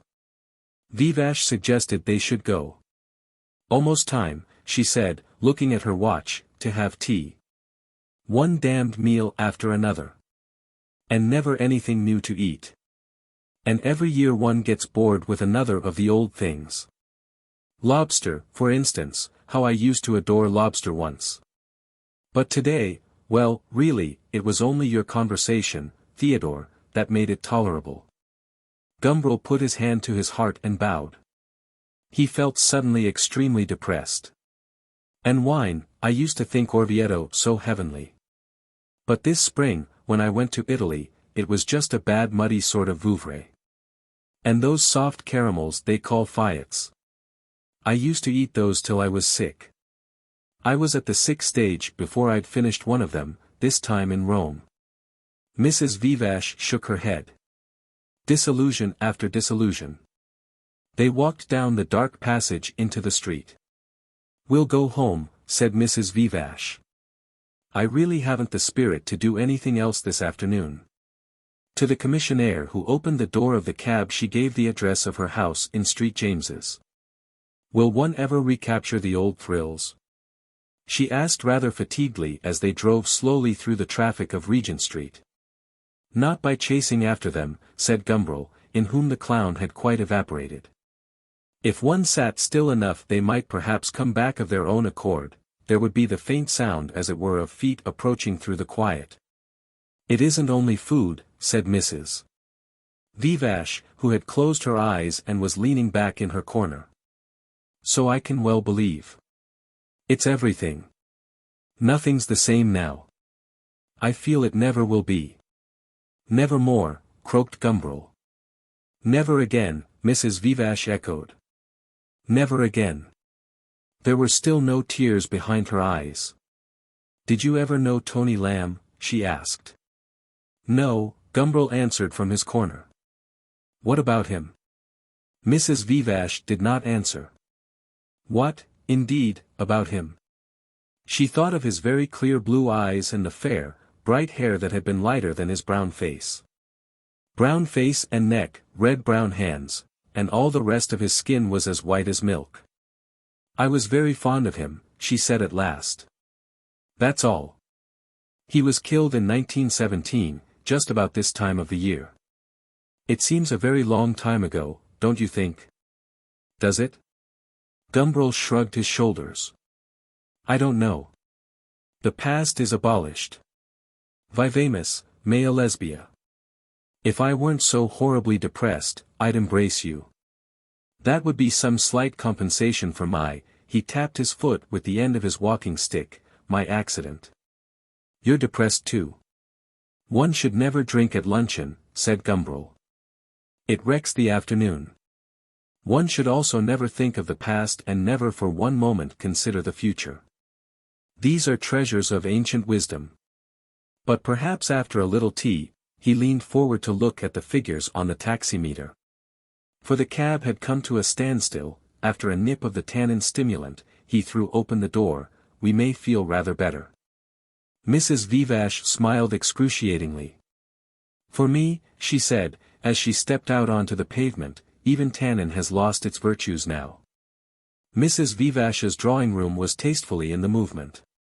The furniture was upholstered in fabrics designed by Dufy, racehorses and roses, little tennis players clustering in the midst of enormous flowers, printed in grey and ochre on a white ground. There were a couple of lampshades by Bala. On the pale rose-stippled walls hung 3 portraits of herself by 3 different and entirely incongruous painters, a selection of the usual oranges and lemons. And a rather forbidding contemporary nude painted in 2 tones of green. "And how bored I am with this room and all these beastly pictures," exclaimed Mrs. Vivash as she entered. She took off her hat and, standing in front of the mirror above the mantelpiece, smoothed her coppery hair. "You should take a cottage in the country," said Gumbril, "buy a pony and a governess cart and drive along the twiddly lanes looking for flowers. After tea you open the cottage piano," and suiting his action to the words, Gumbril sat down at the long-tailed Bluthner, "and you play, you play." Very slowly and with parroted expressiveness he played the opening theme of the arietta. "You wouldn't be bored then," he said, turning round to her, when he had finished. "Ah, wouldn't I?" said Mrs. Vivash. "And with whom do you propose that I should share my cottage?" "Anyone you like," said Gumbril. His fingers hung, as though meditating over the keys. "But I don't like anyone," cried Mrs. Vivash with a terrible vehemence from her deathbed. Ah, now it had been said, the truth. It sounded like a joke. Tony had been dead 5 years now. Those bright blue eyes, never again. All rotted away to nothing. "Then you should try," said Gumbril, whose hands had begun to creep softly forward into the 12th sonata. "You should try." "But I do try," said Mrs. Vivash. Her elbows propped on the mantelpiece, her chin resting on her clasped hands, she was looking fixedly at her own image in the glass. Pale eyes looked unwaveringly into pale eyes. The red mouth and its reflection exchanged their smiles of pain. She had tried, it revolted her now to think how often she had tried. She had tried to like someone, anyone, as much as Tony. She had tried to recapture, to re-evoke, to revivify. And there had never been anything, really, but a disgust. "I haven't succeeded," she added, after a pause. The music had shifted from F major to D minor. It mounted in leaping anapaests to a suspended chord, ran down again, mounted once more, modulating to C minor, then, through a passage of trembling notes to a flat major, to the dominant of D flat. To the dominant of C, to C minor, and at last, to a new clear theme in the major. "Then I'm sorry for you," said Gumbril, allowing his fingers to play on by themselves. He felt sorry, too, for the subjects of Mrs. Vivash's desperate experiments. She mightn't have succeeded in liking them, for their part, poor devils, they in general only too agonizingly liked her. Only too. He remembered the cold, damp spots on his pillow, in the darkness. Those hopeless, angry tears. "You nearly killed me once," he said. "Only time kills," said Mrs. Vivash, still looking into her own pale eyes. "I have never made anyone happy," she added, after a pause. Never anyone, she thought, except Tony, and Tony they had killed, shot him through the head. Even the bright eyes had rotted, like any other carrion. She too had been happy then. Never again. A maid came in with the tea things. "Ah, the tannin," exclaimed Gumbril with enthusiasm, and broke off his playing. The one hope of salvation. He poured out 2 cups, and picking up one of them he came over to the fireplace and stood behind her. Sipping slowly at the pale brewage and looking over her shoulder at their 2 reflections in the mirror. "Lasciai darum," he hummed. "If only I had my beard." He stroked his chin and with the tip of his forefinger brushed up the drooping ends of his mustache. "You'd come trembling like Zerlina, in under its golden shadow." Mrs. Vivash smiled. "I don't ask for anything better," she said. "What more delightful part? Felice, io so, sorry Batty, o bel mazzetto. Enviable Zerlina." The servant made another silent entry. "A gentleman," she said, "called Mr. Shearwater would like." "Tell him I'm not at home," said Mrs. Vivash, without looking round. There was a silence. With raised eyebrows Gumbril looked over Mrs. Vivash's shoulder at her reflection.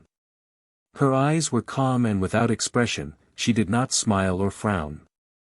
Gumbril still questioningly looked. In the end he began to laugh. Chapter 15. They were playing that latest novelty from across the water, What's He to Hecuba?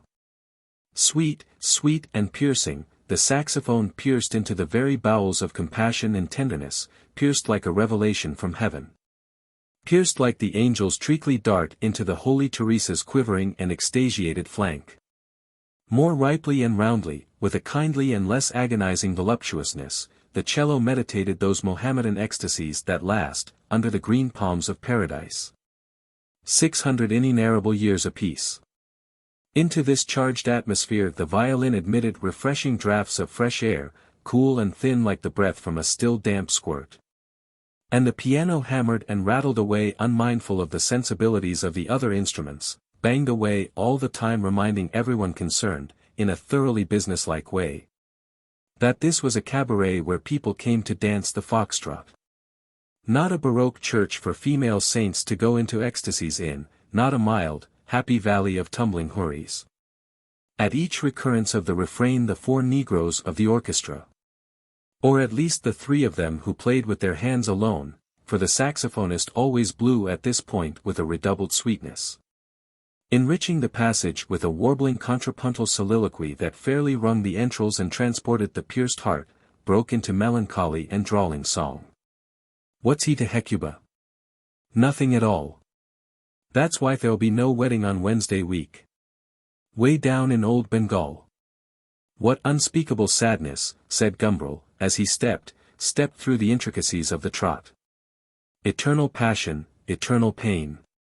Les chants desespers sont les chants les plus beaux, EJN sais d'immortals que sont de purs sanglots. Rum tiddlum tum, pom pom. Amen. What's he to Hecuba? Nothing at all. Nothing, mark you. Nothing, nothing. Nothing, repeated Mrs. Vivash. I know all about that. She sighed. I am nothing to you, said Gumbril, gliding with skill between the wall and the charybdis of a couple dangerously experimenting with a new step. You are nothing to me. Thank God.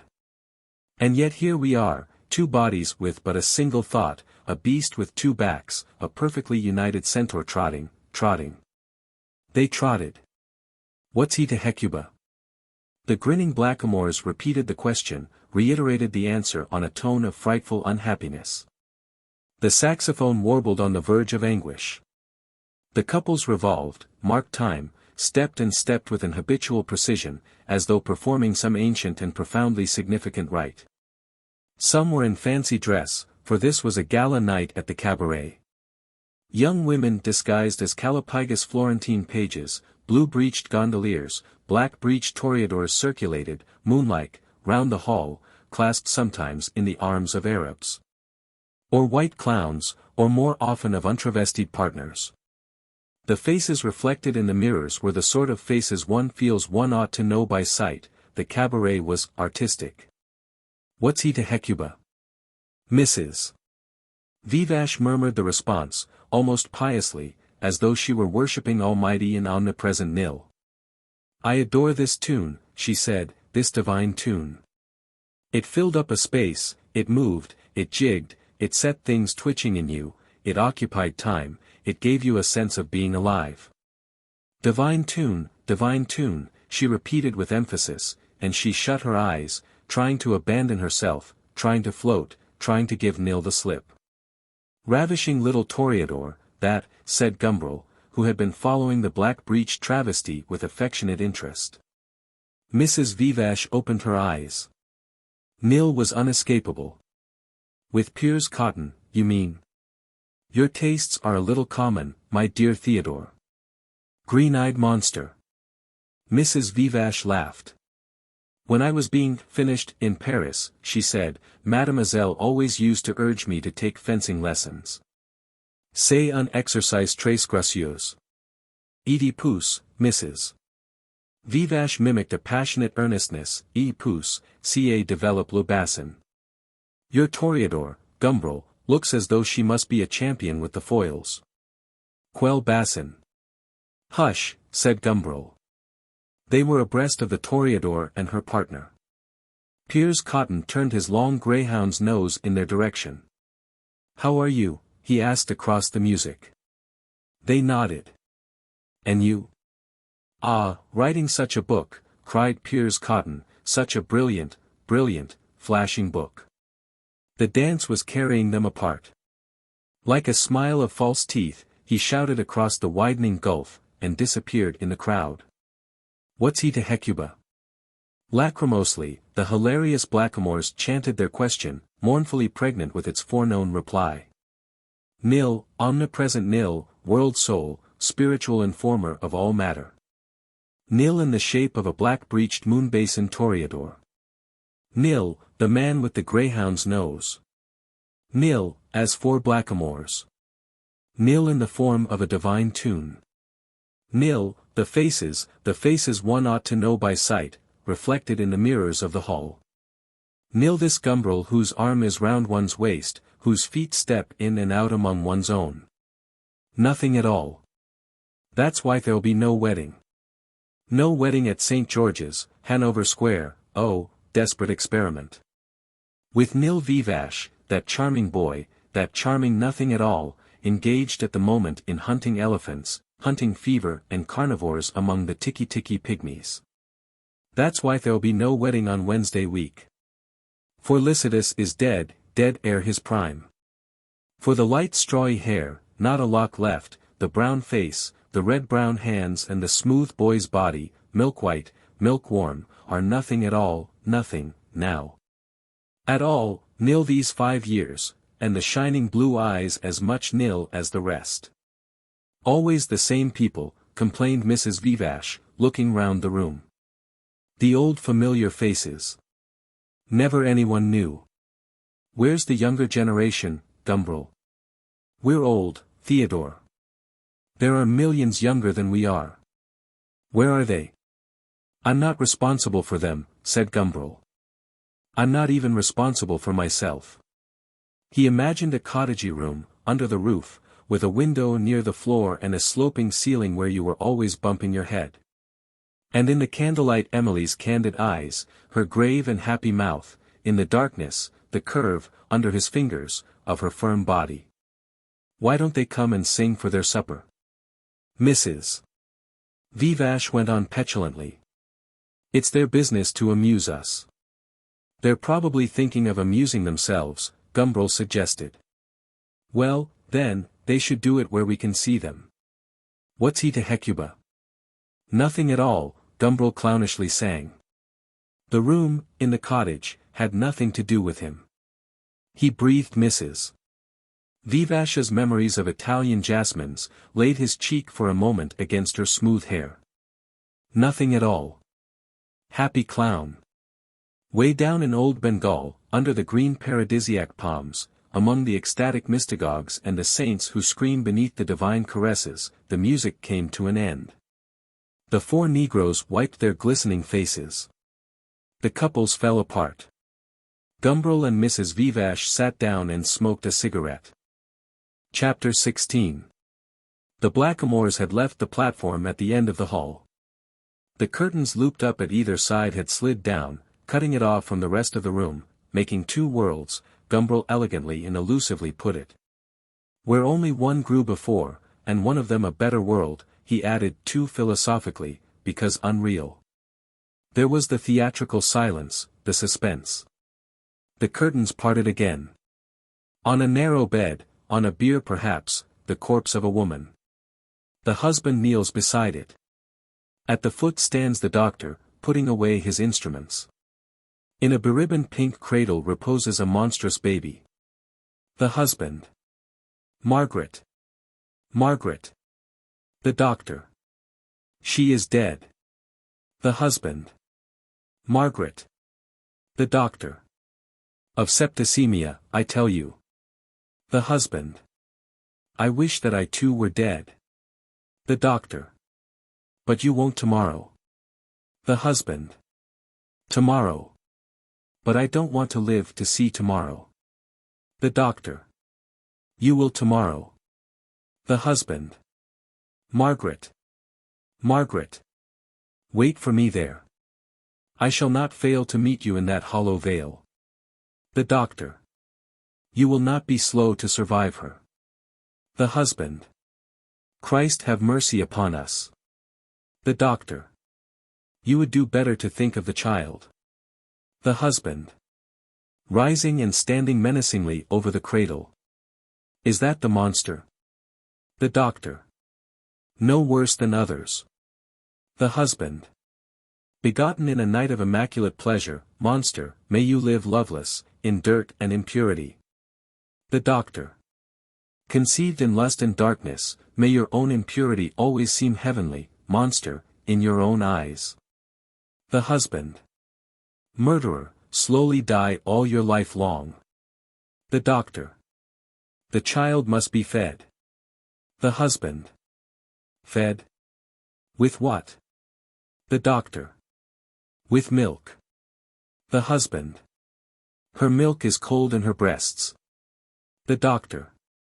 There are still cows. The husband. Tubercular shorthorns. Calling. Let Short-Eye the Horn be brought. Voices, off. Short-Eye the Horn. Short-Eye the Horn. Fadingly. Short-Eye the doctor. In 1921, 27,913 women died in childbirth. The husband. But none of them belonged to my harem. The doctor. Each of them was somebody's wife. The husband. Doubtless. But the people we don't know are only characters in the human comedy. We are the tragedians. The doctor. Not in the spectator's eyes. The husband. Do I think of the spectators? Ah, Margaret. Margaret. The doctor. The 27,914th. The husband. The only one. The doctor. But here comes the cow. Short-Eye the Horn is led in by a yokel. The husband. Ah, good Short-Eye the Horn. He pats the animal. She was tested last week, was she not? The yokel. Aye, sir. The husband.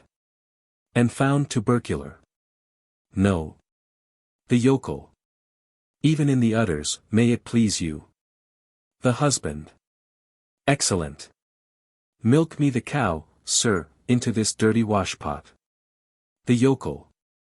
I will, sir. He milks the cow. The husband. Her milk is cold already. All the woman in her chilled and curdled within her breasts. Ah, Jesus!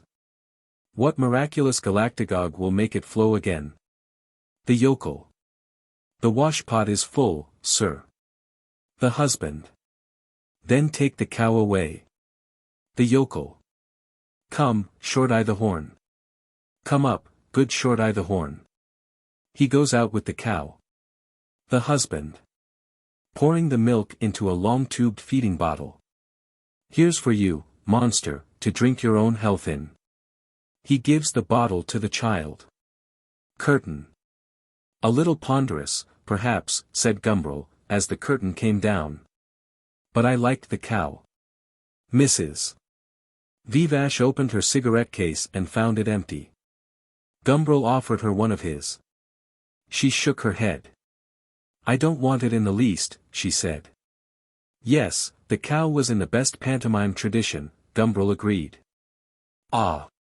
But it was a long time since he had been to a Christmas pantomime. Not since Dan Leno's days. All the little cousins, the uncles and aunts on both sides of the family, dozens and dozens of them, every year they filled the best part of a row in the dress circle at Drury Lane. And buns were stickily passed from hand to hand, chocolates circulated, the grown-ups drank tea. And the pantomime went on, glory after glory, under the shining arch of the stage.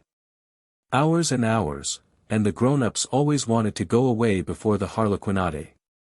And the children felt sick from eating too much chocolate, or wanted with such extreme urgency to go to the WC. That they had to be led out, trampling and stumbling over everybody else's feet, and every stumble making the need more agonizingly great, in the middle of the transformation scene. And there was Dan Leno, inimitable Dan Leno, dead now as poor Yorick, no more than a mere skull like anybody else's skull. And his mother, he remembered, used to laugh at him sometimes till the tears ran down her cheeks. She used to enjoy things thoroughly, with a whole heart.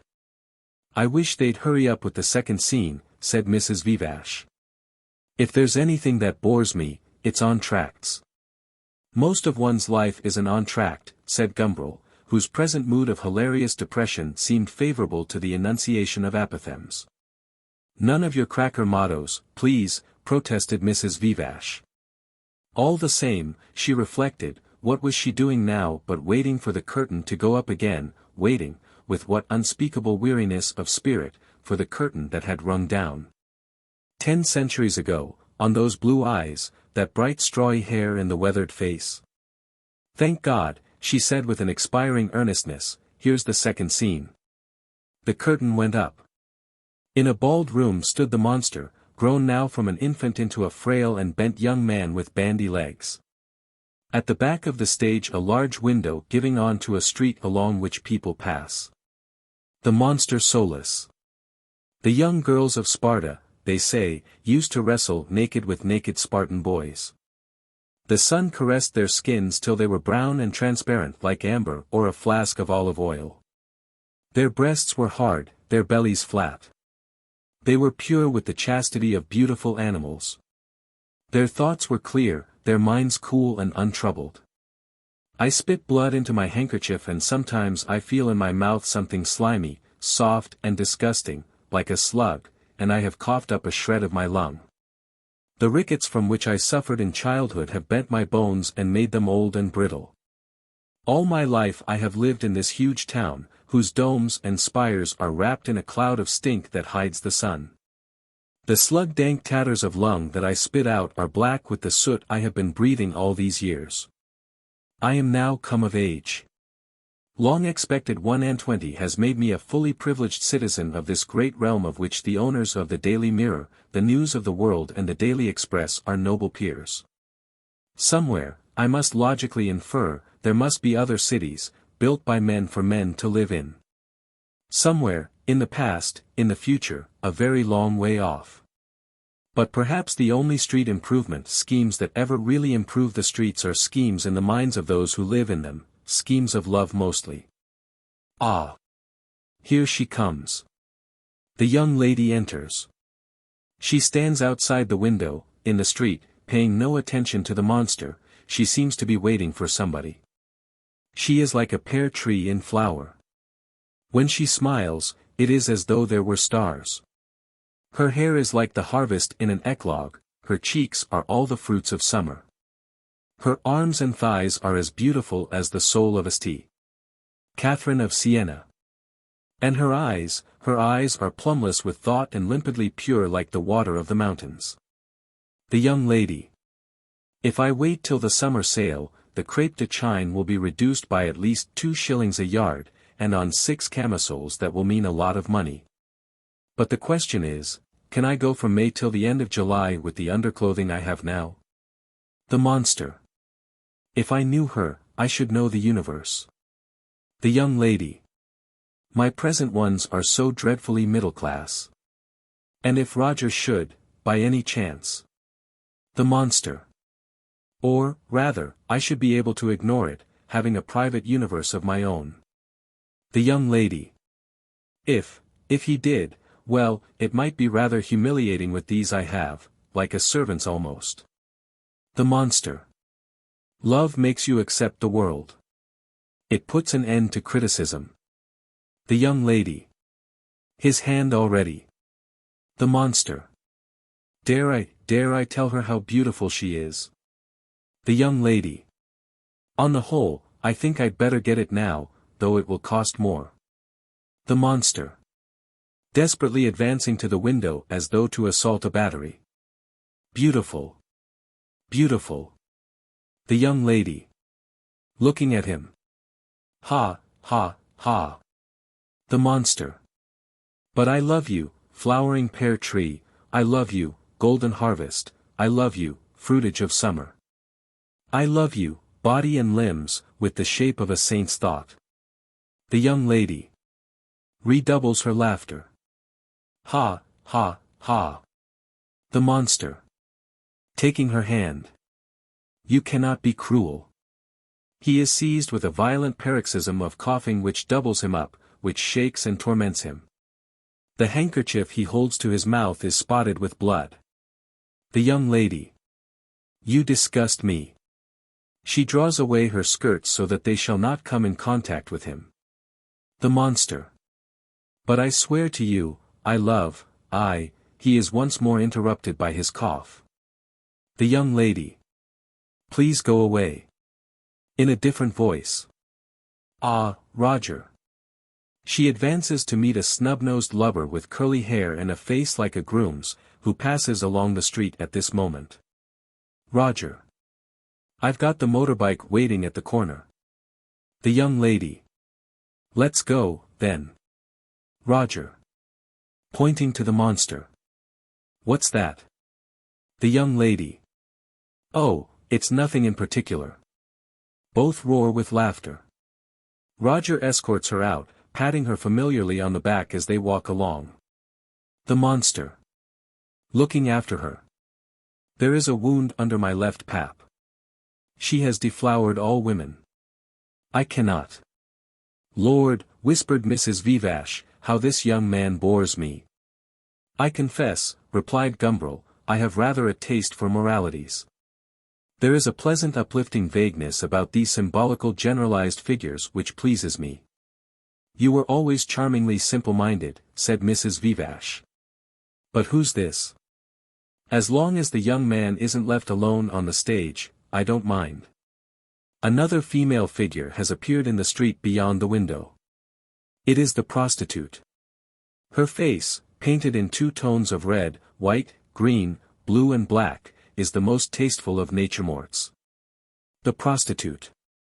Hello, ducky. The monster. Hello. The prostitute. Are you lonely? The monster. Yes. The prostitute. Would you like me to come in to see you? The monster. Very well. The prostitute. Shall we say 30 bob? The monster. As you like. The prostitute. Come along then. She climbs through the window and they go off together through the door on the left of the stage. The curtains descend for a moment, then rise again. The monster and the prostitute are seen issuing from the door at which they went out. The monster. Taking out a checkbook and a fountain pen. 30 shillings. The prostitute. Thank you. Not a check. I don't want any checks.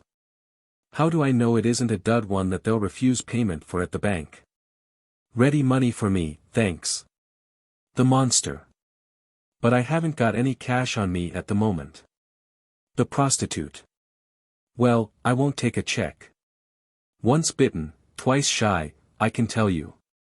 The monster. But I tell you I haven't got any cash. The prostitute. Well, all I can say is, here I stay till I get it.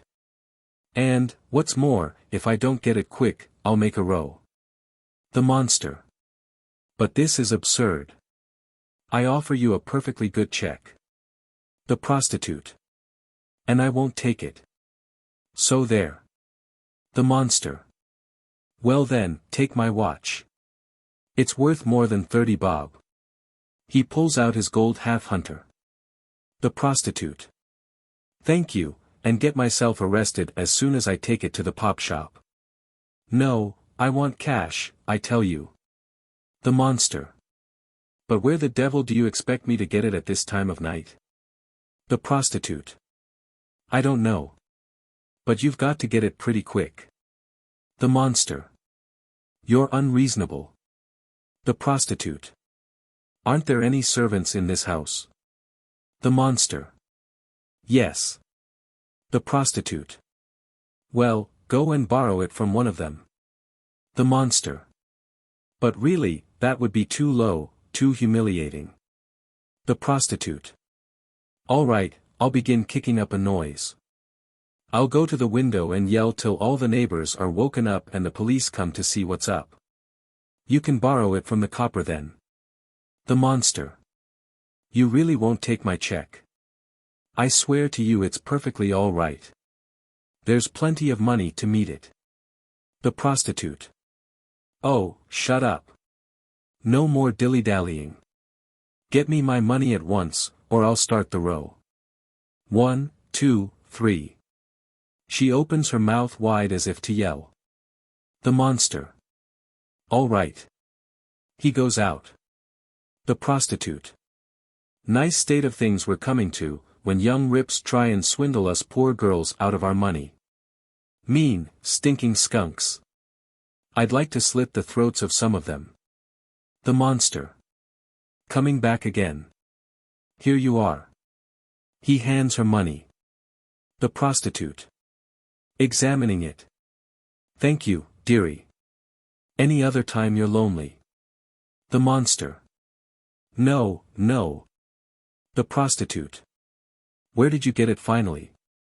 The monster. I woke the cook. The prostitute. Goes off into a peal of laughter. Well, so long, ducky. She goes out. The monster soulless. Somewhere there must be love like music.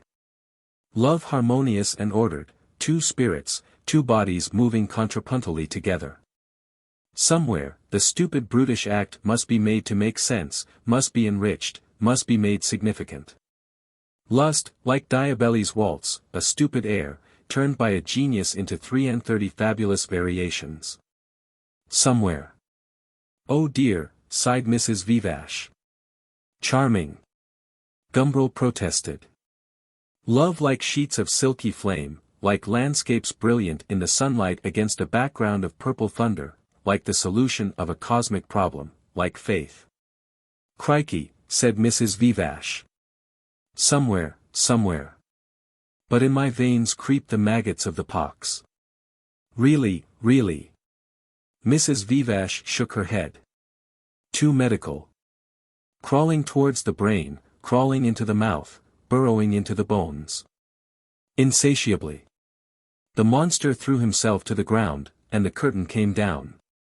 And about time too, declared Mrs. Vivash. Charming. Gumbril stuck to his guns. Charming. Charming. There was a disturbance near the door. Mrs. Vivash looked round to see what was happening. And now on top of it all, she said, here comes Coleman, raving, with an unknown drunk. Have we missed it? Coleman was shouting. Have we missed all the lovely bloody farce? Lovely bloody, his companion repeated with drunken raptures, and he went into fits of uncontrollable laughter. He was a very young boy with straight dark hair and a face of Hellenic beauty, now distorted with tipsiness. Coleman greeted his acquaintances in the hall, shouting a jovial obscenity to each. And Gumbril, he exclaimed, catching sight of him at last in the front row. And Hitiramira. He pushed his way through the crowd, followed unsteadily by his young disciple. So you're here, he said, standing over them and looking down with an enigmatic malice in his bright blue eyes. Where's the physiologue? Am I the physiologue's keeper? Asked Gumbril. He's with his glands and his hormones, I suppose. Not to mention his wife. He smiled to himself. Where the hormones, there moan I, said Coleman, skidding off sideways along the slippery word. I hear, by the way, that there's a lovely prostitute in this play. You've missed her, said Mrs. Vivash. What a misfortune, said Coleman. We've missed the delicious trull, he said, turning to the young man.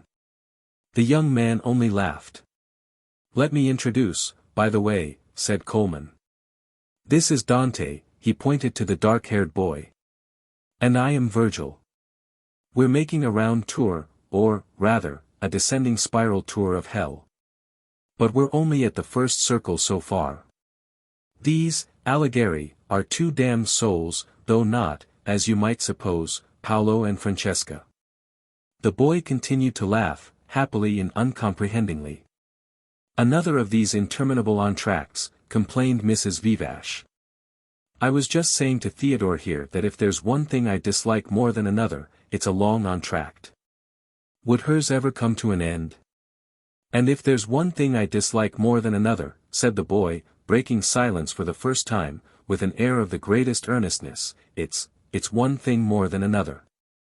And you're perfectly right in doing so, said Coleman. Perfectly right. I know, the boy replied modestly. When the curtain rose again it was on an aged monster, with a black patch over the left side of his nose, no hair, no teeth, and sitting harmlessly behind the bars of an asylum. The monster. Asses, apes and dogs. Milton called them that, he should have known. Somewhere there must be men, however. The variations on Diabelli prove it. Brunelleschi's dome is more than the magnification of Cleo de Merode's breast. Somewhere there are men with power, living reasonably. Like our mythical Greeks and Romans. Living cleanly. The images of the gods are their portraits. They walk under their own protection. The monster climbs onto a chair and stands in the posture of a statue. Jupiter, father of gods, a man, I bless myself, I throw bolts at my own disobedience, I answer my own prayers, I pronounce oracles to satisfy the questions I myself propound. I abolish all tetters, poxes, blood-spitting, rotting of bones. With love I recreate the world from within. Europa puts an end to squalor, Leda does away with tyranny, Danae tempers stupidity. After establishing these reforms in the social sewer, I climb, up through the manhole, out of the manhole, beyond humanity. For the manhole, even the manhole, is dark. Though not so dingy as the dog hole it was before I altered it. Up through the manhole, towards the air. Up. And the monster, suiting the action to his words, climbs up the runged back of his chair and stands, by a miraculous feat of acrobacy, on the topmost bar. I begin to see the stars through other eyes than my own. More than dog already, I become more than man. I begin to have inklings of the shape and sense of things. Upwards I strain, I peer, I reach aloft. The balanced monster reaches, strains and peers. And I seize. As he shouts these words, the monster falls heavily, head foremost, to the floor. He lies there quite still. After a little time the door opens and the doctor of the first scene enters with a warder. The warder. I heard a crash. The doctor. Who has by this time become immensely old and has a beard like Father Thames. It looks as though you were right. He examines the monster. The warder.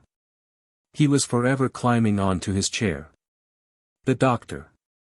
Well, he won't any more. His neck's broken. The warder. You don't say so. The doctor. I do. The warder. Well, I never. The doctor. Have it carried down to the dissecting room. The warder. I'll send for the porters at once. Exeunt severally, and curtain. Well, said Mrs. Vivash, I'm glad that's over.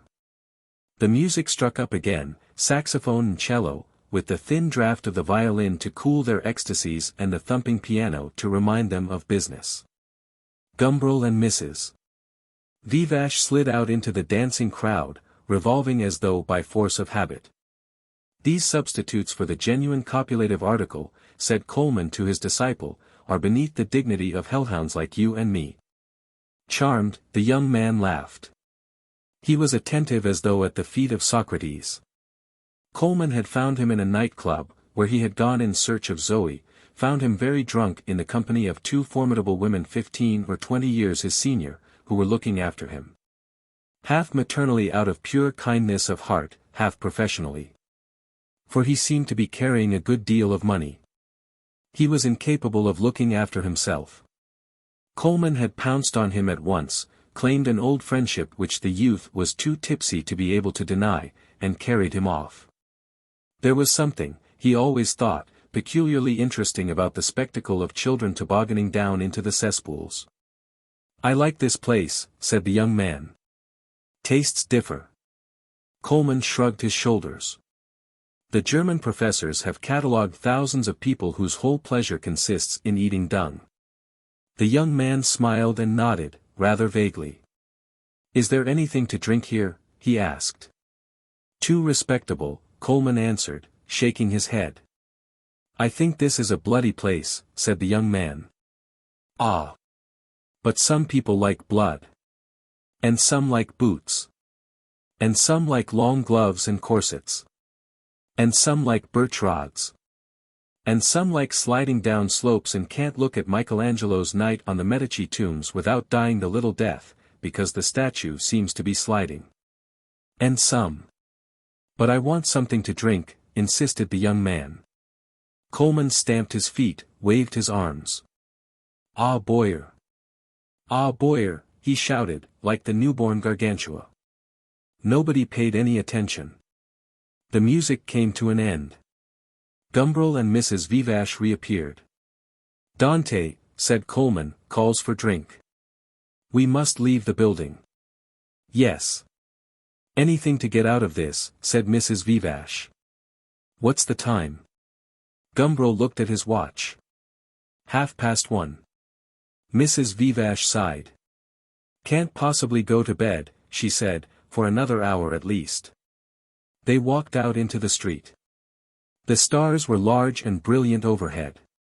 There was a little wind that almost seemed to come from the country. Gumbril thought so, at any rate, he thought of the country. The question is, where, said Coleman.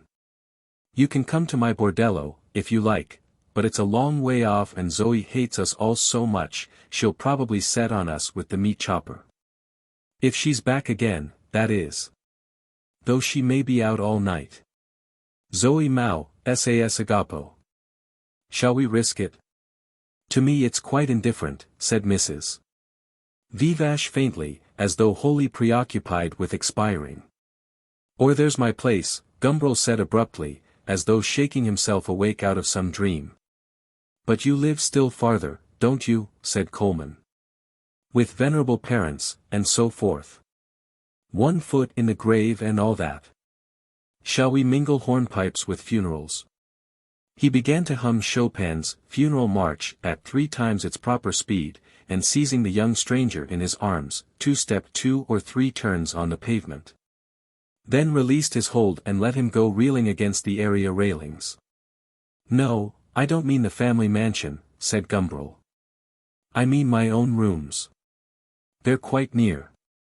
In Great Russell Street. I never knew you had any rooms, Theodore, said Mrs. Vivash. Nobody did. Why should they know now? Because the wind seemed almost a country wind. There's drink there, he said. Splendid, cried the young man. They were all splendid people. There's some gin, said Gumbril. Capital aphrodisiac. Coleman commented. Some light white wine. Diuretic.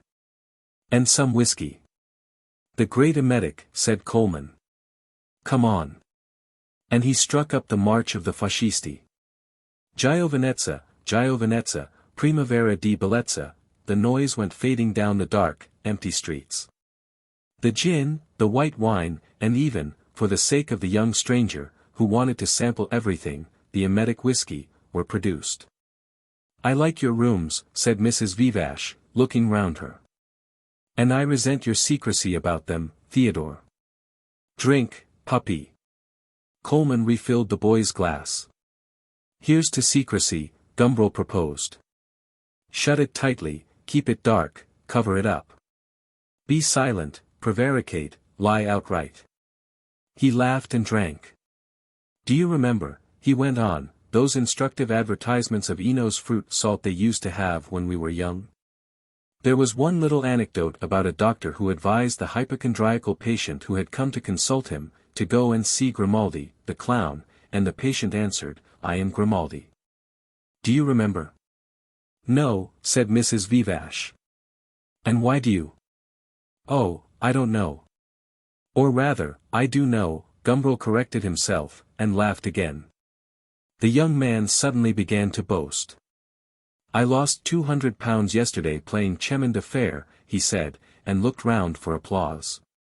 Coleman patted his curly head. "Delicious child," he said. "You're positively Hogarthian." Angrily, the boy pushed him away. "What are you doing?" he shouted, then turned and addressed himself once more to the others. "I couldn't afford it, you know, not a bloody penny of it. Not my money, either." He seemed to find it exquisitely humorous. "And that 200 wasn't all," he added, almost expiring with mirth. "Tell Coleman how you borrowed his beard, Theodore." Gumbril was looking intently into his glass, as though he hoped to see in its pale mixture of gin and sauterne visions, as in a crystal, of the future. Mrs. Vivash touched him on the arm and repeated her injunction. "Oh, that," said Gumbril rather irritably. "No. It isn't an interesting story." "Oh yes, it is. I insist," said Mrs. Vivash, commanding peremptorily from her deathbed. Gumbril drank his gin and sauterne. "Very well then," he said reluctantly, and began. "I don't know what my governor will say," the young man put in once or twice. But nobody paid any attention to him. He relapsed into a sulky and, it seemed to him, very dignified silence. Under the warm, jolly tipsiness he felt a chill of foreboding. He poured out some more whiskey. Gumbril warmed to his anecdote. Expiringly Mrs. Vivash laughed from time to time, or smiled her agonizing smile. Coleman hooped like a redskin. "And after the concert to these rooms," said Gumbril. "Well, let everything go. Into the mud. Leave it there, and let the dogs lift their hind legs over it as they pass." "Ah! The genuine platonic fumblers," commented Coleman. "I am Grimaldi," Gumbril laughed. Further than this it was difficult to see where the joke could go. There, on the couch, where Mrs. Vivash and Coleman were now sitting, she had lain sleeping in his arms. "Tousing, in Elizabethan," said Coleman. "Unreal, eternal in the secret darkness. A night that was an eternal parenthesis among the other nights and days." "I feel I'm going to be sick," said the young man suddenly. He had wanted to go on silently and haughtily sulking, but his stomach declined to take part in the dignified game. "Good Lord!" said Gumbril, and jumped up. But before he could do anything effective, the young man had fulfilled his own prophecy. "The real charm about debauchery," said Coleman philosophically, "is its total pointlessness, futility, and above all its incredible tediousness. If it really were all roses and exhilaration, as these poor children seem to imagine, it would be no better than going to church or studying the higher mathematics. I should never touch a drop of wine or another harlot again. It would be against my principles." "I told you it was emetic," he called to the young man. "And what are your principles?" asked Mrs. Vivash. "Oh, strictly ethical," said Coleman. "You're responsible for this creature," said Gumbril, pointing to the young man, who was sitting on the floor near the fireplace, cooling his forehead against the marble of the mantelpiece. "You must take him away. Really, what a bore." His nose and mouth were all wrinkled up with disgust. "I'm sorry," the young man whispered. He kept his eyes shut and his face was exceedingly pale. "But with pleasure," said Coleman. "What's your name?" he asked the young man, "and where do you live?" "My name is Porteous," murmured the young man. "Good Lord!" cried Gumbril, letting himself fall onto the couch beside Mrs. Vivash. "That's the last straw." Chapter 17. The 2 o'clock snorted out of Charing Cross, but no healths were drunk, this time, to Viscount Lascelles. A desiccating sobriety made arid the corner of the third-class carriage in which Gumbril was sitting. His thoughts were an interminable desert of sand, with not a palm in sight, not so much as a comforting mirage. Once again he fumbled in his breast pocket, brought out and unfolded the flimsy paper. Once more he read. How many times had he read before? "Your telegram made me very unhappy. Not merely because of the accident, though it made me shudder to think that something terrible might have happened, poor darling, but also, selfishly, my own disappointment. I had looked forward so much. I had made a picture of it all so clearly.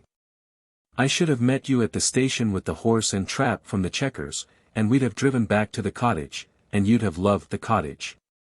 We'd have had tea and I'd have made you eat an egg with it after your journey.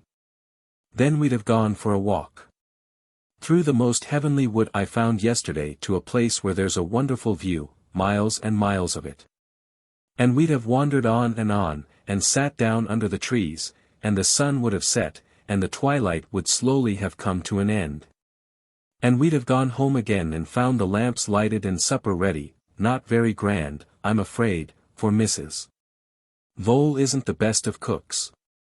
And then the piano, for there is a piano, and I had the tuner come specially from Hastings yesterday, so that it isn't so bad now. And you'd have played. And perhaps I would have made my noises on it. And at last it would have been time for candles and bed. When I heard you were coming, Theodore, I told Mrs. VIII a lie about you. I said you were my husband, because she's fearfully respectable, of course, and it would dreadfully disturb her if you weren't. But I told myself that, too. I meant that you should be. You see, I tell you everything. I'm not ashamed. I wanted to give you everything I could, and then we should always be together, loving one another. And I should have been your slave, I should have been your property and lived inside your life. But you would always have had to love me. And then, just as I was getting ready to go and call at the Chequers for the horse and trap, your telegram came. I saw the word accident, and I imagined you all bleeding and smashed. Oh, dreadful, dreadful. But then, when you seemed to make rather a joke of it, why did you say, a little indisposed? That seemed, somehow, so stupid, I thought, and said you were coming tomorrow. It wasn't that which upset me, it was the dreadful, dreadful disappointment. It was like a stab, that disappointment. It hurt so terribly, so unreasonably much. It made me cry and cry, so that I thought I should never be able to stop. And then, gradually, I began to see that the pain of the disappointment wasn't unreasonably great. It wasn't merely a question of your coming being put off for a day. It was a question of its being put off forever, of my never seeing you again. I saw that that accident had been something really arranged by Providence. It was meant to warn me and show me what I ought to do. I saw how hopelessly impracticable the happiness I had been imagining really was. I saw that you couldn't love me in anything like the same way as I loved you. I was only a curious adventure, a new experience, a means to some other end. Mind, I'm not blaming you in the least. I'm only telling you what is true, what I gradually came to realize as true. If you'd come, what then? I'd have given you everything, my body, my mind, my soul, my whole life. I'd have twisted myself into the threads of your life. And then, when in due course you wanted to make an end to this curious little adventure, you would have had to cut the tangle and it would have killed me, it would also have hurt you. At least I think it would. In the end, I thanked God for the accident which had prevented you coming. In this way, Providence lets us off very lightly, you with a bruise or two, for I do hope it really is nothing, my precious darling, and me with a bruise inside, round the heart. But both will get well quite soon. And all our lives, we shall have an afternoon under the trees, an evening of music and in the darkness, a night, an eternity of happiness, to look back on. I shall go away from Robertsbridge at once. Goodbye, Theodore. What a long letter. The last you'll ever get from me. The last, what a dreadful hurting word that is. I shall take it to post at once, for fear, if I leave it, I may be weak enough to change my mind and let you come tomorrow. I shall take it at once, then I shall come home again and pack up and tell some new fib to Mrs. VIII. And after that, perhaps I shall allow myself to cry again. Goodbye. Aridly, the desert of sand stretched out with not a tree and not even a mirage, except perhaps the vague and desperate hope that he might get there before she started. That she might conceivably have changed her mind. Ah, if only he'd read the letter a little earlier. But he hadn't woken up before 11, he hadn't been down before past. Sitting at the breakfast table, he had read the letter through. The eggs and bacon had grown still colder, if that was possible, than they were. He had read it through, he had rushed to the ABC. There was no practicable train before the 2 o'clock. If he had taken the 7:27 he would certainly have got there before she started.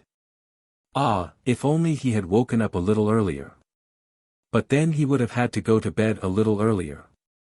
And in order to go to bed earlier, he would have had to abandon Mrs. Vivash before she had bored herself to that ultimate point of fatigue at which she did at last feel ready for repose.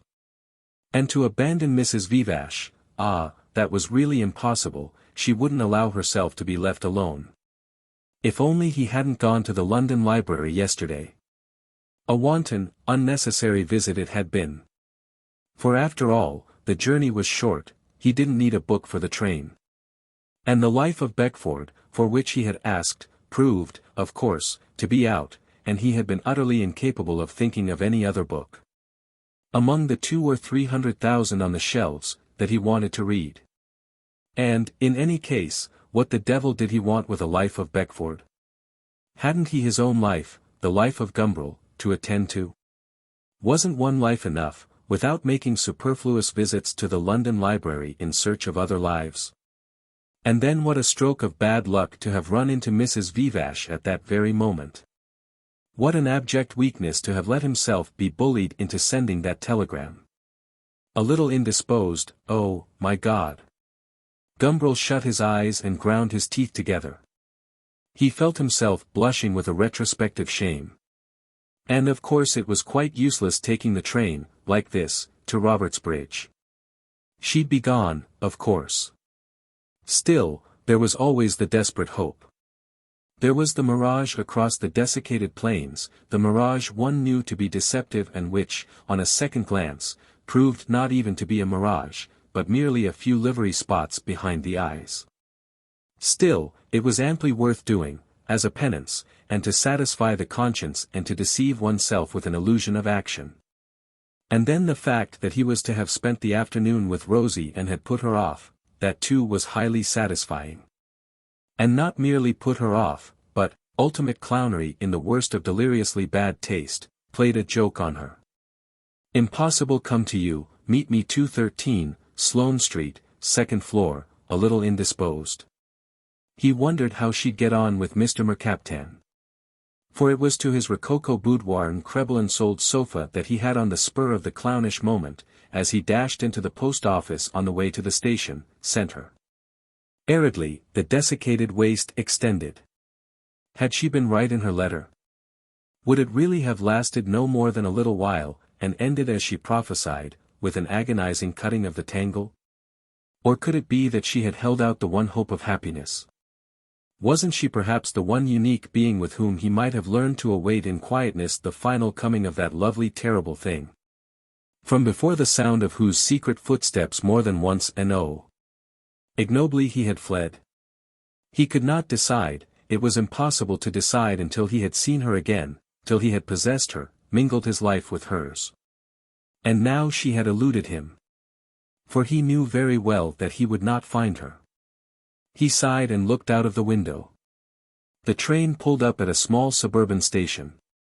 Suburban, for though London was already some way behind, the little sham half-timbered houses near the station. The newer tile and rough-cast dwellings farther out on the slope of the hill proclaimed with emphasis the presence of the business-man, the holder of the season ticket. Gumbril looked at them with a pensive disgust which must have expressed itself on his features.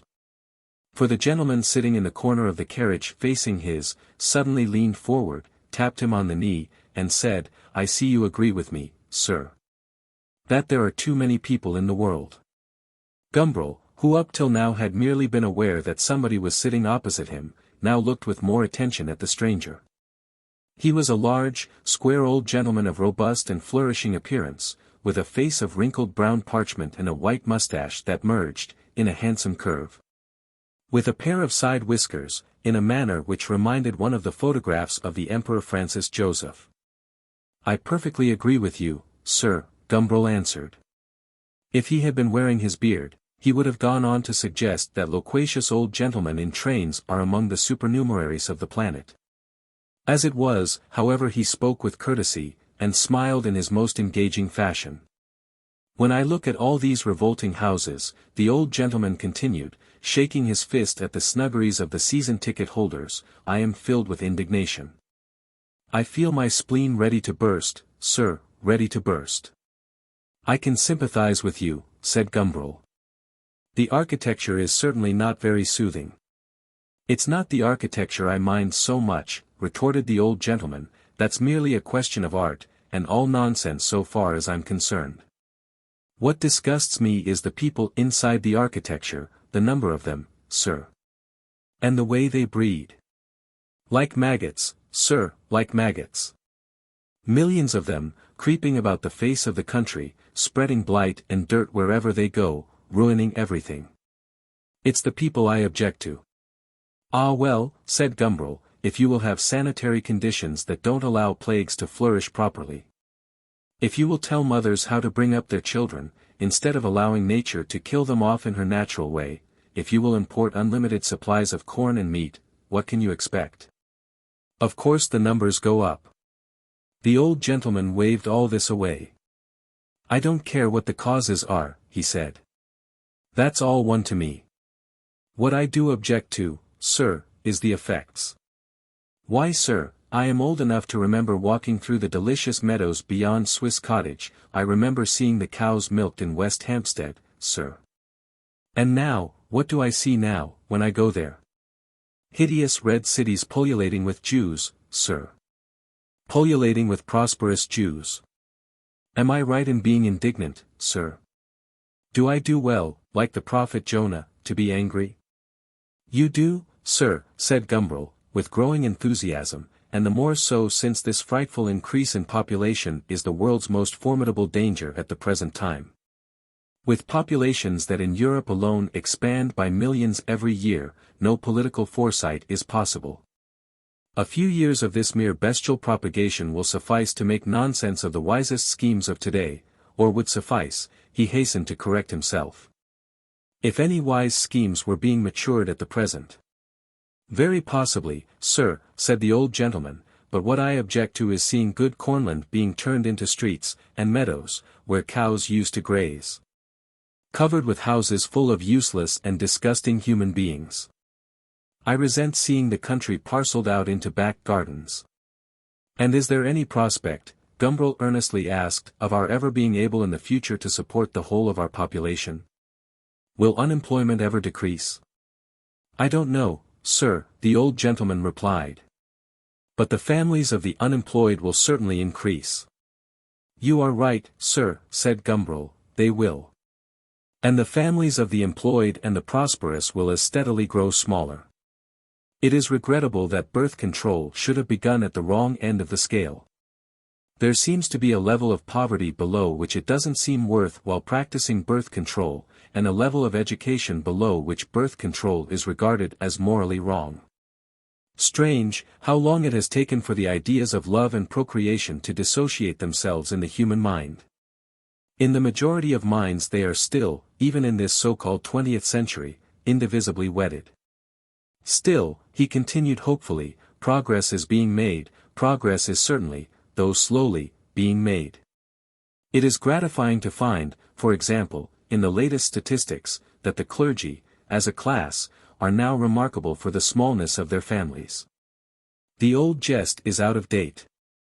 Is it too much to hope that these gentlemen may bring themselves in time to preach what they already practice? It is too much to hope, sir, the old gentleman answered with decision. You are probably right, said Gumbril. If we were all to preach all the things we all practice, continued the old gentleman, the world would soon be a pretty sort of bear garden, I can tell you. Yes, and a monkey house. And a wart-hoggery. As it is, sir, it is merely a place where there are too many human beings. Vice must pay its tribute to virtue, or else we are all undone. I admire your wisdom, sir, said Gumbril. The old gentleman was delighted. And I have been much impressed by your philosophical reflections, he said.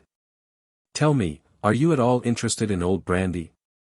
Well, not philosophically, said Gumbril. As a mere empiric only. As a mere empiric. The old gentleman laughed. Then let me beg you to accept a case. I have a cellar which I shall never drink dry, alas. Before I die. My only wish is that what remains of it shall be distributed among those who can really appreciate it. In you, sir, I see a fitting recipient of a case of brandy. You overwhelm me, said Gumbril. You are too kind, and, I may add, too flattering. The train, which was a mortally slow one, came grinding for what seemed the 100th time to a halt. Not at all, said the old gentleman. If you have a card, sir. Gumbril searched his pockets. I have come without one. Never mind, said the old gentleman. I think I have a pencil. If you will give me your name and address, I will have the case sent to you at once. Leisurely, he hunted for the pencil, he took out a notebook. The train gave a jerk forward. Now, sir, he said. Gumbril began dictating. Theodore, he said slowly. Door, the old gentleman repeated, syllable by syllable. The train crept on, with slowly gathering momentum, through the station. Happening to look out of the window at this moment, Gumbril saw the name of the place painted across a lamp. It was Robert's Bridge. He made a loud, inarticulate noise, flung open the door of the compartment, stepped out onto the footboard and jumped. He landed safely on the platform, staggered forward a few paces with his acquired momentum and came at last to a halt. A hand reached out and closed the swinging door of his compartment and, an instant afterwards, through the window, a face that, at a distance, looked more than ever like the face of the Emperor Francis Joseph, looked back towards the receding platform. The mouth opened and shut, no words were audible. Standing on the platform, Gumbril made a complicated pantomime, signifying his regret by shrugging his shoulders and placing his hand on his heart. Urging in excuse for his abrupt departure the necessity under which he labored of alighting at this particular station, which he did by pointing at the name on the boards and lamps, then at himself. Then at the village across the fields. The old gentleman waved his hand, which still held, Gumbril noticed, the notebook in which he had been writing. Then the train carried him out of sight. There went the only case of old brandy he was ever likely to possess, thought Gumbril sadly, as he turned away. Suddenly, he remembered Emily again, for a long time he had quite forgotten her. The cottage, when at last he found it, proved to be fully as picturesque as he had imagined. And Emily, of course, had gone, leaving, as might have been expected, no address. He took the evening train back to London. The aridity was now complete, and even the hope of a mirage had vanished. There was no old gentleman to make a diversion. The size of clergymen's families, even the fate of Europe, seemed unimportant now, were indeed perfectly indifferent to him. Chapter 18. 213 Sloane Street. The address, Rosie reflected, as she vaporized synthetic lilies of the valley over all her sinuous person, was decidedly a good one. It argued a reasonable prosperity, attested a certain distinction. The knowledge of his address confirmed her already high opinion of the bearded stranger who had so surprisingly entered her life. As though in fulfillment of all the fortune-teller's prophecies that ever were made. Had entered, yes, and intimately made himself at home. She had been delighted, when the telegram came that morning, to think that at last she was going to find out something more about this man of mystery. For dark and mysterious he had remained, remote even in the midst of the most intimate contacts. Why, she didn't even know his name. Call me Toto, he had suggested, when she asked him what it was. And Toto she had had to call him, for lack of anything more definite or committal. But today he was letting her further into his secret. Rosie was delighted. Her pink underclothing, she decided, as she looked in the long glass, was really ravishing. She examined herself, turning first one way, then the other, looking over her shoulder to see the effect from behind.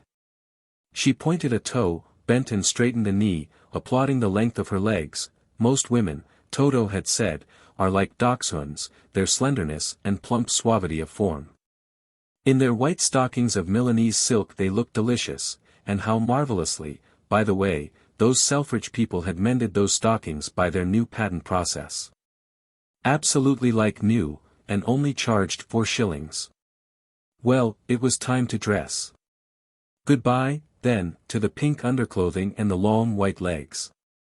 She opened the wardrobe door. The moving glass reflected, as it swung through its half-circle, pink bed, rose-wreathed walls, little friends of her own age, and the dying saint at his last communion. Rosie selected the frock she had bought the other day at one of those little shops in Soho. There they sell such smart things so cheaply to a clientage of minor actresses and concocts. Toto hadn't seen it yet. She looked extremely distinguished in it. The little hat, with its inch of veil hanging like a mask, unconcealing and inviting, from the brim, suited her to perfection. One last dab of powder, one last squirt of synthetic lilies of the valley, and she was ready. She closed the door behind her. Saint Jerome was left to communicate in the untenanted pinkness. Mr. Mercaptan sat at his writing table, an exquisitely amusing affair in papier-mâché. Inlaid with floral decorations in mother-of-pearl and painted with views of Windsor Castle and Tintern in the romantic manner of Prince Albert's later days, polishing to its final and gem-like perfection one of his middle articles. It was on a splendid subject, the Jus Primi Noctis, or Droit du Seigneur, that delicious droit, wrote Mr. Mercaptan, on which, one likes to think, the sovereigns of England insist so firmly in their motto, Dieu et mon droit, de Seigneur. That was charming, Mr. Mercaptan thought, as he read it through. And he liked that bit which began elegiacally, but, alas! The right of the first night belongs to a middle age as mythical, albeit happily different, as those dismal epochs invented by Morris or by Chesterton. The Lord's right, as we prettily imagine it, is a figment of the Baroque imagination of the 17th century. It never existed. Or at least it did exist, but as something deplorably different from what we love to picture it. And he went on, eruditely, to refer to that Council of Carthage which, in 398, demanded of the faithful that they should be continent on their wedding night. It was the Lord's right, the droit of a heavenly seigneur. On this text of fact, Mr. Mercaptan went on to preach a brilliant sermon on that melancholy sexual perversion known as continence. How much happier we all should be if the real historical droit du seigneur had in fact been the mythical right of our pretty prurient imaginations. He looked forward to a golden age when all should be seigneurs possessing rights that should have broadened down into universal liberty. And so on. Mr. Mercaptan read through his creation with a smile of satisfaction on his face. Every here and there he made a careful correction in red ink. Over pretty prurient imaginations his pen hung for a full minute in conscientious hesitation. Wasn't it perhaps a little too strongly alliterative, a shade, perhaps, cheap? Perhaps, pretty lascivious or delicate prurient would be better. He repeated the alternative several times, rolling the sound of them round his tongue, judicially, like a tea taster. In the end he decided that pretty prurient was right. Pretty prurient, they were the most justs, decidedly, without a question. Mr. Mercaptan had just come to this decision and his poised pen was moving farther down the page, when he was disturbed by the sound of arguing voices in the corridor, outside his room. "What is it, Mrs. Goldie?" he called irritably, for it was not difficult to distinguish his housekeeper's loud and querulous tones. He had given orders that he was not to be disturbed. In these critical moments of correction one needed such absolute tranquility. But Mr. Mercaptan was to have no tranquility this afternoon. The door of his sacred boudoir was thrown rudely open, and there strode in, like a Goth into the elegant marble vomitorium of Petronius Arbiter, a haggard and dishevelled person whom Mr. Mercaptan recognized, with a certain sense of discomfort, as Casimir Lippiat. To what do I owe the pleasure of this unexpected? Mr. Mercaptan began with an essay in offensive courtesy. But Lippiat, who had no feeling for the finer shades, coarsely interrupted him. "Look here, Mercaptan," he said. "I want to have a talk with you." "Delighted, I'm sure," Mr. Mercaptan replied. "And what, may I ask, about?" He knew, of course, perfectly well, and the prospect of the talk disturbed him. "About this," said Lippiatt, and he held out what looked like a roll of paper. Mr. Mercaptan took the roll and opened it out. It was a copy of the Weekly World. "Ah," said Mr. Mercaptan, in a tone of delighted surprise, "the World.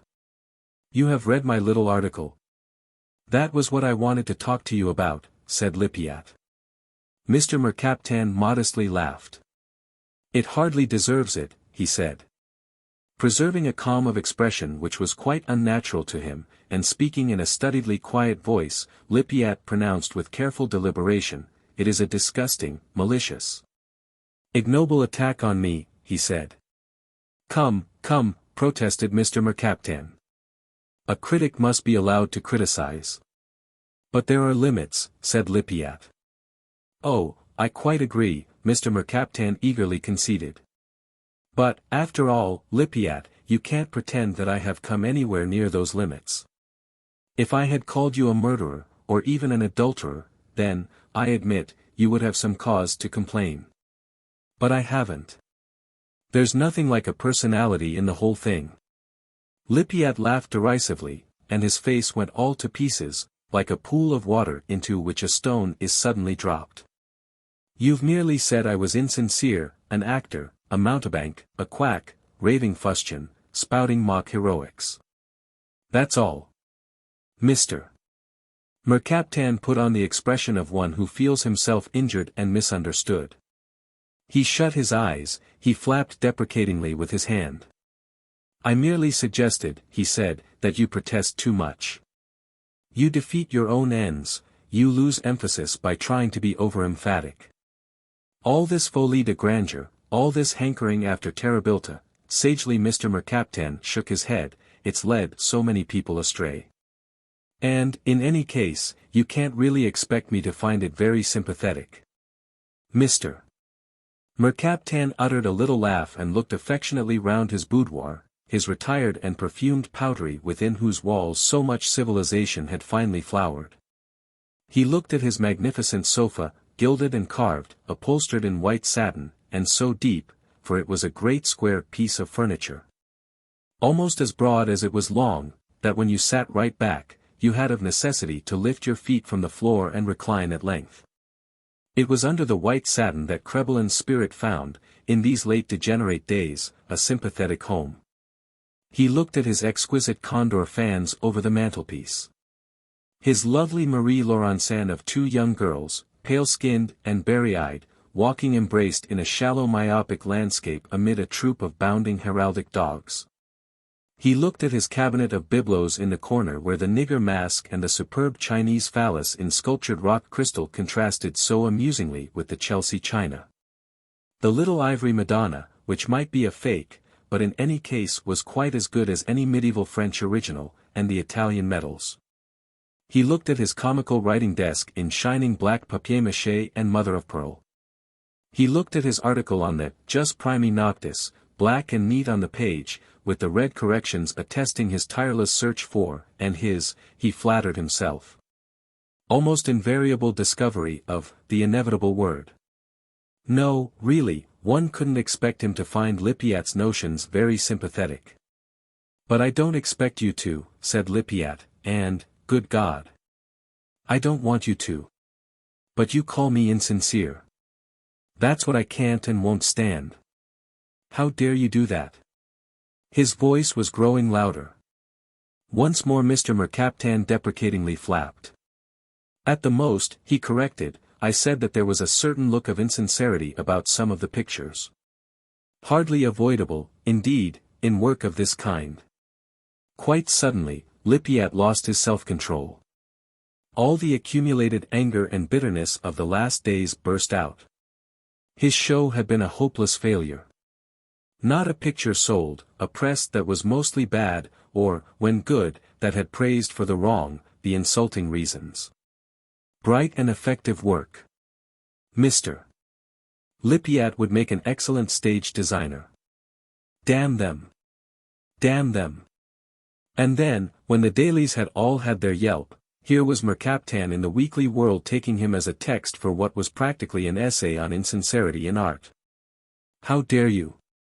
He furiously shouted. You, how dare you talk about sincerity?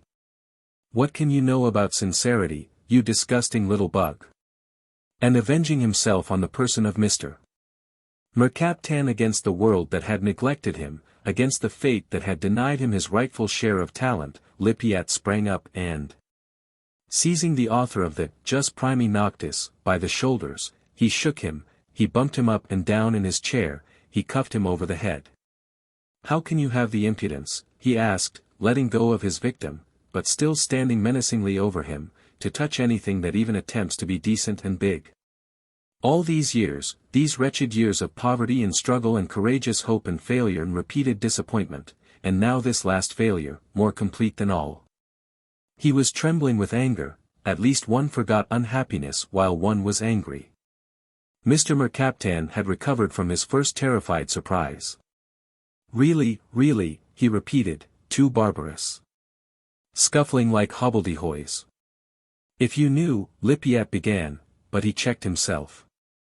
If you knew, he was going to say, what those things had cost me, what they meant, what thought, what passion, but how could Mercaptan understand?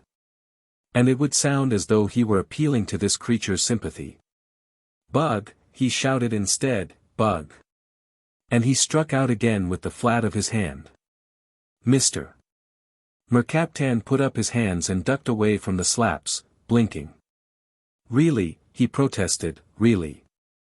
Insincere. Perhaps it was half true. Lippiatt seized his man more furiously than before and shook him. And then that vile insult about the vermouth advertisement, he cried out. That had rankled. Those flaring, vulgar posters. You thought you could mock me and spit at me with impunity, did you? I've stood it so long, you thought I'd always stand it. Was that it? But you're mistaken. He lifted his fist. Mr. Mercaptan cowered away, raising his arm to protect his head. Vile bug of a coward, said Lippiatt, why don't you defend yourself like a man? You can only be dangerous with words. Very witty and spiteful and cutting about those vermouth posters, wasn't it? But you wouldn't dare to fight me if I challenged you. Well, as a matter of fact, said Mr. Mercaptan, peering up from under his defenses, I didn't invent that particular piece of criticism. I borrowed the apéritif. He laughed feebly, more canary than bull. You borrowed it, did you? Lippiatt contemptuously repeated. And who from, may I ask? Not that it interested him in the least to know. Well, if you really want to know, said Mr. Mercaptan, it was from our friend Myra Vivash. Lippiatt stood for a moment without speaking, then putting his menacing hand in his pocket, he turned away. Oh, he said noncommittally, and was silent again. Relieved, Mr. Mercaptan sat up in his chair, with the palm of his right hand he smoothed his disheveled head. Airily, outside in the sunshine, Rosie walked down Sloane Street, looking at the numbers on the doors of the houses. 199, 200, 201, she was getting near now.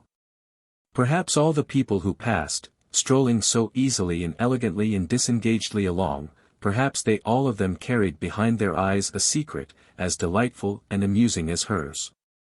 Rosie liked to think so, it made life more exciting. How nonchalantly distinguished, Rosie reflected, she herself must look. Would anyone who saw her now, sauntering along like this, would anyone guess that, 10 houses farther down the street, a young poet, or at least very nearly a young poet, was waiting on the second floor, eagerly for her arrival? Of course they wouldn't and couldn't guess. That was the fun and the enormous excitement of the whole thing. Formidable in her light-hearted detachment, formidable in the passion which at will she could give rein to and check again. The great lady swam beautifully along through the sunlight to satisfy her caprice. Like Diana, she stooped over the shepherd boy. Eagerly the starving young poet waited in his garret. 212, 213. Rosie looked at the entrance and was reminded that the garret couldn't after all be very sordid, nor the young poet absolutely starving. She stepped in and, standing in the hall, looked at the board with the names. Ground floor, Mrs. Budge. First floor, F. de M. Rowbottom. Second floor P. Mercaptan. P. Mercaptan. But it was a charming name, a romantic name, a real young poet's name. Mercaptan, she felt more than ever pleased with her selection. The fastidious lady could not have had a happier caprice. Mercaptan. Mercaptan. She wondered what the P stood for. Peter, Philip, Patrick, Pendennis even. She could hardly have guessed that Mr.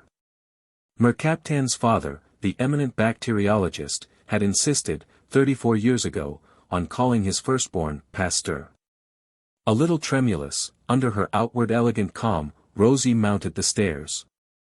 25 steps to the first floor, one flight of 13, which was rather disagreeably ominous, and one of 12. Then 2 flights of 11, and she was on the second landing, facing a front door, a bell push like a round eye, a brass nameplate. For a great lady thoroughly accustomed to this sort of thing, she felt her heart beating rather unpleasantly fast. It was those stairs, no doubt. She halted a moment, took 2 deep breaths, then pushed the bell.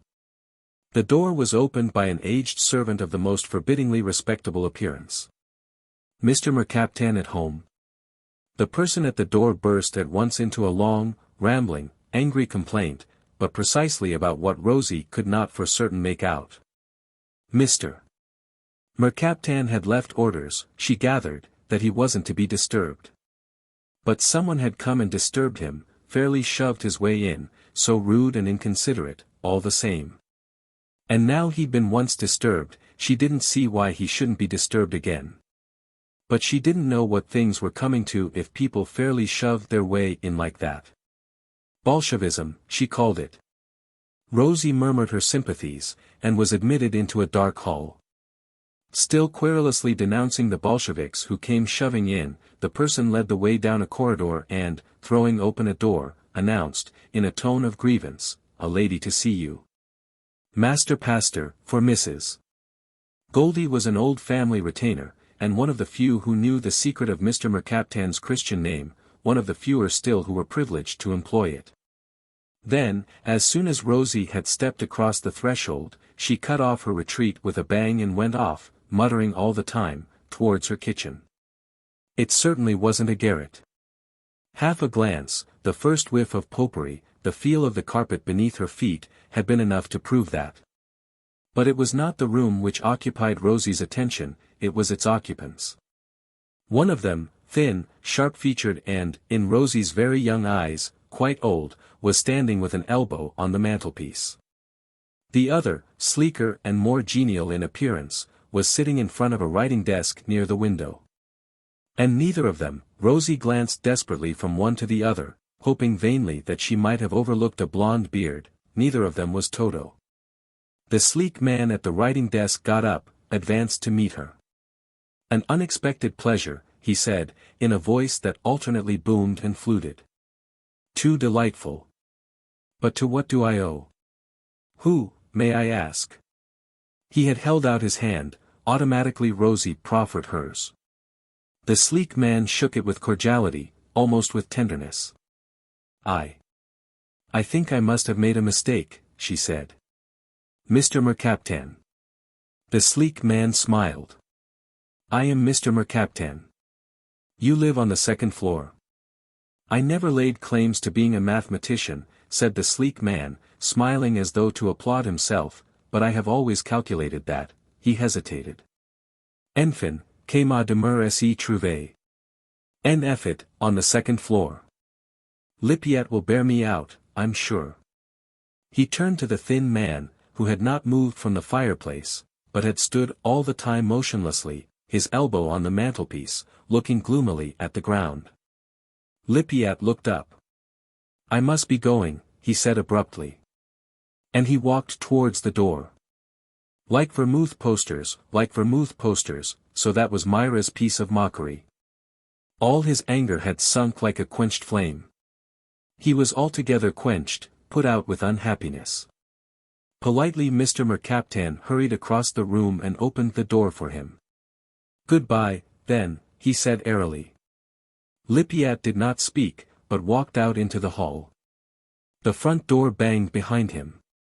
"Well, well," said Mr. Mercaptan, coming back across the room to where Rosie was still irresolutely standing. "Talk about the furor poeticus. But do sit down, I beg you. On Crébelin." He indicated the vast white satin sofa. "I call it Crébelin," he explained, "because the soul of that great writer undoubtedly tenants it, undoubtedly. You know his book, of course. You know Le Sofa." Sinking into Crébellin's soft lap, Rosie had to admit that she didn't know Le Sofa. She had begun to recover her self-possession. If this wasn't the young poet, it was certainly a young poet. And a very peculiar one, too. As a great lady she laughingly accepted the odd situation. "Not know Le Sofa?" exclaimed Mr. Mercaptan. "Oh. But, my dear and mysterious young lady, let me lend you a copy of it at once. No education can be called complete without a knowledge of that divine book." He darted to the bookshelf and came back with a small volume bound in white vellum. "The hero's soul," he explained, handing her the volume, "passes, by the laws of metempsychosis, into a sofa. He is doomed to remain a sofa until such time as two persons consummate upon his bosom their reciprocal and equal loves. The book is the record of the poor sofa's hopes and disappointments." "Dear me," said Rosie, looking at the title page. "But now," said Mr. Mercaptan, sitting down beside her on the edge of Crébelin, "won't you please explain? To what happy quiproquo do I owe this sudden and altogether delightful invasion of my privacy?" "Well," said Rosie, and hesitated. "It was really rather difficult to explain. I was to meet a friend of mine." "Quite so," said Mr. Mercaptan encouragingly. "Who sent me a telegram," Rosie went on. "He sent you a telegram?" Mr. Mercaptan echoed. "Changing the place we had fixed and telling me to meet him at this address. Here." Rose nodded. "On the second floor," she made it more precise. "But I live on the second floor," said Mr. Mercaptan. "You don't mean to say your friend is also called Mercaptan and lives here too?" Rosie smiled. "I don't know what he's called," she said with a cool ironical carelessness that was genuinely grande dame. "You don't know his name?" Mr. Mercaptan gave a roar and a squeal of delighted laughter. "But that's too good," he said. Second floor, he wrote in the telegram. Rosie was now perfectly at her ease. "When I saw your name, I thought it was his name. I must say," she added, looking sideways at Mr. Mercaptan and at once dropping the magnolia petals of her eyelids, "it seemed to me a very charming name." "You overwhelm me," said Mr. Mercaptan, smiling all over his cheerful, snouty face. "As for your name, I am too discreet a galantuomo to ask. And, in any case, what does it matter? A rose by any other name." "But, as a matter of fact," she said, raising and lowering once again her smooth, white lids, "my name does happen to be Rose, or, at any rate, Rosie." "So you are sweet by right?" exclaimed Mr. Mercaptan, with a pretty gallantry which he was the first to appreciate. "Let's order tea on the strength of it." He jumped up and rang the bell. "How I congratulate myself on this astonishing piece of good fortune." Rosie said nothing. This Mr. Mercaptan, she thought, seemed to be even more a man of the great artistic world than Toto. "What puzzles me," he went on, "is why your anonymous friend should have chosen my address out of all the millions of others. He must know me, or, at any rate, know about me." "I should imagine," said Rosie, "that you have a lot of friends." Mr. Mercaptan laughed, the whole orchestra, from bassoon to piccolo. "Des amis, de amis, with and without the mute," he declared. The aged and forbidding servant appeared at the door. "Tea for two, Mrs. Goldie." Mrs. Goldie looked round the room suspiciously. "The other gentleman's gone, has he?" she asked. And having assured herself of his absence, she renewed her complaint. "Shoving in like that," she said. "Bolshevism, that's what I—" All right, Mrs. Goldie. Let's have our tea as quickly as possible." Mr. Mercaptan held up his hand, authoritatively, with the gesture of a policeman controlling the traffic. "Very well, Master Pastor." Mrs. Goldie spoke with resignation and departed. "But tell me, Mr. Mercaptan went on, if it isn't indiscreet, what does your friend look like?"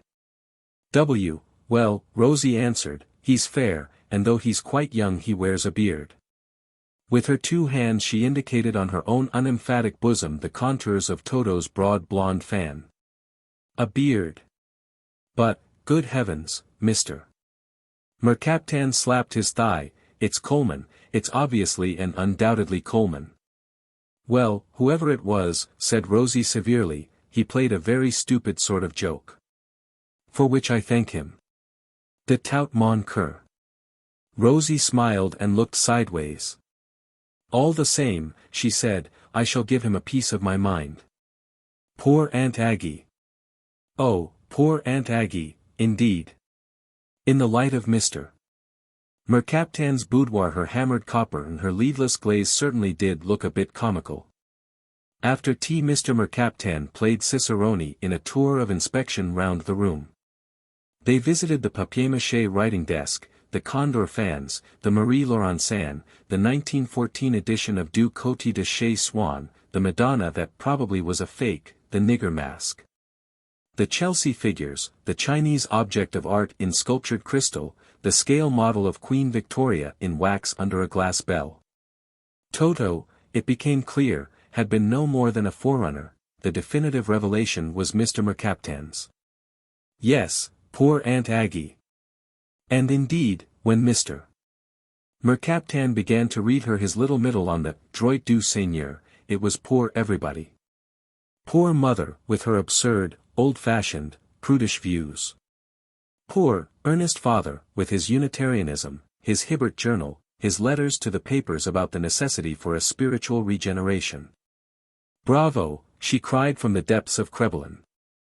She was leaning back in one corner, languid, serpentine, and at ease, her feet in their mottled snake's leather tucked up under her. Bravo, she cried as Mr. Mercaptan finished his reading and looked up for his applause. Mr. Mercaptan bowed. "You express so exquisitely what we," and waving her hand in a comprehensive gesture, she pictured to herself all the other fastidious ladies, all the marchionesses of fable, reclining. As she herself at this moment reclined, on upholstery of white satin, what we all only feel and aren't clever enough to say. Mr. Mercaptan was charmed. He got up from before his writing desk, crossed the room and sat down beside her on Crébelin. "Feeling," he said, "is the important thing." Rosie remembered that her father had once remarked, in blank verse, "The things that matter happen in the heart." "I quite agree," she said. Like movable raisins in the suet of his snouty face, Mr. Mercaptan's brown little eyes rolled amorous avowals. He took Rosie's hand and kissed it. Crébelin creaked discreetly as he moved a little nearer. It was only the evening of the same day. Rosie lay on her sofa, a poor, hire-purchase thing indeed, compared with Mr. Mercaptan's grand affair in white satin and carved and gilded wood, but still a sofa, lay with her feet on the arm of it and her long suave legs exposed, by the slipping of the kimono, to the top of her stretched stockings. She was reading the little vellum-jacketed volume of Crébelin, which Mr. Mercaptan had given her when he said, "Goodbye," or rather, "À bientôt, mon ami." Given, not lent, as he had less generously offered at the beginning of their afternoon. Given with the most graceful of elusive dedications inscribed on the flyleaf. 2. By no other name as sweet. With gratitude. From Crébelin delivered. "À bientôt," she had promised to come again very soon. She thought of the essay on the Jus Primi Noctis. What we've all been feeling and none of us clever enough to say. We on the sofas, ruthless, lovely and fastidious. I am proud to constitute myself, Mr. Mercaptan had said of it, l'esprit d'escalier de dames galantes. Rosie was not quite sure what he meant, but it certainly sounded very witty indeed. She read the book slowly. Her French, indeed, wasn't good enough to permit her to read it anyhow else. She wished it were better. Perhaps if it were better she wouldn't be yawning like this. It was disgraceful, she pulled herself together. Mr. Mercaptan had said that, it was a masterpiece. In his study, Shearwater was trying to write his paper on the regulative functions of the kidneys. He was not succeeding. Why wouldn't she see me yesterday? He kept wondering.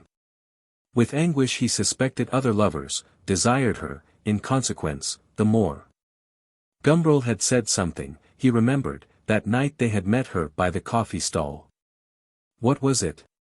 He wished now that he had listened more attentively. She's bored with me. Already. It was obvious. Perhaps he was too rustic for her. Shearwater looked at his hands. Yes, the nails were dirty. He took an orange stick out of his waistcoat pocket and began to clean them. He had bought a whole packet of orange sticks that morning. Determinedly he took up his pen. The hydrogen ion concentration in the blood, he began a new paragraph. But he got no further than the first 7 words. If, he began thinking with a frightful confusion, if, past conditionals, hopelessly past. He might have been brought up more elegantly. His father, for example, might have been a barrister instead of a barrister's clerk. He mightn't have had to work so hard when he was young. Might have been about more, danced more, seen more young women. If he had met her years ago, during the war, should one say, dressed in the uniform of a lieutenant in the Guards. He had pretended that he wasn't interested in women, that they had no effect on him, that, in fact, he was above that sort of thing. Imbecile. He might as well have said that he was above having a pair of kidneys. He had only consented to admit, graciously, that they were a physiological necessity. Oh God, what a fool he had been. And then, what about Rosie? What sort of a life had she been having while he was being above that sort of thing? Now he came to think of it, he really knew nothing about her, except that she had been quite incapable of learning correctly, even by heart, the simplest facts about the physiology of frogs. Having found that out, he had really given up exploring further. How could he have been so stupid? Rosie had been in love with him, he supposed. Had he been in love with her? No. He had taken care not to be. On principle. He had married her as a measure of intimate hygiene, out of protective affection, too, certainly out of affection. And a little for amusement, as one might buy a puppy. Mrs. Vivash had opened his eyes, seeing her, he had also begun to notice Rosie. It seemed to him that he had been a loutish cad as well as an imbecile.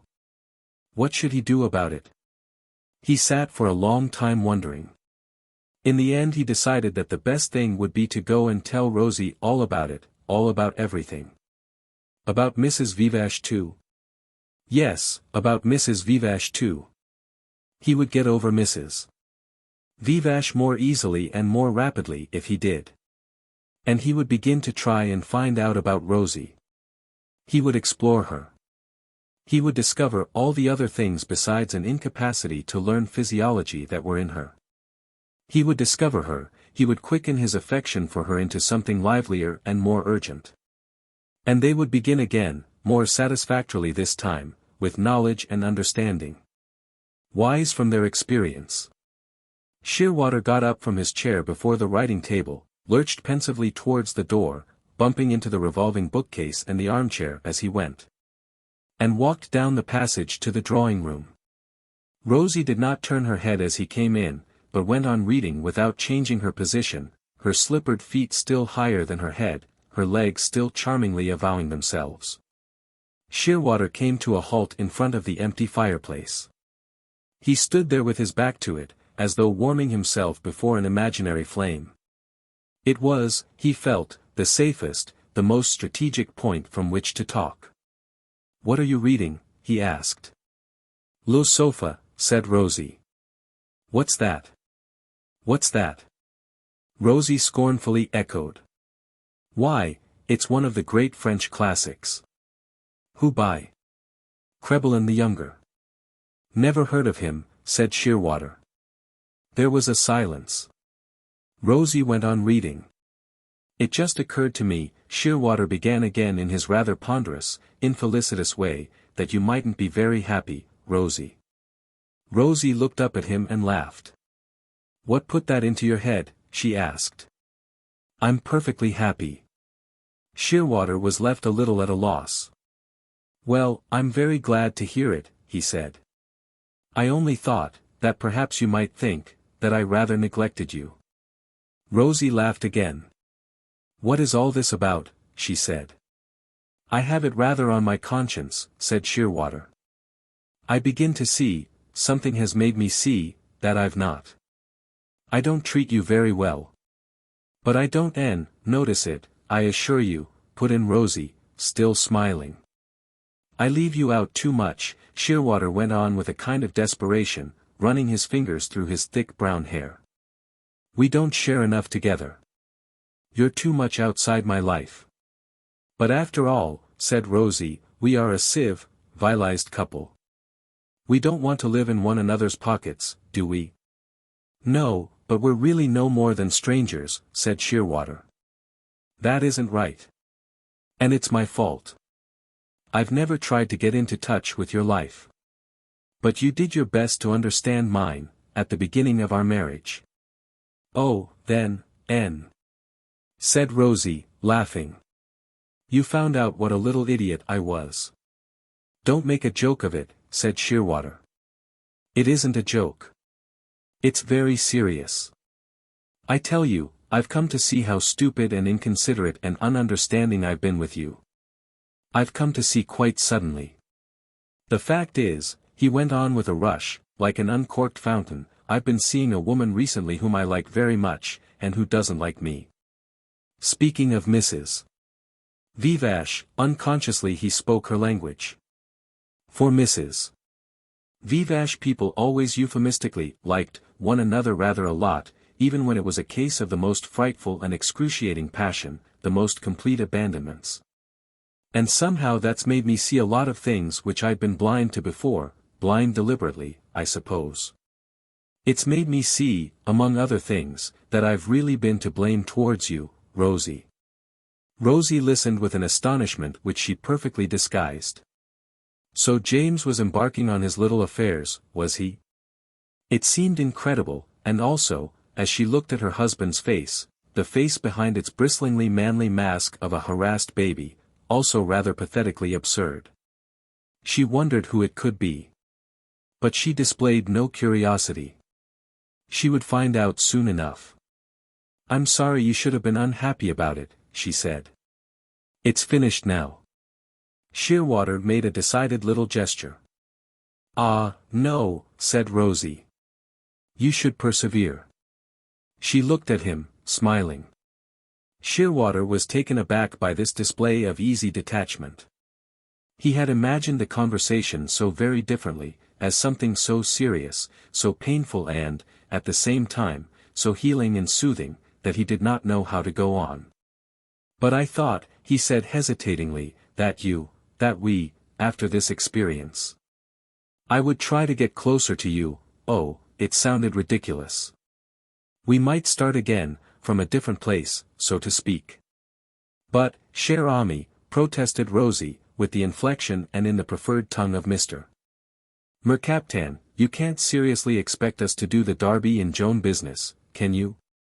You're distressing yourself quite unnecessarily on my account. I don't find you neglect me or anything like it. You have your life, naturally. And I have mine. We don't get in one another's way." "But do you think that's the ideal sort of married life?" asked Shearwater. "It's obviously the most vilized, Rosie answered, laughing. Confronted by Rosie's civilization, Shearwater felt helpless. "Well, if you don't want," he said. "I'd hoped. I'd thought." He went back to his study to think things over.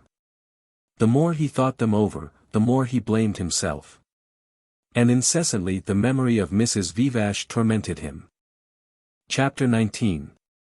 After leaving Mr. Mercaptan, Lippiat had gone straight home. The bright day seemed to deride him. With its shining red omnibuses, its parasols, its muslin girls, its young leaved trees, its bands at the street corners, it was too much of a garden party to be tolerable. He wanted to be alone. He took a cab back to the studio. He couldn't afford it, of course, but what did that matter? What did that matter now? The cab drove slowly and as though with reluctance down the dirty mews. He paid it off, opened his little door between the wide stable doors, climbed the steep ladder of his stairs and was at home. He sat down and tried to think. Death, death, death, death, he kept repeating to himself, moving his lips as though he were praying. If he said the word often enough, if he accustomed himself completely to the idea, death would come almost by itself. He would know it already, while he was still alive, he would pass almost without noticing out of life into death. Into death, he thought, into death. Death like a well. The stone falls, second after second, and at last there is a sound, a far-off, horrible sound of death and then nothing more. The well at Carisbrook, with a donkey to wind the wheel that pulls up the bucket of water, of icy water. He thought for a long time of the well of death. Outside in the mews a barrel organ struck up the tune of, "Where Do Flies Go in the Wintertime?" Lippiat lifted his head to listen. He smiled to himself. Where do flies go? The question asked itself with a dramatic, a tragical appositeness. At the end of everything, the last ludicrous touch. He saw it all from outside. He pictured himself sitting there alone, broken. He looked at his hand lying limp on the table in front of him. It needed only the stigma of the nail to make it the hand of a dead Christ. There, he was making literature of it again. Even now. He buried his face in his hands. His mind was full of twisted darkness, of an unspeakable, painful confusion. It was too difficult, too difficult. The inkpot, he found when he wanted to begin writing, contained nothing but a parched black sediment. He had been meaning for days past to get some more ink, and he had always forgotten. He would have to write in pencil. "Do you remember," he wrote, "do you remember, Myra, that time we went down into the country, you remember, under the hog's back at that little inn they were trying to make pretentious? Hotel Bull, do you remember? How we laughed over the Hotel Bull. And how we liked the country outside its doors. All the world in a few square miles. Chalk pits and blue butterflies on the hog's back. And at the foot of the hill, suddenly, the sand. The hard, yellow sand with those queer caves, dug when and by what remote villains at the edge of the Pilgrim's Way. The fine grey sand on which the heather of Puttenham Common grows. And the flagstaff and the inscription marking the place where Queen Victoria stood to look at the view. And the enormous sloping meadows round Compton and the thick, dark woods. And the lakes, the heaths, the Scotch firs at Cut Mill. The forests of Shackleford. There was everything. Do you remember how we enjoyed it all? I did, in any case. I was happy during those 3 days. And I loved you, Myra. And I thought you might perhaps, some day, love me. You didn't. And my love has only brought me unhappiness. Perhaps it has been my fault. Perhaps I ought to have known how to make you give me happiness. You remember that wonderful sonnet of Michelangelo's, where he says that the loved woman is like a block of marble from which the artist knows how to cut the perfect statue of his dreams. If the statue turns out a bad one, if it's death instead of love that the lover gets, why, the fault lies in the artist and in the lover, not in the marble, not in the beloved. Amor dunque non ha any tua beltate. O o durezza, o gran disdegno. Del mio mal colpa, o mio destino, o sort. Se dentro del tuo ocio mort e pietate. Porti in un tempo, echl mio basso ingegno. Non sapia ardendo tran altro che mort. Yes, it was my basso ingegno, my low genius which did not know how to draw love from you, nor beauty from the materials of which art is made. Ah, now you'll smile to yourself and say, poor Casimir, he has come to admit that at last. Yes, yes, I have come to admit everything. That I couldn't paint, I couldn't write, I couldn't make music. That I was a charlatan and a quack. That I was a ridiculous actor of heroic parts who deserved to be laughed at, and was laughed at. But then every man is ludicrous if you look at him from outside, without taking into account what's going on in his heart and mind. You could turn Hamlet into an epigrammatic farce with an inimitable scene when he takes his adored mother in adultery. You could make the wittiest Guy de Maupassant short story out of the life of Christ, by contrasting the mad rabbi's pretensions with his abject fate. It's a question of the point of view. Everyone's a walking farce and a walking tragedy at the same time. The man who slips on a banana skin and fractures his skull describes against the sky, as he falls, the most richly comical arabesque. And you, Myra, what do you suppose the unsympathetic gossips say of you? What sort of a farce of the boulevards is your life in their eyes?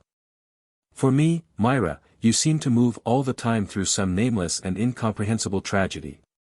For them you are what? Merely any sort of a wanton, with amusing adventures. And what am I? A charlatan, a quack, a pretentious, boasting, rhodomantating imbecile, incapable of painting anything but vermouth posters. Why did that hurt so terribly? I don't know. There was no reason why you shouldn't think so if you wanted to. I was all that, and grotesquely laughable.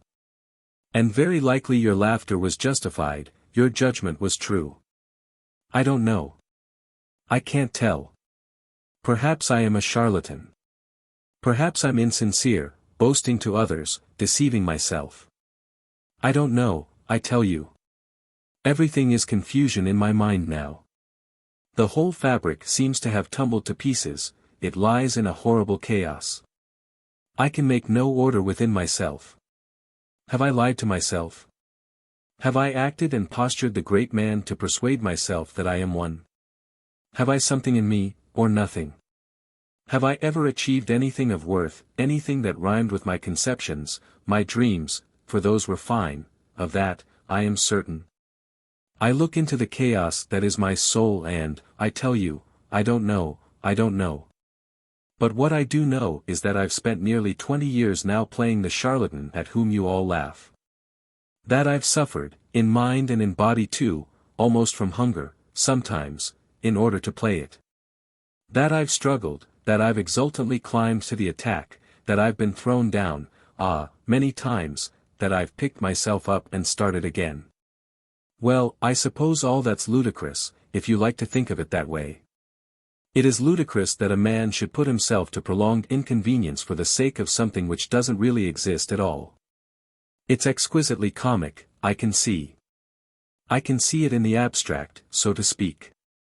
But in this particular case, you must remember I'm not a dispassionate observer.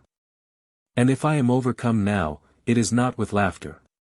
It is with an indescribable unhappiness, with the bitterness of death itself. Death, death, death. I repeat the word to myself, again and again. I think of death, I try to imagine it, I hang over it, looking down, where the stones fall and there is one horrible noise, and then silence again, looking down into the well of death. It is so deep that there is no glittering eye of water to be seen at the bottom. I have no candle to send down. It is horrible, but I do not want to go on living. Living would be worse than. Lippiatt was reaching out for another sheet of paper when he was startled to hear the sound of feet on the stairs. He turned towards the door. His heart beat with violence. He was filled with a strange sense of apprehension. In terror he awaited the approach of some unknown and terrible being. The feet of the angel of death were on the stairs. up, up, up. Lippiatt felt himself trembling as the sound came nearer. He knew for certain that in a few seconds he was going to die. The hangman had already pinioned him. The soldiers of the firing squad had already raised their rifles. 1, 2, he thought of Mrs. Vivash standing, bareheaded, the wind blowing in her hair, at the foot of the flagstaff from the site of which Queen Victoria had admired the distant view of Selborne. He thought of her dolorously smiling. He remembered that once she had taken his head between her two hands and kissed him, "Because you're such a golden ass," she had said, laughing. 3. There was a little tap at the door. Lippiatt pressed his hand over his heart. The door opened. A small, bird-like man with a long, sharp nose and eyes as round and black and shining as buttons stepped into the room. "Mr. Lydgate, I presume," he began. Then looked at a card on which a name and address were evidently written. "Lippiatt, I mean. 1,000 pardons. Mr. Lippiatt, I presume." Lippiatt leaned back in his chair and shut his eyes. His face was as white as paper. He breathed hard and his temples were wet with sweat, as though he had been running. "I found the door down below open, so I came straight up. I hope you'll excuse." The stranger smiled apologetically. "Who are you?" Lippiatt asked, reopening his eyes. His heart was still beating hard. After the storm it calmed itself slowly. He drew back from the brink of the fearful well. The time had not yet come to plunge. "My name," said the stranger, "is Boldero, Herbert Boldero. Our mutual friend Mr. Gumbril, Mr. Theodore Gumbril, Jr., he made it more precise, suggested that I might come and see you about a little matter in which he and I are interested and in which perhaps you, too, might be interested." Lippiatt nodded, without saying anything. Mr. Boldero, meanwhile, was turning his bright, bird-like eyes about the studio. Mrs. Vivash's portrait, all but finished now, was clamped to the easel. He approached it, a connoisseur. "It reminds me very much," he said, "of Picasso.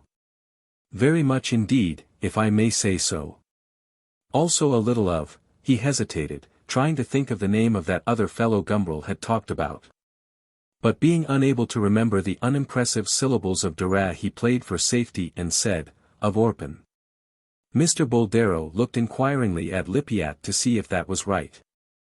Lippiatt still spoke no word and seemed, indeed, not to have heard what had been said. Mr. Boldero saw that it wasn't much good talking about modern art. This chap, he thought, looked as though something were wrong with him. He hoped he hadn't got influenza. There was a lot of the disease about. "This little affair I was speaking of," he pursued, in another tone, "is a little business proposition that Mr. Gumbril and I have gone into together. A matter of pneumatic trousers." He waved his hand airily. Lippiatt suddenly burst out laughing, an embittered Titan. "Where do flies go? Where do souls go? The barrel organ, and now pneumatic trousers." Then, as suddenly, he was silent again. "More literature? Another piece of acting?" "Go on," he said, "I'm sorry." "Not at all," said Mr. Boldero indulgently. "I know the idea does seem a little humorous, if I may say so, at first. But I assure you, there's money in it, Mr. Lydgate, Mr. Lippiatt." "Money?" Mr. Boldero paused a moment dramatically. "Well," he went on, "our idea was to launch the new product with a good swinging publicity campaign. Spend a few thousands in the papers and then get it good and strong into the underground and on the hoardings, along with Obridge's and John Bull and the Golden Ballot. Now, for that, Mr. Lippiatt, we shall need, as you can well imagine, a few good striking pictures. Mr. Gumbril mentioned your name and suggested I should come and see you to find out if you would perhaps be agreeable to lending us your talent for this work. And I may add, Mr. Lippiatt," he spoke with real warmth, "that having seen this example of your work," he pointed to the portrait of Mrs. Vivash, "I feel that you would be eminently capable of." He did not finish the sentence. For at this moment Lippiat leapt up from his chair and, making a shrill, inarticulate, animal noise, rushed on the financier, seized him with both hands by the throat, shook him, threw him to the floor, then picked him up again by the coat collar and pushed him towards the door, kicking him as he went. A final kick sent Mr. Boldero tobogganing down the steep stairs. Lippiat ran down after him, but Mr. Boldero had picked himself up, had opened the front door, slipped out, slammed it behind him, and was running up the mews before Lippiat could get to the bottom of the stairs. Lippiat opened the door and looked out. Mr. Boldero was already far away, almost at the Pyrenean arch. He watched him till he was out of sight, then went upstairs again and threw himself face downwards on his bed. Chapter 20. Zoe ended the discussion by driving half an inch of penknife into Coleman's left arm and running out of the flat, slamming the door behind her. Coleman was used to this sort of thing. This sort of thing, indeed, was what he was there for. Carefully he pulled out the penknife which had remained sticking in his arm. He looked at the blade and was relieved to see that it wasn't so dirty as might have been expected. He found some cotton wool, mopped up the blood as it oozed out, and dabbed the wound with iodine. Then he set himself to bandage it up. But to tie a bandage round one's own left arm is not easy. Coleman found it impossible to keep the lint in place, impossible to get the bandage tight enough. At the end of a quarter of an hour he had only succeeded in smearing himself very copiously with blood, and the wound was still unbound. He gave up the attempt and contented himself with swabbing up the blood as it came out. And forthwith came there out blood and water, he said aloud, and looked at the red stain on the cotton wool. He repeated the words again and again, and at the 50th repetition burst out laughing. The bell in the kitchen suddenly buzzed. Who could it be? He went to the front door and opened it. On the landing outside stood a tall slender young woman with slanting Chinese eyes and a wide mouth, elegantly dressed in a black frock piped with white. Keeping the cotton wool still pressed to his bleeding arm, Coleman bowed as gracefully as he could. "Do come in," he said. "You are just in the nick of time. I am on the point of bleeding to death." And forthwith came there out blood and water. "Enter, enter," he added, seeing the young woman still standing irresolutely on the threshold. "But I wanted to see Mr. Coleman," she said, stammering a little and showing her embarrassment by blushing. "I am Mr. Coleman." He took the cotton wool for a moment from his arm and looked with the air of a connoisseur at the blood on it. "But I shall very soon cease to be that individual unless you come and tie up my wounds." "But you're not the Mr. Coleman I thought you were," said the young lady, still more embarrassed. "You have a beard, it is true, but... Then I must resign myself to quit this life, must I?" He made a gesture of despair, throwing out both hands. Out, brief Coleman. "Out, damned spot," and he made as though to close the door. The young lady checked him. "If you really need tying up," she said, "I'll do it of course. I passed my first aid exam, in the war." Coleman reopened the door. "Saved," he said. "Come in." It had been Rosie's original intention yesterday to go straight on from Mr. Mercaptan's to Toto's. She would see him at once, she would ask him what he meant by playing that stupid trick on her. She would give him a good talking to. She would even tell him that she would never see him again. But, of course, if he showed himself sufficiently contrite and reasonably explanatory, she would consent, oh, very reluctantly, to take him back into favor. In the free, unprejudiced circles in which she now moved, this sort of joke, she imagined, was a mere trifle. It would be absurd to quarrel seriously about it. But still, she was determined to give Toto a lesson. When, however, she did finally leave Mr. Mercaptan's delicious boudoir, it was too late to think of going all the way to Pimlico, to the address which Mr. Mercaptan had given her. She decided to put it off till the next day. And so the next day, duly, she had set out for Pimlico, and to see a man called Coleman. It seemed rather dull and second-rate after Sloane Street and Mr. Mercaptan. Poor Toto. The sparkle of Mr. Mercaptan had made him look rather tarnished. That essay on the jus primi noctis, ah! Walking through the unsavory mazes of Pimlico, she thought of it, and, thinking of it, smiled. Poor Toto. And also, she mustn't forget, stupid, malicious, idiotic Toto. She had made up her mind exactly what she should say to him, she had even made up her mind what Toto would say to her. And when the scene was over they would go and dine at the Café Royal, upstairs, where she had never been. And she would make him rather jealous by telling him how much she had liked Mr. Mercaptan.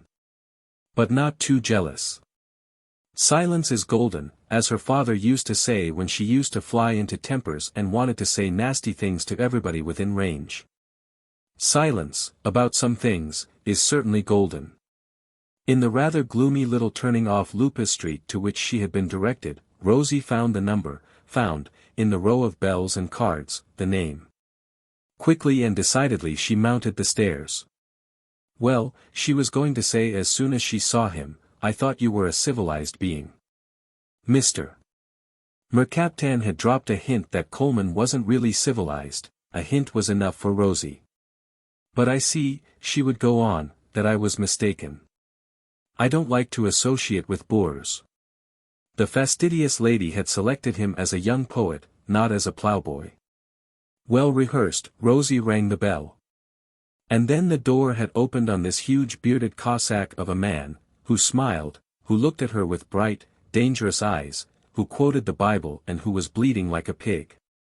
There was blood on his shirt, blood on his trousers, blood on his hands, bloody finger marks on his face, even the blonde fringe of his beard, she noticed, was dabbled here and there with blood. It was too much, at first, even for her aristocratic equanimity.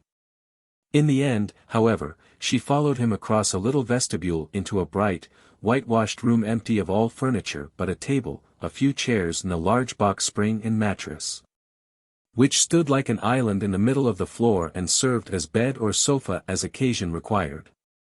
Over the mantelpiece was pinned a large photographic reproduction of Leonardo's study of the anatomy of love.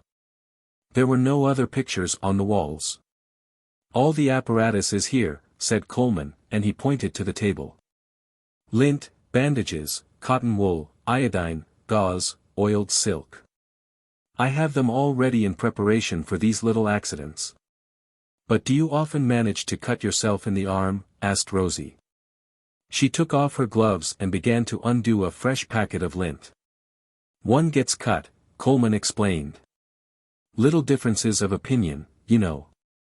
If your eye offend you, pluck it out, love your neighbor as yourself. Argle, if his eye offend you, you see. We live on Christian principles here. But who are we? Asked Rosie, giving the cut a last dressing of iodine and laying a big square of lint over it. Merely myself and, how shall I put it, my helpmate, Coleman answered. Ah! You're wonderfully skillful at this business, he went on. You're the real hospital nurse type, all maternal instincts. When pain and anguish wring the brow, an interesting mangle thou, as we used to say in the good old days when the pun and the spoonerismus were in fashion. Rosie laughed. Oh, I don't spend all my time tying up wounds, she said, and turned her eyes for an instant from the bandage. After the first surprise she was feeling her cool self again. Brava, cried Coleman. You make them too, do you? Make them first and cure them afterwards in the grand old homeopathic way. Delightful. You see what Leonardo has to say about it. With his free hand he pointed to the photograph over the mantelpiece. Rosie, who had noticed the picture when she came into the room, preferred not to look at it too closely a second time. I think it's rather revolting, she said, and was very busy with the bandage. Ah! But that's the point, that's the whole point, said Coleman, and his clear blue eyes were alive with dancing lights. That's the beauty of the grand passion. It is revolting. You read what the fathers of the church have to say about love. They're the men. It was Odo of Cluny, wasn't it, who called woman a saccus stercorus, a bag of muck. Sicas enim considerat quae intra nares idique intra fauces idique intra ventrem latant, swords ubique reperiat. The Latin rumbled like eloquent thunder in Coleman's mouth. Edsi nec extremis digitis phlegma vel stercus tanher padamer, quomodo ipsum stercoris sac cum amplecti desideramus. He smacked his lips. Magnificent, he said. I don't understand Latin, said Rosie, and I'm glad of it. And your bandage is finished. Look. Interesting mangle. Coleman smiled his thanks. But Bishop Odo, I fear, wouldn't even have spared you, not even for your good works. Still less for your good looks, which would only have provoked him to dwell with the more insistency on the visceral secrets which they conceal. Really, Rosie protested. She would have liked to get up and go away, but the Cossack's blue eyes glittered at her with such a strange expression and he smiled so enigmatically, that she found herself still sitting where she was, listening with a disgusted pleasure to his quick talk, his screams of deliberate and appalling laughter. Ah, he exclaimed, throwing up his hands, what sensualists these old fellows were. What a real voluptuous feeling they had for dirt and gloom and sordidness and boredom, and all the horrors of vice. They pretended they were trying to dissuade people from vice by enumerating its horrors. But they were really only making it more spicy by telling the truth about it. O esca vermium, O massa pulveris. What nauseating embracements! To conjugate the copulative verb, boringly, with a sack of tripes, what could be more exquisitely and piercingly and deliriously vile? And he threw back his head and laughed, the blood-dabbled tips of his blonde beard shook. Rosie looked at them, fascinated with disgust. There's blood on your beard, she felt compelled to say. What of it? Why shouldn't there be? Coleman asked. Confused, Rosie felt herself blushing. Only because it's rather ample, liaisant. I don't know why. But it is. What a reason for immediately falling into my arms, said Coleman. To be kissed by a beard is bad enough at any time. But by a bloody beard, imagine. Rosie shuddered. After all, he said, what interest or amusement is there in doing the ordinary things in the obvious way? Life au naturel. He shook his head. You must have garlic and saffron. Do you believe in God? Not much, said Rosie, smiling. I pity you.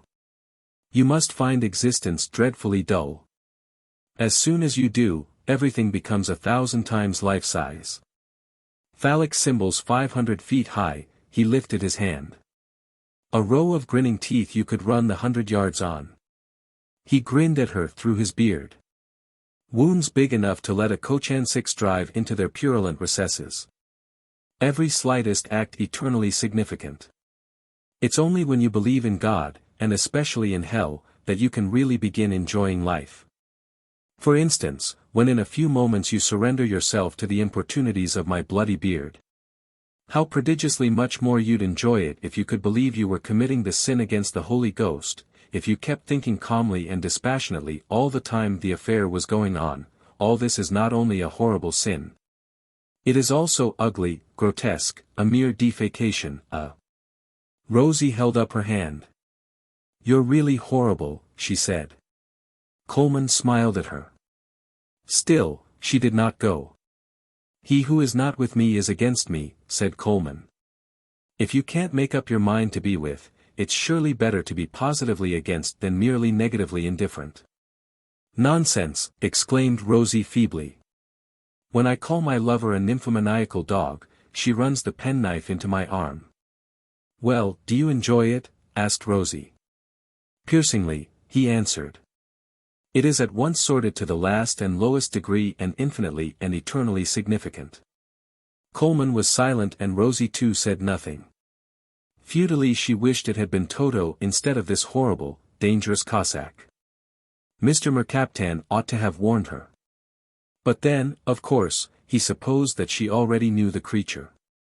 She looked up at him and found his bright eyes fixed upon her. He was silently laughing. Don't you want to know who I am? She asked. And how I got here? Coleman blandly shook his head. Not in the very least, he said. Rosie felt more helpless, somehow, than ever.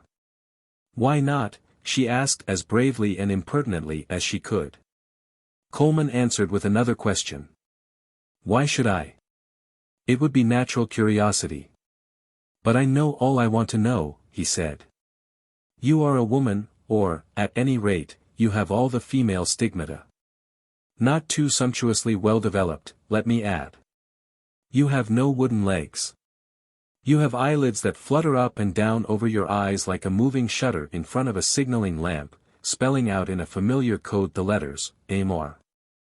And not, unless I am very much mistaken, those others, CASTAS. You have a mouth that looks as though it knew how to taste and how to bite. You. Rosie jumped up. I'm going away, she said. Coleman leaned back in his chair and hallooed with laughter. Bite, bite, bite, he said. 32 times. And he opened and shut his mouth as fast as he could, so that his teeth clicked against one another with a little dry, bony noise. Every mouthful 32 times. That's what Mr. Gladstone said. And surely Mr. Gladstone, he rattled his sharp, white teeth again, surely Mr. Gladstone should know. Goodbye, said Rosie from the door.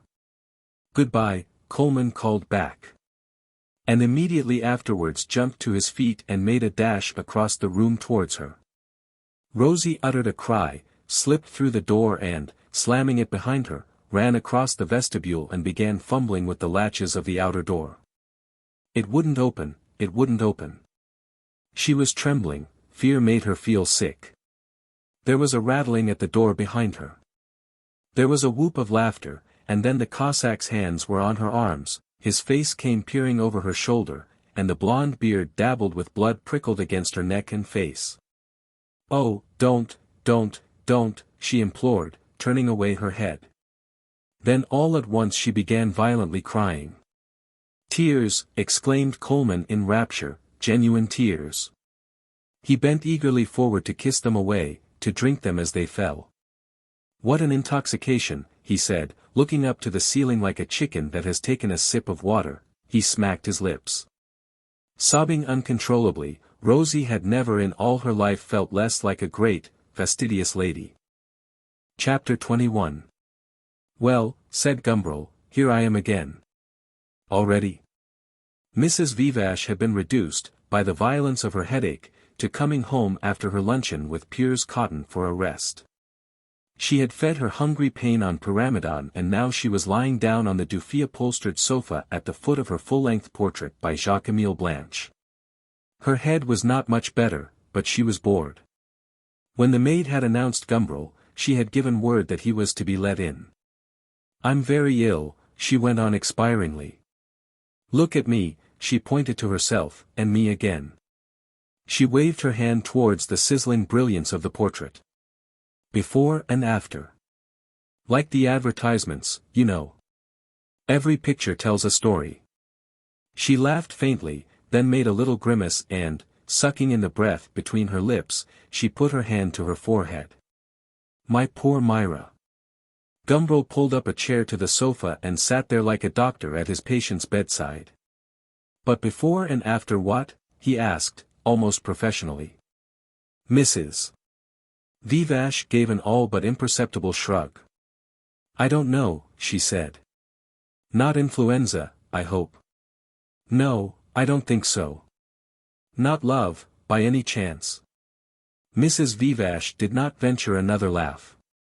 She contented herself with smiling agonizingly. That would have been a just retribution, Gumbril went on, after what you've done to me. What have I done to you? Mrs. Vivash asked, opening wide her pale blue eyes. Merely wrecked my existence. But you're being childish, Theodore.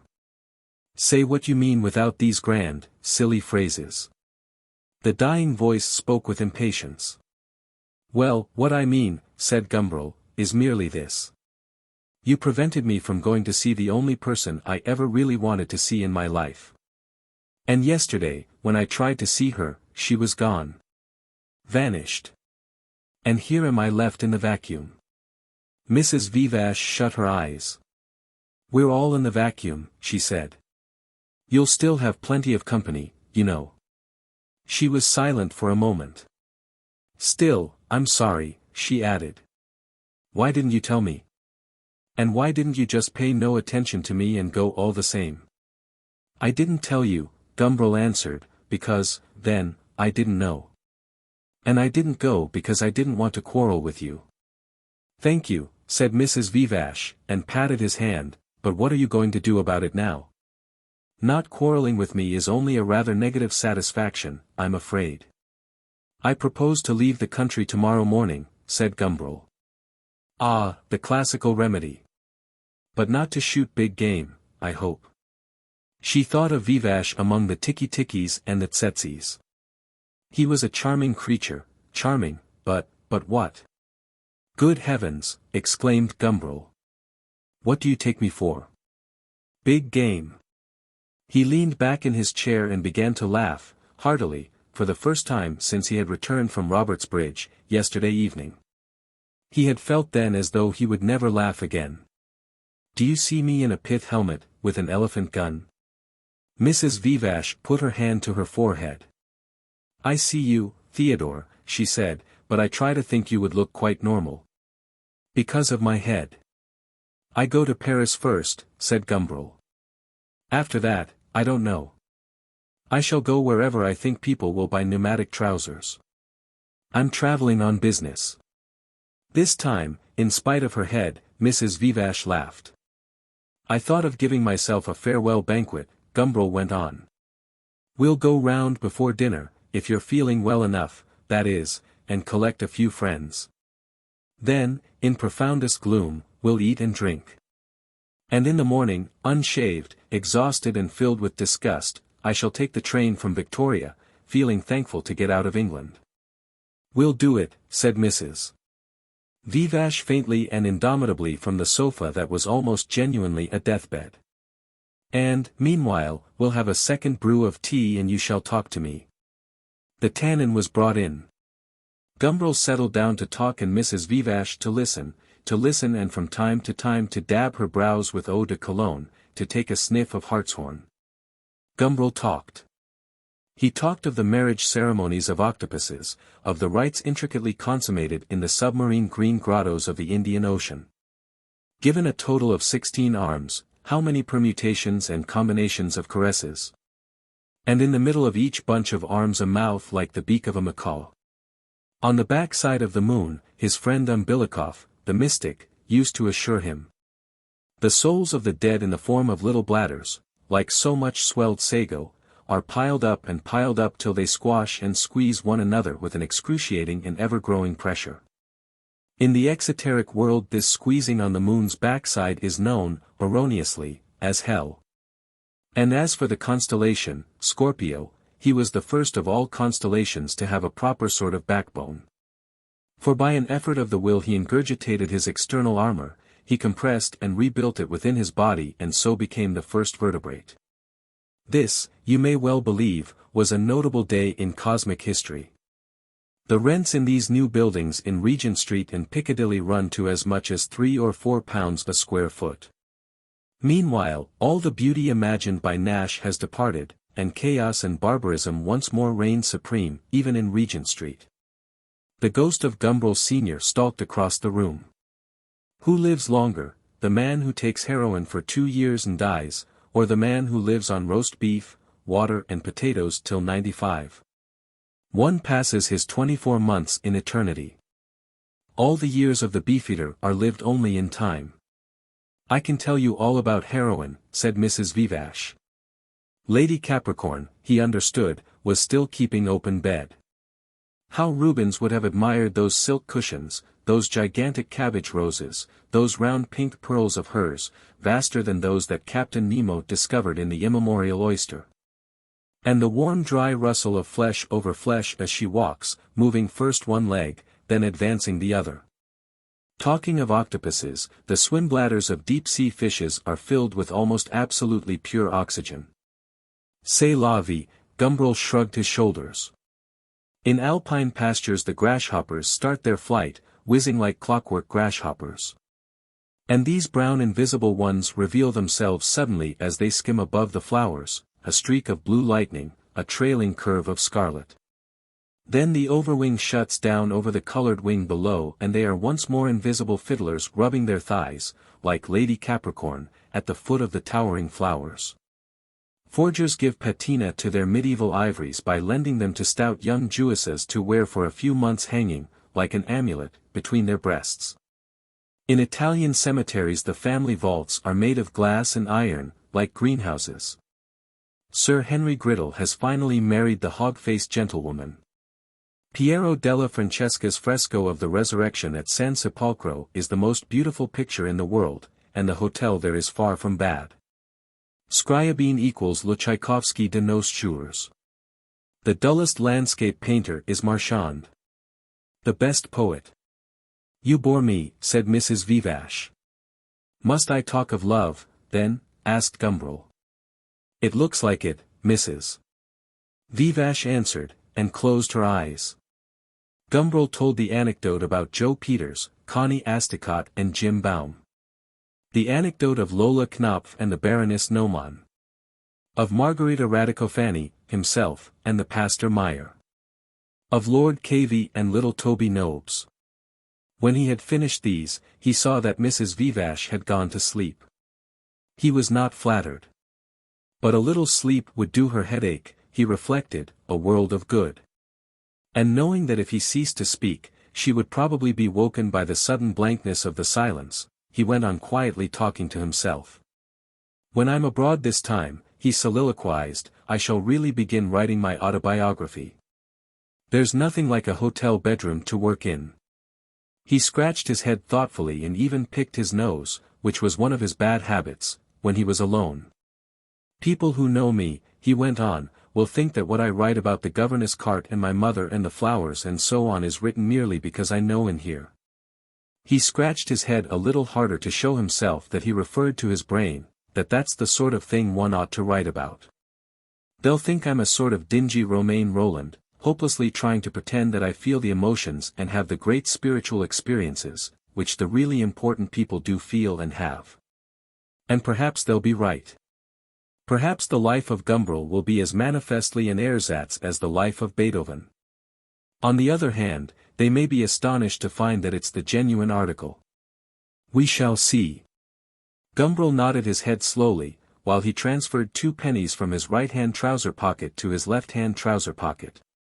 He was somewhat distressed to find that these coppers had been trespassing among the silver. Silver was for the right hand, copper for the left. It was one of the laws which it was extremely unlucky to infringe. I have a premonition, he went on, that one of these days I may become a saint. An unsuccessful flickering sort of saint, like a candle beginning to go out. As for love, yes. And as for the people I have met, I shall point out that I have known most of the eminent men in Europe, and that I have said of all of them what I said after my first love affair. Is that all? Did you really say that about your first love affair? Asked Mrs. Vivash, who had woken up again. Didn't you? No. I said, this is all, everything, the universe. In love, it's either all or nothing at all. She shut her eyes and almost immediately went to sleep again. Gumbril continued his lullaby soliloquy. This charming little book. The Scotsman. This farrago of obscenity, slander and false psychology. Darlington Echo. Mr. Gumbril's first cousin is St. Francis Xavier, his second cousin is the Earl of Rochester, his third cousin is the man of feeling, his fourth cousin is David Hume. Court Journal.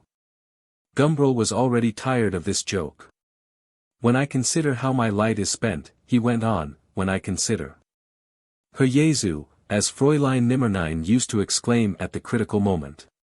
Consider, dear cow, consider. This is not the time of year for grass to grow. Consider, dear cow, consider. He got up from his chair and tiptoed across the room to the writing table. An Indian dagger lay next to the blotting pad, Mrs. Vivash used it as a paper knife. Gumbril picked it up, executed several passes with it. "Thumb on the blade," he said, "and strike upwards. On guard. Lunge. To the hilt it penetrates." Poniard at the tip, he ran the blade between his fingers, caress by the time it reaches the hilt. Zip. He put down the knife and stopping for a moment to make a grimace at himself in the mirror over the mantelpiece, he went back to his chair. At 7 o'clock Mrs. Vivash woke up. She shook her head to feel if the pain were still rolling about loose inside her skull. "I really believe I'm all right," she said. She jumped up. "Come on," she cried. "I feel ready for anything." "And I feel like so much food for worms," said Gumbril. "Still, Virgem a tazza piena il generoso amor." He hummed the drinking song out of Robert the Devil, and to that ingenuously jolly melody they left the house. Their taxi that evening cost them several pounds. They made the man drive back and forth, like a shuttle, from one end of London to the other. Every time they passed through Piccadilly Circus Mrs. Vivash leant out of the window to look at the sky signs dancing their unceasing St. Vitus's dance above the monument to the Earl of Shaftesbury. "How I adore them," she said the first time they passed them. "Those wheels that was round till the sparks fly out from under them, that rushing motor. And that lovely bottle of port filling the glass and then disappearing and reappearing and filling it again. Too lovely. Too revolting," Gumbril corrected her. "These things are the epileptic symbol of all that's most bestial and idiotic in contemporary life. Look at those beastly things and then look at that." He pointed to the county fire office on the northern side of the circus. "There stands decency, dignity, beauty, repose. And there flickers, there gibbers and twitches, what? Restlessness, distraction, refusal to think, anything for an unquiet life. What a delicious pedant you are." She turned away from the window, put her hands on his shoulders and looked at him. "Too exquisitely ridiculous." And she kissed him. "You won't force me to change my opinion." Gumbril smiled at her. "Eper si move, I stick to my guns like Galileo. They move and they're horrible." "They're me," said Mrs. Vivash emphatically. "Those things are me." They drove first to Lippiat's Mews. Under the Pyrenean arch. The clotheslines looped from window to window across the street might have been those ropes which formed so essential and so mysterious a part of the furniture of the prisons. The place smelt, the children were shouting, the hyena-like laughter of the flappers reverberated between the close-set walls. All Gumbril's sense of social responsibility was aroused in a moment. Shut up in his room all day, Lippiat had been writing his whole life, all his ideas and ideals, all for Myra. The pile of scribbled sheets grew higher and higher. Towards evening he made an end, he had written all that he wanted to write. He ate the remains of yesterday's loaf of bread and drank some water. For he realized suddenly that he had been fasting the whole day. Then he composed himself to think, he stretched himself out on the brink of the well and looked down into the eyeless darkness. He still had his service revolver. Taking it out of the drawer in which it was kept, he loaded it, he laid it on the packing case which served him as a table at his bed's head, and stretched himself out on the bed. He lay quite still, his muscles all relaxed, hardly breathing. He imagined himself dead. Derision. There was still the plunge into the well. He picked up the pistol, looked down the barrel. Black and deep as the well. The muzzle against his forehead was a cold mouth. There was nothing new to be thought about death. There was not even the possibility of a new thought. Only the old thoughts, the horrible old questions returned. The cold mouth to his forehead, his finger pressing on the trigger. Already he would be falling. And the annihilating crash would be the same as the faraway sound of death at the bottom of the well. And after that, in the silence, the old question was still the same. After that, he would lie bleeding. The flies would drink his blood as though it were red honey. In the end the people would come and fetch him away, and the coroner's jury would look at him in the mortuary and pronounce him temporarily insane. Then he would be buried in a black hole, would be buried and decay. And meanwhile, would there be anything else? There was nothing new to be thought or asked. And there was still no answer. In the room it began to grow dark, colors vanished, forms ran together. The easel and Myra's portrait were now a single black silhouette against the window. Near and far were fused, become one and continuous in the darkness, became a part of the darkness. Outside the window the pale twilight grew more somber. The children shouted shrilly, playing their games under the green gas lamps. The mirthless, ferocious laughter of young girls mocked and invited. Lippiatt stretched out his hand and fingered the pistol. Down below, at his door, he heard a sharp knocking. He lifted his head and listened, caught the sound of two voices, a man's and a woman's. Myra's voice he recognized at once, the other, he supposed, was Gumbril's. Hideous to think that people actually live in places like this, Gumbril was saying. Look at those children. It ought to be punishable by law to produce children in this street. They always take me for the Pied Piper, said Mrs. Vivash. Lippiatt got up and crept to the window. He could hear all they said. I wonder if Lippiatt's in. I don't see any sign of a light. But he has heavy curtains, said Mrs. Vivash, and I know for a fact that he always composes his poetry in the dark. He may be composing poetry. Gumbril laughed. Knock again, said Mrs. Vivash. Poets are always absorbed, you know. And Casimir's always the poet. Il poeta, capital P.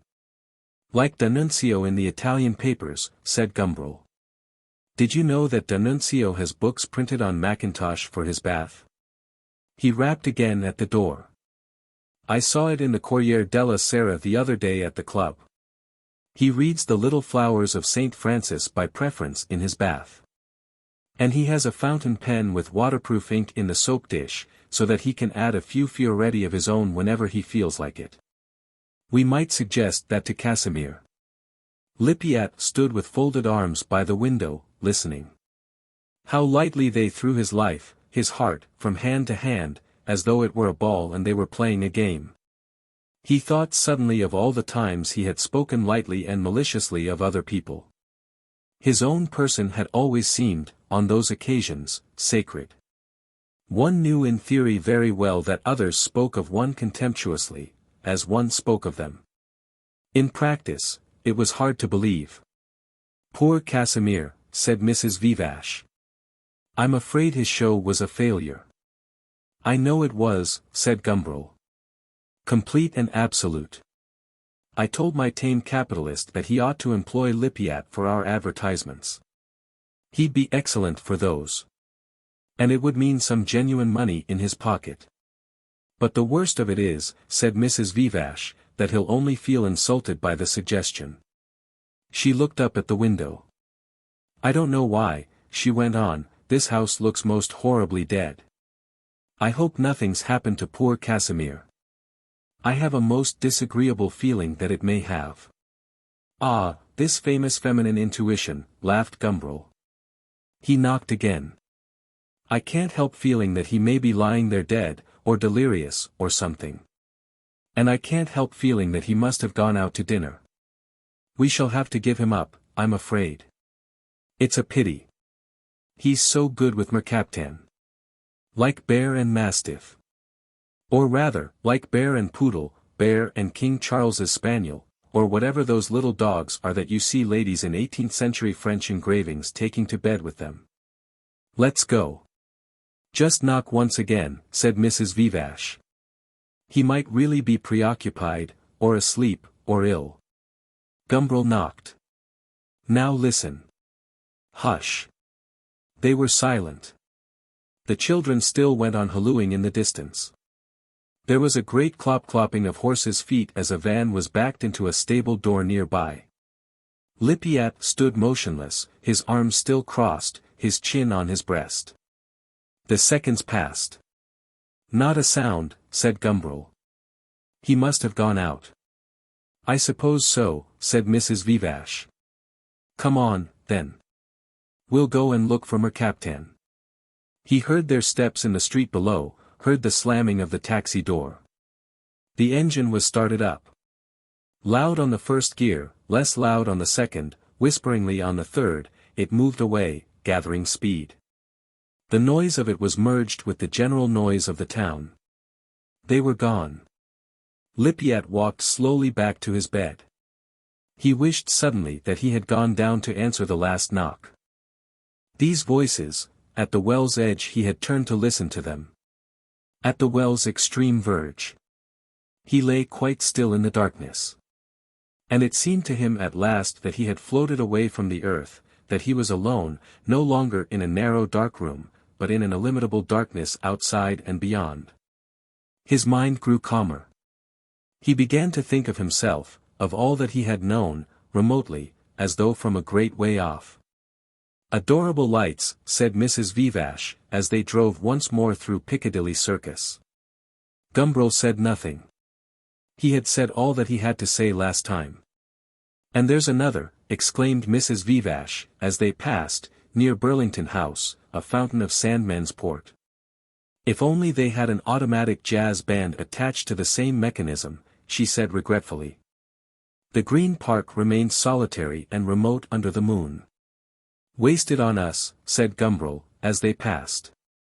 "One should be happily in love to enjoy a summer night under the trees." He wondered where Emily could be now. They sat in silence, the cab drove on. Mr. Mercaptan, it seemed, had left London. His housekeeper had a long story to tell.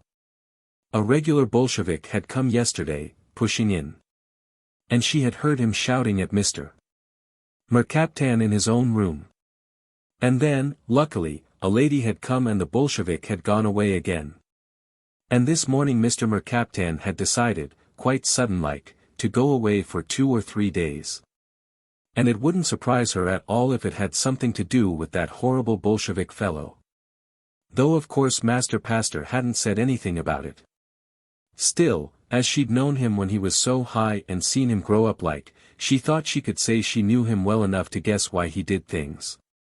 It was only brutally that they contrived to tear themselves away.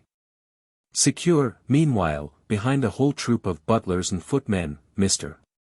Mercaptan was dining comfortably at Oxhanger with the most faithful of his friends and admirers, Mrs. Spiegel. It was to Mrs. Spiegel that he had dedicated his coruscating little Loves of the Pachyderms, for Mrs.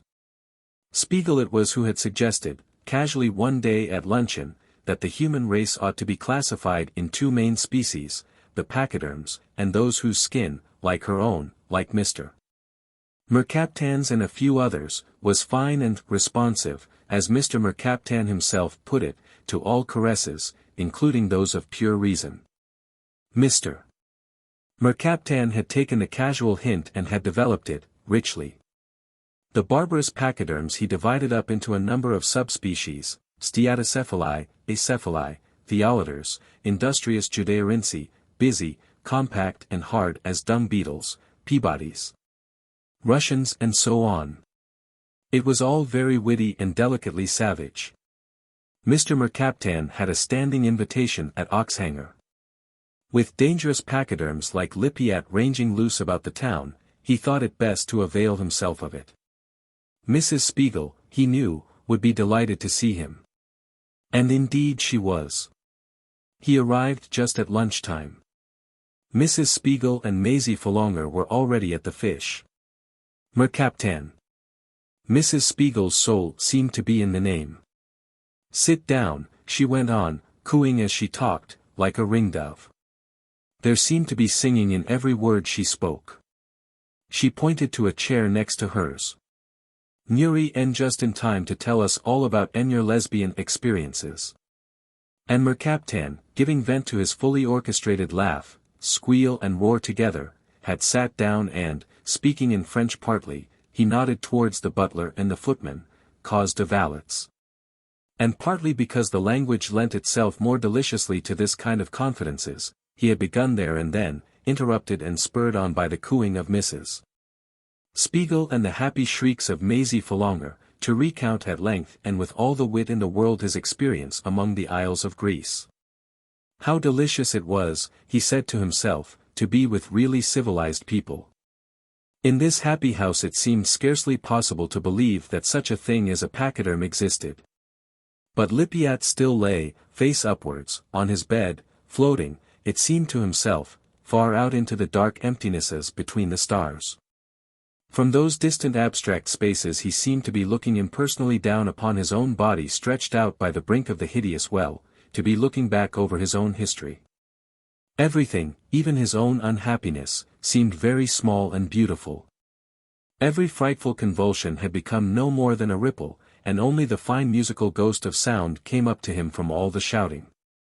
"We have no luck," said Gumbril, as they climbed once more into the cab. "I'm not sure," said Mrs. Vivash, "that we haven't really had a great deal. Did you genuinely want very much to see Mer Captain?" "Not in the least," said Gumbril. "But do you genuinely want to see me?" Mrs. Vivash drew the corners of her mouth down into a painful smile and did not answer. "Aren't we going to pass through Piccadilly Circus again?" she asked. "I should like to see the lights again. They give one temporarily the illusion of being cheerful." "No, no," said Gumbril, "we are going straight to Victoria." "We couldn't tell the driver to." "Certainly not." "Ah, well," said Mrs. Vivash.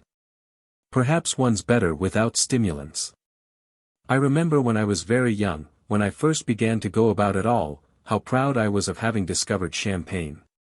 It seemed to me wonderful to get rather tipsy. Something to be exceedingly proud of. And, at the same time, how much I really disliked wine. Loathed the taste of it. Sometimes, when Calliope and I used to dine quietly together, tête-à-tête, with no awful men about, and no appearances to keep up, we used to treat ourselves to the luxury of a large lemon squash. Or even raspberry syrup and soda. Ah, I wish I could recapture the deliciousness of raspberry syrup." Coleman was at home. After a brief delay he appeared himself at the door. He was wearing pajamas, and his face was covered with red-brown smears, the tips of his beard were clotted with the same dried pigment. "What have you been doing to yourself?" asked Mrs. Vivash. "Merely washing in the blood of the lamb," Coleman answered, smiling, and his eyes sparkling blue fire, like an electric machine. The door on the opposite side of the little vestibule was open. Looking over Coleman's shoulder, Gumbril could see through the opening a brightly lighted room and, in the middle of it, like a large rectangular island, a wide divan. Reclining on the divan an odalisque by Ingres, but slimmer, more serpentine, more like a lithe pink length of boa, presented her back. That big, brown mole on the right shoulder was surely familiar. But when, startled by the loudness of the voices behind her, the odalisque turned round, to see in a horribly embarrassing instant that the Cossack had left the door open and that people could look in, were looking in. Indeed, the slanting eyes beneath their heavy white lids, the fine aquiline nose, the wide, full-lipped mouth, though they presented themselves for only the fraction of a second, were still more recognizable and familiar. For only the fraction of a second did the odalisque reveal herself definitely as Rosie. Then a hand pulled feverishly at the counterpane, the section of buff-colored boa wriggled and rolled. And, in a moment, where an odalisque had been, lay only a long packet under a white sheet, like a jockey with a fractured skull when they carry him from the course. Well, really. Gumbril felt positively indignant, not jealous, but astonished and righteously indignant. "Well, when you've finished bathing," said Mrs. Vivash, "I hope you'll come and have dinner with us." Coleman was standing between her and the farther door. Mrs. Vivash had seen nothing in the room beyond the vestibule. "I'm busy," said Coleman. "So I see." Gumbril spoke as sarcastically as he could. "Do you see?" asked Coleman, and looked round. "So you do." He stepped back and closed the door. "It's Theodore's last dinner," pleaded Mrs. Vivash. "Not even if it were his last supper," said Coleman, enchanted to have been given the opportunity to blaspheme a little. Is he going to be crucified? Or what? Merely going abroad, said Gumbril. He has a broken heart, Mrs. Vivash explained. Ah, the genuine platonic Towsers. Coleman uttered his artificial demon's laugh. That's just about it, said Gumbril, grimly. Relieved by the shutting of the door from her immediate embarrassment, Rosie threw back a corner of the counterpane and extruded her head, one arm and the shoulder with the mole on it. She looked about her, opening her slanting eyes as wide as she could. She listened with parted lips to the voices that came, muffled now, through the door. It seemed to her as though she were waking up. As though now, for the first time, she were hearing that shattering laugh, were looking now for the first time on these blank, white walls in the one lovely and horrifying picture. Where was she? What did it all mean? Rosie put her hand to her forehead, tried to think. Her thinking was always a series of pictures. One after another the pictures swam up before her eyes, melted again in an instant. Her mother taking off her pince-nez to wipe them, and at once her eyes were tremulous and vague and helpless. You should always let the gentleman get over the stile first, she said, and put on her glasses again. Behind the glasses her eyes immediately became clear, piercing, steady and efficient. Rather formidable eyes. They had seen Rosie getting over the stile in front of Willie Hoskins, and there was too much leg. James reading at his desk, his heavy, round head propped on his hand. She came up behind him and threw her arms round his neck. Very gently, and without turning his eyes from the page, he undid her embrace and, with a little push that was no more than a hint, an implication, signified that he didn't want her. She had gone to her pink room, and cried. Another time James shook his head and smiled patiently under his mustache. You'll never learn, he said. She had gone to her room and cried that time too. Another time they were lying in bed together, in the pink bed, only you couldn't see it was pink because there was no light. They were lying very quietly. Warm and happy and remote she felt. Sometimes as it were the physical memory of pleasure plucked at her nerves, making her start, making her suddenly shiver. James was breathing as though he were asleep.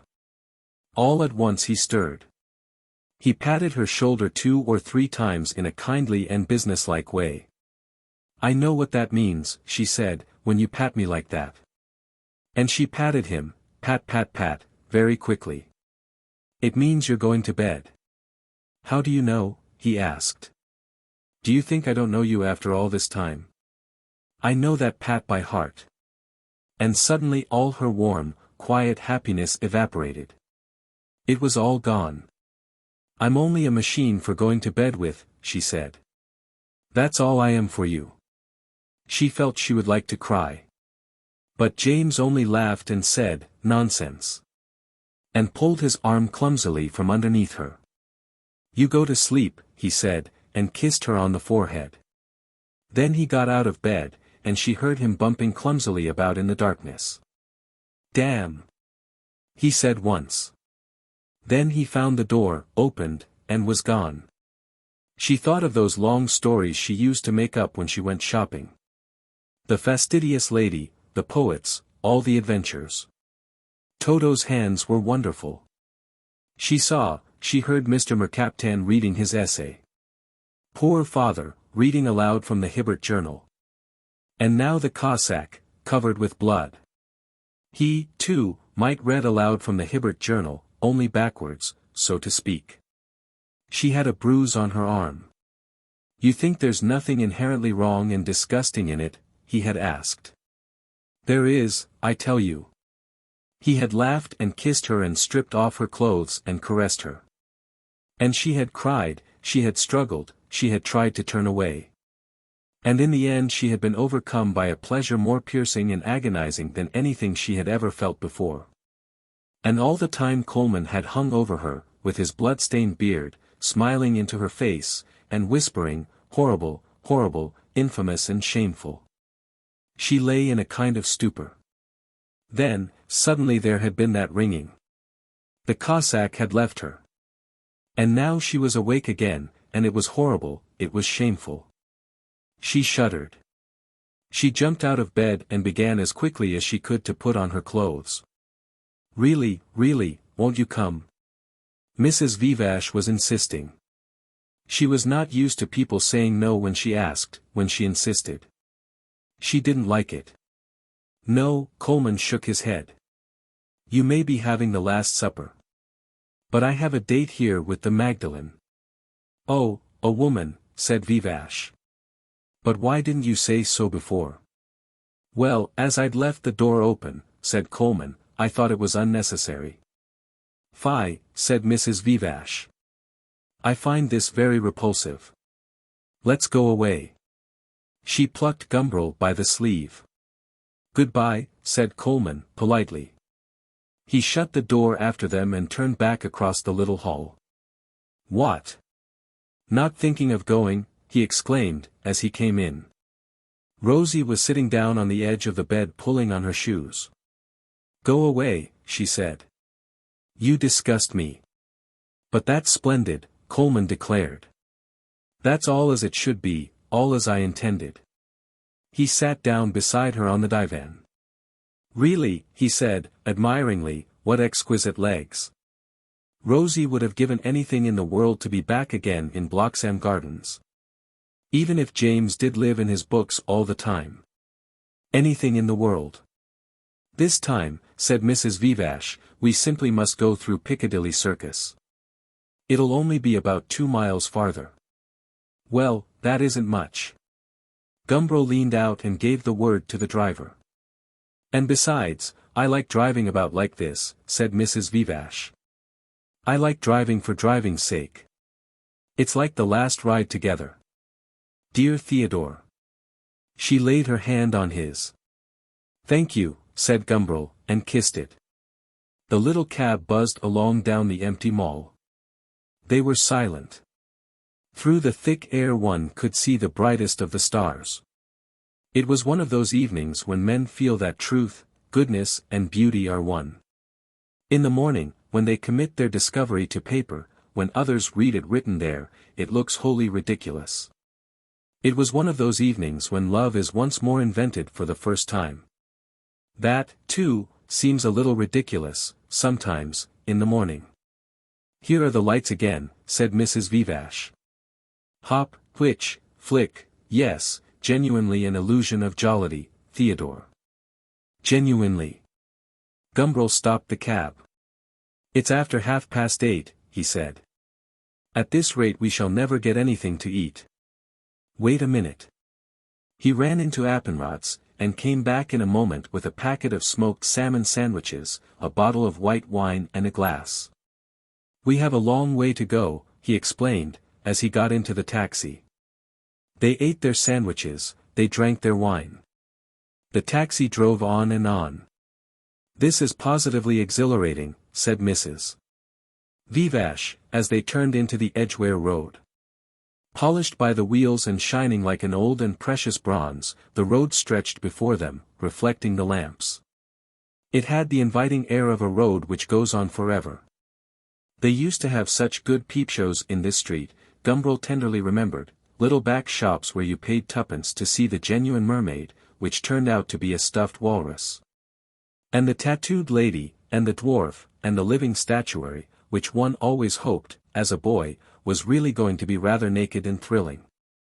But which was always the most pathetic of unemployed barmaids, dressed in the thickest of pink Jaeger. Do you think there'd be any of those now? Asked Mrs. VIII. Gumbril shook his head. They've moved on with the march of civilization. But where? He spread out his hands interrogatively. I don't know which direction civilization marches, whether north towards Kilburn and Golders Green, or over the river to the Elephant, to Clapham and Sydenham and all those other mysterious places. But, in any case, high rents have marched up here, there are no more genuine mermaids in the Edgware Road. What stories we shall be able to tell our children? Do you think we shall ever have any? Mrs. VIII asked. One can never tell. I should have thought one could, said Mrs. VIII. Children, that would be the most desperate experiment of all. The most desperate, and perhaps the only one having any chance of being successful. History recorded cases. On the other hand, it recorded other cases that proved the opposite. She had often thought of this experiment. There were so many obvious reasons for not making it. But some day, perhaps, she always put it off, like that. The cab had turned off the main road into quieter and darker streets. "Where are we now?" asked Mrs. Vivash. "Penetrating into Maida Vale. We shall soon be there." Poor old Shearwater. He laughed. Other people in love were always absurd. Shall we find him in, I wonder? It would be fun to see Shearwater again. She liked to hear him talking, learnedly, and like a child. But when the child is 6 feet high and 3 feet wide and 2 feet thick, when it tries to plunge head first into your life, then, really, no. "But what did you want with me?" he had asked. "Just to look at you," she answered. Just to look, that was all. Music hall, not boudoir. Here we are. Gumbril got out and rang the second-floor bell. The door was opened by an impertinent-looking little maid. "Mr. Shearwater's at the lavatory," she said, in answer to Gumbril's question. "Laboratory?" he suggested. "At the hospital."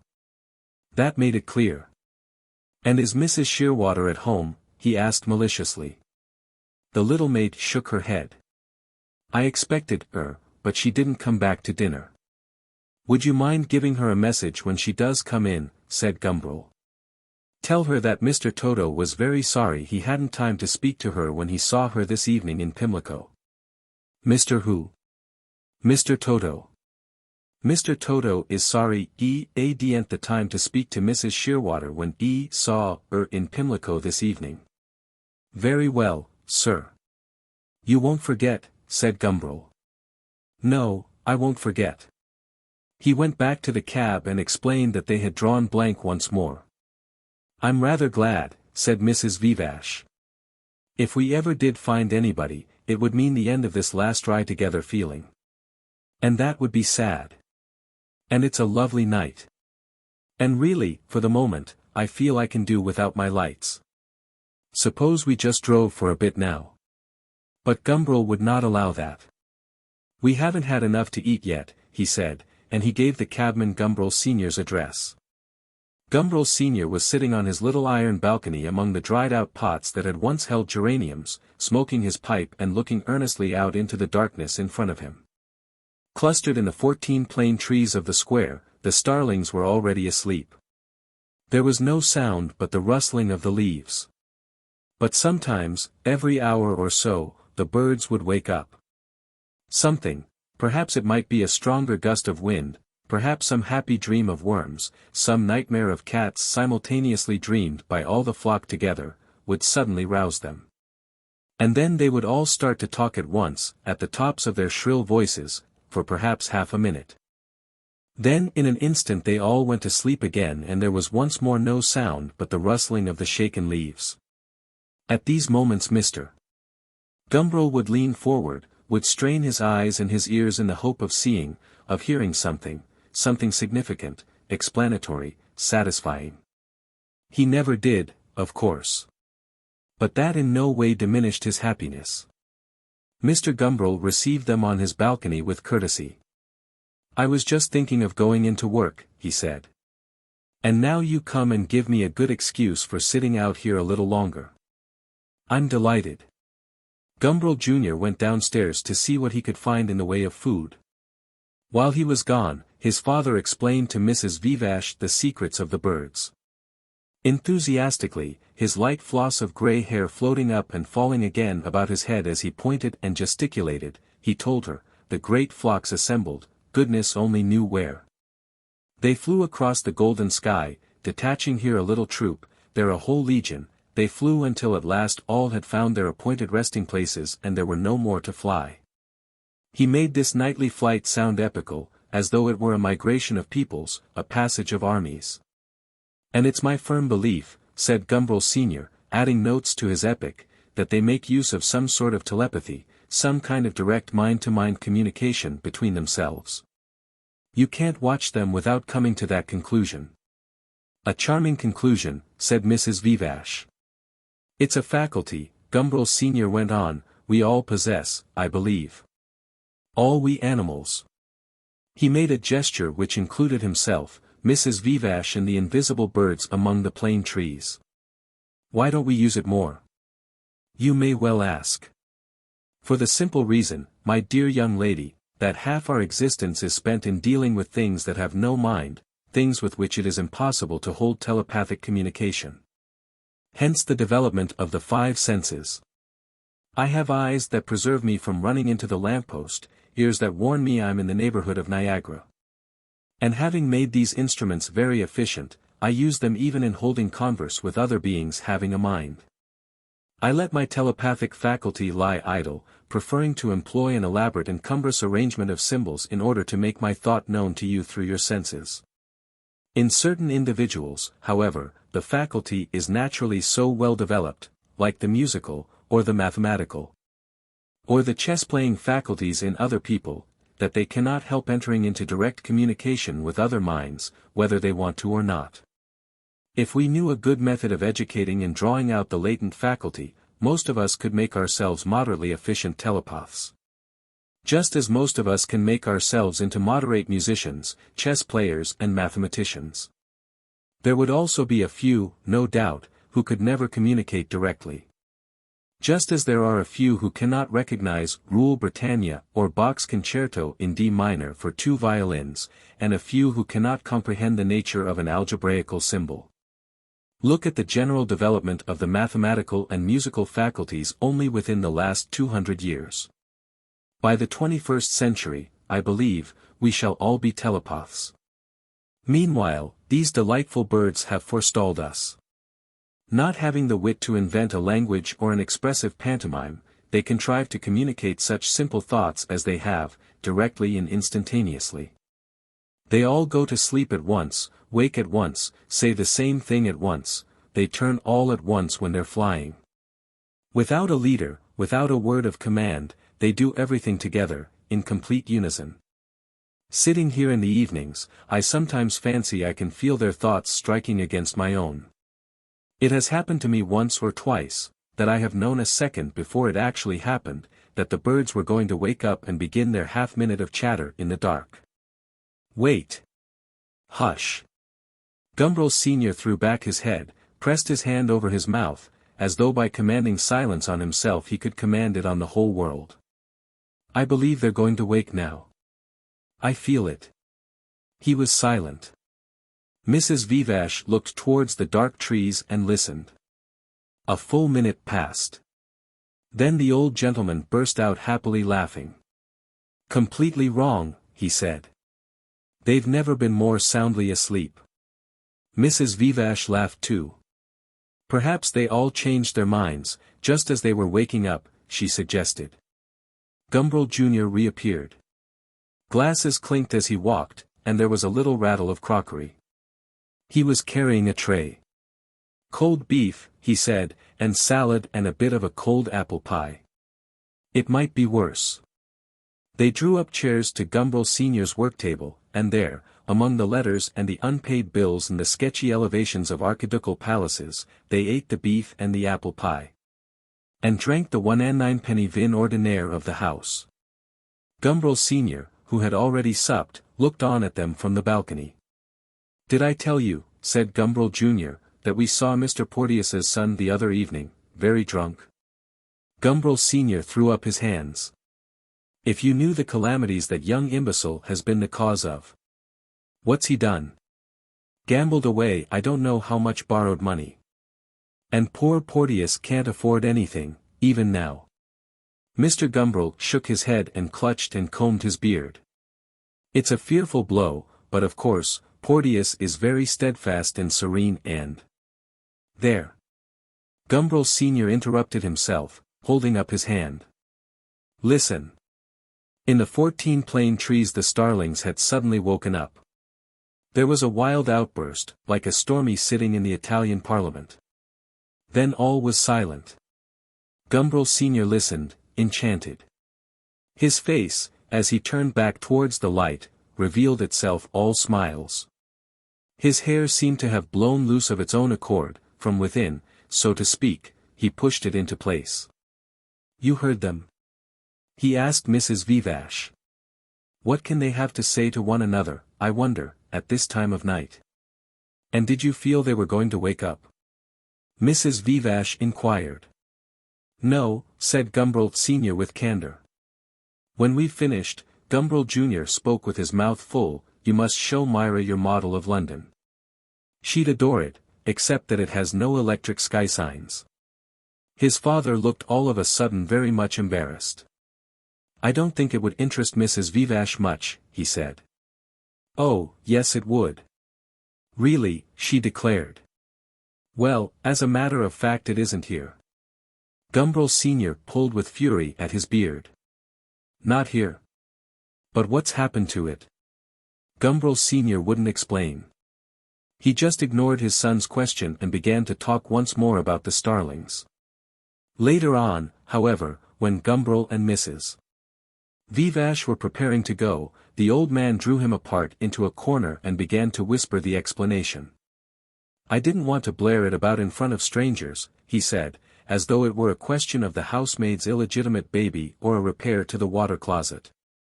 "But the fact is, I've sold it. The Victoria and Albert had wind that I was making it, they've been wanting it all the time. And I've let them have it." "But why?"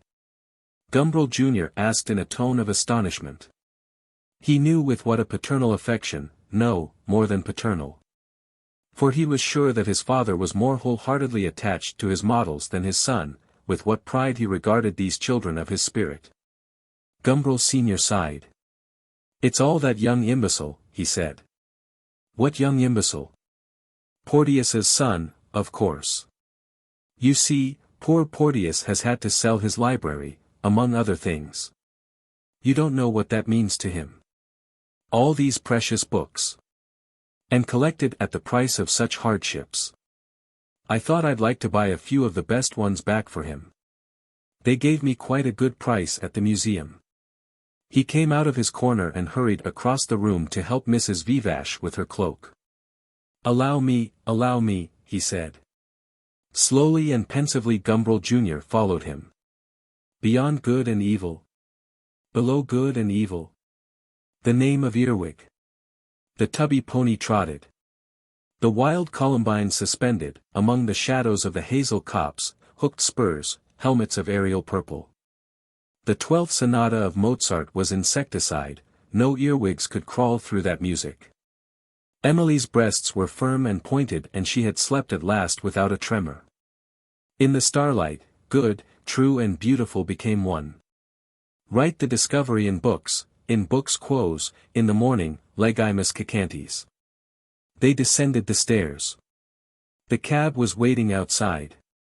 "The last ride again," said Mrs. Vivash.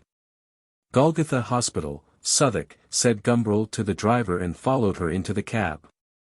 "Drive, drive, drive," repeated Mrs. Vivash. "I like your father, Theodore. One of these days he'll fly away with the birds. And how nice it is of those starlings to wake themselves up like that in the middle of the night, merely to amuse him. Considering how unpleasant it is to be woken in the night. Where are we going?"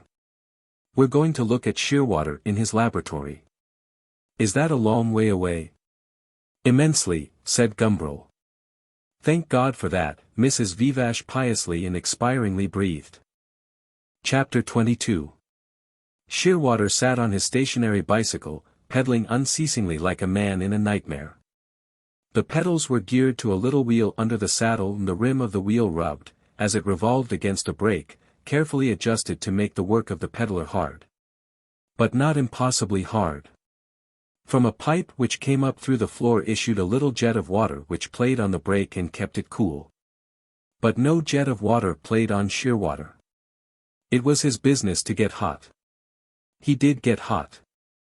From time to time his dog-faced young friend, Lansing, came and looked through the window of the experimenting chamber to see how he was getting on. Inside that little wooden house, which might have reminded Lansing, if he had had a literary turn of mind, of the box in which Gulliver left Brobdingnag. The scenes of intimate life were the same every time he looked in. Shearwater was always at his post on the saddle of the nightmare bicycle, pedaling. The water trickled over the brake. And Shearwater sweated. Great drops of sweat came oozing out from under his hair, ran down over his forehead, hung beaded on his eyebrows, ran into his eyes, down his nose, along his cheeks, fell like raindrops. His thick bull neck was wet, his whole naked body, his arms and legs streamed and shone. The sweat poured off him and was caught as it rained down in a waterproof sheet, to trickle down its sloping folds into a large glass receptacle which stood under a hole in the center of the sheet at the focal point where all its slopes converged. The automatically controlled heating apparatus in the basement kept the temperature in the box high and steady. Peering through the damp-dimmed panes of the window, Lansing noticed with satisfaction that the mercury stood unchangingly at 27.5 centigrade. The ventilators at the side and top of the box were open. Shearwater had air enough. Another time, Lansing reflected, they'd make the box airtight and see the effect of a little carbon dioxide poisoning on top of excessive sweating. It might be very interesting, but today they were concerned with sweating only. After seeing that the thermometer was steady, that the ventilators were properly open, the water was still trickling over the brake, Lansing would tap at the window. And Shearwater, who kept his eyes fixed straight before him, as he pedaled slowly and unremittingly along his nightmare road, would turn his head at the sound. All right? Lansing's lips moved and his eyebrows went up inquiringly. Shearwater would nod his big, round head, and the sweat drops, suspended on his eyebrows and his mustache, would fall like little liquid fruits shaken suddenly by the wind. Good, and Lansing would go back to his thick German book under the reading lamp at the other end of the laboratory. Constant as the thermometer, Shearwater pedaled steadily and slowly on. With a few brief halts for food and rest, he had been pedaling ever since lunchtime. At 11 he would go to bed on a shakedown in the laboratory, and at 9 tomorrow morning he would re-enter the box and start pedaling again. He would go on all tomorrow and the day after. And after that, as long as he could stand it. 1, 2, 3, 4. Pedal, pedal, pedal. He must have traveled the equivalent of 60 or 70 miles this afternoon. He would be getting on for Swindon. He would be nearly at Portsmouth. He would be past Cambridge, past Oxford. He would be nearly at Harwich, pedaling through the green and golden valleys where Constable used to paint. He would be at Winchester by the bright stream. He would have ridden through the beech woods of Arundel out into the sea. In any case he was far away, he was escaping. And Mrs. Vivash followed, walking swayingly along on feet that seemed to tread between two abysses, at her leisure. Pedal, pedal. The hydrogen ion concentration in the blood. Formidably, calmly, her eyes regarded. The lids cut off an arc of those pale circles. When she smiled, it was a crucifixion. The coils of her hair were copper serpents. Her small gestures loosened enormous fragments of the universe, and at the faint dying sound of her voice they had fallen in ruins about him. His world was no longer safe, it had ceased to stand on its foundations. Mrs. Vivash walked among his ruins and did not even notice them. He must build up again. Pedal, pedal. He was not merely escaping, he was working a building machine. It must be built with proportion, the old man had said. The old man appeared in the middle of the nightmare road in front of him, clutching his beard. Proportion, proportion. There were first a lot of dirty rocks lying about, then there was St. Paul's. These bits of his life had to be built up proportionably. There was work. And there was talk about work and ideas. And there were men who could talk about work and ideas. But so far as he had been concerned, that was about all they could do. He would have to find out what else they did, it was interesting. And he would have to find out what other men did. Men who couldn't talk about work and not much about ideas. They had as good kidneys as anyone else. And then there were women. On the nightmare road he remained stationary. The pedals went round and round under his driving feet, the sweat ran off him. He was escaping, and yet he was also drawing nearer. He would have to draw nearer. Woman, what have I to do with you? Not enough, too much. Not enough, he was building her in, a great pillar next to the pillar of work. Too much, he was escaping. If he had not caged himself here in this hot box, he would have run out after her, to throw himself, all in fragments, all dissipated and useless, in front of her. And she wanted none of him. But perhaps it would be worse, perhaps it would be far, far worse if she did. The old man stood in the road before him, clutching his beard, crying out, proportion, proportion. He trod and trod at his building machine, working up the pieces of his life, steadily, unremittingly working them into a proportionable whole, into a dome that should hang, light, spacious and high. As though by a miracle, on the empty air. He trod and trod, escaping, mile after mile into fatigue, into wisdom. He was at Dover now, pedaling across the channel. He was crossing a dividing gulf and there would be safety on the other side. The cliffs of Dover were already behind him. He turned his head as though to look back at them, the drops of sweat were shaken from his eyebrows, from the shaggy fringes of his mustache. He turned his head from the blank wooden wall in front of him over his left shoulder. A face was looking through the observation window behind him, a woman's face. It was the face of Mrs. Vivash. Shearwater uttered a cry and at once turned back again. He redoubled his pedaling. 1, 2, 3, 4, furiously he rushed along the nightmare road. She was haunting him now in hallucinations. She was pursuing and she was gaining on him. Will, wisdom, resolution and understanding were of no avail, then. But there was always fatigue. The sweat poured down his face, streamed down the indented runnel of his spine, along the seam at the meeting place of the ribs. His loincloth was wringing wet. The drops pattered continuously on the waterproof sheet.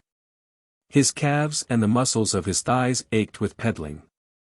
1, 2, 3, 4, he trod round 100 times with either foot. After that he ventured to turn his head once more. He was relieved, and at the same time he was disappointed, to see that there was now no face at the window. He had exorcised the hallucination. He settled down to a more leisurely pedaling. In the annex of the laboratory the animals devoted to the service of physiology were woken by the sudden opening of the door, the sudden eruption of light. The albino guinea pigs peered through the meshes of their hutch and their red eyes were like the rear lights of bicycles. The pregnant she-rabbits lolloped out and shook their ears and pointed their tremulous noses towards the door. The cock into which Shearwater had engrafted an ovary came out, not knowing whether to crow or cluck. When he's with hens, Lansing explained to his visitors, he thinks he's a cock. When he's with a cock, he's convinced he's a pullet. The rats who were being fed on milk from a London dairy came tumbling from their nest with an anxious hungry squeaking. They were getting thinner and thinner every day, in a few days they would be dead. But the old rat, whose diet was grade A milk from the country, hardly took the trouble to move. He was as fat and sleek as a brown furry fruit, ripe to bursting.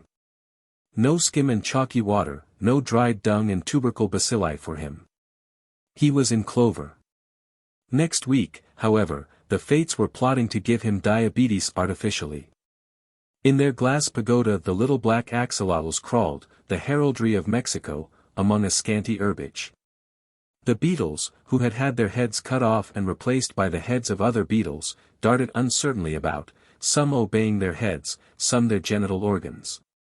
A 15-year-old monkey, rejuvenated by the Steinac process, was discovered by the light of Lansing's electric torch, shaking the bars that separated him from the green-furred, bald-rumped, bearded young beauty in the next cage. He was gnashing his teeth with thwarted passion. Lansing expounded to the visitors all the secrets. The vast, unbelievable, fantastic world opened out as he spoke. There were tropics, there were cold seas busy with living beings, there were forests full of horrible trees, silence and darkness. There were ferments and infinitesimal poisons floating in the air. There were leviathans suckling their young, there were flies and worms, there were men, living in cities, thinking, knowing good and evil. And all were changing continuously, moment by moment, and each remained all the time itself by virtue of some unimaginable enchantment. They were all alive. And on the other side of the courtyard beyond the shed in which the animals slept or uneasily stirred, in the huge hospital that went up sheer like a windowed cliff into the air, men and women were ceasing to be themselves, or were struggling to remain themselves. They were dying, they were struggling to live. The other windows looked on to the river. The lights of London Bridge were on the right, of Blackfriars to the left. On the opposite shore, St. Paul's floated up as though self-supported in the moonlight. Like time the river flowed, silent and black. Gumbril and Mrs. Vivash leaned their elbows on the sill and looked out. Like time the river flowed, stanchlessly, as though from a wound in the world's side. For a long time they were silent. They looked out, without speaking, across the flow of time, at the stars, at the human symbol hanging miraculously in the moonlight. Lansing had gone back to his German book. He had no time to waste looking out of windows. "Tomorrow," said Gumbril at last, meditatively. "Tomorrow," Mrs. Vivash interrupted him, "will be as awful as today." She breathed it like a truth from beyond the grave prematurely revealed, expiringly from her deathbed within. "Come, come," protested Gumbril. In his hot box Shearwater sweated and pedalled. He was across the channel now, he felt himself safe. Still he trod on, he would be at Amiens by midnight if he went on at this rate. He was escaping, he had escaped. He was building up his strong light dome of life. "Proportion," cried the old man, "proportion." And it hung there, proportioned and beautiful in the dark, confused horror of his desires, solid and strong and durable among his broken thoughts. Time flowed darkly past. "And now," said Mrs. Vivash, straightening herself up, and giving herself a little shake, "now we'll drive to Hampstead and have a look at Piers Cotton."